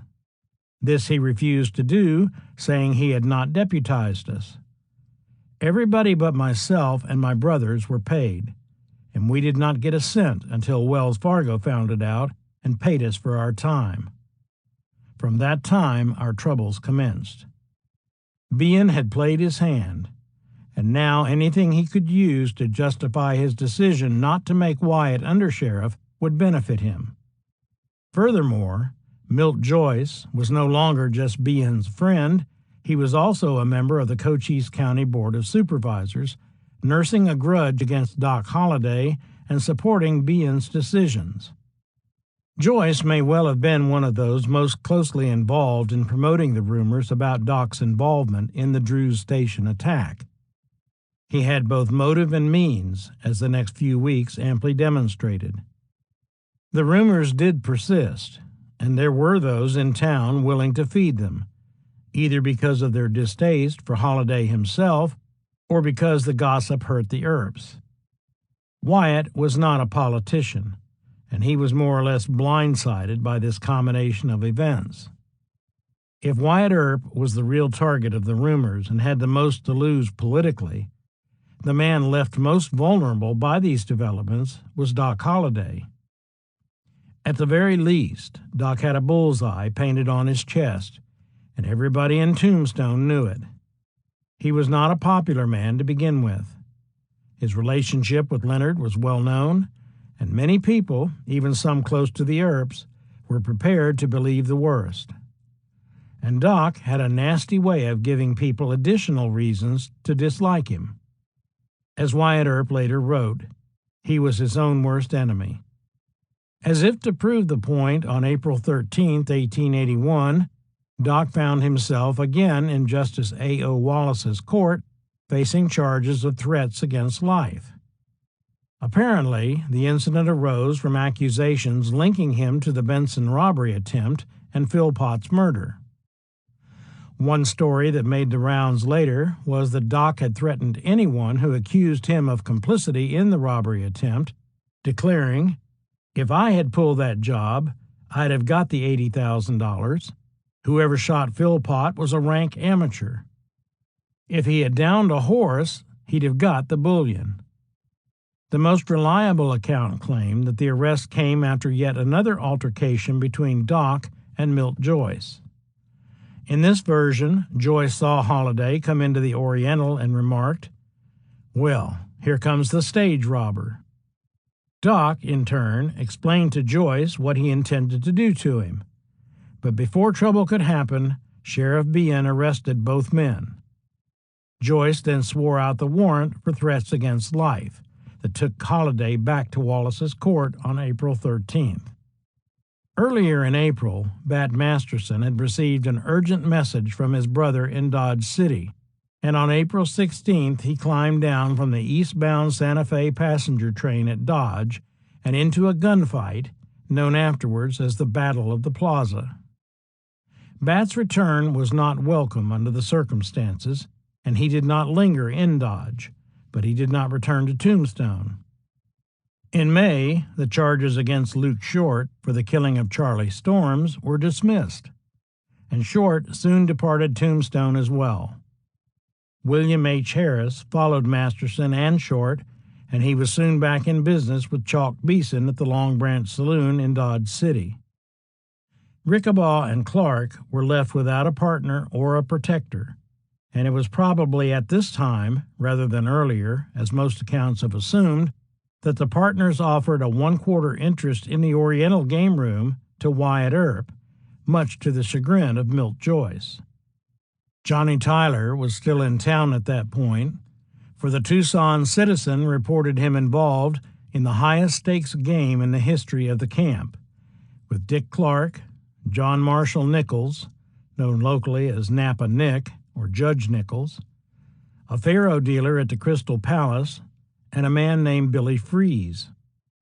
Doc still could not free himself from the past or his nemesis, Milt Joyce. On May 30th, the epitaph announced, Doc Holliday has been indicted by the grand jury on account of participation in a shooting affray some time since. He was released on bonds. The charges did not derive from the Benson stage robbery attempt, but from his fight with Milt Joyce the previous fall. Though the case had been dismissed in Justice Wallace's court, Joyce had pressed the matter with his friend Sheriff Bean, and with his clout as a county supervisor, he was able to get the indictment. Curiously, the charge against Holliday was listed simply as indictment for felony. The original warrant was sworn out under the case title Territory of Arizona versus Doc Holliday. When he first appeared before Judge William H. Stilwell on June 2nd, he was asked if Doc Holliday was his true name. He replied that his name was J. H. Holliday, and the judge ordered that the indictment be amended. On June 3rd, Doc's attorney, AGP George, asked the court to dismiss the case on the ground that it was found by a grand jury illegally impaneled. The motion was denied. In an unrelated case, the firm of Goodrich and Goodrich also unsuccessfully protested against irregularities in impaneling the grand jury, without better success with Judge Stilwell. On June 4th, George asked for a demurrer to the indictment and a change of venue, but Stilwell scheduled the trial for June 6th. On June 7th, the case was continued until October 6, 1881.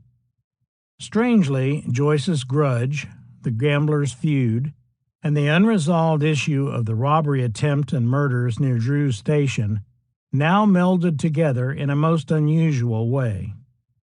First, Wyatt Earp had apparently spent considerable time and energy simmering over Bean's betrayal, and at some point he had made the decision to challenge Bean for the office of sheriff in the next election. He also still had a burr under his saddle about the escape of King and the failure to catch Leonard, Head, and Crane, which he saw as a viable issue to use against Bean. If he could find the fugitives and bring them in, he could solve the crime, greatly enhance his chances of winning the election, and stop the persistent rumors about Holliday's involvement. Early in June, Earp approached Ike Clanton, the cowboy leader, with a proposal. As Wyatt explained it later, I had an ambition to be sheriff of this county at the next election, and I thought it would be a great help to me with the people and businessmen if I could capture the men who killed Philpott. There were rewards offered of about $1,200 each for the capture of the robbers. Altogether, there was about $3,600 offered for their capture. I thought this sum might tempt Ike Clanton and Fred McLaury to give away Leonard, Head, and Crane, so I went to Ike Clanton, Frank McLaury, and Joe Hill when they came to town. I had an interview with them in the backyard of the Oriental Saloon. I told them what I wanted. I told them I wanted the glory of capturing Leonard, Head, and Crane, and if I could do it, it would help me make the race for sheriff at the next election. I told him if they would put me on the track of Leonard, Head, and Crane and tell me where those men were hid, I would give them all the reward and would never let anyone know where I got the information. Earp was shrewd enough to know that men like the Clantons and the McLaurys, who were engaged mostly in rustling and fencing Mexican cattle, had no particular use for stage robbers and murderers. In fact, such men drew attention to operations that otherwise were largely ignored and even tolerated for economic reasons. Before making a bargain, though, Clanton had concerns. He told Wyatt that the trio would make a fight, so he had to know if the reward would be paid dead or alive. Earp promised he would find out. Without revealing anything about his negotiations with Clanton, Wyatt had Marshal Williams wire Wells Fargo headquarters, and on June 7th, Williams received the following response. San Francisco, June 7th, 1881. Received at blank, June 7th, 1881, 4 o'clock p.m. to Marshal Williams. Yes, we will pay rewards for them, dead or alive. L.F. Rowell. Though almost obsessive about secrecy in his negotiations with Wyatt, Clanton also approached Virgil Earp about the deal. Virgil, who apparently was not aware of Wyatt's negotiations and not particularly happy about them once he found out, asked Clanton why he did not just capture or kill the trio himself. Jesus Christ, Clanton responded. I would not last longer than a snowball in hell if I did that. The rest of the gang would think we killed them for the reward, and they would kill us. In all, Wyatt had 4 or 5 conversations with Clanton, McLaury, and Hill, trying to reassure them of his commitment to absolute secrecy. Wyatt added one more thing for emphasis. I told Ike Clanton in one of those conversations that there were some parties here in town that were trying to give Doc Holliday the worst of it by their talk, that there was some suspicion that he knew something about the attempted robbery and killing of Bud Philpott, and if I could catch Leonard, Head, and Crane, I could prove to the citizens that he knew nothing about it. Eventually, Clanton's fears seemed sufficiently allayed that Joe Hill left Tombstone to put the plan into motion. He returned 10 days later and announced that he had arrived too late. Leonard and Head had been killed the day before he arrived. On June 10th, Leonard and Head were shot by Ike and Bill Hazlitt near the New Mexico line after the Hazlitts had been warned that Leonard and Head had threatened to kill them on sight to gain control of their ranch. Leonard still had 2 big holes in his belly from the robbery attempt and begged to be put out of his misery after the confrontation with the Hazlitts. Both Leonard and Head soon died. A short time later, Crane and 15 to 20 cowboys caught the Hazlitts and an immigrant named Sigmund Biertzoff in a saloon and riddled them with bullets. The deaths of Leonard and Head short-circuited Wyatt Earp's plan and deprived Ike and his friends of any possibility of rewards. What was left was a potentially deadly secret between them, and the summary vengeance by the cowboys against the Hazlitts gave Ike Clanton legitimate reason to fear what would happen if the secret ever came out. Finally, the deaths of Leonard and Head reduced the chances of being able to exonerate Doc of the suspicions against him. Virgil's concerns turned out to be justified and potentially troublesome for him as well. The town fathers were not entirely happy with Marshal Ben Sippy, so when he asked for a 2-week leave of absence on June 6th, it was granted. Virgil became acting city marshal in his place. He immediately impressed locals with his attention to duty and his even-handedness. On June 9th, Ike Clanton got into a quarrel with Denny McCann, also known as Daniel Burns, a gambler known to be friends with the Earps, in a saloon on Allen Street. McCann slapped Clanton, after which both men left to get their guns. They met again outside the Wells Fargo office, prepared for gunplay, when Virgil and Constable Hugh Haggerty stepped between them and spoiled a good item, as the epitaph put it. While Wyatt Earp's plot with Ike Clanton was unraveling, on June 19th the press reported, there was a little triangular matinee between a couple of gamblers and another party Sunday morning, which had one time threatened a good-sized item, but it fortunately ended without bloodshed. It was a discreet but tantalizing notice, especially since Virgil Earp arrested Wyatt and hauled him into Recorder's Court before Judge Wallace and charged him with disturbing the peace and fighting in violation of an ordinance. Wallace fined him $20 and discharged him. The details of the little triangular matinee escape direct documentation, but circumstances suggest that this may have been the occasion of Johnny Tyler's final attempt to cause trouble at the Oriental. Rickabaugh had just opened his new club rooms above the saloon on June 11th. Milt Joyce was arrested on that very day by Officer James Coyle for fighting and paid court costs in Wallace's court. Wyatt would say later that Tyler was sent to hoorah the place, but he never said by whom, and no reliable account of what followed has been located.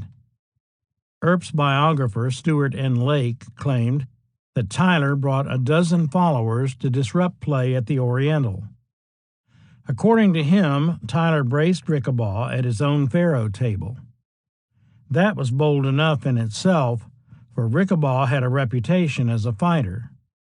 Still, according to the story, Tyler laid his money on the Queen and coolly told the big man that if he did not win his bet, he would blow away the chips. Unperturbed, Rickabaugh drew the card from the box. It was not a queen.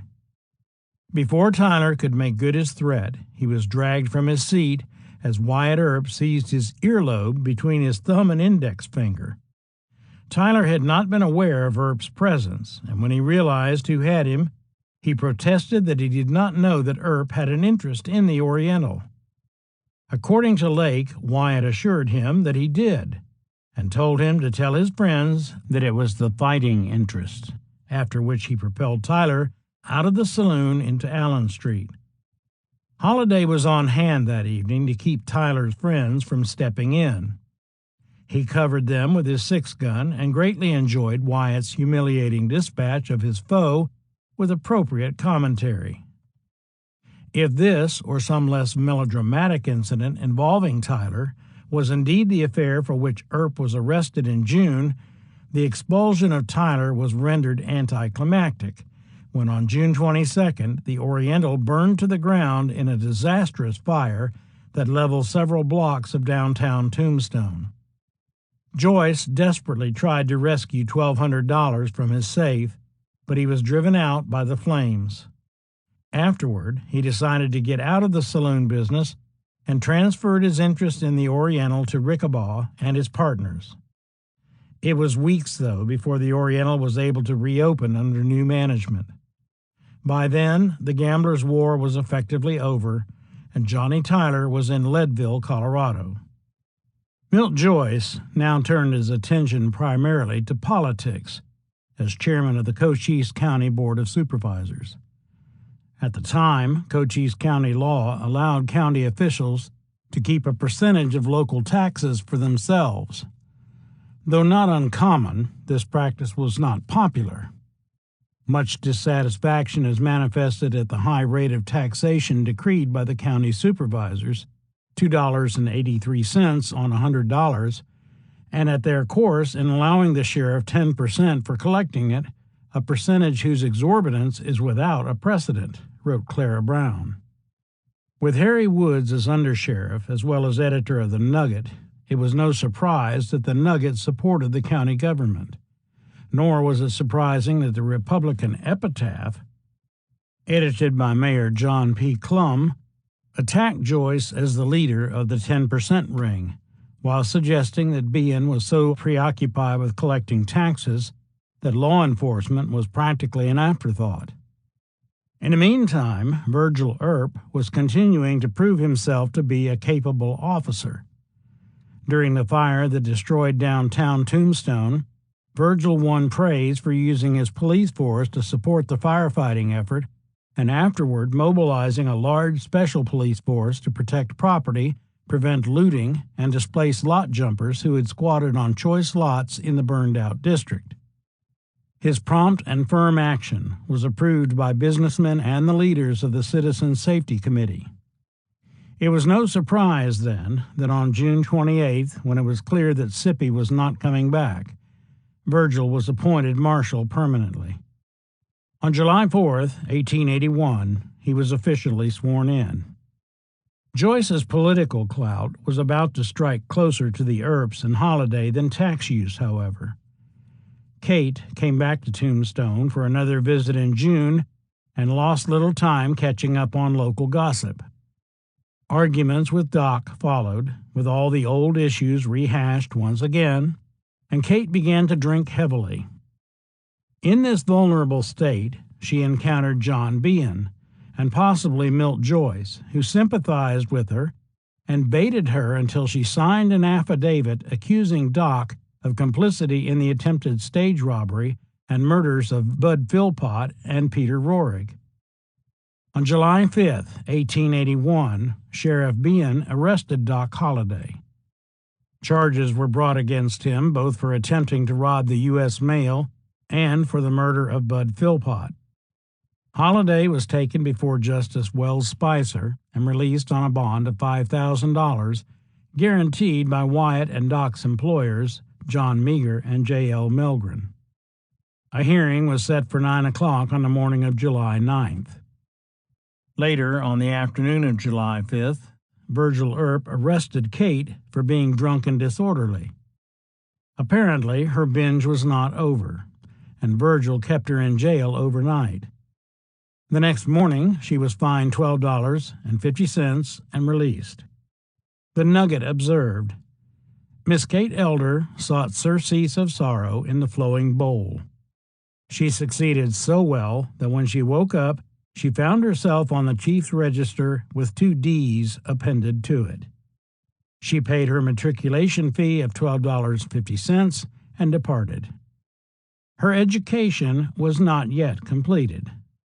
Sober, but still angry, she directed her ire at someone, the record is silent on whom, although several were properly in her sights, with sufficient fervor that she was arrested again, this time for threats against life. In Judge Andrew J. Felter's court, she was pronounced guilty, but she promptly hired Wells Spicer and appealed her case to the Commissioner of the First Judicial District, T.J. Drum, who granted her a writ of habeas corpus and discharged her. Said the Nugget, such is the result of a warrant sworn out by an enraged and intoxicated woman. Kate always claimed, and it seems logical, that during her quadrille with Tombstone's judiciary, the Earps pressured her to change her story. In fact, Kate's version of affairs had a more deeply sinister hue that revealed even decades later an almost pathological hatred of the Earps. Her affidavit of accusations against Doc was not the result of intoxication, she said, but of her desire to get Doc away from the Earps. She blamed what happened on them and explained the situation this way. I became desperate, and in a vain hope of breaking up their association with Doc, whom I loved, I swore out a warrant charging him with the murder of Philpott and Roerig, and he was arrested by Sheriff Behan. But Wyatt Earp and others of his gang of legalized outlaws furnished $5,000 bail to get him out. It took all the persecution of the Earps and other law officers aligned with them to make me quit. In doing it, I had known I was taking a desperate chance, and I was not astonished when I lost out. Kate never explained how accusing Doc of robbery and murder was going to help him. Nevertheless, she claimed that Ben took her to Spicer and that he interrogated her at length about the complicity of the Earps in the robbery attempt and grew impatient with her when she did not provide specific details. She also claimed that Virgil locked her in a room at the Cosmopolitan Hotel and pressured her to recant her story. Of course, she said, I am not positive about the holdups. But although I have no positive knowledge of the Earps and Doc having held up those stages between Hereford, Charleston, and Bisbee, I do know that they went often at night to those places. And now and then Doc dropped significant remarks that had me worried. In yet another version of her story, Kate was more specific. All I know is how Doc acted that afternoon before the stage was held up, she wrote to Anton Mazanovich. She explained that Doc came to their room and quickly changed clothes. When she asked why he was in such a hurry, he said he had business and would not be able to take her to supper. Later, Warren Earp came to her door with a note from Doc asking her to send his rifle to him by Warren. Warren told her he did not know why Doc needed the rifle. She said, Doc did not come home until late that night. He did not bring his rifle back. It was 4 or 5 days after the holdup that he brought the rifle back. I thought that after the holdup things looked very suspicious about the Earps and Doc. Something tells me that Doc was in it with Wyatt, Virgil, and Morgan in that affair. According to Kate, the most substantial evidence she had of wrongdoing came from Mattie Earp, Wyatt's second wife, several years later when she told Kate that the Earp women believed their husbands were involved in illegal activities. Kate also alleged that Wyatt had once shown her masks made of rope similar to those found at the scene of the crime. She would claim that after she was released, Napa Nick invited her to take a buggy ride with him. She declined, she said, and was told later by Mattie that the gambler had been hired by the Earps to kill her. In yet another account, however, Kate did not even mention her role in Doc's arrest.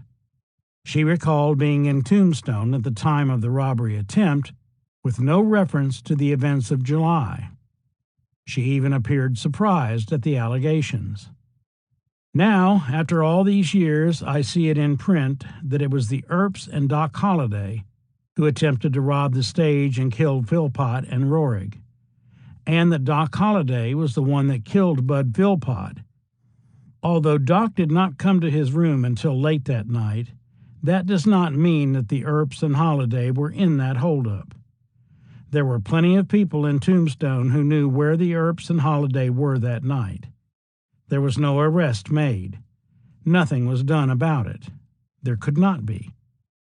The great difficulty with these statements is that they are all recollections written by a woman anxious to protect her own reputation. They consist primarily of speculations and suspicions and are short on facts. Unfortunately, her sworn affidavit accusing Doc of complicity in the affair has not been found, so the question of exactly what she said at the time remains unanswered. Nevertheless, the case was handed to Littleton Price for prosecution. Price investigated the charges, and at 10 o'clock on the morning of July 9th, Doc appeared before Justice Spicer. The district attorney, addressing the court, said that he had examined all of the witnesses summoned for the prosecution, and from their statements he was satisfied there was not the slightest evidence to show the guilt of the defendant, that the statements of the witnesses did not even amount to a suspicion of the guilt of the defendant, and he was therefore asking that the complaint be withdrawn and the case be dismissed. Spicer dismissed the case. and thus ended what at one time was supposed to be an important case. Doc's innocence could hardly have been stated more emphatically, and yet the Nugget's assessment of the outcome was not completely accurate. Doc was free of legal jeopardy, but not of suspicion. If anything, suspicions had increased among those looking for reasons to be suspicious. Doc's friendship with the fragile, flawed, addicted, consumptive Bill Leonard first aroused suspicions, but Kate's charges spawned a whole new set of speculations that extended beyond Doc to the Earps themselves. Some were already raising questions about the Wells Fargo agent Marshall Williams' ties to the stage robbers. He may have been the person referred to in the earlier report that it is certain that several men around Tombstone, among them one who was a participant in the preliminary pursuit, are under surveillance. And in the minds of others predisposed to believe the worst anyway, the possibility of a conspiracy involving the Earps now seemed plausible, or at least politically useful. Once the public accusation had been made against Holliday, however implausible it was, a few nurtured and exploited the notion of the Earps' involvement. As Wyatt recalled years later, "I was Holliday's friend, and they tried to injure me every way they could." Unfortunately, Holliday never made a public statement on the issue or left a clear presentation of his version of what happened. Even some of the Earps' friends, who did not care for Doc, had lingering questions. For the moment, though, the feelings were largely unspoken or at most whispered. Still, Virgil knew what Wyatt could not admit. Doc Holliday had become a liability to the Earps. Ironically, the whole affair revolved around loyalty. Doc's loyalty to Bill Leonard and Wyatt's loyalty to Doc. The truth of what happened may have escaped the recovery of history, but no credible evidence ever linked Doc Holliday to the attempted robbery. Wyatt Earp made perhaps the most telling observation when he told Walter Noble Burns that Doc was not in on the Benson stage holdup. Wyatt emphasized that Holliday never did such a thing as holdups in his life. Wyatt understood Doc's character. Doc lived on the edge. He was guilty of many things. He was quick-tempered when he drank and had a penchant for getting himself into trouble. He did not always choose his friends well, but nothing in his life before or after the Benson stage robbery attempt indicated that he was the type of man who would participate in the kind of affair that happened on the Benson Road. Still, Doc may well have known more than he said. Frederick Bechtold would later write after speaking with Earp, "He does not try to exonerate Holliday from knowledge of the robbery, although he makes a show of claiming Holliday was entirely innocent of knowledge. If, as Wyatt believed, Doc visited Leonard that day in March, Doc may have learned of his friend's intent. Perhaps that was why he made a point of riding back to Tombstone in the company of Old Man Fuller, or why he offered Bob Paul a drink of whiskey at Watervale, to make sure that he had an alibi. He kept quiet out of loyalty to one friend and created troubles for another, better one. However, riding with Old Man Fuller and offering Bob Paul a drink of whiskey could as easily be explained by his Southern breeding, which emphasized both conviviality and congeniality, and need not imply either an attempt to build an alibi or something more sinister as suggested by Breckinridge. Kate's account of Doc being called out late at night and returning to sit on the bed saying, "The damned fool, I did not think that of him," almost certainly applied to Leonard. After all, the names of the suspects in the case were not publicly announced until after Wyatt Earp returned to Tombstone from the chase. And Doc's alleged comment, "Well, I don't know what I'm going to stack up against today. I'm getting tired of it all," was appropriate to his realization that his friendship with Leonard would raise questions and make him a suspect. Now, in July 1881, a thicket of rumor and suspicion encircled the Earps on Doc's account, and Wyatt found himself with his own potentially explosive secret growing out of the scheme with men he could not trust and who could be depended on to do whatever it took to save their own hides. For the moment, though, the troubles were largely hidden from view. No public accusations were made against the Earps, and, in fact, they continued to enjoy the confidence and support of Tombstone's citizenry, especially the business elite. Stuart Lake said that Doc offered to leave town, but that Wyatt told him all that he asked was that Doc send that woman away. Both are plausible. After his recent experiences, Doc did not need much encouragement concerning Kate. She was soon on her way back to Globe. Ike Clanton and his friends could not be sent away, however, and they were the greater threat. 6. Friends and Enemies. Here is a man who once a friend is always a friend, once an enemy is always an enemy. Gunnison Daily News Democrat, June 18, 1882. At midsummer of 1881, John Henry Holliday found himself with an unenviable notoriety in Tombstone.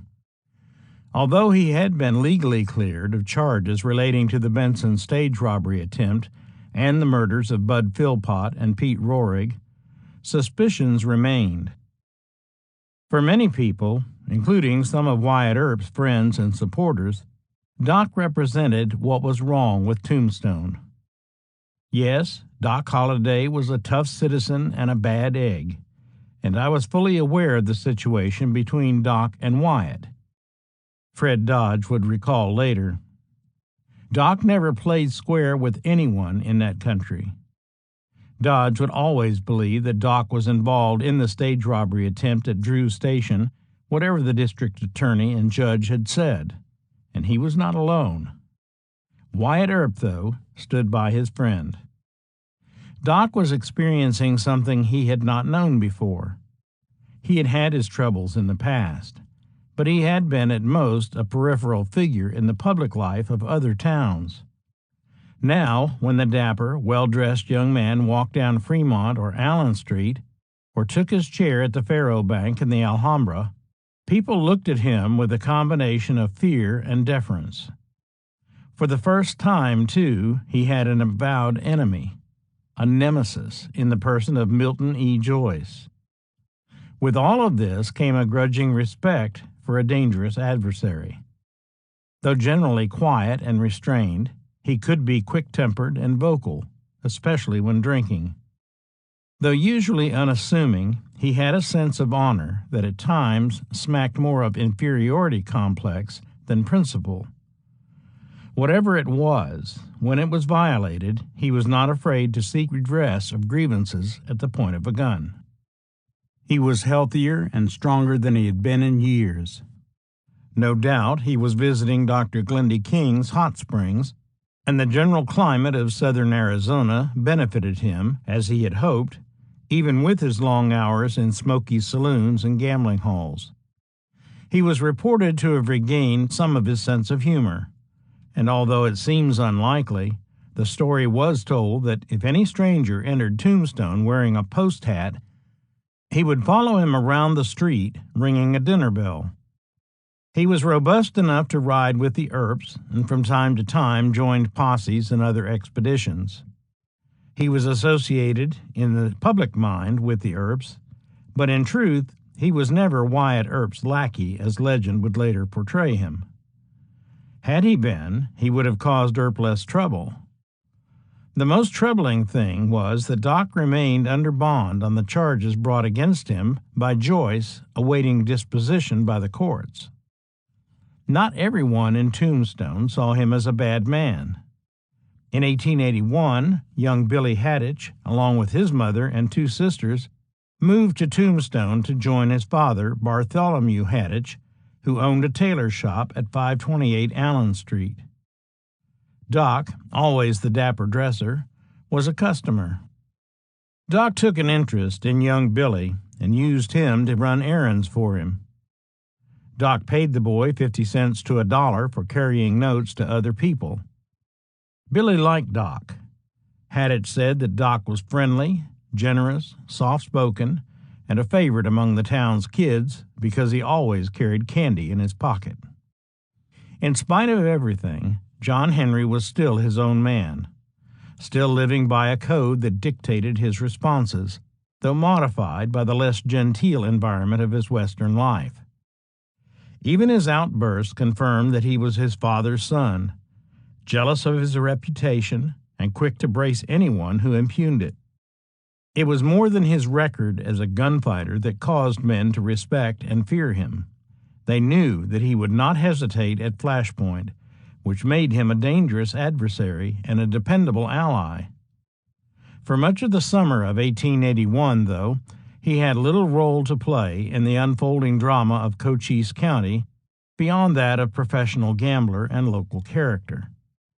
His movements from mid-July until October were not recorded with any dependability, but he was reportedly out of town through much of that time. Most likely, he simply tried to escape the heat, perhaps following the gambler's circuit as far away as Prescott to find more congenial climes, or journeying to Globe to see Kate, as she later insisted he did. Later on, however, some would claim darker explanations of his movements, and all of those started with the men known as the cowboys. Doc had known men like them since his days in Texas. They were not merely cattle drovers or cowboys in the ordinary usage of the terms, although they shared characteristics with them. The favored press usage, cowboys, suggested more than profession. It designated a harder, restless, freewheeling, lawless lot. Most of them arrived on the heels of the silver boom, many already on the run from other parts of the West, and drawn to both the boom phenomenon and the relative isolation that southern Arizona afforded. They were what Virgil Earp called saddlers, men with no homes save their saddles, no loyalties except to themselves and one another.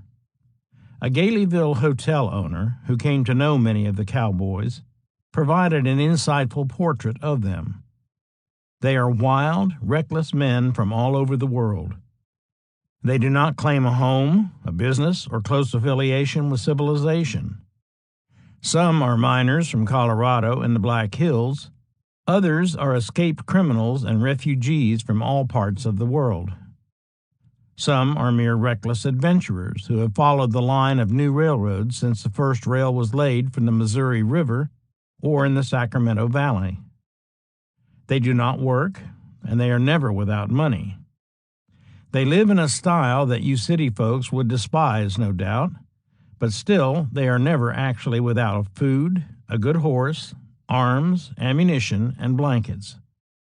They are not all brave, and often sneak away from danger. But in my 20 years' intercourse with them, I never knew one of them to whine and squeal when he knew he had to die. John Henry could admire that attitude and see in those hard men reminders of the free grazers of his native Georgia. Some of them even had a kind of honor that a man like Doc could appreciate. In the beginning, the cowboys were of little concern to John Henry, except when they sat across the table from him at faro, monte, or poker. Virgil explained why. As soon as they are in funds, they ride into town, drink, gamble, and fight. They spread their money as free as water in the saloons, dance houses, and faro banks, and this is one reason they have so many friends in town. All that large class of degraded characters who gather the crumbs of such carouses stand ready to assist them out of any trouble or into any paying rascality. The saloons and gambling houses into whose treasuries most of the money is ultimately turned receive them cordially and must be called warm friends of the cowboys. For a man like Doc, then, there was no inherent animosity. The cowboys helped pay his bills and provide the standard of living he sought. And he was not one to judge the source of the coin and greenbacks that filled his coffers. Doc even claimed to have known some of them in Texas before coming to Arizona. As Tombstone grew and more of the cowboys frequented the town, however, they were increasingly the subject of news reports and editorial commentary. Both in terms of local incidents and as a larger territorial problem, they concerned public officials, community and territorial leaders, and the law enforcement agencies from top to bottom. Of themselves, such matters might have been little more than curiosities to Doc, but for the Earps, as law enforcement officers and agents for the express and mining companies, the behavior of the cowboys was another matter. It was this simple connection that drew John Henry into the controversy. The cowboy problem evolved over time, although it had already attracted attention before Tombstone and its satellite towns sprang up in southeastern Arizona. Along the border with Mexico, from El Paso to Yuma, smuggling and international theft had been a problem for years. And, in fact, the practice of stealing Mexican cattle for sale in the United States to fulfill government beef contracts and swell the herds of southwestern ranchers was tolerated, even encouraged. It was a clandestine practice, largely out of the public eye, so long as the border regions were thinly populated. The development of mining towns like Tombstone changed that, first by increasing demand for beef, and second, by inevitably making the illegal activities more visible. The problem developed on account of the tide of miners flooding in, thus creating demand for Mexican goods, as Special Agent R.M. Moore of the U.S. Customs Service put it. The increased volume of illegal cattle and other smuggled goods also swelled the volume of Mexican protests in official circles, as well as the raw numbers and boldness of the cowboys. By the end of 1879, the border problem was increasingly the subject of both diplomatic discourse and editorial commentary in the territory's newspapers. Some of the cowboys had arrived relatively early and owned ranches in the area. Newman Haynes Old Man Clanton and his sons, Phineas, called Finn, Ike, and Billy, moved into southern Arizona in the mid-1870s. Locating near Fort Bowie, they enjoyed a mixed reputation almost from the beginning, as both reputable settlers and as parasites looking to profit from government contracts. Old Man Clanton counted Henry Hooker, the Sierra Bonita rancher, and John P. Clum, then still the Indian agent at San Carlos, as friends. Of the Clantons, Ike was the most troublesome, because he was quick-tempered and boastful. He was prone to run with a rowdy crowd, but Old Man Clanton generally kept him in check. In 1877, the Clantons settled at Lewis Springs below Charleston and constructed a fort-like adobe atop a hill. When the Tombstone boom occurred, Ike even ran a restaurant in town for a time. But they were mainly stockmen. Curiously, though, the Clantons did not have a registered brand in Pima or later Cochise counties. Robert Findlay Frank McLaury and Thomas Clark McLaury came to Arizona from Iowa by way of Texas. They appear to have been in Arizona as early as 1877, although there was a report that they worked for John Chisholm in New Mexico for a time. They were clearly in southeastern Arizona in 1878 and employed on Walter Vale's Empire Ranch. By the time silver was found at Goose Flats, and before Tombstone boomed, the McLaury brothers had laid claim to a stretch of prime grazing land west of Tombstone between the Baba Comare and the San Pedro rivers. Later, they sold these lands to John Slaughter and settled at Soldier's Hole in the Sulphur Springs Valley east of Tombstone. In the beginning, at least, both the Clantons and the McLaurys were regarded as respectable ranchers by some of the area's citizens. William M. Breckinridge, no friend of the Earps, would state flatly in his memoir that the Clantons looked after the rustlers' interests on the San Pedro, while the McLaurys looked after the stock brought up through Mexico through Agua Prieta, where Douglas now stands, into the Sulphur Springs Valley. And John H. Behan, Cochise County Sheriff, who would be charged with collusion with them, said, "The Clanton brothers and McLaurys were a tough lot of rustlers who were the main perpetrators of that rascality rife in that region." Other men, like Joe Hill and Frank Patterson, ran small operations. Together, these men controlled lands in the San Pedro, near Tombstone, the Sulphur Springs Valley, Wrestlers Park in the Dragoon Mountains, and east to Galeyville and the Animas Valley in New Mexico, and south into Mexico. With government contracts to be garnered and big ranchers like Walter Vail and Henry Hooker in the market for cattle, slipping into Mexico was easy enough. Buyers in the settlements asked few questions, and stealing Mexican cattle enjoyed a semi-respectable position in the economy of the region. Special Agent Moore explained that, as matters now are, cattlemen drove large droves of cattle from Mexico onto their ranches and report what numbers they please at the customs house in Tucson, and from what I can learn, I am of the opinion that not over 25% of the duties have heretofore been collected upon cattle. The process was simple enough, according to a friend of the cowboys. Whenever a man wants a herd of cattle and contacts any of the leading spirits among them that he wants a bunch of stock, and a price is agreed upon, the cattle are forthcoming. Most of the ranchers in the area ventured south less and less as the freebooters moved in. These more desperate types were often fugitives from other territories and states, and sometimes added stolen cattle from New Mexico and as far away as Texas to their stock. Robert Martin and his gang, numbering more than 100, arrived early. By the time of Martin's demise in December 1880, the numbers had swelled, creating the appearance of organized gangs, when in fact most were independent operators, loosely linked by a common cause. The cowboys have no chief, nor do they run in gangs, as is generally supposed, explained a local. No, sir, the cowboys don't band together in droves, but come and go about their own personal business whenever they desire to go. The prototype of this sort was John Ringo. Born in Iowa, Ringo had traveled with his family to California as a child, witnessing along the way the accidental, self-inflicted fatal shooting of his father. Already troubled as a young man, Ringo went to Texas, where he acquired a reputation as a desperate man and a man-killer before he moved on to Arizona in 1879. There, he shot a man named Lewis Hancock in the neck for refusing to take a drink with him.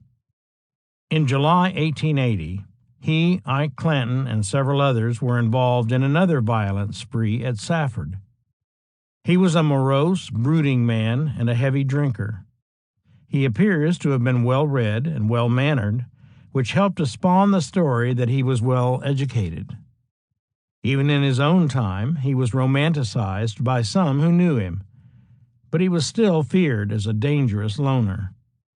Ringo and Curly Bill Brocious were perceived as cowboy leaders, probably based on their frequent escapades in the mining camps, but together with men like Pony Deal, Zwing Hunt, Hank Swilling, Johnny Barnes, Milt Hicks, Bill Hicks, Rattlesnake Bill Johnson, Florentino Cruz, Jake Gauze, Jim Hughes, Charlie Snow, Alex Arnett, Bud Snow, Charlie Green, Tall Bell, Charlie Thomas, Jim Crane, Luther King, Harry Head, and dozens, perhaps scores more, they formed a loose league of rustlers and thieves that was often perceived to be an organized gang. Their links to the McLaurys, the Clantons, Joe Hill, Frank Patterson, and other ranchers did not go unnoticed, which first roused suspicions that the ranchers were part of the cowboy scourge as well. Richard Rule, a capable journalist employed for a time by the Tombstone Nugget, would summarize the situation neatly. There is no doubt that most of the cattle sold in the vicinity of Tombstone, more in the vicinity than in the town itself, during the past 2 years have been stolen. It is a current saying that all a man needs there is a band of 50 cattle to draw to, and he can come out with as many as he wants. It is necessary, though, that he have a small band to start with. A good many of the cowboys have ranches and live in the guise of simple cattle farmers. Those who make a business of stealing horses and cattle are wild, reckless fellows, but in their business with the men of Tombstone have a pretty good reputation. They pay their bills, and with the balance of their money are very liberal. And that, of course, brings them many friends of one class. For a time, then, the cowboys enjoyed a kind of immunity from the law, as authorities looked the other way, and businessmen in the camps operated as witting and unwitting partners. Not everyone was so tolerant, however. As early as January 1879, protests were being registered with Governor John Charles Fremont at Prescott about cowboy depredations, and by April 1880, U.S. Customs Agent Moore was reporting that over the previous 2 years, not less than 8,000 or 9,000 head of beef cattle that paid no duties had been driven up the San Simon Valley out of Sonora. Moore noted in particular Walter Vale's crooked transactions, which consisted primarily of purchasing illegal cattle. Not all cattlemen were pleased with the situation. T.W. Ailes complained that honest dealers in stock must either have protection or join the band of robbers and their accessories, the purchasers and hiders. And following the disturbance near Safford involving Ike Clanton, Joe Hill, and John Ringo, the mill supervisor, Jerome B. Collins, said of the cowboys, "It will be God's blessing for this valley to get rid of them." That would be easier said than done, and over time the cowboys would prove problematic, even to their associates among the ranchers, who acted as the primary middlemen between the rustlers and the government contractors, mining camp butchers, and other purchasers of beef. Not only were the cowboys less choosy about whose cattle they stole, but also, as the towns grew, they saw opportunity in other forms of criminal activity, including horse thievery and holdups. On May 21, 1880, a stagecoach bound west from Shakespeare, New Mexico, was accosted on the downgrade through Granite Pass, 9 miles east of San Simon Station. 4 men, 2 on each side of the road, ordered the driver to halt and immediately opened fire. The driver, John Henry, was shot twice in the leg, and Antonio Chavez, who was beside him, was killed. At first fire, the horses broke into a dead run, and Henry managed to reach San Simon Station. It would not be the last such incident in the region. In August 1880, under the headline "The Rustlers," the Tombstone Epitaph offered the following report. Through George Fitzpatrick, recently from New Mexico, we learn of the existence of a gang of cattle and horse thieves organized near the Arizona line under the above title. The band is comprised principally of young Americans. Several instances have occurred in which they have dismounted parties and taken their horses. So far as heard from, they have not engaged in anything but theft. The cowboys eventually became so brazen that they stopped a freighter using oxen to pull his wagons, stole them, and drove them to San Carlos, where they sold them as beef cattle.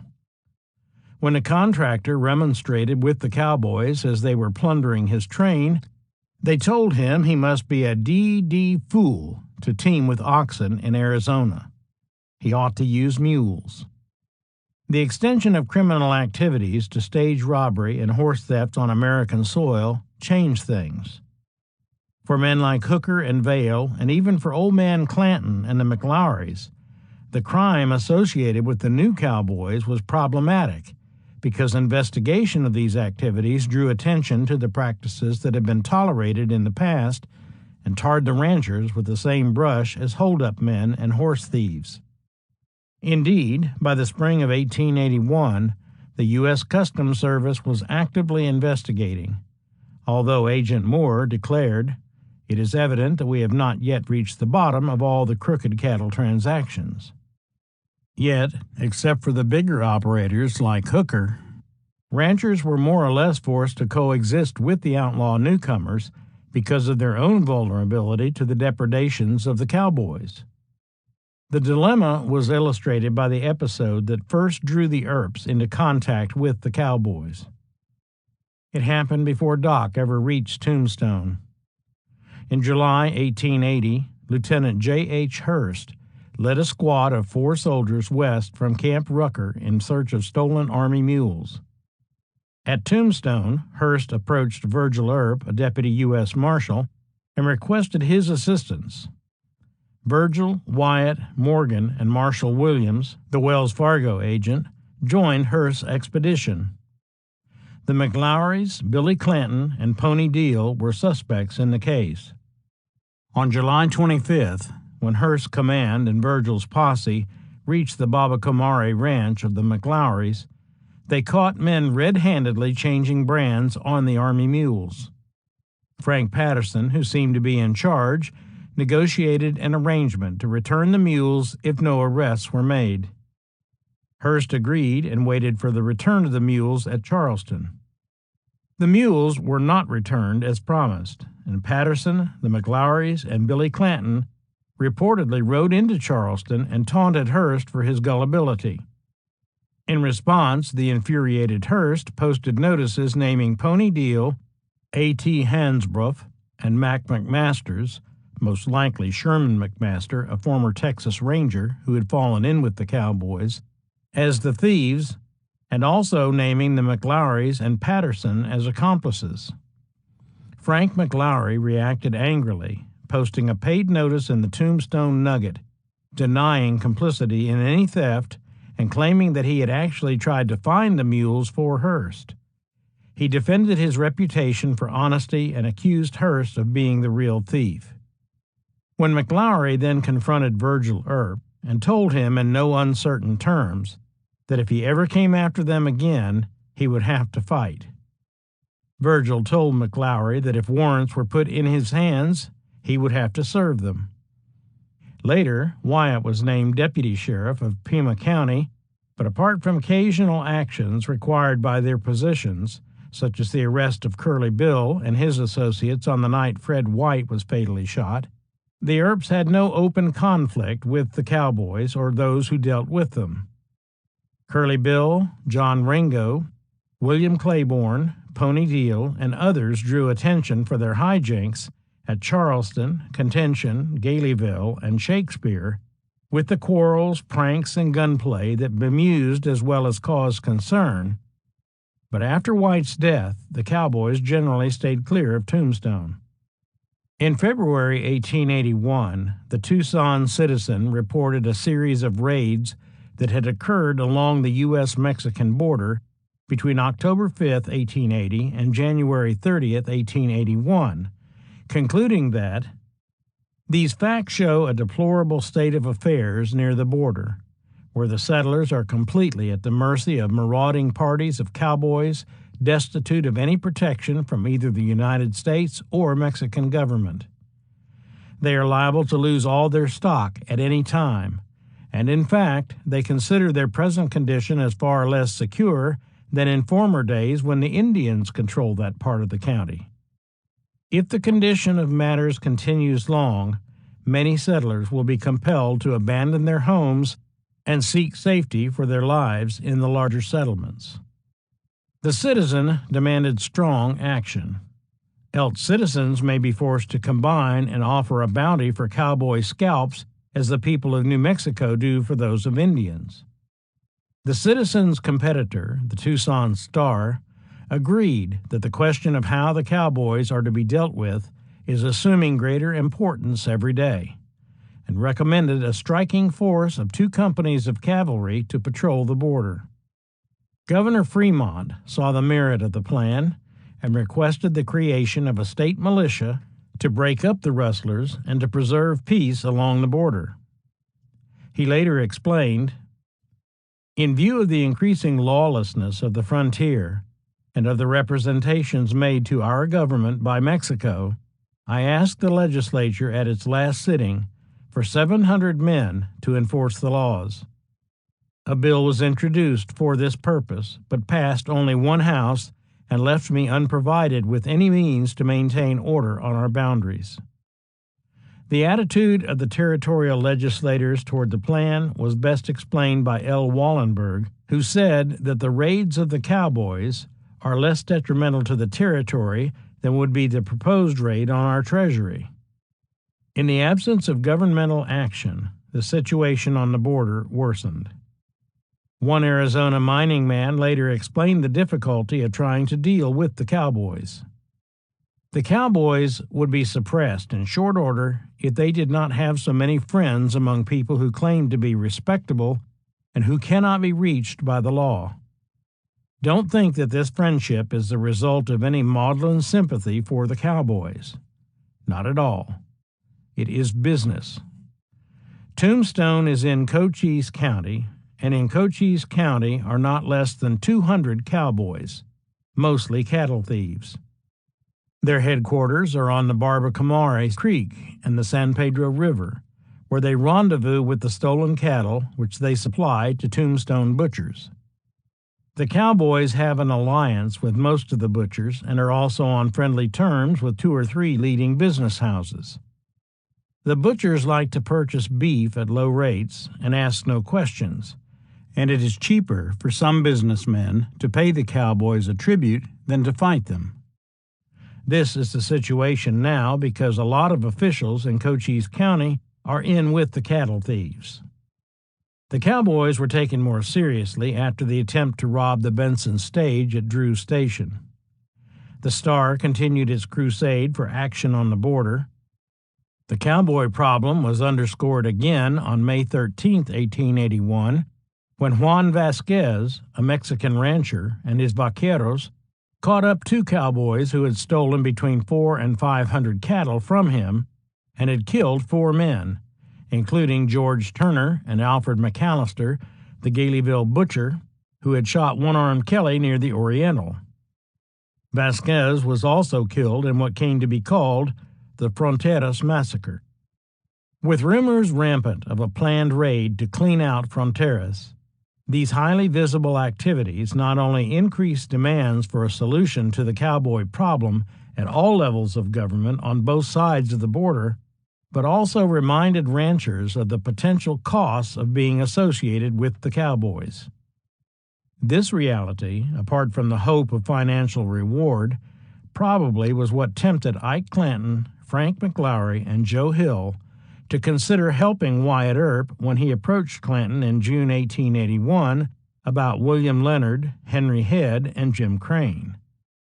There was no real love lost between the Clantons and the McLaurys on the one hand, and the Benson stage robbers on the other. Still, the Clantons and the McLaurys were in bed with the cowboys, and there was danger in crossing their associates, as cowboy revenge against the Hazlitt brothers for the killings of Leonard and Head proved. The Clantons and the McLaurys clearly saw the deal struck with Wyatt Earp as a genuine threat to their own safety after that episode. Doc Holliday had little reason to pay attention to any of it, except as it may have been the subject of conversation, until the deaths of Leonard and Head and the revenge against the Hazlitts. The cowboy problem was at best a curious subject for barroom banter. Even Wyatt's deal with Ike Clanton was kept from Doc because it involved a betrayal of Doc's friend, Bill Leonard, if for no other reason. Wyatt could not be sure how John Henry would react. So Doc concentrated on his own legal problems and changes that were taking place in Tombstone. Unwittingly, though, Doc may have contributed to his future difficulties by stepping into a personal conflict with Sheriff John Behan. In the spring and summer of 1881, Bien was involved in an affair with Josephine Sarah Sadie Marcus. Marcus was a free-spirited young actress from San Francisco who had moved in with Bien. Later in the summer of 1881, she would meet Wyatt Earp on the streets of Tombstone and ignite the sparks that would eventually lead to a lifelong relationship. In the spring and early summer, however, she was still Johnny's woman. Doc would later claim that Bien became a deadly enemy of mine because of her. He explained that Bien started a quarrel at his faro bank one night and that he refused to allow the sheriff to play anymore. We were enemies after that. Doc explained why. In the quarrel, I told him in the presence of a crowd that he was gambling with money which I had given his woman. This story got out and caused him trouble. Such an incident certainly would have created animosity between them, and if Bien's woman was indeed Sadie Marcus, Doc may well have known her before Wyatt did. Virgil Earp's appointment as the chief of police proved to be a good one. As acting chief during the month of June, he and his deputies made 48 arrests and collected fines amounting to $323. He also won praise for his handling of the aftermath of the town's disastrous fire. With an 8-man police force, 60 arrests were made in July, and $384 worth of fines were levied. In August, Virgil reported things quiet and suggested that the police force be reduced to 2 officers besides himself. Virgil worked days, and James Flynn and A.G. Bronk had nights. Virgil had put the lid on Tombstone. Doc was hardly visible after Justice Wells Spicer threw out the charges against him in the death of Bud Philpott and the attempted stage robbery. In July, he was party to a suit filed by Marcus Smith on behalf of the Last Decision Mine against the Intervenor Mining Company. The suit commenced on August 6, 1881, but Doc was not directly involved. In fact, Doc was out of town for at least a part of August, most likely somewhere on the gambling circuit or in Globe with Kate. Doc had become a close friend of Morgan Earp's and probably spent some time in Benson, where Morgan gambled and hung out so much that some mistakenly associated him with Big Ed Burns and the top and bottom crowd that controlled the place. Doc was certainly savvy enough to appreciate the humor when Sheriff Bien appointed Morgan a special deputy at the request of Deputy Sheriff Charlie McComas to help control some of the more notorious citizens of Benson.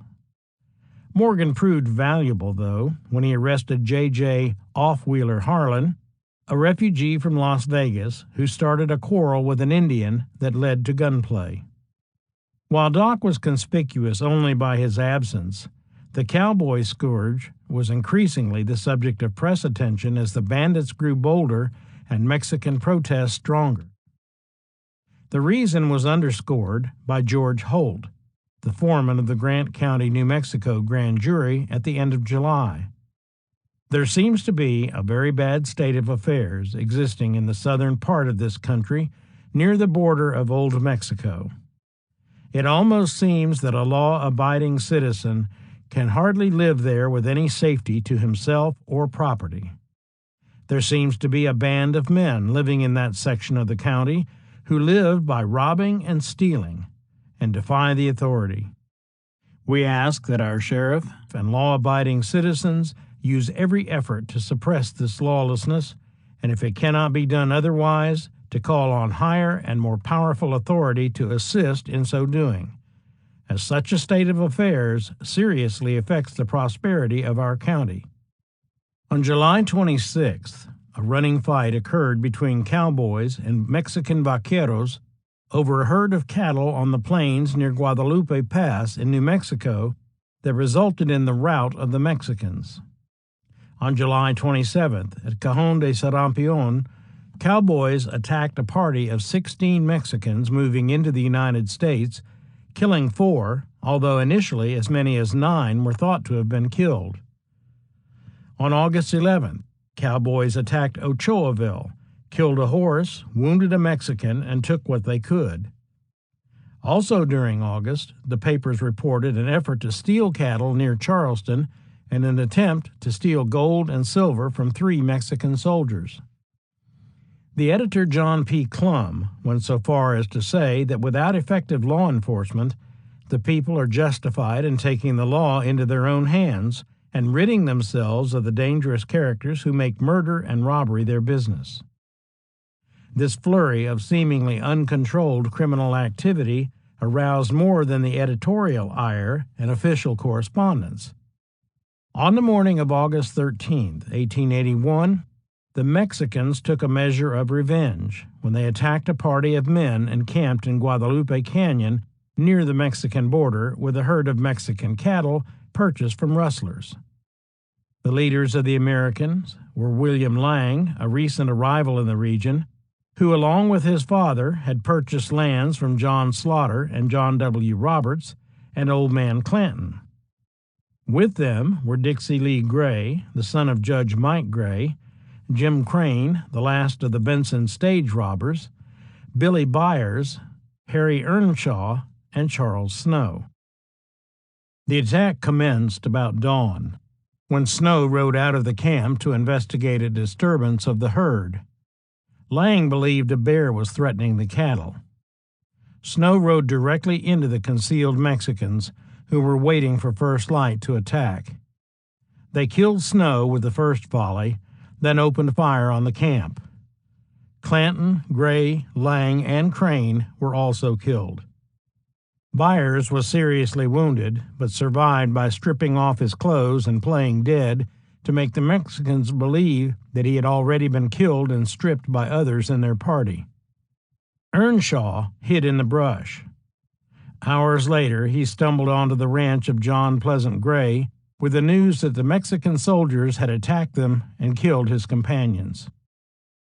The Guadalupe Canyon affair stunned the citizens of southeastern Arizona. Rumors flashed across the area of planned retaliatory raids against Fronteras by as many as 400 cowboys, one organized by the fathers of Gray and Lang, and another put together by the Clantons. The threat seemed real enough that federal troops were ordered to intercept all armed parties raiding into Mexico with hostile intent and disarm them, or if found returning, to aid the civil authorities to arrest them. The Tombstone Nugget went so far as to suggest that war with Mexico would be fully justified. A few days after the killings, buckskin Frank Leslie came across the bodies of 3 Mexicans at Blackwater near Guadalupe Canyon, and the Nugget suggested that the work of retribution had already commenced. As events unfolded, however, the Gray-Lang group turned out to be a burial party, and the Clanton group never materialized. Other observers saw things differently. Clara Brown reported that the Mexicans were not the first to inaugurate the present unhappy state of affairs along the border. They have suffered greatly from the depredations of those outlaws who, under the guise of cowboys, infest this country and pursue the evil tenor of their ways with no attempt at interference on the part of those whose duty it is to suppress crime. George W. Parsons observed, "This killing business by the Mexicans, in my mind, was perfectly justifiable, as it was in retaliation for killing of several of them and their robbery by cowboys recently." The San Francisco Daily Report expressed the view that the cowboys posed a greater problem than the Apaches, and urged that the cowboy element be wiped out hip and thigh by any rightful means. And General Adolfo Dominguez, the adjutant to General Jose Otero in Sonora, made clear the Mexican government's intent to take active steps to protect our citizens and repel raiders. The Guadalupe Canyon affair changed the balance in the region. The cowboy problem could no longer be ignored. Federal and local authorities had to respond. The incident helped to finally unseat John Charles Fremont, Arizona's governor in absentia, even though, ironically, Fremont had been one of the first to demand action against the cowboys.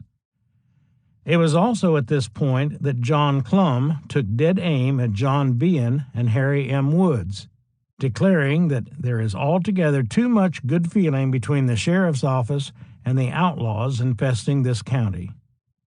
U.S. Marshal Crawley P. Dake and his one-armed chief deputy, J.W. Evans, already understood the importance of addressing the border situation. On August 11th, 2 days before the Guadalupe Canyon affair, Evans advised Dake that the Mexican government had expressed great dissatisfaction at the seeming neglect of our government and threatened to take vengeance on all Americans in Sonora. Scarcely a month later, Deputy Sheriff William Bell reported that a few days ago he had occasion to cross the line and go into Sonora, and says that no one is allowed in that state without a pass from the governor or military commander. The border situation had reached a dangerous state. The killings also fed the rumor mill to the point of hysteria. Early in September, the New Southwest and Grant County Herald reported a second massacre south of George W. Lang's ranch near the site of the Guadalupe Canyon killings, listing the deaths of 5 men, including John Gray, Billy Clanton, and Charlie Snow, whom the paper erroneously reported had escaped from the other killing. The paper reported that both these massacres were perpetuated by parties of Mexican regular troops who were identified by their uniforms. By the end of September, the U.S. Customs officer at Arivaca reported roving bands of cowboys had been seen in the vicinity several times in the last week or 10 days, and expressed concern about a raid on the town. Both reports proved to be false, but they underscored the state of the public mind. The presence of Jim Crane, Guadalupe Canyon, also excited controversy, linking Old Man Clanton and the others to the known stage robbers. "I'm glad they killed him," Parsons opined about Crane. As for the others, if not guilty of cattle stealing, they had no business to be found in such company. John Pleasant Gray would later claim that Crane had joined the party the night before the attack with the intent of accompanying it to Tombstone, where he planned to surrender to the sheriff, as we had talked him into doing. Later, Milt Joyce would try to link the Earps to the Guadalupe Canyon affair, but both surviving eyewitnesses, Billy Byers and Harry Earnshaw, insisted that the attackers were Mexicans. Nevertheless, the affair did bring the cowboy problem directly to the doorsteps of the Earps and John Henry. Jim Crane was the last link to solving the Benson stage robbery. Crane was the one man who could exonerate Doc beyond all doubt. His death made it impossible for Doc to satisfy those predisposed to believe the worst about him, and it gave Joyce and others the basis for linking Doc and the Earps not only to the Guadalupe Canyon killings, but also to stage robberies in the area by claiming that the primary purpose of the attack was to kill Crane. In this way, the enemies of the Earps created the appearance of impropriety, really for the first time since the Earps had arrived in Tombstone. This was doubtless in response to Clum's revival of charges against the sheriff's office for the escape of Luther King. John Clum might be able to editorialize that Crane was a fugitive from justice and an outlaw, and the 6 bullets that struck him were certainly well expended.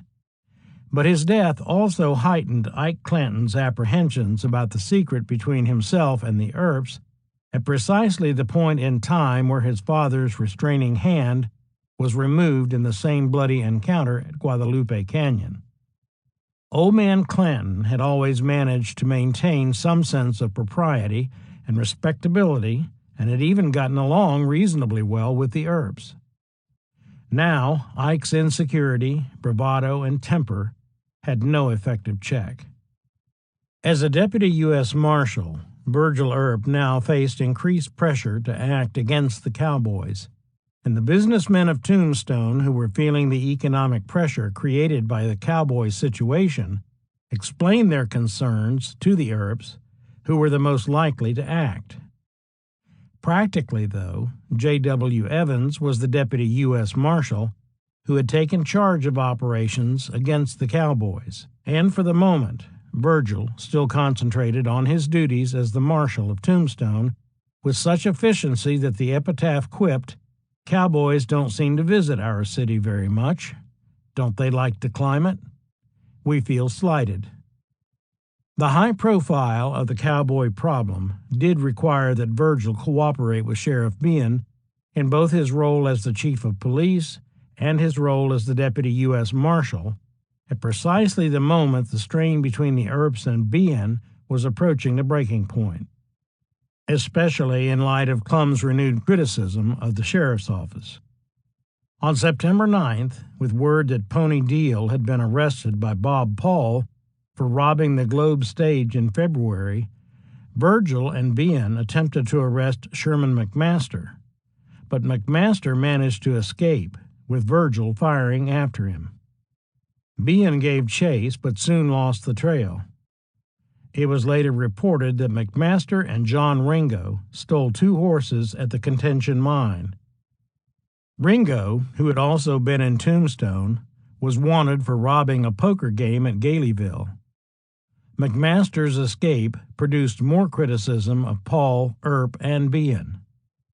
When the acting governor, John J. Gosper, visited Tombstone in September to personally investigate the cowboy problem, he found Bean and Earp criticizing each other for failure to cooperate in capturing and bringing to justice these outlaws. He reprimanded both and demanded strong action at once. By September, the situation was having a detrimental effect on business. Even the Tombstone Nugget reported that the Mexicans are very apprehensive of the cowboys and are afraid to come to Arizona, noting that a party of 20 came to Tombstone with Deputy Sheriff William Bell, trusting that in his official capacity they would find ample protection. The Nugget also reported other effects of the cowboy problem. The playful pastimes of the festive cowboys in stealing cattle and shooting the owners as a mark of affection is having its effect on the lumber market. It is almost impossible to procure any kind of lumber at this time for immediate use in the mines or for building purposes. Several orders for lumber have been telegraphed to San Francisco, as men owning teams suitable for hauling lumber positively refuse to take any more chances outside of the city limits so long as the present state of insecurity for stock exists. The scarcity of hemp and rope factories is a serious drawback to all new and unsettled countries. The apprehension of business was not about conditions in Tombstone, but about the interruption of commerce created by the apparent lawlessness around Tombstone that not only posed the direct threat of stolen horses, shortages of timber, machinery, and other commodities necessary to business operations, but also threatened to have a potentially more disastrous impact on investments in the area. Both in Arizona and California, the demand for action was shrill, almost hysterical. One resident declared that the cowboys now virtually control this section of the country. They had been emboldened by repeated success, he said, and lamented, "There have been but few arrests made, and so far as I know, no convictions of this class of outlaws." Many citizens plainly perceived a crisis of monumental proportions. Moreover, the situation suggested an organized operation, not merely random thievery and violence. Some began to suggest the use of vigilance committees of honest men banded together to rid the country of murderers and robbers. The epitaph took the suggestion to heart in a strongly worded summation of the situation. Committees of safety are not always safe defenders of the law and should only be organized as a last resort. However, Cochise County has very nearly reached that point. As it is now, the cattlemen are afraid to say anything. As one stated to the writer the other day, "I can only live among them by keeping my mouth, eyes, and ears constantly closed." I tell them if they want any of my stock to help themselves. Only I would prefer they would not take the cows and heifers. Whether it is through fear or not, it is a well-known fact that the principal apathy is exhibited by the stockmen themselves. Some of the principal ones never lose a head of stock, which leads one to believe they are not entirely guiltless themselves. The only remedy we can suggest is organization, and never rest until the last thieving desperado is killed or driven out of the country. Desperate diseases require heroic treatment. These feelings intensified after the robbery of the Bisbee stage on the night of September 8, 1881. Robbers, at least two in number, perhaps more, stopped the stage 3 miles south of Hereford and took $2,500 from the treasure box, $600 from the passengers, and a gold watch. Two posses, one consisting of Harry Woods, David Nagel, and Billy Breckenridge of the sheriff's office, and another led by Virgil Earp as a deputy U.S. Marshal, consisting of Wyatt Earp, Morgan Earp, Marshall Williams, and Fred Dodge, went after the robbers. 3 days later, the Earp posse brought in two suspects, Deputy Sheriff Frank Stillwell and Pete Spence. They were released on bail. Charges were dropped against Spence because of a lack of evidence. Stillwell, who was held on the basis of a boot print at the robbery scene and his habit of using the word sugar to describe money, was also released for insufficient evidence early in October. The Earps were convinced Stillwell and Spence were the guilty parties, however, and the incident heightened tensions between them and the cowboy crowd. Both the Epitaph and the Nugget reported that a number of cowboys had threatened the lives of the Earps because of the arrests of Stillwell and Spence. A few days after the arrest, Frank McLaury, perhaps recalling the strongly worded Epitaph recipe for dealing with outlaws and its criticism of ranchers as accomplices of the outlaws, stopped Virgil Earp and demanded to know if he was raising a vigilance committee to go after him and his brother, the Clantons, Hicks, Ringo, and all us cowboys. Virgil denied any such intent, but McLaury said, "Now, I'll tell you, it makes no difference what I do. I never will surrender my arms to you. I'd rather die fighting than be strangled." McLaury also accosted Morgan Earp in front of the Alhambra in the presence of John Ringo, Ike Clanton, and the Hicks brothers. He told Morgan that he would never forgive Spence for allowing himself to be arrested by the Earps, then added, "If you ever come after me, you will never take me." Morgan responded that if circumstances required it, he would arrest him. McLaury then responded, "I have threatened you boys' lives, and a few days later I had taken it back. But since this arrest, it now goes." Wyatt Earp later reported that at least 9 or 10 men told him of threats against his life and the lives of his brothers by Ike Clanton, the McLaury brothers, John Ringo, and Joe Hill.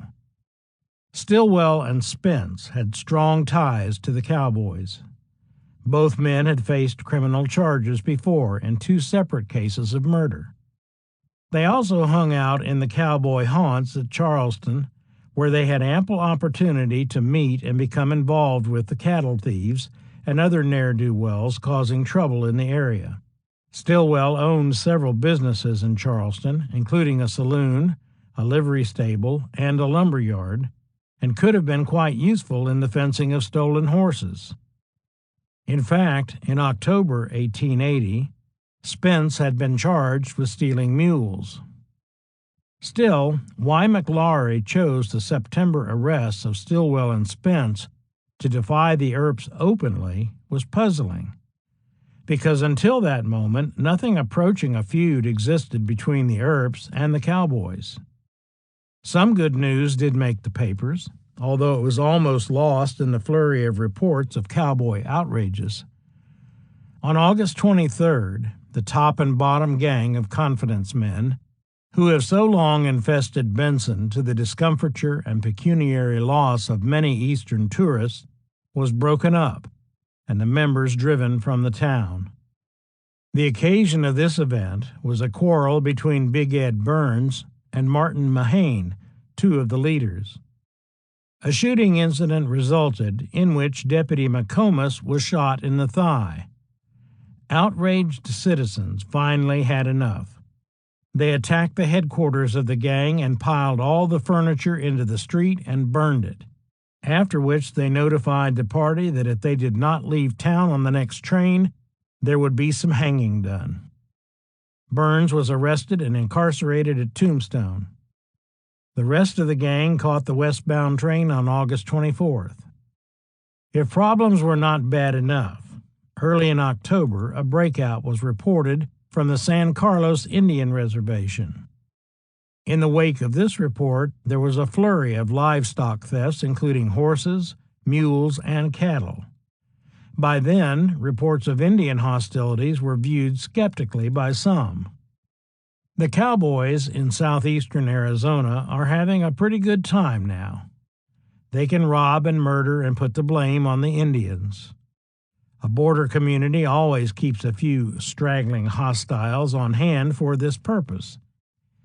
After a party of ruffians has murdered a teamster or a rancher, it comes into towns and reports the sight of Indian stragglers in that neighborhood. Armed citizens go out and don't find any Indians, but they find the body of a man massacred by the Red Devils, go back to town, hold a meeting, and pass resolutions that they ought to have the reservations right away, and that every Indian in the country should be exterminated. Whether Apaches were responsible for the raids or white thieves simply took advantage of the situation was never really determined in this instance. But a party of volunteers from Tombstone, led by John Behan, with Virgil Earp as second in command, rode into the Sulphur Springs Valley to investigate reports of Indian raids. The expedition camped at the Soldiers' Hole Ranch of Frank and Tom McLaury, who had reported 14 horses stolen. There, the cowboy war seemed temporarily suspended, as Virgil Earp and Curly Bill Brocious, described by George Parsons as Arizona's most famous outlaw at the present time, greeted one another. They shook each other warmly by the hand and hobnobbed together some time. Wyatt Earp did not join in the pleasantries, however, and shortly Bill and two companions rode off. It was the most memorable moment of the whole enterprise because the expedition proved a waste of time, and the volunteers returned to Tombstone with little to show for their efforts. On October 8th, the Benson stage was robbed north of Contention. 5 days later, both the Nugget and the Epitaph reported that Wyatt and Virgil Earp had arrested Frank Stillwell and Pete Spence for the robbery. In fact, the Earps had arrested them on federal charges, claiming new evidence in the Bisbee stage robbery. Virgil, acting in his capacity as Deputy U.S. Marshal, took the pair to Tucson on October 13th, where they were scheduled to appear before T.L. Stiles, the U.S. Commissioner, on October 20th. Virgil returned to Tombstone on October 14th and had a busy few days as marshal handling minor infractions. On October 18th, he, Marshal Williams, and Sheriff Behan left for Tucson to attend the Stillwell-Spence hearing. Ike Clanton, William Allen, and Ham Light, all friends of Stillwell and Spence, also traveled to Tucson to be on hand for the hearing. In Virgil's absence, Wyatt served as acting marshal. Doc Holliday was not a party to any of these happenings, intrigues, arrests, and expeditions. He was, after all, a gambler, and he was, for most of the time, where he was expected to be, at faro banks or poker tables, seeking his fortune apart from politics and criminal intrigues. He likely attended the San Augustine Festival in Tucson, which opened on August 28th and continued into September, and it may well be that he shared that experience with Kate, who always claimed that Doc attempted a reconciliation with her when her boarding house burned at Globe that summer.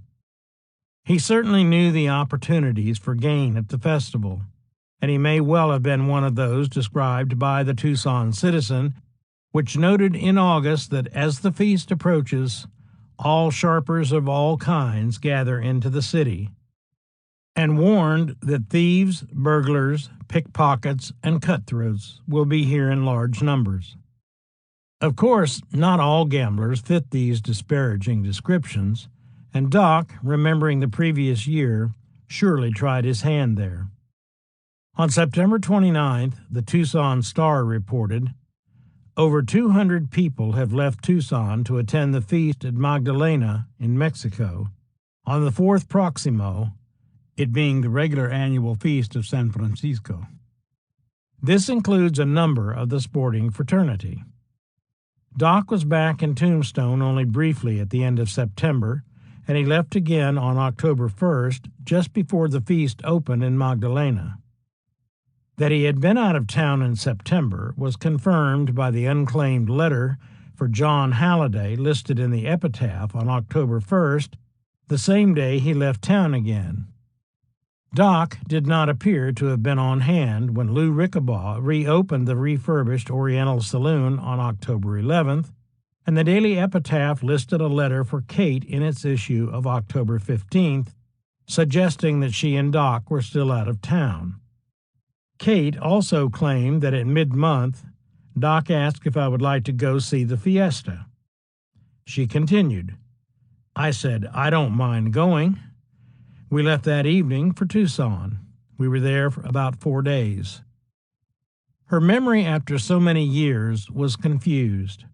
There was no fiesta in Tucson in October, but she placed Doc in Tucson at the right time. Doc and Kate probably attended the fiesta at Magdalena, the fiesta she remembered, coming back through Tombstone at mid-month before going on to Tucson. The epitaph noted a quarrel in which an unnamed gambler beat his woman and then left town on October 18th, but there is no reason to believe that this was Doc and Kate. His alleged abuse of Kate, so oft written about in recent years, was not documented at the time or reported by her in her memoirs. Kate's 4 days would put Doc in Tucson on October 19th, which meant he was apparently bucking the tiger in Tucson about the time that Virgil returned to attend the Spence and Stillwell hearing. In fact, Kate claimed that Doc lost her last $75 in the Congress Hall Saloon during this trip to Tucson. Virgil and Sheriff Behan returned to Tombstone on October 21st. The next day, charges against Spence were dismissed, and Stillwell was bound over for trial. On his return to Tombstone, Virgil resumed his duties as marshal and appointed Wyatt a special to keep the peace with the power to make arrests. While Virgil was out of town, something dramatic had happened. One night, while drinking and before going to Tucson, Marshal Williams had told Ike Clanton that he knew about his deal with Wyatt to betray Leonard, Head, and Crane. Enraged, Clanton found Wyatt and accused him of breaking his word by telling Williams their secret. Wyatt denied it and told Ike that Williams was just guessing. When Ike returned from Tucson, he accused Wyatt of telling Doc Holliday about the deal as well. Wyatt told Ike he would prove that Doc knew nothing when Doc returned to town. Ike then swore that Doc himself had told him that he knew about their deal, whereupon Wyatt said he would ask Doc about it when he came back. On October 21st, Wyatt sent Morgan to Tucson to get Holliday to hurry back to Tombstone. Kate recalled what happened. One evening at the fiesta, Doc was bucking at faro. I was standing behind him when Morgan Earp came and tapped Doc on the shoulder and said, "Doc, we want you in Tombstone tomorrow. Better come up this evening." Doc said, "All right." He cashed in his chips. Morgan Earp did not want Doc to take me back with them, although he did not say anything. Doc said to me, "You had better stay here. I will come after you tomorrow or in a day or two." I said, "No, I am going back with you." Then he said, "We are going back on a freight train." I said, "If you can go on a freight, so can I." Then he said, "We are going to Benson on a freight. Then we have to ride on an open buckboard." I said, "If you can ride on an open buckboard, so can I." They saw that there was no way of getting rid of me, so the three of us went back to Tombstone. The trio of Doc, Kate, and Morgan reached Tombstone on the evening of October 22nd. Doc settled Kate into his room at C.S. Fly's and went with Morgan to find Wyatt, but by then Ike Clanton had left town for his ranch on the San Pedro River above Charleston. Nevertheless, Wyatt explained the situation to Doc. Doc denied knowledge of any deal or having discussed it with Ike, and he told Wyatt that he would speak with Clanton when he could. That same evening, Deputy Sheriff Breckenridge arrested Milt Hicks for possession of stolen cattle. 2 days later, while the jailer Billy Soule was out of the office, Hicks, Charlie Yank Thompson, and Jim Sharp surprised Charles Mason, the assistant jailer, when he unlocked the cell to serve the prisoners dinner. After a brief struggle, they locked Mason in the cell and fled. Mason was able to raise the alarm, and soon Sheriff Bean, Breckenridge, and the three Earp brothers gave chase without finding the prisoners. Bean and Virgil Earp, along with deputies Breckenridge and David Nagel, searched further without success. Bean then ordered Breckenridge and Nagel to continue the pursuit. This would prove to be important because it took 2 more deputies out of Tombstone while Undersheriff Harry Woods was in El Paso, Texas, to take into custody suspected horse thieves who had been arrested in El Paso del Norte, Mexico, on October 18th. He arrived in El Paso on October 23rd, started extradition proceedings, and did not take possession of the prisoners until October 26, 1881. This meant that Bean's force was seriously reduced at what turned out to be a critical moment.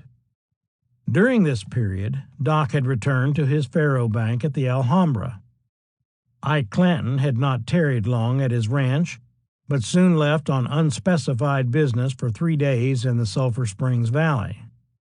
On October 25th, he was en route home in a light spring wagon when he encountered his younger brother Billy and the McLowrys, Frank and Tom. They rode together as far as Jack Chandler's milk ranch, 9 miles east of town, near the foot of the Dragoons, where they had breakfast together. They agreed to meet again in Tombstone in a day or two, after which Tom decided to ride with Ike into town to handle some business matters. Between 10 and 11 o'clock on the morning of October 25th, Ike and Tom arrived in Tombstone and put up their horses and wagon at the West End Corral, where they also checked in their weapons. They then split up to take care of business matters. At the time, Tom and Frank apparently were planning to leave Cochise County to attend their sister's wedding back in Iowa, and they had to settle some affairs before going. Ike was mostly involved in tasting the wares of the town's numerous saloons. That evening, Doc Holliday spotted Ike in the lunchroom of the Alhambra Saloon and approached him as he had promised Wyatt he would. "I understand that you say the Earp brothers have given you away to me, and that you have been talking about me," he said bluntly. Doc told Ike that Earp had told him nothing, and that Ike should stop talking about him. Doc was doubtless less than polite, but Ike was drunk, so drunk that he would later report the conversation as having taken place in 3 different saloons. He likely was so drunk that he would not remember the conversation clearly, but he was surly in response, repeating the accusations and advising Doc in plain terms that he did not believe him. Doc, in turn, called Ike a liar for telling Wyatt that he had told Ike anything about things of which he had no knowledge. Doubtless, too, now that he knew that Clanton had planned to sell out Leonard, Head, and Crane, he expressed contempt for Clanton and his mercenary character. Holliday lost his temper and told Clanton it was time for him to pull out his gun and go to work. Doc's vocabulary of profanity and obscene language was monumental, and he worked it proficiently in talking to Ike, Fred Dodge remembered. Ike Clanton later testified.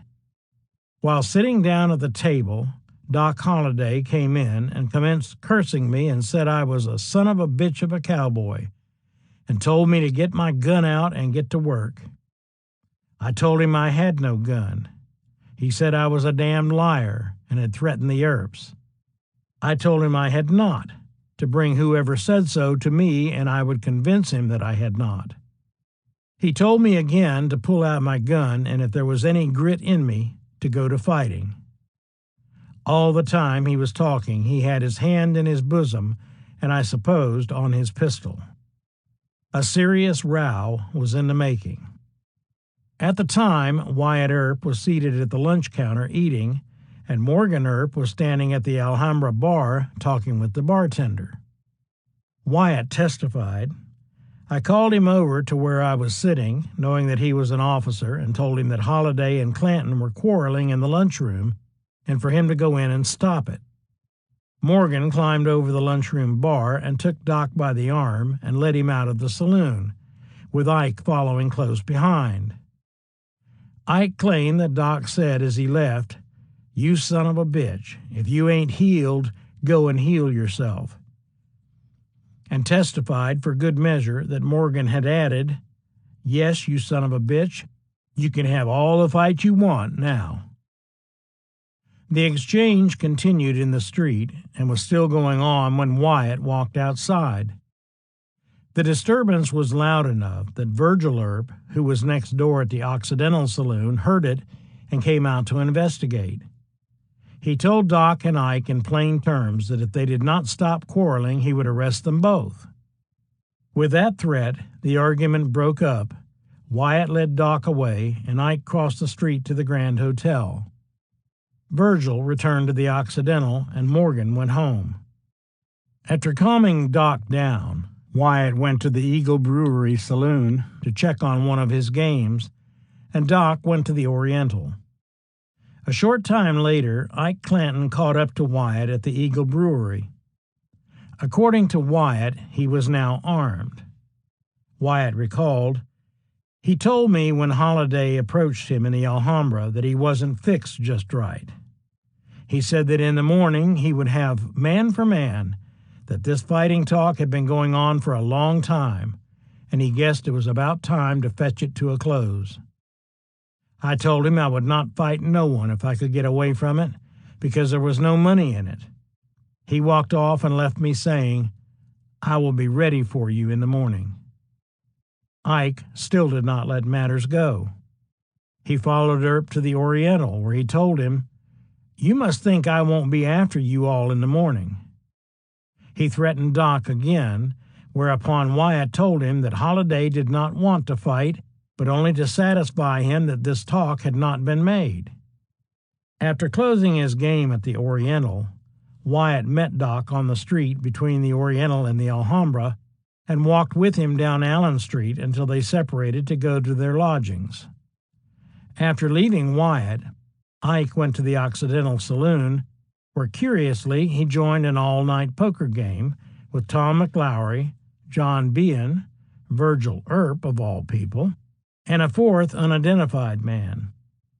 Ike lost some money but continued to drink. He also became irritated because Virgil kept a pistol in his lap as he played. The sun was already coming up when the game ended. Virgil explained what happened next. On the morning of the 26th, somewhere about 6 or 7 o'clock, I started to go home, and Ike Clanton stopped me and wanted to know if I would carry a message from him to Doc Holliday. I asked him what it was. He said, "The damn son of a bitch has got to fight." I said, "Ike, I am an officer, and I don't want to hear you talking that way at all. I'm going down home now to go to bed. I don't want you to raise any disturbance while I am in bed." Virgil turned to walk away, but Clanton persisted in his demand. "You won't carry the message?" "No, of course I won't," Virgil replied. "You may have to fight before you know it." I made no reply to him and went home and went to bed, Virgil testified later. Ike Clanton did not follow suit. 7. The Fremont Street Fiasco. Damon did no more for Pythias than Holliday did for Wyatt Earp. Pat Masterson, Human Life Magazine, 1907. Near 8 o'clock on the morning of October 26, 1881, Ike Clanton picked up the pistol and rifle he had left at the West End Corral, expecting to meet Doc Holliday on the street, as he later claimed. In fact, he began to roam the streets looking for Doc or for any of the Earps, as he made clear to anyone who would listen. Only a few minutes after leaving the West End Corral, he ran into Ned Boyle, a bartender at the Oriental. He said that as soon as the Earps and Doc Holliday showed themselves on the street, the ball would open, and that they would have to fight, Boyle recalled later. Boyle saw that Ike had retrieved his weapons and hurried off to Wyatt Earp's house to warn him. Wyatt listened, then went back to sleep. In the meantime, Ike had moved on to Julius A. Kelly's ornate wine house, where Kelly overheard him talking to the bartender, Joe Stump, about the previous night's difficulties. Kelly asked him what the trouble was, and Clanton told him that the Earps and Holliday had insulted him the night before when he was not armed, but that he was armed now and that they would have to fight on sight. Kelly warned him against further talk because he believed the Earps would fight if pushed. Ike continued his tour of the saloons, leaving a flood of rumors in his wake. Eventually, there were enough of them that Officer A.G. Bronk woke up Virgil and told him there was liable to be hell. Virgil thanked him, then rolled over and went back to sleep. The Earps simply did not take Ike Clanton seriously. He was a blowhard and a braggart, and they fully expected that he would eventually crash, and that on awakening with a hangover, the fight talk would wilt. However, Ike was still going at noon when he told R.F. Hafford that the Earps and Holliday would have to fight. Hafford also warned him that he'd better go home. Instead, he found his way to Fly's boarding house looking for Doc, who was still asleep. Molly Fly found Kate in the rear gallery of the photographic studio behind the boarding house looking at pictures, and told her that Clanton, fully armed, was asking about Doc. Kate went up to Doc's room and woke him up to tell him.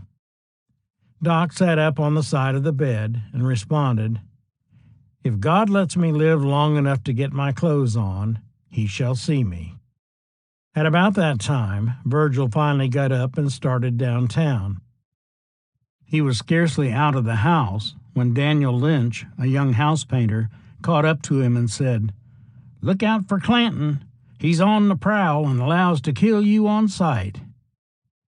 Next, Virgil met his brothers, Morgan and James, who asked if he had seen Clanton, explaining, "He's got a Winchester rifle and a six-shooter on, and threatens to kill us on sight." These warnings would not be the last threats reported to Virgil, but they were sufficient to give new seriousness to the situation. In the meantime, Wyatt walked into the Oriental to be told by Harry Jones, an attorney, that Clanton was looking for you boys. Wyatt wearily and nonchalantly said, "I will go down and find him and see what he wants." On his way out of the saloon, Wyatt ran into Virgil and Morgan. They told each other what they had heard, then split up to look for Ike, with Wyatt walking down Allen Street and Morgan and Virgil proceeding up Fremont. In the meantime, Mayor John P. Clum passed Ike on the corner of 4th and Fremont. "Hello, Ike. Any new war?" he asked innocently. A few steps farther on, Clum met Charles Shibble, who was in town from Tucson, and struck up a conversation with him. As they spoke, they saw Virgil and Morgan turn onto 4th Street, both armed. "What does that mean?" Shibble asked. "Looks like real trouble," Clum answered. They watched as the two Earps approached Ike, who had moved into an alleyway off 4th. He was watching Wyatt, who was coming down 4th from the opposite direction off Allen. Virgil recalled what happened next. "I found Ike Clanton on 4th Street between Fremont and Allen with a Winchester rifle in his hand and a 6-shooter stuck down in his breeches. I walked up and grabbed the rifle in my left hand. He let loose and started to draw his 6-shooter. I hit him over the head with mine and knocked him to his knees and took his 6-shooter from him. I asked him if he was hunting for me. He said he was, and if he had seen me a second sooner, he would have killed me. I arrested Ike for carrying firearms, I believe was the charge, inside the city limits." Virgil still was not taking Ike seriously enough. Instead of putting him in jail to sleep off his drunkenness or charging him with some more serious offense, he hauled him off to Judge A.O. Wallace's court on a simple weapons charge, expecting that a fine and the headache received in the buffaloing would get Ike's attention sufficiently to sober him up. He miscalculated. Wallace was not at the courtroom, and Virgil went to look for him, leaving Clanton in the charge of Morgan. At that point, Wyatt came in, followed by Resin J. Campbell, a deputy sheriff and clerk of the Cochise County Board of Supervisors. A crowd of curiosity seekers soon packed the little courtroom. They were not disappointed. Wyatt sat down near Morgan, who still held Clanton's rifle and pistol. Clanton's defiance had not withered. He was soon in a heated exchange with Morgan. "You fellas haven't given me any show at all today," he thundered. "You treated me like a dog." Clanton strutted. "Fight is my racket, and all I want is 4 feet of ground." Then, turning on Morgan, he said, "If you fellas had been a second later, I would have furnished a coroner's inquest for the town." He threatened, "I will get even with all of you for this. If I had a 6-shooter now, I would make a fight with all of you." Morgan reacted by angrily offering Ike his revolver, saying, "Here, take this. You can have all the show you want right now." At that point, the crowd scattered. One eyewitness said, "You should have seen that crowd light out just then. In less than half a minute, everybody was about a block away."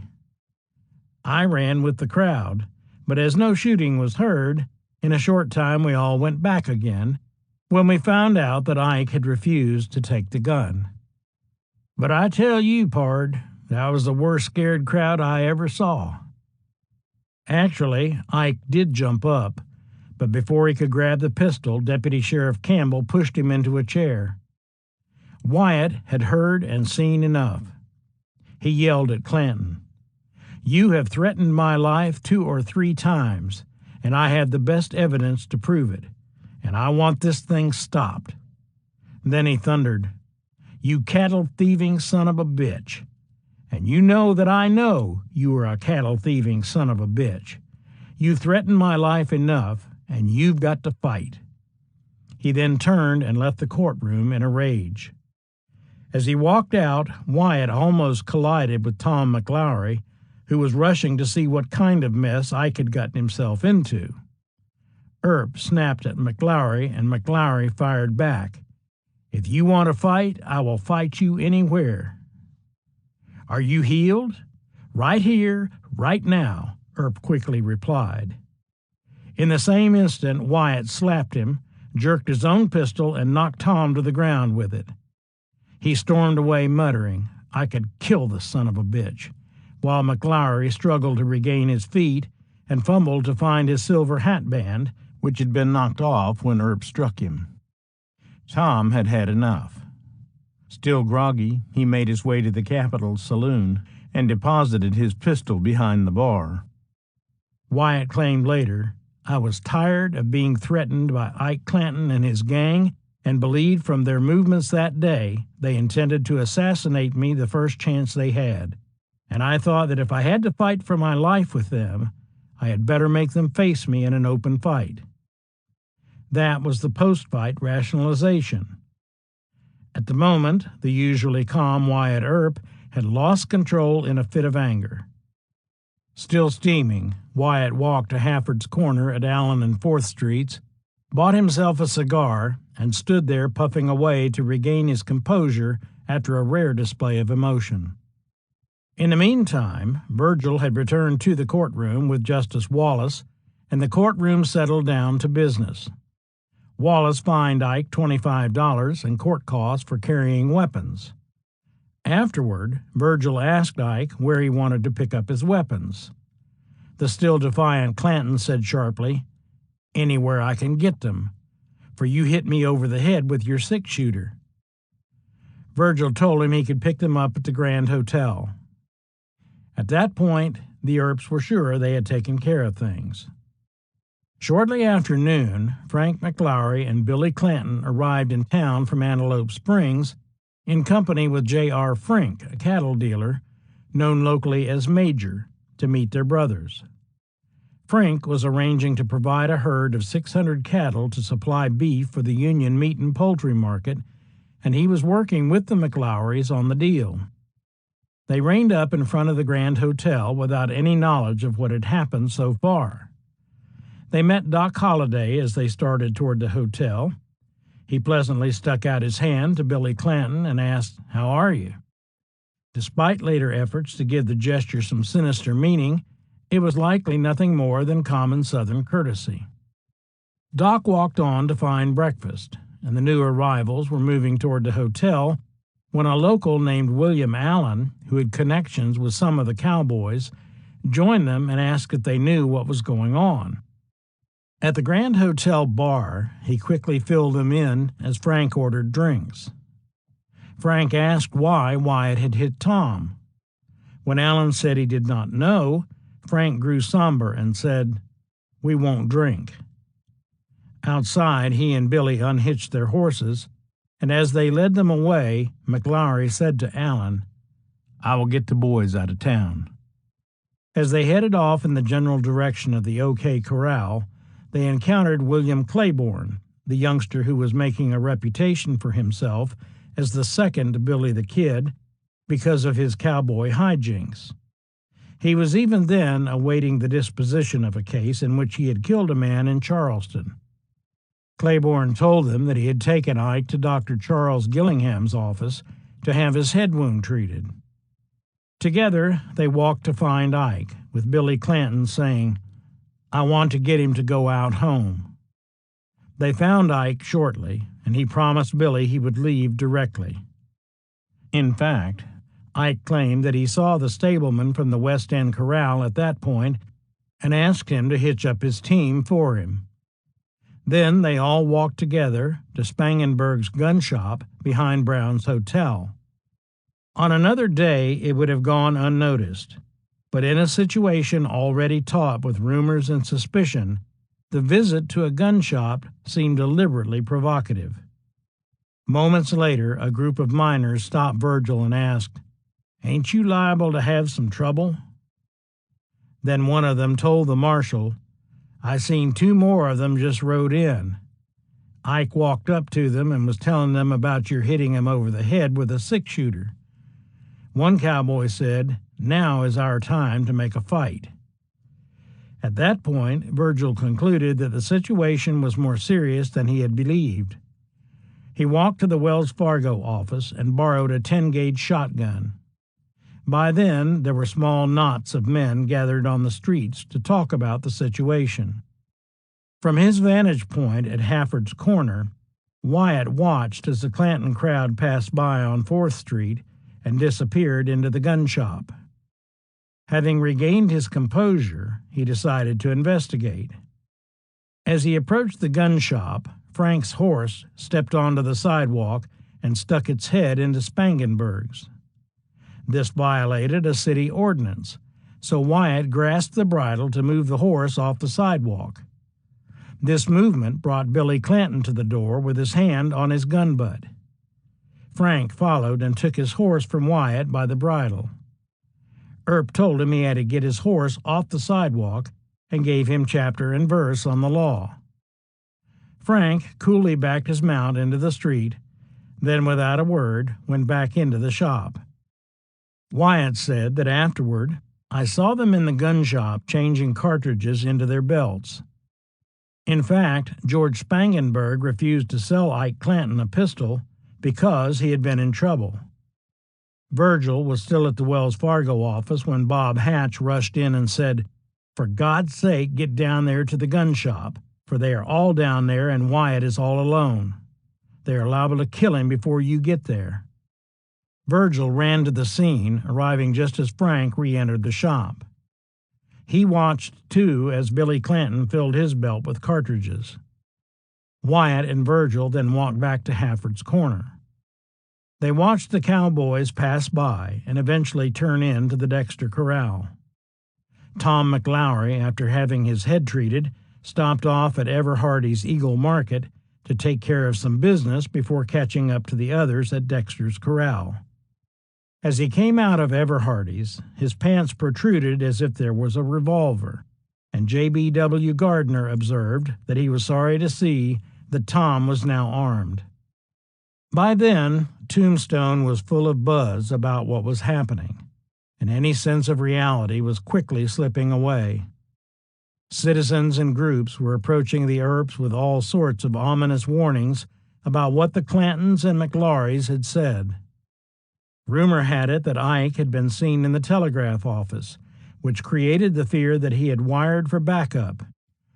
And, indeed, the Earps believed, in error, that Ike had telegraphed Frank and Billy that morning. Meanwhile, Frank and Billy, who had not seen Ike's performance before they arrived in town, now believed that the Earps were out to get them. The recipe for tragedy was almost complete. About the only person in Tombstone who did not seem to know what was going on at that point was Sheriff John H. Behan. He ambled into Barron's barber shop for his daily shave and was soon enveloped by gossip about the situation. Back on the street, Behan ran into Charles Shibble, who had witnessed Virgil surprise Ike earlier, and the two of them went off together to find the marshal. Along the way, they were stopped by R.F. Coleman, who told them that the Clantons and the McLaurys were up to no good. They had crossed over Allen into the OK Corral, he said, and he told the sheriff, "You should go and disarm that bunch." Coleman got to Virgil before Behan and Shibble did, and repeated his report of cowboy mischief. When the sheriff caught up to Virgil in a crowd of bystanders at Hafford's Corner, the marshal was clearly frustrated. When Behan asked Virgil what was going on, Virgil snapped, "Some sons of bitches have been looking for a fight, and now they can have it." "You had better disarm them. It is your duty as an officer," Behan replied. "I will not. I will give them their chance to make a fight." Sensing Virgil's agitated state, Behan eased the marshal into Hafford's saloon with an invitation to take a drink. Virgil must have realized how ill-advised his public outburst had been, and he joined Behan and Shibble at the bar. Virgil declined a drink, but as the bartender brought the sheriff his drink, William B. Murray, a local stockbroker and a leader of the Citizen Safety Committee, pulled the marshal aside and told him, "I know you are going to have trouble, and we have plenty of men and arms to assist you." Calmer now, Virgil told him, "As long as they stay in a corral, the OK Corral, I will not go down to disarm them. If they come out on the street, I will take their arms and arrest them." "You can count on me if there is any danger," Murray assured him as he left. Behan questioned Virgil about what that son of a bitch strangler wanted, but Virgil brushed the question aside and asked Behan to help him arrest the cowboys. Behan refused, but offered his own plan. Don't undertake to disarm that bunch, or they will kill you. They were just down at my corral, the Dexter, having a gun talk against you and threatening your life. I will go down to where they are. They won't hurt me. And I will get them to lay off their arms. Virgil agreed. Anything seemed worth a try to avoid a fight. Bien hurried off. As Virgil walked out of the saloon, H.F. Sills, a Santa Fe railroad engineer on furlough and a stranger in town, stopped him and told him that he had seen the cowboys at the OK Corral and that he had overheard them threatening Virgil's life and the lives of his brothers. Most likely, this was more of Ike's liquor talk, but each new report made the situation seem more and more ominous. And when Morgan and Doc joined Virgil and Wyatt, West Fuller, the young gambler, decided he should warn his friend Billy Clanton. He headed for the OK Corral, but along the way he was sidetracked when he met Maddie Webb, a young madam, and stopped to talk with her. After his late breakfast, Doc had walked to the Alhambra Saloon to check on business. Morgan caught up to him there, filled him in on the situation, and walked with Doc to Hafford's Corner. Doc was dressed like a dandy in a gray suit and a pastel shirt with a stiff collar and tie. He wore a slouch hat and a long gray overcoat and carried a silver-headed cane. As Doc approached Wyatt and Virgil, he asked what the situation was. Exactly what was said between them was not recorded at the time, but Wyatt and others later recall an exchange that went something like this. "Where are you going?" said Doc. "We're going to make a fight," replied Wyatt. "Well, you're not going to leave me out, are you?" "This is none of your affair." "That is a hell of a thing for you to say to me." "It's going to be a tough one." "Tough ones are the kind I like." Wyatt may well have protested, as this dialogue suggests. But Virgil settled the matter when he handed Doc the Wells Fargo shotgun, telling him to hide it under his overcoat. "I did not want to create any excitement going down the street with a shotgun in my hand," he explained. Doc took the shotgun and handed Virgil his cane. Virgil's decision to involve Doc would prove costly. Close to 20 minutes had passed since being left to find the cowboys when John L. Funk, formerly a captain on the Los Angeles police force and another leader of the vigilantes, offered the help of 10 men. Virgil told him much the same thing that he had told Murray, that as long as the cowboys were getting their horses to leave town, he would do nothing. But if they came onto the streets, he would have to arrest them. Funk responded, "Why, they're all down on Fremont Street now." Funk was right. What he did not know was that Virgil concluded that the cowboys had had ample time to leave if that was their intent. Their number had already grown from 2 to 5, and he clearly worried that more might be on the way. He had turned down the best offers of help. He did not trust Bien. His regular officers were asleep, and the town's affairs had been disrupted long enough by the threat of armed men on the streets. It was time. His credibility as chief of police was on the line. Further delay would almost certainly produce criticism for allowing the situation to go on for so long. "Come along," the marshal said to his brothers and Doc. Morgan spoke up at that point. "They have horses. Had we not better get some horses ourselves, so that if they make a running fight, we can catch them?" "No, if they try to make a running fight, we can kill their horses and then capture them," Wyatt offered. And the four of them started toward Fremont Street. As they walked, Doc whistled quietly and nodded to the people he passed. If the Clantons and the McLaurys did intend to leave town rather than put up a fight, they waited too long. First, the McLaurys had business with James Kehoe at the Union Market, which they stopped to attend to. That was where Sheriff Bien caught up to them. The Clantons and Claiborne had turned down Fremont Street toward the West End Corral and stopped on the 18-foot vacant lot between Fly's photograph gallery and boarding house and a small house owned by William Harwood to get out of the cold wind until the McLowrys caught up. The coincidence of being so close to Doc's living quarters would not be missed by the Earps. At the Union Market, Bien told Frank McLowry he wanted him to give up his arms. Frank replied, "Johnny, as long as the people of Tombstone act so, I will not give up my arms." Bien then threatened to arrest him if he did not, and Frank reconsidered. He would go with the sheriff willingly, he said. They then proceeded down the street to catch up to the rest of the party for the same message to be delivered. At the vacant lot, Bien surveyed the scene and asked how many there were. 4, he was told, as Claiborne insisted he was not one of the group. Because he was awaiting grand jury action in the Hickey shooting at Charleston, Claiborne had a reputation that caused concern. But he told Bien that he had deposited his weapons at Kellogg's saloon the day before. According to Bien's testimony, both Ike Clanton and Tom McLowry said they were unarmed, and he checked Ike to be sure. Tom McLowry pulled back the lapels of his coat to show that he was unarmed, but Bien confessed that he might have had a pistol and I not know it. Frank and Billy were both plainly armed, and Frank flatly refused to give up his weapon. He insisted that he did not want to fight, but he said he would not surrender his arms.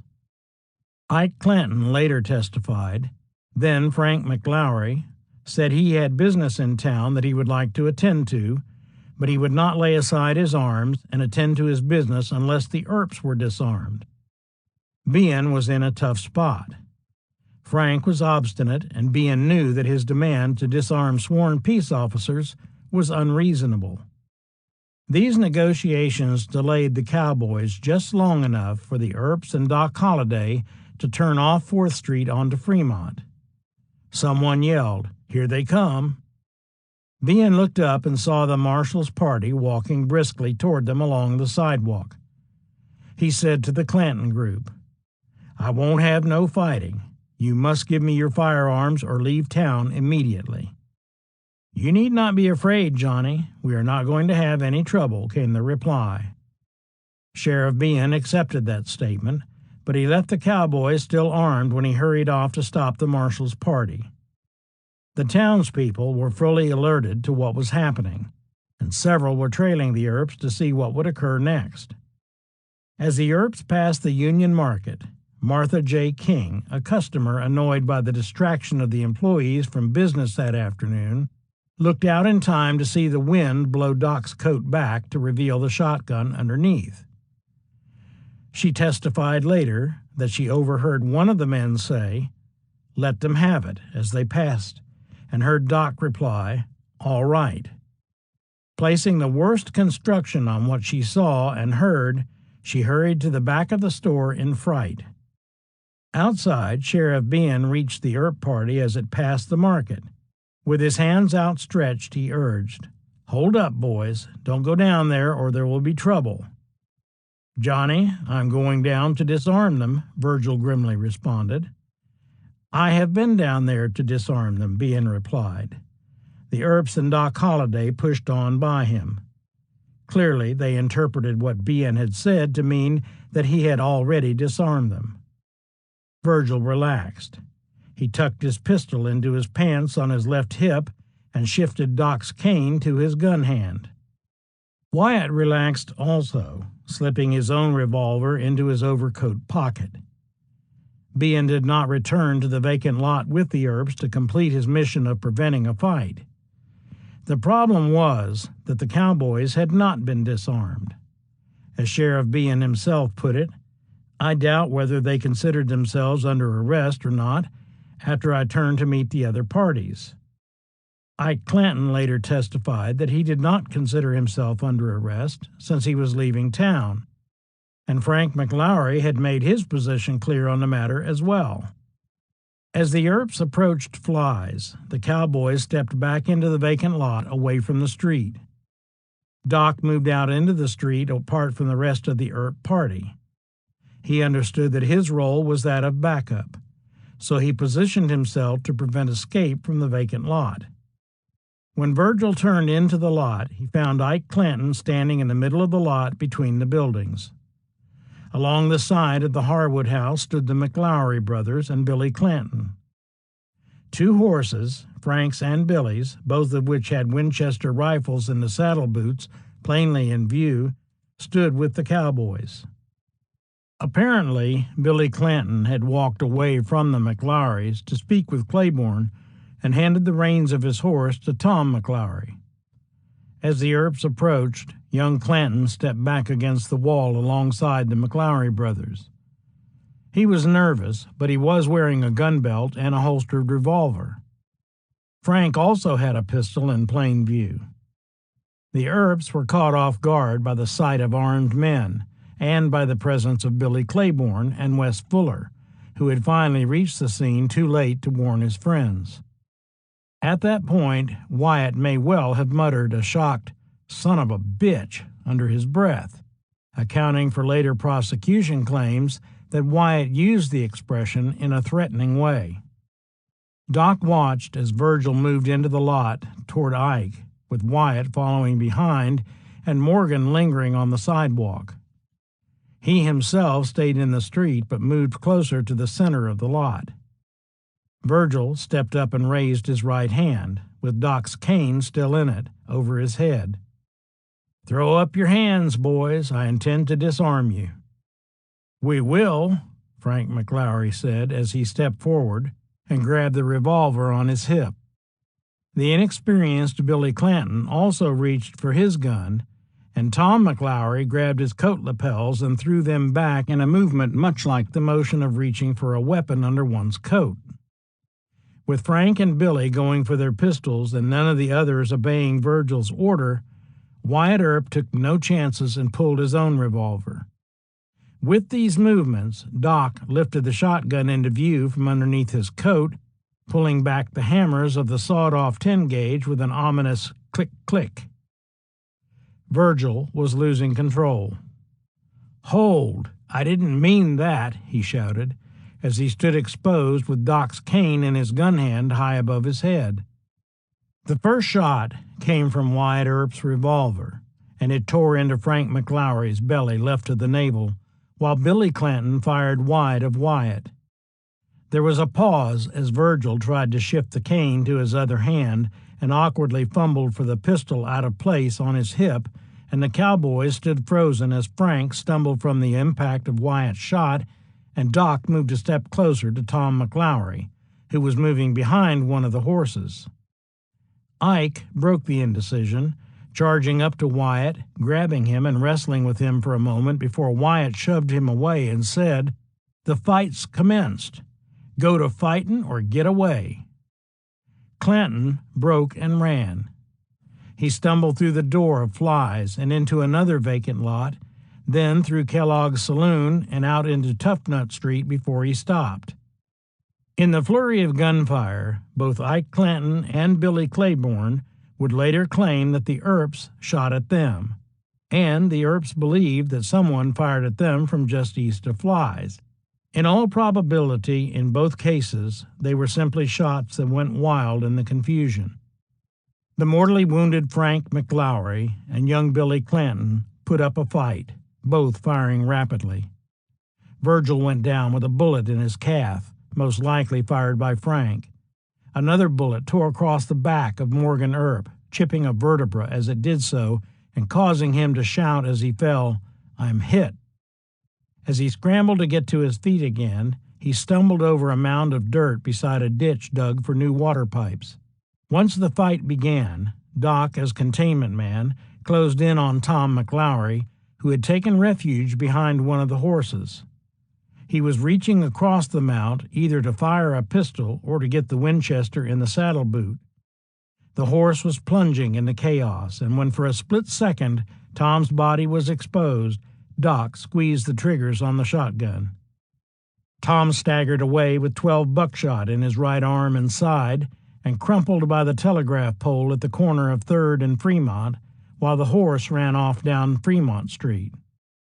Doc threw the empty shotgun to the ground and drew his nickel-plated revolver.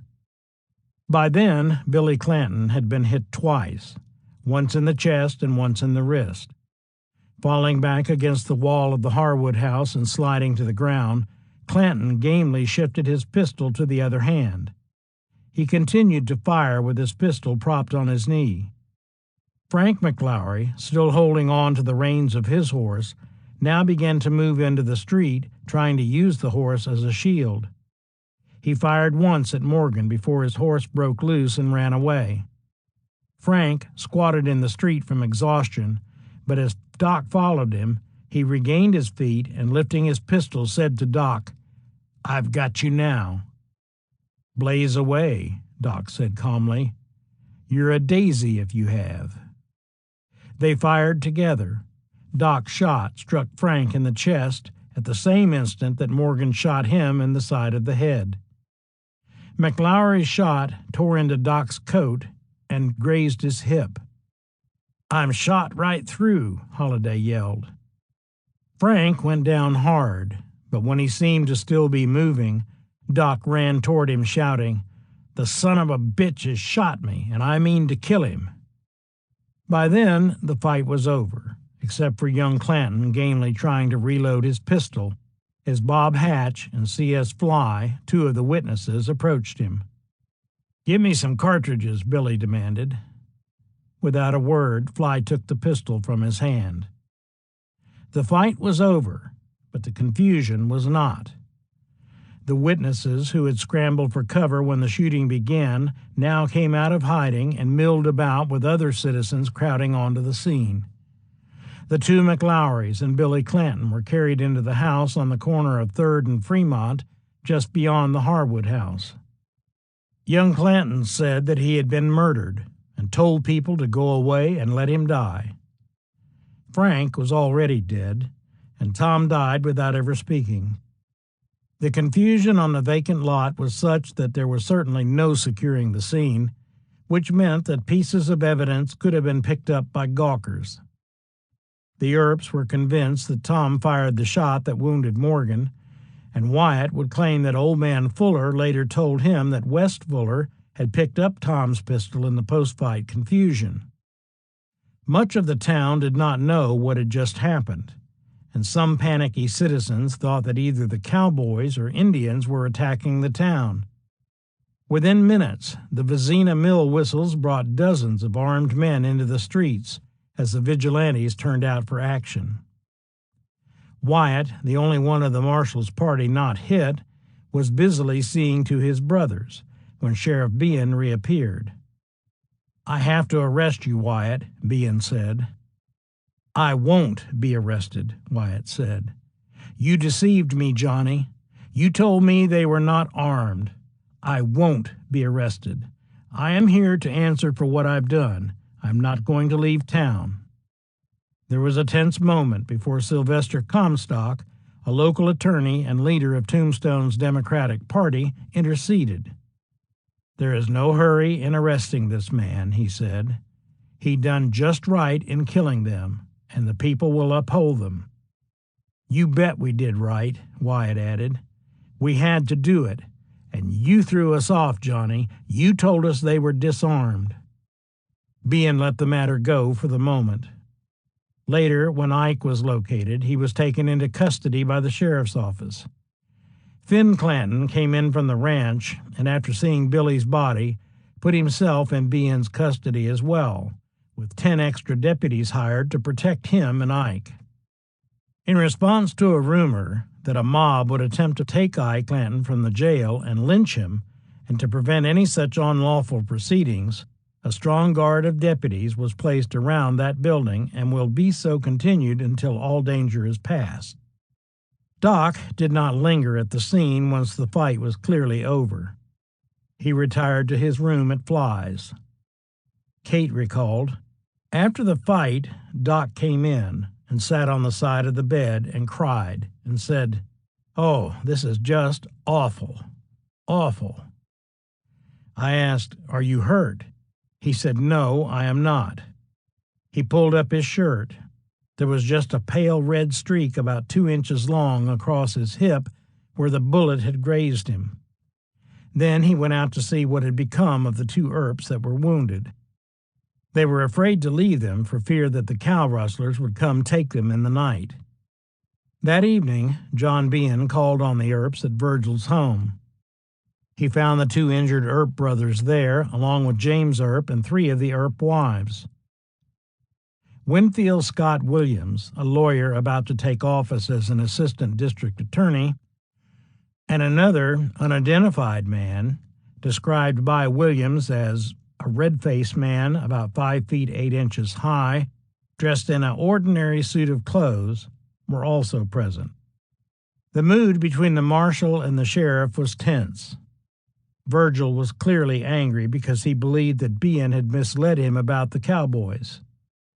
Bean's admission that he had tried to disarm the cowboys, but that he had not done so when the Earps came down Fremont Street, did not help. Virgil and Williams would both contend that Bean told Virgil that he had heard the marshal tell the cowboys to throw up their hands and that he had seen Frank McLaury pull his pistol and begin firing. Both Virgil and Bean claimed to be friends, but when Bean left, both still had hard feelings. Wyatt came in after Bean left. He and Doc had been together trying to get a sense of what to expect next. There were fears of a cowboy raid. These concerns were overblown, but Wyatt did warn his brothers that they would all most likely be charged. After Wyatt left, Morgan told Virgil's wife, Allie, "If they come, Al, you'll know they got Wyatt. Take this 6-shooter and kill me and Virg before they get us." Allie and Louisa, Morgan's wife, stacked mattresses in front of the windows, and Allie sat up all night with a pistol in her lap. "I would have used it, too," she recalled, "if they had come to kill Virg and Morg." Nothing happened that evening. In fact, initially, the public reaction was surprisingly favorable to Marshal Earp, his brothers, and Doc Holliday. As expected, Clum's epitaph strongly justified what had happened. The feeling among the best class of our citizens is that the marshal was entirely justified in his efforts to disarm these men, and that being fired upon they had to defend themselves, which they did most bravely. So long as our peace officers make an effort to preserve the peace and put down highway robbery, which the Earp brothers have done, having engaged in the pursuit and capture, where captures have been made, of every gang of stage robbers in the county, they will have the support of all good citizens. If the present lesson is not sufficient to teach the cowboy element that they cannot come into the streets of Tombstone in broad daylight, armed with 6-shooters and Henry rifles to hunt down their victims, then the citizens will most assuredly take such steps to preserve the peace as will be forever a bar to further raids. The Nugget's account confirmed the view that when Virgil called on the Clantons and McLaurys to throw up their hands, Frank McLaury made a motion to draw his revolver, when Wyatt Earp pulled his and shot him to precipitate the tragedy. The Nugget did note that the McLaurys did not bear a reputation of being of a quarrelsome disposition, but were known as fighting men and have generally conducted themselves in a quiet and orderly manner when in Tombstone. This surprisingly balanced view indicated that Richard Rule wrote the account because Harry M. Woods was still in El Paso. News of the street fight spread quickly. The San Francisco Daily Report was laconic. A dispatch from Tombstone describes the killing of 3 desperados by the city marshal and his assistants, and then says, "The town is quiet and the authorities are fully able to maintain order." Considering the summary disposal of the desperados, the remarks about the quietness of the town and the power of the authorities are somewhat superfluous. The San Francisco Exchange celebrated. The people of Tombstone have reason to congratulate themselves that they have not only courageous marshals, but marshals who are dead shots. That performance yesterday, wherein 3 cowboys were left dead on the field and 1 lodged in jail, is among the happiest events Tombstone has witnessed, and especially so as it was attended with so little injury to the law vindicators. The first real clue that the shootout would not pass without controversy came when the bodies of the McLaurys and Billy Clanton were propped up in their ornate caskets under a sign that read, "Murdered in the streets of Tombstone." Many were stunned by the size of the crowd that gathered for the funeral. The procession, led by a brass band, 2 hearses, Ike and Finn Clanton in a wagon, 300 people on foot, 22 carriages and buggies, a stagecoach, and an entourage of men on horseback, was the largest in Tombstone's history. Curiosity seekers lined the sidewalks, and the whole affair was made all the more sobering because it occurred the day after the fight, before many in the outlying areas had time to find out about the fight or make the trip to Tombstone. Clara Brown rightly noted, the divided state of society in Tombstone is illustrated by this funeral. She was skeptical that the reasons were based on right or wrong, however, noting, while there are many people of the highest order sojourning here, whose business is honorable and whose voices are always heard on the side of law and order, there yet remains a large element of unscrupulous personages, some outwardly regardless of restraining influences, and others, more than one would suspect, secretly in sympathy with the cowboys, acting in collusion with them. Even the officers of the law have not escaped the stigma of shielding these outlaws, some of them being believed to have accepted bribes to ensure that silence. One must not judge the whole by a part, but it is undeniable that Cochise County started out upon its career hampered by a set of officials which might be improved, and doubtless will be at the next election. Still, even with that strongly held view, she was certain that the community was divided on whether the killings had been justified, and she concurred with George W. Parsons, who observed grimly, "It has been a bad scare, and the worst is not yet over, some think." They were right. On October 28th, at 10 o'clock in the morning, a coroner's inquest convened. John Behan took the stand, and a different view of the fight unfolded as he testified. When they, the Earps and Doc, got to the party of cowboys, they drew their guns and said, "You sons of bitches, you've been looking for a fight, and you can have it." Someone of the party, I think Marshal Earp, said, "Throw up your hands. We are going to disarm you." Instantaneously with that, the fighting commenced. They fought around there, and there was from 25 to 30 shots fired. All the time before the shots were fired, I was talking to all parties saying, "Put up your guns, not to shoot." I heard Billy Clanton say, "Don't shoot me, I don't want to fight," or something to that effect. Tom McLaury said, "I have got nothing," and threw his coat back to show that he was not armed. This was instantly with the shooting, almost at the same time. The order to throw up their hands and this remark and the shooting were almost simultaneous. By the time the coroner's jury had finished hearing testimony, Ike Clanton and Billy Claiborne had sworn that the cowboys had thrown up their hands when commanded to do so, except for Tom McLaury, who threw open his coat to show he was unarmed. Other witnesses testified, but Behan, Clanton, and Claiborne presented the view that the Earps provoked the fight and then opened fire on the unresisting cowboys. They also shifted the firing of the first 2 shots from Wyatt Earp and Billy Clanton, as reported by both Tombstone newspapers, to Doc Holliday and Morgan Earp. The coroner's jury avoided placing blame, stating simply that the cowboys had died from the effects of gunshot wounds by Virgil Earp, Morgan Earp, Wyatt Earp, and one Holliday, commonly called Doc Holliday. The Nugget noted with deep sarcasm that the verdict reassured them. We might have thought they had been struck with lightning or stung to death by hornets. Regardless, no one in Tombstone missed the point that the cowboys and Sheriff Behan were building a case for murder.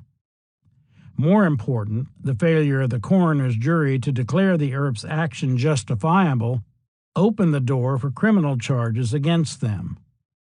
George Parsons understood the implication. Looks bad for them all thus far. On October 29th, warrants were issued for the arrest of Virgil, Wyatt, Morgan, and Doc, on the strength of a complaint by Ike Clanton, sworn out before Justice of the Peace Wells Spicer. Spicer denied bail, but because of the seriousness of Virgil's and Morgan's wounds, only Wyatt and Doc were taken into custody. Once defense attorneys submitted affidavits of fact, Spicer granted bail, but at the stunning, for the time, amount of $10,000 each. O.C. Charlie Smith, James Earp, Lou Rickabaugh, John Marshall Nichols, Fred Dodge, Robert J. Winders, W. H. Savage, Charles R. Brown, A.C. Bielicki, and Thomas J. Fitch were bondsmen for Wyatt Earp, raising a total of $27,000, and Smith, Dodge, Winders, James, and Wyatt Earp, Savage, Dan O'Toole, and William J. Hutchinson were bondsmen for Doc Holliday, raising $14,500 more. Interestingly, the largest individual sum for Doc's bond was $7,000, furnished by Wyatt. The money pledged was far more than the amount required and indicated strong support for the Earps and Doc Holliday. The day the arrests were made, Mayor Clum called a special session of the town council with the following result. Mayor Clum stated that the meeting was called to consider the grave charges against Chief of Police Earp, and it was ordered that pending investigation of said charges, Chief Earp be temporarily suspended and James Flynn act as chief during such suspension. The following day, Virgil Earp blundered by requesting a company of cavalry from Fort Huachuca to protect the town from cowboy retaliation. General Orlando Wilcox put a company at readiness and wired acting Governor John J. Gosper. But the primary effect was to win ridicule for Virgil. By then, Harry Woods had returned from El Paso and had taken charge of the Nugget's editorial campaign against the Earps. He belittled Virgil's request and took a very different approach to what had happened on Fremont Street. He provided a heart-rending account of the fate of the McLaurys and Billy Clanton. With great holes pierced through their bodies by the leaden messengers of death, their sole anxiety seemed to be to return shot for shot, and only when the spark of life ceased to burn did they relinquish their hold on the death-dealing revolver, and they sank to earth while the smoke from their weapons ascended as from a funeral pyre. Before death claimed them for his own, they saw Morgan Earp fall, only to raise up and renew the murderous fire. And the chances for each man's life engaged was 1,000 to 1 against him. Who says it does not require courage to stand and listen to the music of half a dozen six-shooters singing a dead march in unison every time the hammers come down? But these men died, as they would probably have chosen to die had they had their choice. To read such stuff as this, scoffed the San Francisco Daily Report, is enough to make the healthiest feel sick. The Nugget, the report declared, indulges in the customary gush over the sand and grit the well-served desperados exhibited. The San Francisco editor's disgust then overflowed. To such papers as the Nugget are due the troubles from which the territory has suffered or is suffering. They are always toadying to the criminal element and standing in with the rings. If we are to gush over the courage of murderers and desperados when they resist arrest, why not eulogize the skill of burglars, the boldness of garroters, and the enterprise of incendiaries? For the business-minded editors of California, the issue seemed simple enough.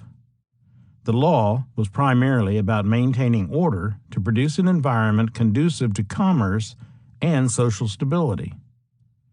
In Arizona, however, things were considerably more complex. What was right was not just about what was good for business. In Tombstone, especially, even many of those who deplored the cowboy problem in broad terms could hardly help asking whether such a bloody affair on the city streets had been necessary. For most Tombstone residents, the cowboys were faceless beyond the few notables like Curly Bill Brocious and John Ringo, whose exploits made the papers. In street discourse, the question for many was not the character of the parties killed, but the motives of Marshal Earp and his deputies. The views expressed by Arizonans were not more pristine, however. Politics was already spilling over into what should have been a simple issue of law enforcement. The Democrats could not fail to see the potential value of the Earp's troubles for them at both the territorial and county levels. Surely the case benefited Behan, who expected Wyatt to run against him in the next election for sheriff.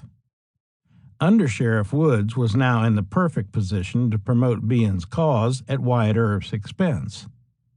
Criminal conduct on the part of the Earps also had the potential to benefit the opponents of John Clum within the city. Moreover, economic connections with the Clantons and the McLaurys, and a certain class resentment of the power structure in Tombstone, caused some to question Marshal Earp's decision. Ironically, even some of those who had no love for the cowboys, but for whom appearances mattered, worried that the street fight would be bad for business. Those like Clum and other public officials all the way to Prescott, as well as the Earps and their allies, saw the Fremont street fight as an opportunity to reinforce the urgency of dealing with the cowboy problem. But they found its usefulness diluted by the sensational nature of what had happened. At 3 o'clock in the afternoon on Monday, October 31st, Justice Spicer convened a hearing to determine whether sufficient evidence existed for the grand jury to consider bringing the Earp brothers and Doc Holliday to trial on charges of murder. The hearing opened behind closed doors by defense request in accordance with territorial law. The coroner, H.M. Matthews, provided the only testimony of the day, with details of the wounds received by the deceased, and served to prove that keeping the proceedings secret would be impossible when the Nugget printed Matthews' testimony on November 1st. By the time William G. Allen took the stand as the lead witness that morning, the chances of keeping the testimony secret had already evaporated. The hearing would quickly become something much more than a perfunctory review of evidence to determine probable cause. Indeed, it became something more than an investigation into a shooting. District Attorney Littleton Price faced a genuine challenge in prosecuting the case. Friends of the Cowboys doubted his zeal, and friends of the Earps were upset that he pursued the case at all. His Republican credentials and the earlier efforts of Cochise County Democrats to deny him the post combined to make his handling of the case controversial from the beginning, and explained why other attorneys joined him to help secure the indictment he was charged to seek, including the able Ben Goodrich, who had defended cowboys in the past, and the well-respected Marcus Aurelius Smith, who was excused from testifying before the coroner's inquest, apparently because he had been retained by Ike Clanton. The Earps and their friends did not take the situation lightly. They retained former Nevada Congressman Thomas J. Fitch to lead the defense team. He was clearly the most distinguished attorney on either side of the case, experienced, colorful, and at 43 already heralded as the silver-tongued orator of the Pacific. The firm of Howard and Street represented the Earps, and T.J. Drum, the court commissioner who had granted Kate Elder's writ of habeas corpus when Virgil incarcerated her for threats against life back in July, was hired to defend Doc. Clearly, though, Fitch would manage the case, and despite possible conflicts of interest among the defendants, he would ensure that they presented a united front in the courtroom. That proved to be critical because by the time the hearing convened, the prosecution's strategy seemed clear, and Doc Holliday was at its center. The Earp brothers, particularly Virgil and Wyatt, had credible records that made it difficult to pin charges of murder on them, but a notorious gambler with a questionable record and outstanding charges against him for another violent crime was a different matter, especially in light of his public confrontation with Ike Clanton the night before the fight. At the very least, Virgil could be criticized for poor judgment in calling on Holliday to help arrest the Clantons and the McLaurys, particularly if the case could be made that he was the loose cannon who precipitated the fight. If the prosecution could add to that basic premise a convincing argument that the Earps lost control and made the confrontation personal, they would be in deep trouble. Once Ike Clanton pressed charges, Doc and everybody else knew that he and his reputation would be central issues in the case.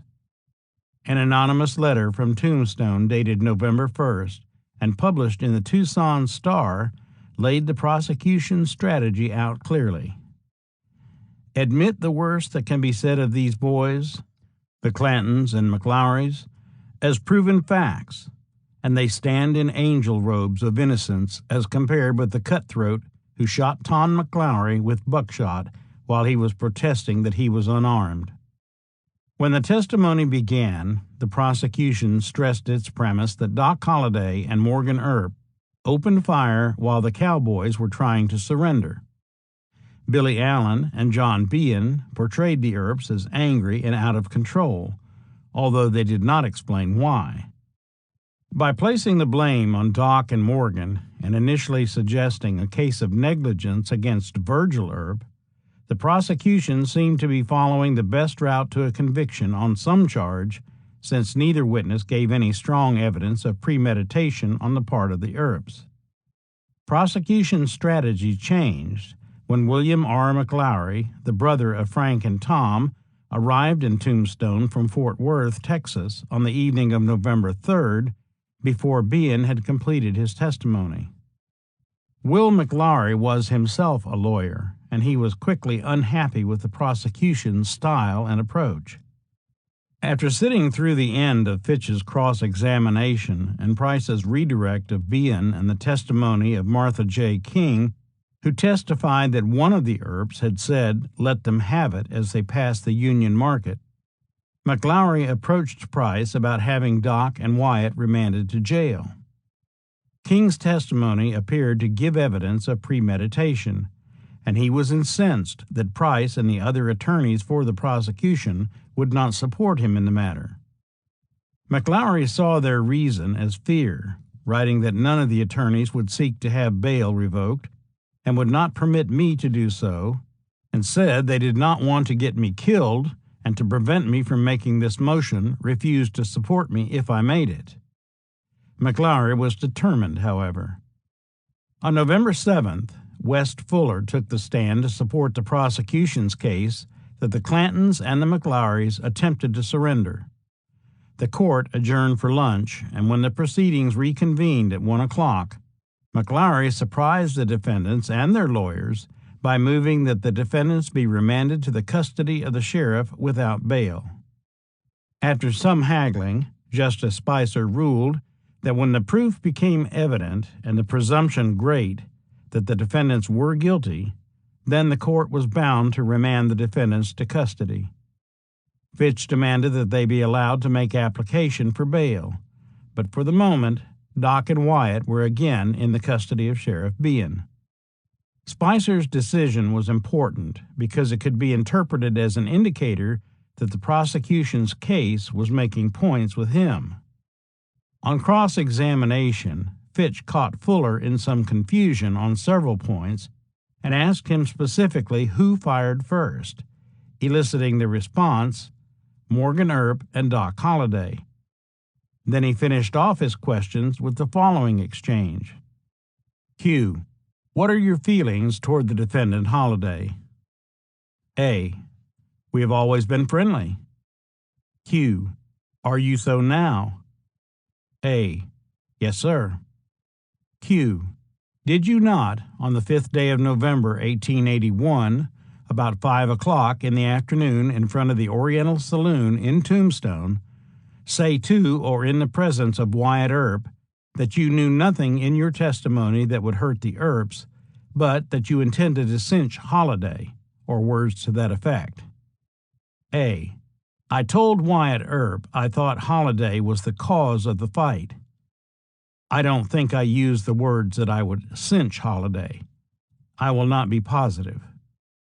That night, Doc and Wyatt were returned to jail. A strong guard was placed around the jail, although there was some dispute about who they were. Some claimed that Harry Woods placed the guards there at Behan's instructions, but Acting Governor Gosper said that the vigilantes were there to prevent harm from coming to the defendants. Heavily armed guards remained in place around the jail throughout Doc and Wyatt's incarceration. In some respects, that night marked the low point in the proceedings for the defendants. In the meantime, McLaury was exultant. By his account, he spent the evening shaking hands with supporters. When Billy Claiborne took the stand the following morning, he summarized the prosecution's case.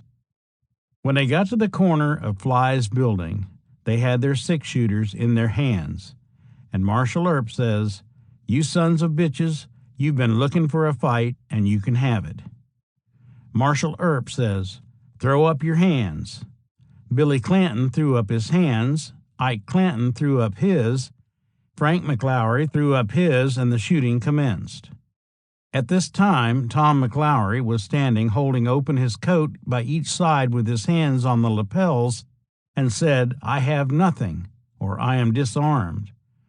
The shooting commenced in an instant right then by Doc Holliday and Morg Earp. The shots fired by Earp and Holliday were so close together that I could hardly distinguish them. I saw them shoot. Doc Holliday shot at Tom McLaury, and Morg Earp shot at Billy Clanton. When Doc Holliday fired, Tom McLaury staggered backwards. Billy Clanton fell up against the corner of the house and laid himself down on the ground. Frank McLaury had hold of a horse about the corner at a post. Ike Clanton, when I saw him, was dodging and trying to get away. Well, there were about 6 or 8 shots fired by the Earp party in rapid succession. Billy Clanton was lying on the ground and drew his six-shooter, rested across his arm, and commenced firing. Frank, at that time, was out in the middle of the street with his six-shooter. I did not see Frank pull his pistol. I saw it in his hand. Frank did not have a six-shooter in his hand until after 6 or 8 shots had been fired by the Earp party. Claiborne also insisted that Doc Holliday had a nickel-plated pistol in his hands when the Earp party arrived on the scene, and that he fired his first shot from that pistol. On the surface, Billy Allen, Sheriff Behan, West Fuller, and Billy Claiborne had provided a cohesive prosecution case that was plausible enough to raise doubts and cause some to rethink their position on the case. The Tucson Star said, "It is to be hoped that every means within the power of man will be used to reach the bottom of the whole affair. And if the marshal's posse were doing their duty, let them not only be set free, but commended. But if under color of authority they wreak their vengeance on these victims as set forth, then let the law claim its due, no matter what the consequences." Even the San Francisco Examiner observed, "Public feeling, which at first was for the Earps and Holliday, seems to have taken a turn, and now nearly all the people of Tombstone condemn the murderers." Will McLaury exulted, "I think I can hang them." Doc Holliday took an active role in the hearing. He was reported taking notes and consulting with attorneys during the sessions. Incarceration could not have been helpful to his consumption, and while he was in jail, another personal problem developed. John Ringo checked into the Grand Hotel on the same day that Doc and Wyatt were remanded to jail. He played no role in the Spicer hearing, but he did provide comfort for Kate Elder, who was stuck in Tombstone, by her own account, because of a lack of funds. Loyalty did not seem to be an issue with her, as she herself explained. I kept close to my room at Mrs. Fly's during the Earp Holliday trial. Ringo had come to town and visited me at Fly's twice. The second time he advised me to return to Globe, but I told him I did not have enough money to do so, as Doc had lost all my money, about $75, playing faro while we were at the Tucson Fiesta. He said the Clantons were watching for Doc to come to the room and intended to get him there. "If you haven't enough money to go," he said, "here is $50. So I left that evening.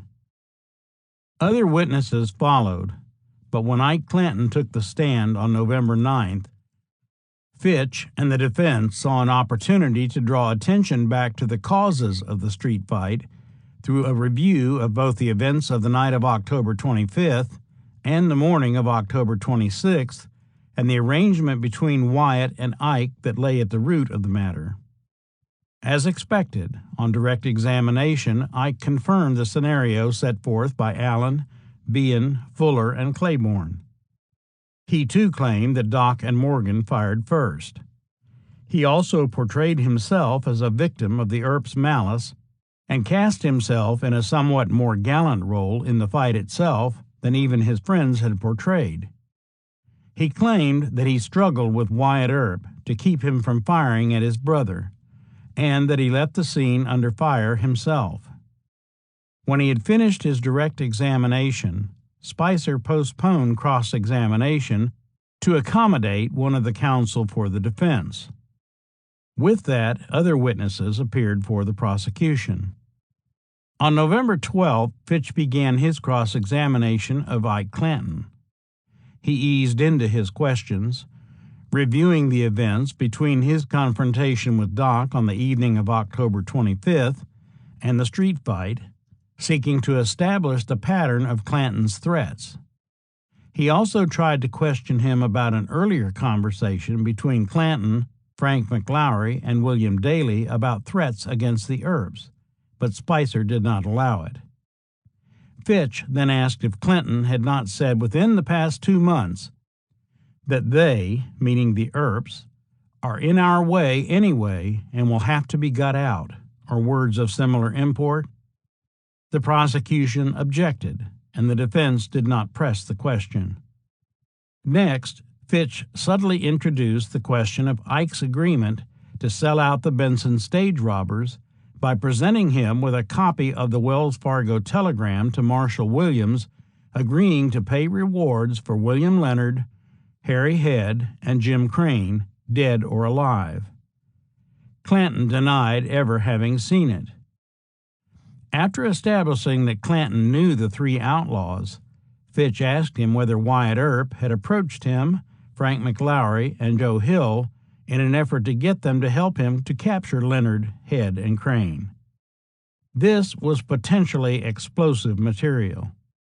Clanton dodged this by claiming that Earp said that he would either have to kill them or else leave the country. He claimed that Wyatt confessed to him that he and Morgan had piped off to William Leonard and Doc Holliday the money that was going off on the stage, and he was afraid some of them would be caught and would squeal on him. Fitch pressed Clanton on the matter, and he continued to deny any kind of deal with Wyatt Earp, while insisting that Earp wanted to kill the outlaws to protect himself. He further denied that he had accused Wyatt of giving him away to Marshall Williams and Doc Holliday. On redirect, the prosecution tried to return the focus to the events of October 26, but on recross, the defense quickly slipped back to the arrangement between Wyatt and Clanton.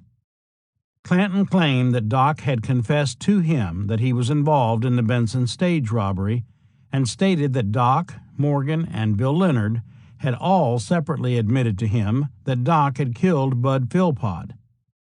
Under Fitch's questioning, he went further, insisting that Wyatt, Virgil, and Morgan had all admitted to him at various times that they were involved in piping off Wells Fargo money and hoped to kill Leonard, Head, and Crane to prevent them from revealing the Earp's illegal activities. Ike claimed that he feared for his life and used these alleged conversations to provide the motive for a premeditated attack on him, his brother, and the McLaurys at the vacant lot off Fremont Street. Why all the Earps and Doc Holliday would confess to Ike Clanton was not clear, and Fitch went after him relentlessly, belittling his claims and effectively punching holes in his testimony, and concluded by asking, "Did anybody else beside Doc Holliday, Wyatt Earp, Virgil Earp, Morgan Earp, or any of them confess to you that they were Confederates in stopping the stage and murdering Bud Philpott?" The prosecution objected.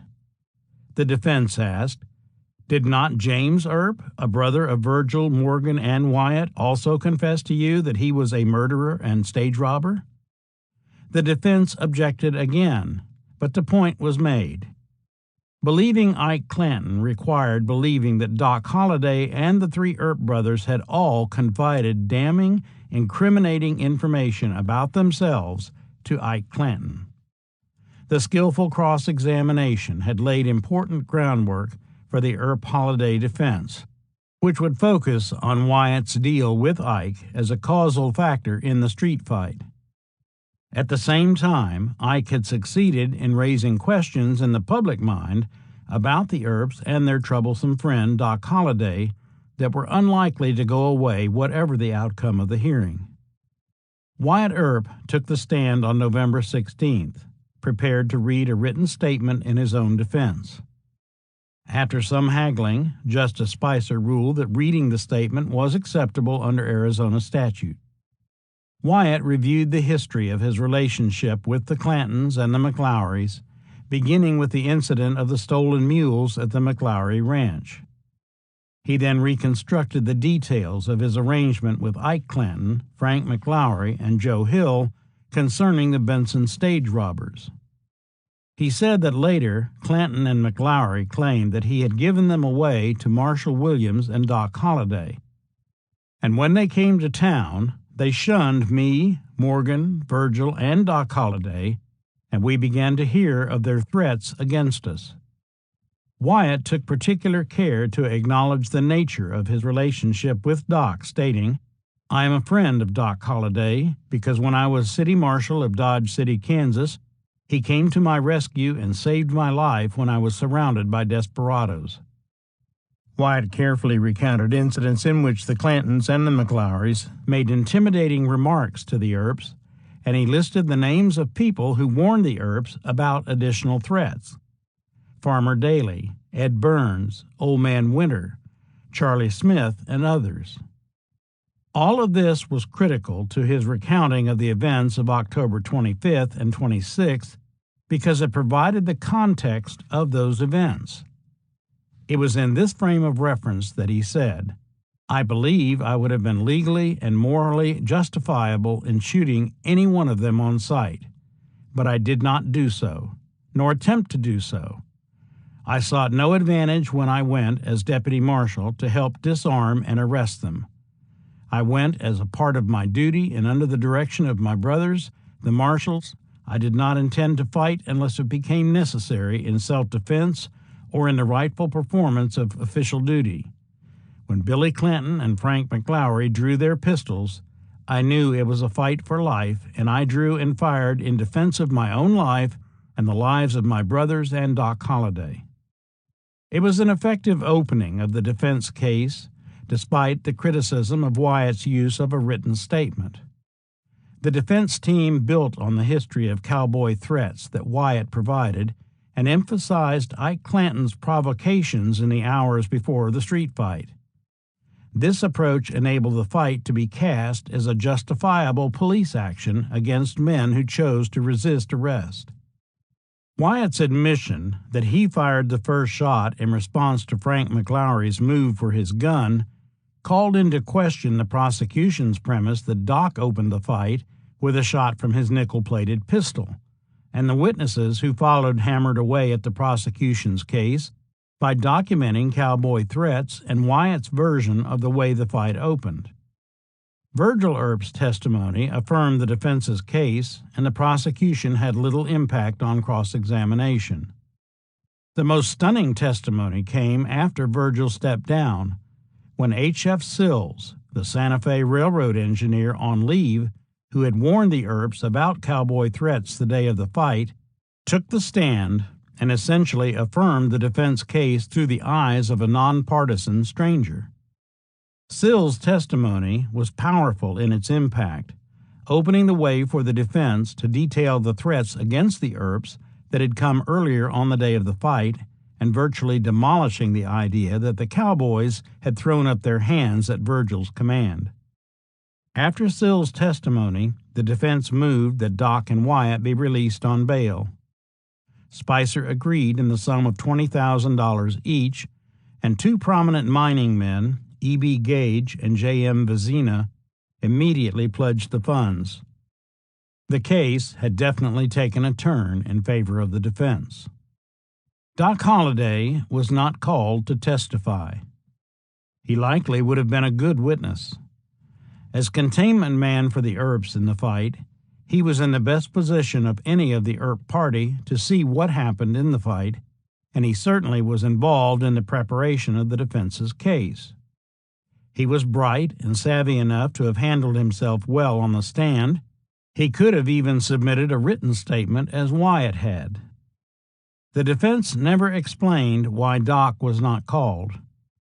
Practically, he would have added little to what Wyatt and Virgil had said, but he would have provided the prosecution opportunity to exploit his unsavory reputation and raise questions about his previous brushes with the law in Tombstone. Since the prosecution's case focused on Doc's role in precipitating the fight, the defense wisely chose not to put him on the stand. The risks outweighed the advantages. One of the most important moments of the hearing occurred when Winfield Scott Williams, the assistant district attorney who had been present during the conversation between Sheriff Behan and Virgil Earp at Virgil's home following the fight, affirmed Virgil's version of the conversation and directly contradicted Behan's. He even said that Behan had agreed that Virgil had called on the cowboys to throw up their hands, and that Frank McLaury had drawn his pistol in response. Fitch brought more witnesses to the provocations of the cowboys. Then he had one more surprise.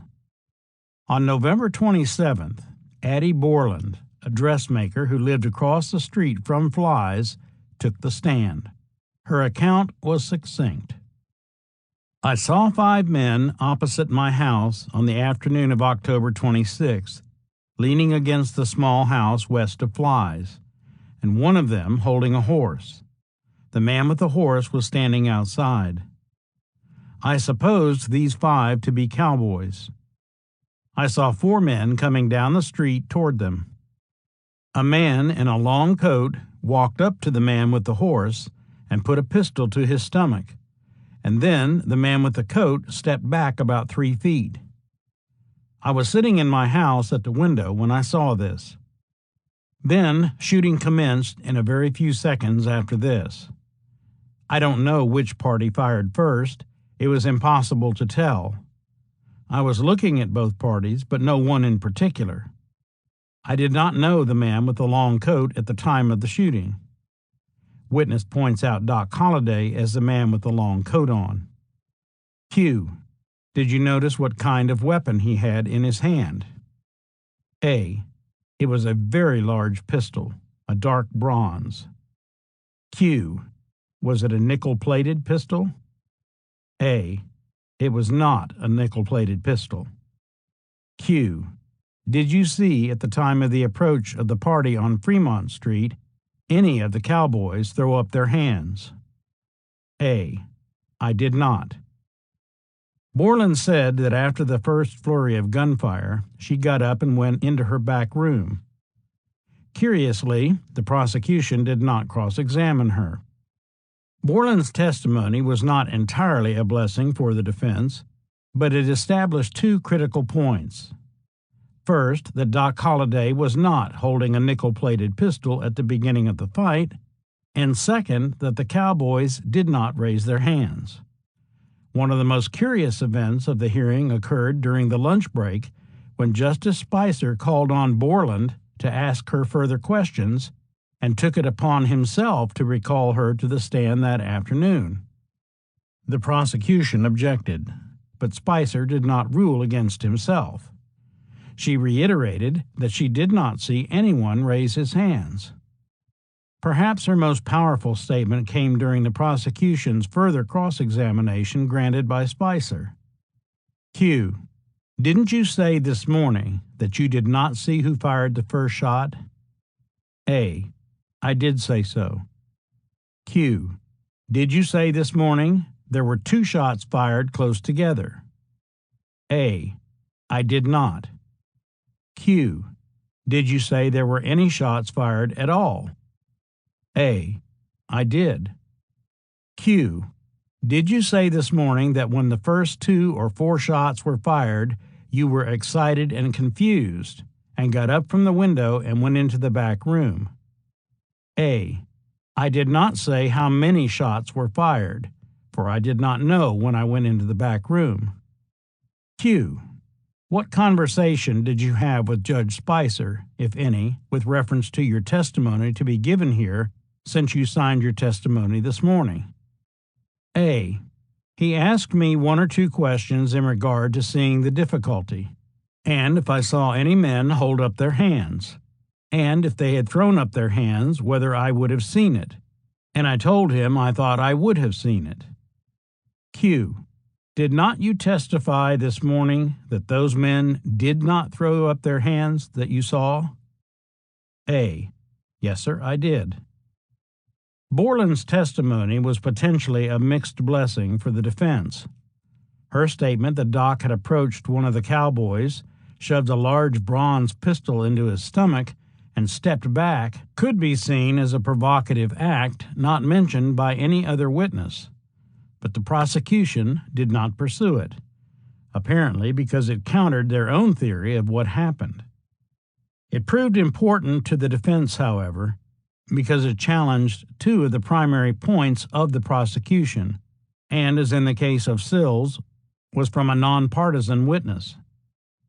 The defense then finished by calling J.H. Lucas, the same J.H. Lucas who had earlier denied the writ of habeas corpus to Wyatt and Doc. He testified that Billy Clanton did not go down in the first fire and confirmed that 2 shots were fired, followed by a brief pause before the shooting became general.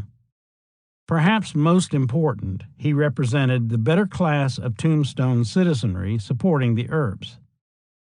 The prosecution finished with a whimper, on rebuttal providing only brief testimony by Ernest Storm, a butcher, that Tom McLaury did not get a weapon in his shop on the afternoon of the fight.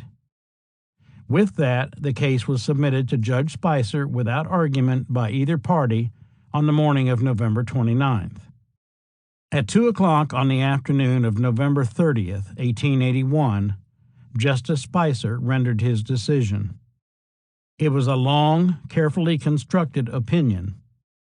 From the beginning, the prosecution had to see the way the decision would go because Justice Spicer chose to emphasize Ike Clanton's belligerent behavior on the day of the street fight.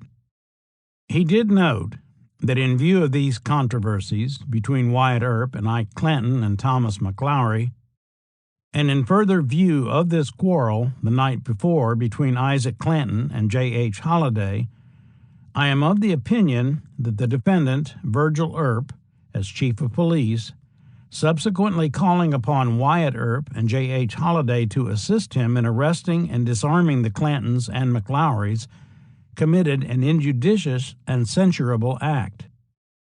If those comments gave the prosecution any hope, Spicer quickly squelched it by adding, although in this he acted incautiously and without due circumspection, yet when we consider the conditions of affairs incident to a frontier country, the lawlessness and disregard for human life, the existence of a law-defying element in our midst, the fear and feeling of insecurity that has existed, the supposed prevalence of bad, desperate, and reckless men who have been a terror to the country and kept away capital and enterprise, and consider the many threats that have been made against the Earps, I can attach no criminality to his unwise act.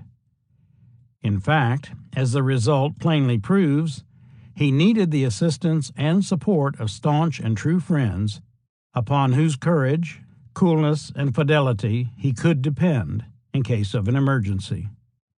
Spicer said that he was convinced that Virgil honestly believed that the Clantons and the McLowrys intended to do them harm, or at least to resist arrest, and that his belief was reasonable in light of the threats made that day. What was missing, Spicer said, was any evidence of felonious intent on the part of the Earps. He brushed aside the notion that Tom McLowry was unarmed, saying that if Tom McLowry was one of a party who were thus armed and were making felonious resistance to an arrest, and in the melee that followed was shot, the fact of his being unarmed, if it be a fact, could not of itself incriminate the defendants, if they were not otherwise incriminated. Spicer concluded that Frank McLowry and Billy Clanton did in fact resist when called on to surrender. He dismissed the claim that the fight was an effort to assassinate Ike Clanton to cover up their confessions to him, and emphasized Sheriff Behan's testimony that the cowboys had demurred from surrendering their arms to him. He dismissed as a proposition both monstrous and startling McLowry's demand that the chief of police and his assistants should be disarmed. There was no criminal haste on the part of the Earps, nor felonious intent then and there to kill and murder the deceased. Rather, Spicer said, they saw at once the dire necessity of giving the first shots to save themselves from certain death. Accordingly, he reasoned, I cannot resist the conclusion that the defendants were fully justified in committing these homicides, that it was a necessary act done in the discharge of an official duty. Spicer said that he did not believe the evidence would warrant a conviction of the defendants by trial jury of any offense whatever. He pointed out that the grand jury was then in session and could choose to indict, but he concluded his duties by ordering Wyatt Earp and John Holliday released. Spicer's decision was legally sound, but it was not greeted with universal approval. The Tombstone Nugget immediately questioned Spicer's motives and used innuendo rather than reason to disagree. The remarkable document which appears in another column purports to be the reasons which actuated the judge in his final actions. But the suspicion of reasons of more substantial nature are openly expressed upon the streets, and in the eyes of many, the justice does not stand like Caesar's wife, not only virtuous, but above suspicion. The Nugget's allegations were not only unsubstantiated, but also irresponsible, although they clearly reflected the street verdict of many of Tombstone's citizens. Clara Brown captured the moment with her report that there being two strong parties in the camp, of course this verdict is satisfactory to but one of them. The other accepts it with a very bad grace, and a smoldering fire exists, which is liable to burst forth at some unexpected moment. The controversy, then, was not about Spicer's legal conclusions, for all the rhetoric, but about the predisposed opinions of the factions that the street fight had brought into the open. In point of fact, Spicer's opinion was almost inevitable, based on the evidence presented and the rigorous standard to which he was held. Territorial law required him to determine the likelihood of conviction, not to determine whether sufficient evidence existed to justify a trial. The defense made a strong case that the Earp party had acted consistent with correct police procedures. Even the question of whether Tom McLowry was armed was rendered irrelevant by the resistance of his companions. Virgil's only legally damaging mistake was involving Doc Holliday. Yet the prosecution ultimately misplayed that ace. If blame could be placed for the failure of the prosecution, it lay in the prosecution's own overzealous strategy, with its emphasis on premeditation, insisted on by Will McLaury with support from Ike Clanton. The unbelievable scenario Ike presented in court, combined with the more reasonable case presented by the defense, undermined what initially appeared to be a strong case for the prosecution. Even in the court record itself, Spicer's shift of opinion was obvious, belying any notion of prejudice one way or the other, and it followed the Clantons' self-destruction and the introduction of nonpartisan witnesses by the defense who supported the more plausible testimony of Wyatt and Virgil Earp. At that moment, however, legal analysis was not the standard. The same angry emotion that characterized Will McLaury's letters to his family combined with politics to cause at least some of the population to believe the worst about Spicer, as well as about the Earps and Doc Holliday. Something peculiar had happened in the hearing that swung opinion against the Earps, and Doc was at the center of it. Before the hearing, the Earps had reputations as effective law enforcement officers. Even the Nugget had commended them, without any hint of wrongdoing on their part. So, too, the Tucson Star had made cowboy depredations a point of editorial emphasis. The Earps might have been perceived as cold, no-nonsense, and clannish, but they stood clearly for law and order in the public mind.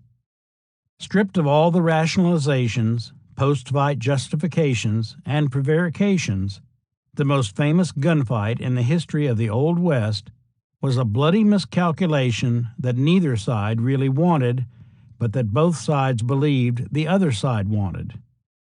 The Spicer hearing provided no evidence that the Clantons and the McLaurys came to Tombstone for the purpose of goading the Earps into a fight. In fact, the cowboys most likely were about to leave town before Behan delayed their departure.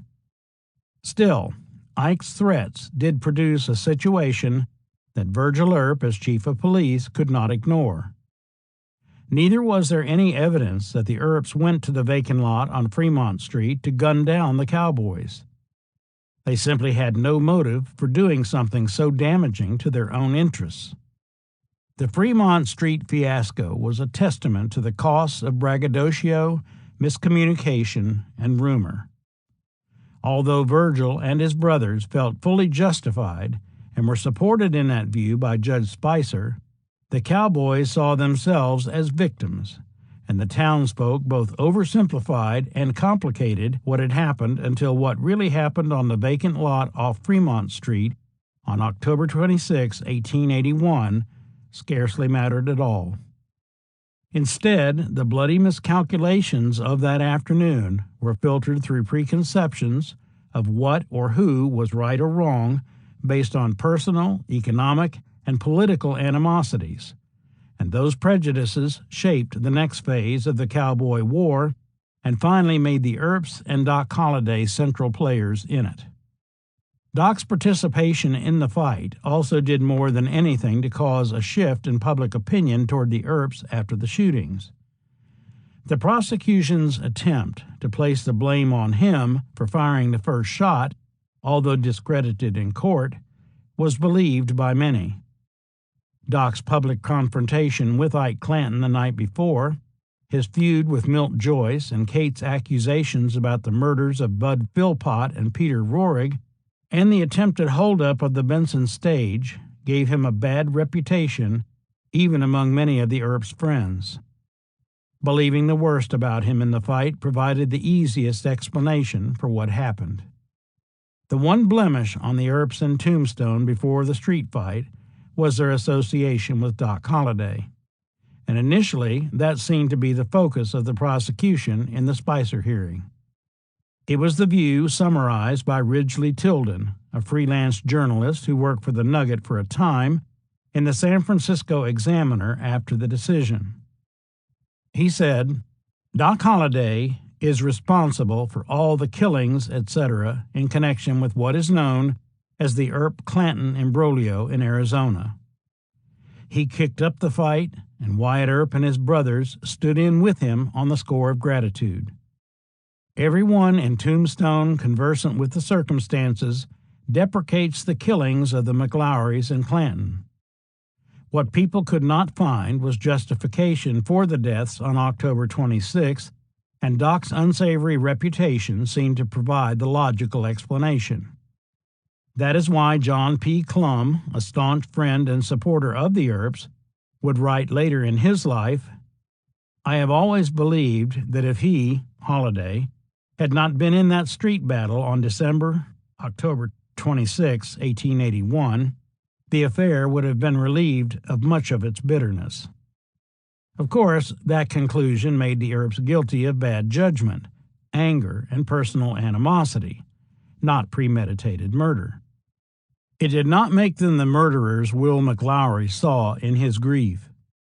The hearing gave Ike Clanton a forum for accusing the Earps of being involved in stage robberies, piping off Wells Fargo shipments, and planning murders to hide their misdeeds. These allegations were wild and unsupported, and would have been dismantled in a full-blown trial, but they provided fodder for those who opposed the Earps and tarnished their reputations among the citizenry. Will McLaury bought Ike's story with all its embellishments because it fit his perceptions of the defendants. He wrote his brother-in-law, "The cause of the murder was this. Some times ago, Holliday, one of the murderers, attempted to rob the Express of Wells Fargo and Company, and in so doing shot and killed a stage driver and a passenger, and the other parties engaged in the murder with him, the Earp brothers, were interested in the attempt at the Express robbery, and young Clanton, who was killed, a boy 18 years old, knew the facts about the attempted robbery, and had told his brother J.I. Clanton and Thomas and Robert, and they had got up facts intending to prosecute him, Holliday, and the Earp brothers, and Holliday had information of it. It is now known that 2 other men who knew of the murder in the attempted robbery have since then been killed in Mexico. The report was by greasers, but at the time they were killed, Holliday was out of town, said to be visiting in Georgia. There will be an indictment against Holliday, and I think 2 of the Earps and 1 Williams for the murders in the attempted robbery. Things did not happen the way McLaury hoped, but his response to Ike's story was an interesting precursor to the public response to Ike's testimony. Ike did not succeed in getting his adversaries convicted of murder, but he did raise questions about their character and conduct while providing an alternative view of his arrangement with Wyatt Earp that took him off the hook with his cowboy associates. Doc and the Earps won their freedom in Spicer's court, as they should have. But ironically, Ike Clanton, the braggart most responsible for the Fremont Street tragedy, succeeded in planting doubts about the Earps in the public mind that doomed their future in Tombstone.